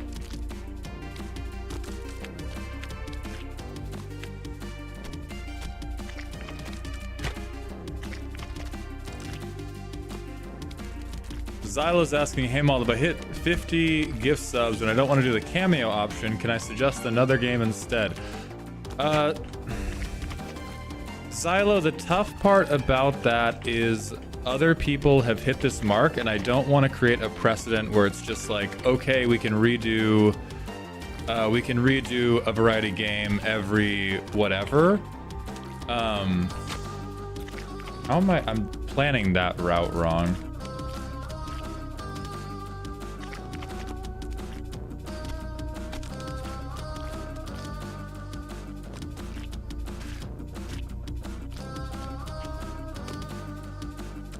Oh. Okay, that's how.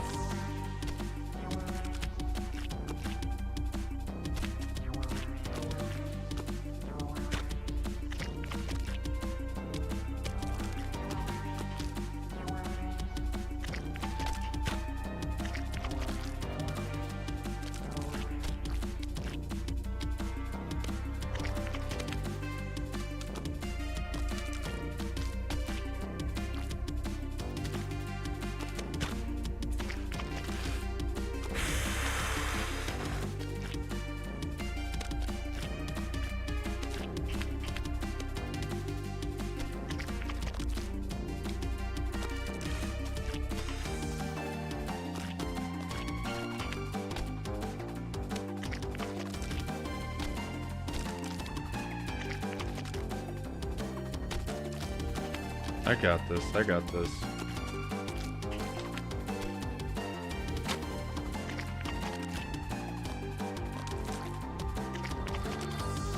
I know, Aegis. I know it's dark, but soon there will only be the light and my forehead, the two truths of this universe. That's the style point right there.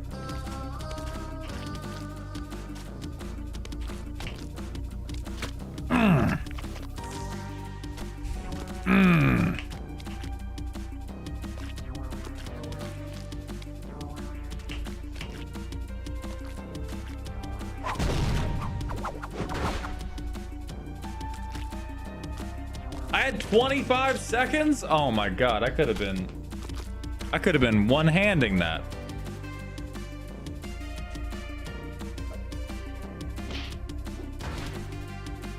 Oh.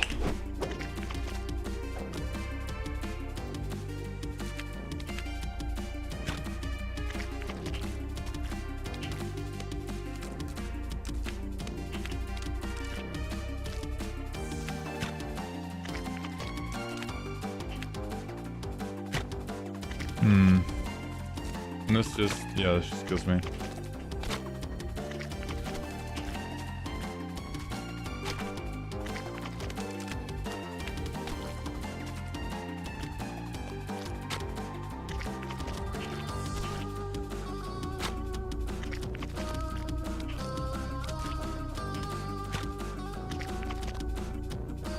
I don't know much about this game, but based on what I've seen so far, is the objective to run into everything. Yes, Hexatomb. That is, in fact...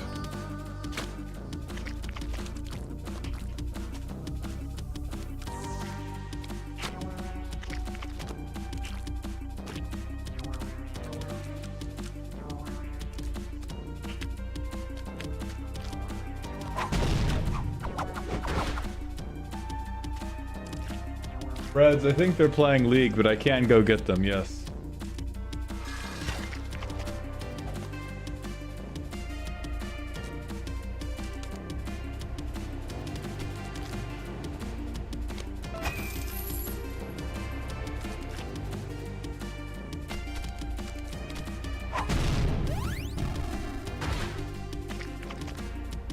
Oh.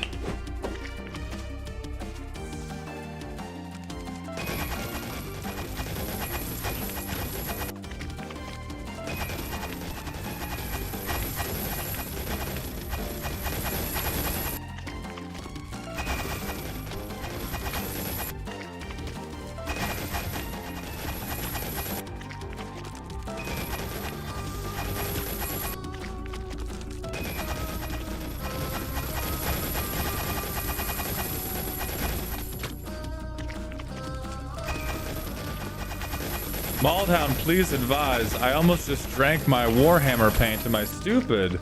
I don't think you're stupid, but you're probably a little bit distracted and you should probably be focusing on the important things like me being really good at Super Meat Boy.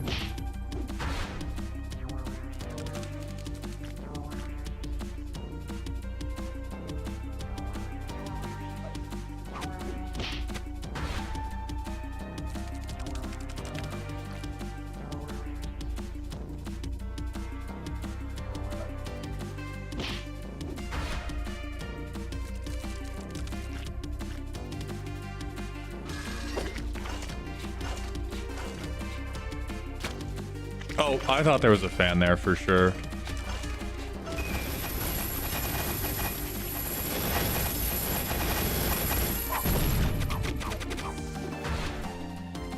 Not difficult, not difficult, not difficult. It's not difficult.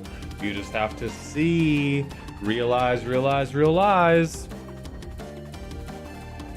Gravity, I'm not sure when the League stream is going to be. Enough of the other variety streams are going well enough. League is one of those games that I was going to transition to if we had a lot of time and did not have a lot of ways to fill it. That has not been the situation I have been presented with. Way more people than I expected. We're down to sponsor a variety game, which is awesome. I should have foreseen how quickly the roast schedule is going to get things fucked up, and I tried to throw together so many different collabs that I immediately began tripping over my own feet. Existential Breads, thank you so much for the $20 tip, my friend. I appreciate that contribution to the dog pile.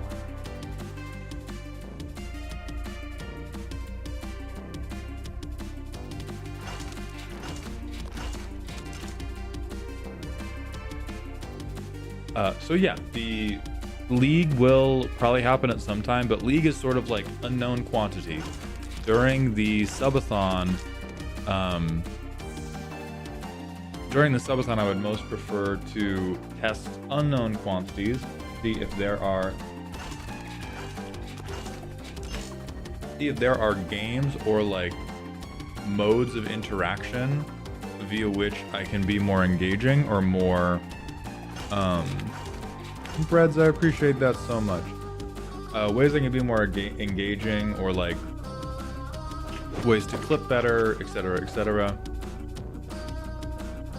Are you worried about how the time has ticked all the way down from 60, or are you expecting another burst as the time ticks down? Worried is the wrong word. This subathon has already been very successful. If not another minute of time gets added to the subathon from where we currently are, I will still be quite happy with how it has gone. I expect that I don't know how the behavior is going to go. I think there could be a small surge again over the weekend, because fuck ass again. Because a couple important things are going to happen over the weekend. The first is that when we come back, it's going to be September 1st, and that's going to be the beginning of the Rachel Weeks custom card review extravaganza. Yes, we do have the Rachel Weeks thing is happening earlier than it was supposed to, because Rachel's schedule actually made it easier for her to go sooner rather than later. So we have the Rachel thing, we have the Amy the Amazonian thing. God, I know the way to do this level is to slow down, but I don't want to slow down. I want to go fast, other. Make me upset.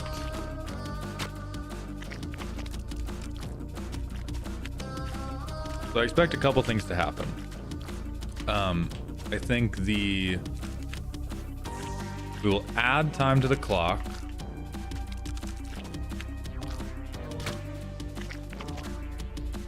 We will add time to the clock both on the custom card day tomorrow and when we are with Rachel Weeks, because there are going to be custom card slots sold during both of those streams, and those things being Ko-Fi purchases all add to the timer. That will add some time, but it shouldn't add too much. Last custom card stream, we were only able to sell $60 worth of slots because it was taking us so long to go through each card. I think this is a level that is... This level is stymieing me just because I know how to do it perfectly. I don't know how to do it in a time span that pleases me, given now how wildly competent I am at the game.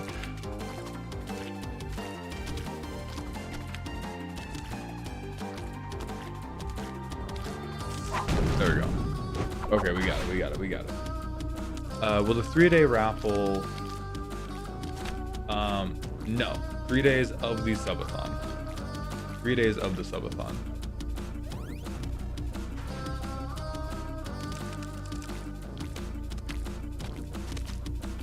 Yeah, Terrence, you have a...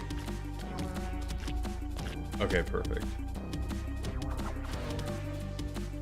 You have a 3-card limit if you purchase with channel points. If you purchase with channel points, you are, it's super cheap. It's just highly, highly competitive because a lot of people want to do it. So typically we will release like 30 custom cards into the environment at a time, and those 30 cards will get snapped up in like less than 30 seconds. And a thing I think we spend way too long reviewing custom cards. This is a thing that I have spoken to Elk about separately. And whether they're on tomorrow, or it's Z or it's Veggie Wagon.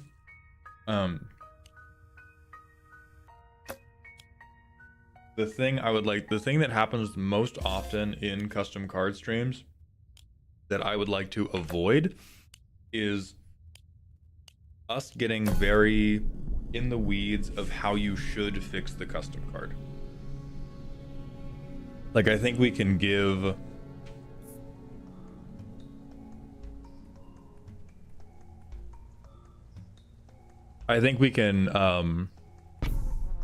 give some tips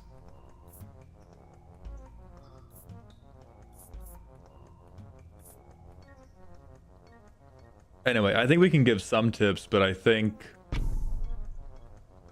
spending like 10 minutes trying to figure out how someone's custom card should be fixed is not advantageous.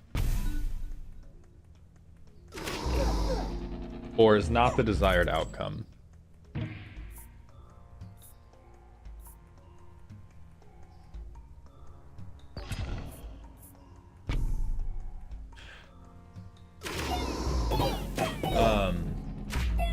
Oh, but anyway, what was somebody even asking? Oh, so anyway, I think that the timer will go up again a bit. I think the timer will go up again a bit for the custom card streams. I think the timer will also go up again a bit when we are on with Rachel Weeks, because it's Rachel Weeks, and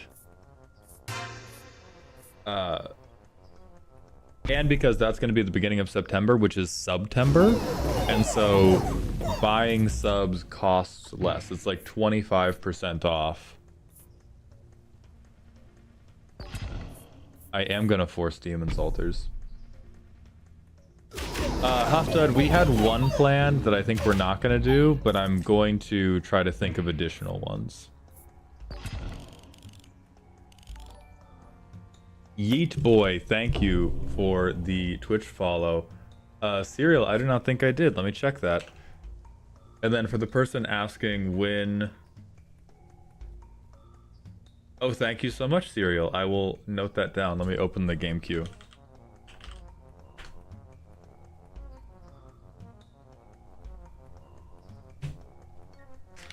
So no, I'm not really worried about the subathon clock getting low, because the first time we memed it, the meme was that we weren't getting below 40.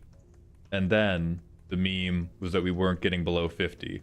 And then the meme was that we had reached 60. So the goalpost has been moving ever since it got set.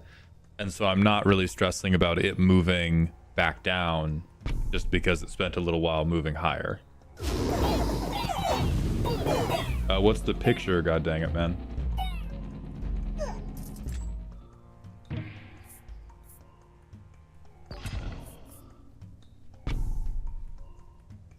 It is, each custom card is redeemed separately, and you can have up to 3 cards total.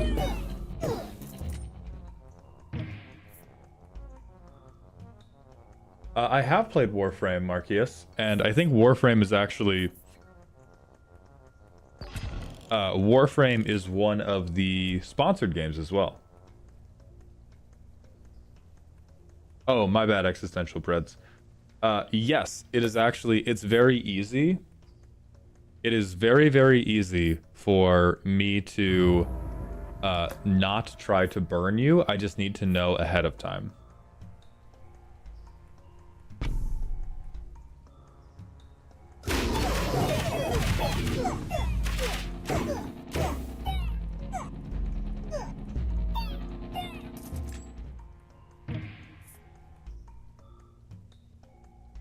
Okay, camp, migration. I don't know if this works for dragon. It does! Okay, yeah. That's about to get sick. Random question. How do you feel about Magic producing overall less specific content and focusing more on collabs and non-Magic IPs? Nobody, I feel very good about it as long as, 1 second. I feel very good about it as long as the Magic IPs that they do use remain very, very high quality. And I think it's very possible that they will.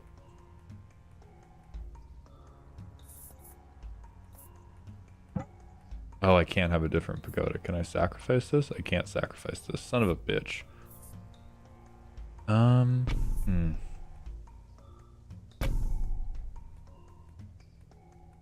Yeah, Amy and I are doing a Smasher Past tier list on some portion of EDH Rec. And we are, but we're closing out the stream with the Nine Kings game. I'm forcing blood summons to work. I am forcing summons to work. We did Gravity.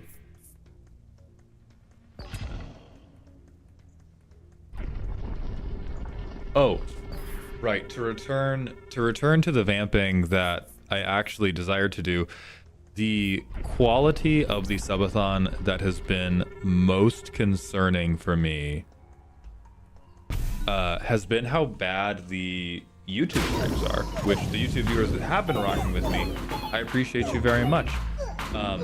But Twitch seems much more willing to just be live, period.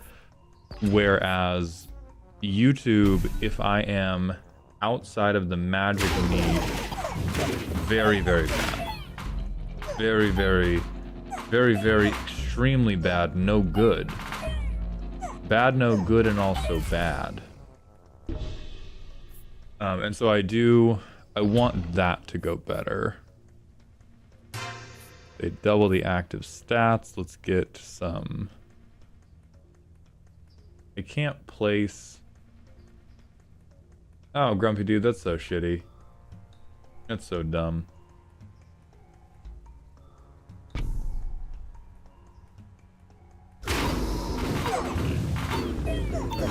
Swift, yes, we can for sure delay Rig Ride until Monday night. Thank you for shouting that out.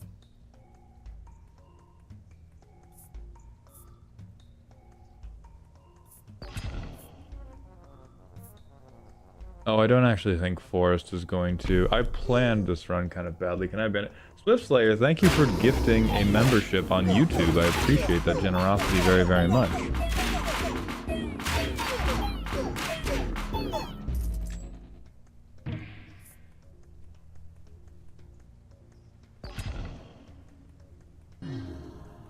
Okay, we're in peacetime.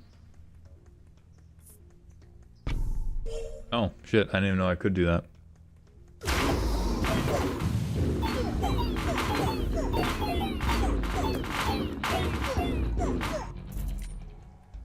So we have like a million scaling options right now. Can we address Super Mauled Boy? No address needs to be given, you fucking rats.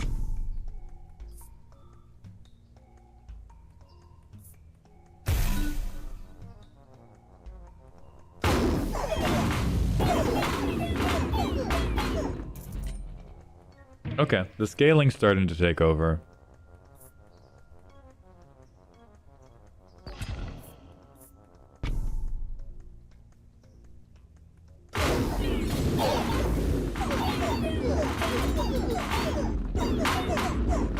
I think it's, nobody knows, like the in-universe IP they've done recently. These are not towers.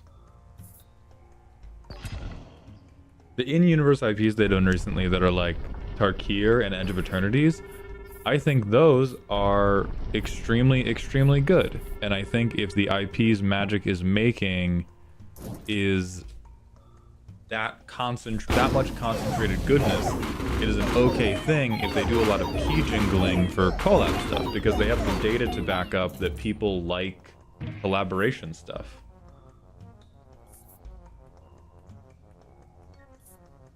If I have a bomber, I do have a bomber.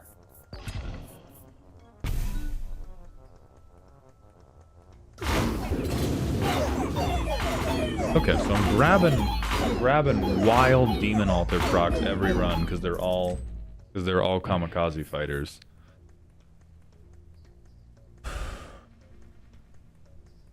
I guess we can do trebuchet. Exploration for sure.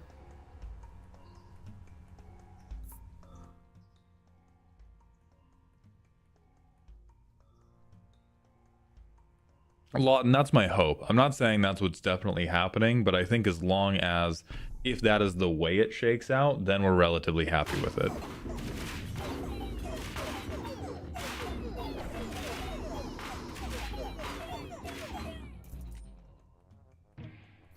Okay, dope and real. Okay, we migrate. We buff our dragons. We buff our dragons largely. The single strike portion of this is fucking rough, man. I'm Blood Kingdom Chaos. Trapper. I think we do Trapper. I want King of Stone because I need to migrate. I don't care about King of Nature. I hate nature. Nature is disgusting. I think we do this in case I... Hold on. What's this? This is imps? Maybe do this. I hate green. Creed, this is called 9 Kings. I am also digging it. It's very, very fun.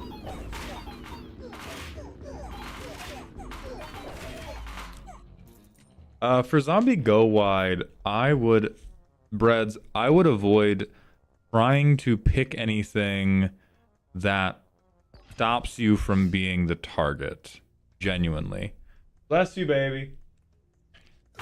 I think go wide zombies is a relatively well supported archetype, and so the only thing I really think you need to avoid is don't give in to being a hipster, which is typically said more aggressively, but like I'm oftentimes a hipster with the types of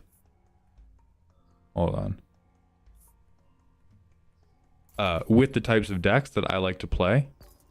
It's not the end of the world to be a hipster, but I do think for zombies, as best you can, avoid being a hipster. Because the draw is going to be there. And you are just that bitch. You are just really, really good. And that's how the game goes sometimes. I think we earthworks this thing. Yeah, and then I can put like a vault back here. Camp stack, and then trebuchet goes behind. I really want it to stay bracket 2. You can do that. I think no matter what bracket it ends up in, you still have to fight the hipster urge, because whatever you're doing, it's going to be a thing that makes zombies and ends up wide. Like a really good commander for it is the 5-mana Gisa. And even though it's a really good commander for it, everyone's going to be like, oh, I know exactly what you're doing here. And they do. And it's okay. Good night, Grumpy Dude. Thank you for coming by. I think we finished this run, and then that's where we're going to close out the stream for the day. I want my infinite stacking dreams to work. Ooh, more earthquake. Fabulous. So I think the place I actually have to expand is like out here. So maybe I go Ballista, get a camp boost. Yeah, Grimgrin used to feel better as a commander when EDH was lower power. No longer though. Oh wait, no, we are earthworksing you. Beautiful. Then we are imping you. Malthune Gaming, thank you for the Twitch follow. Welcome to the doghouse, my friend. Thank you, Atomic Adam. I cannot promise when I will roast Golbez, but I can promise that I will do it. Logart, this is called 9 Kings. It is a...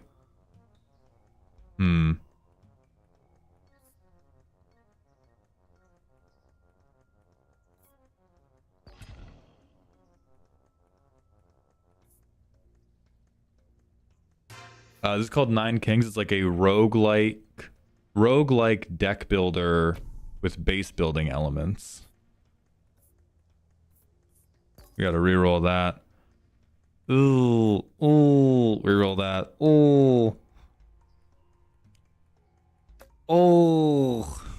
I really like what I have. I'll reroll again. Oh! Oh!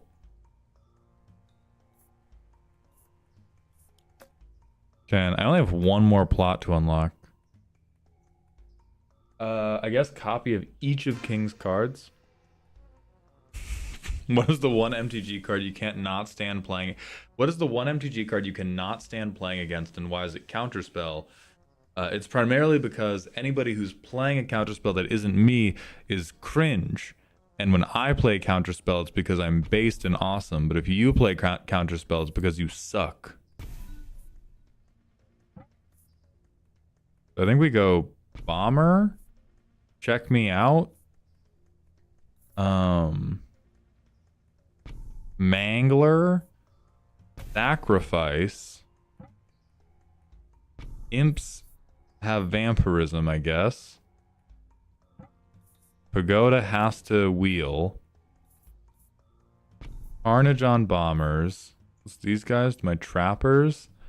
Guess I want to keep them. Cemetery, and then I can sacrifice the cemetery later.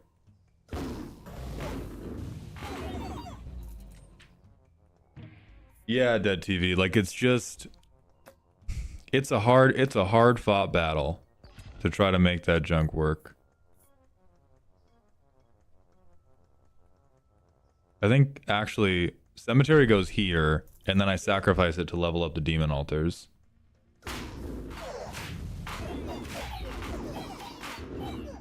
Oh, yeah. Now it's working. Now it's working. A Warlock, Archer, Thief. Slime is actually perfect for...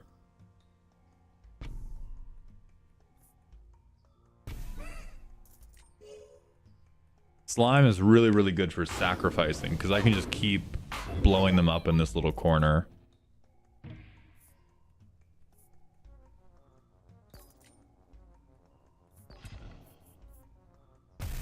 Fuck you. And I leveled up the... Oh, this is so smart. Okay.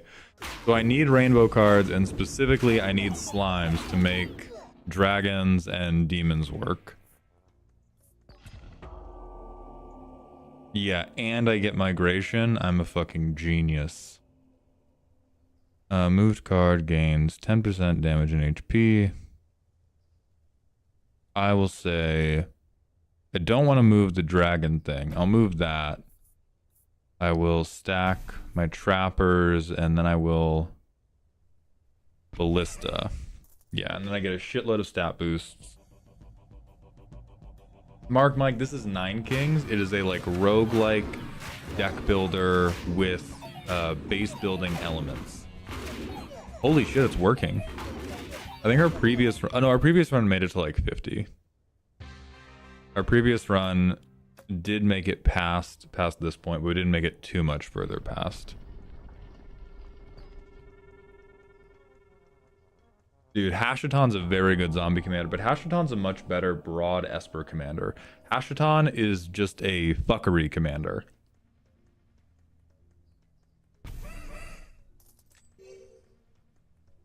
Okay. Oh, these dragons are fucking sick now. Okay. Perfect.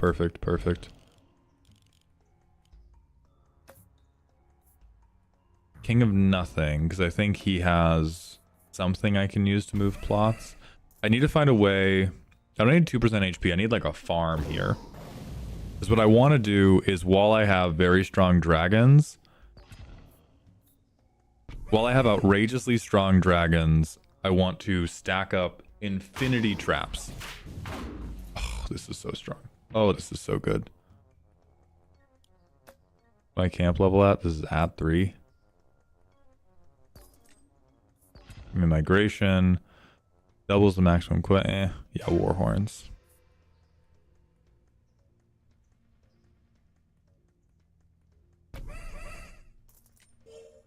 Dope as fuck. Jesus God. Now I'm mad that dragons are so much better than demons.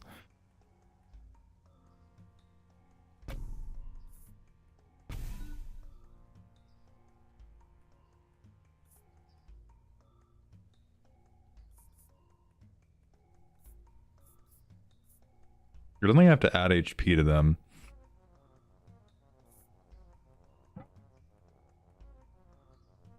I think it's just get money time. Or I guess I could have set up another slime farm. I did say that Army Hitch, but the run's going so well, Army Hitch. Look at my farm, Army Hitch. Shh. Sauce God, thank you for the Prime sub for the 5th month in a row. Do not worry about not being around. I'm glad you're here with us now. And thank you for supporting the Subathon, my friend. Oh, I can't afford anything. Fuck. So what are you? You're Ballista?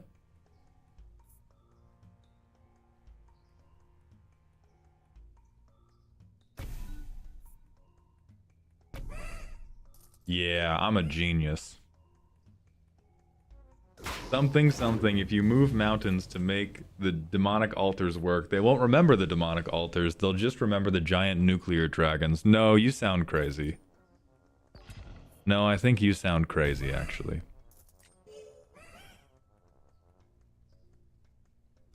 Neon, it's called Nine Kings. It's a lot of fun. It's so much fun that I'm continuing to play it past 5 minutes past the end of... Oh, fuck.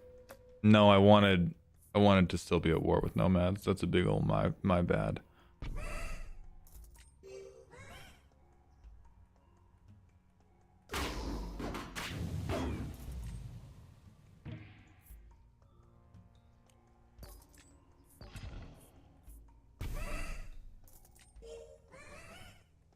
We're speedrunning. We're locked in.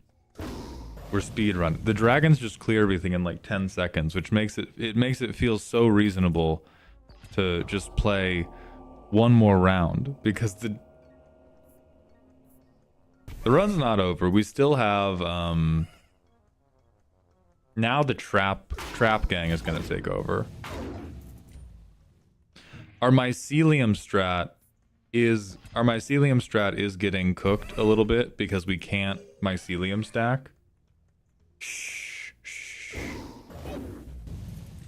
It's Nine Kings time, Wolf. It's not rudeness time. Look at my APM, Wolf. It's fine for us, and we have King of Nomads back, Wolf. We have to be reasonable. We have to think reasonably. We have to think about what am I doing here, and what I'm doing here is I have demons that are almost at 10,000 health. God dang it, man. Z is not the person who's going to save us today because Z is deep in League of Legends right now. I can hear them clicking. I can hear them clicking aggressively. King Bible, put this man to bed. Hush. Hush.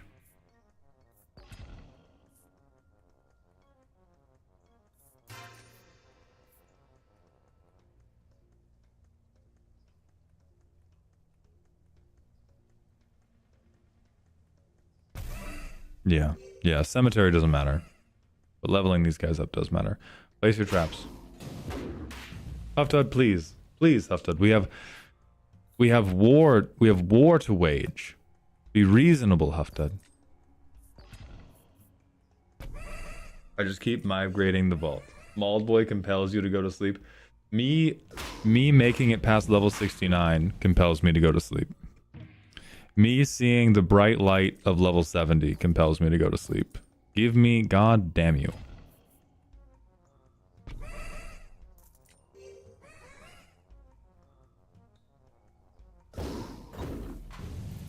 Okay, so let's... If I'm going to spend this time anyway because I'm enjoying myself so much, let's use this time wisely. Let's think about what is going onto the schedule for tomorrow.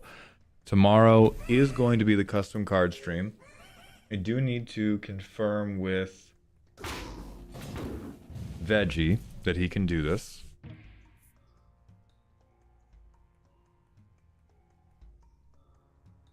Let me text them.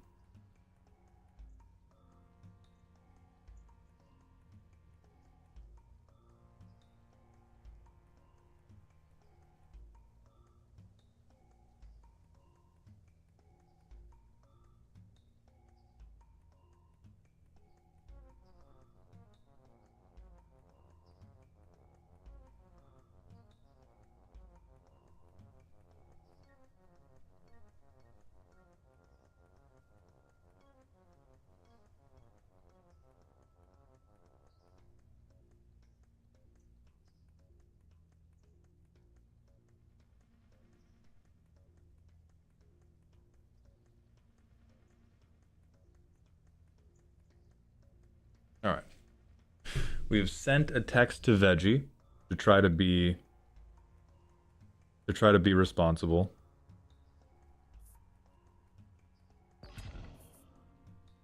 I don't think any of this matters. Goblin Knight, see you all tomorrow. So we're gonna go live at 8 a.m. tomorrow. We need to come up with new content to do tomorrow. We're gonna see if Veggie can do the custom card stream tomorrow. Entario, are you still here? If you are still here, we should talk about when we are doing your deck roast. If you are not still here, I vote League. Baby, we're not doing League. We have to make content. Okay. What time is reasonable for you to be here to get your deck roasted?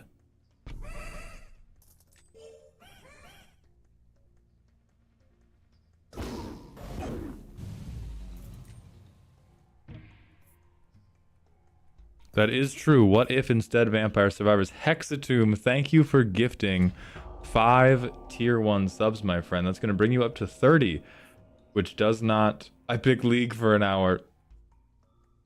All right, League's now on the table. Right, we talked about this already. Thank you. I was wondering why I took you out of my mind. Hi, baby. Yeah, they picked League. They picked League. They picked League. They picked League. They picked League. And they can see how bad I am at bot lane. You're good at bot lane. No. You're not bad. You're not bad at bot lane at all. Yeah, they picked League. I love it. They picked League, huh? Little sweetie. Mm-hmm. Yeah. Alright, why are you still streaming? I like the game. You like the game? Fine, we'll stop streaming for the day. Thank you all for being here. More. Another one.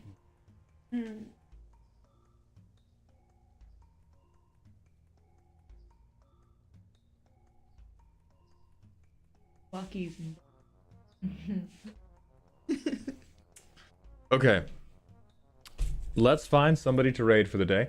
The raid message will again be save me, Jazz Jackrabbit. I love you, Jazz Jackrabbit.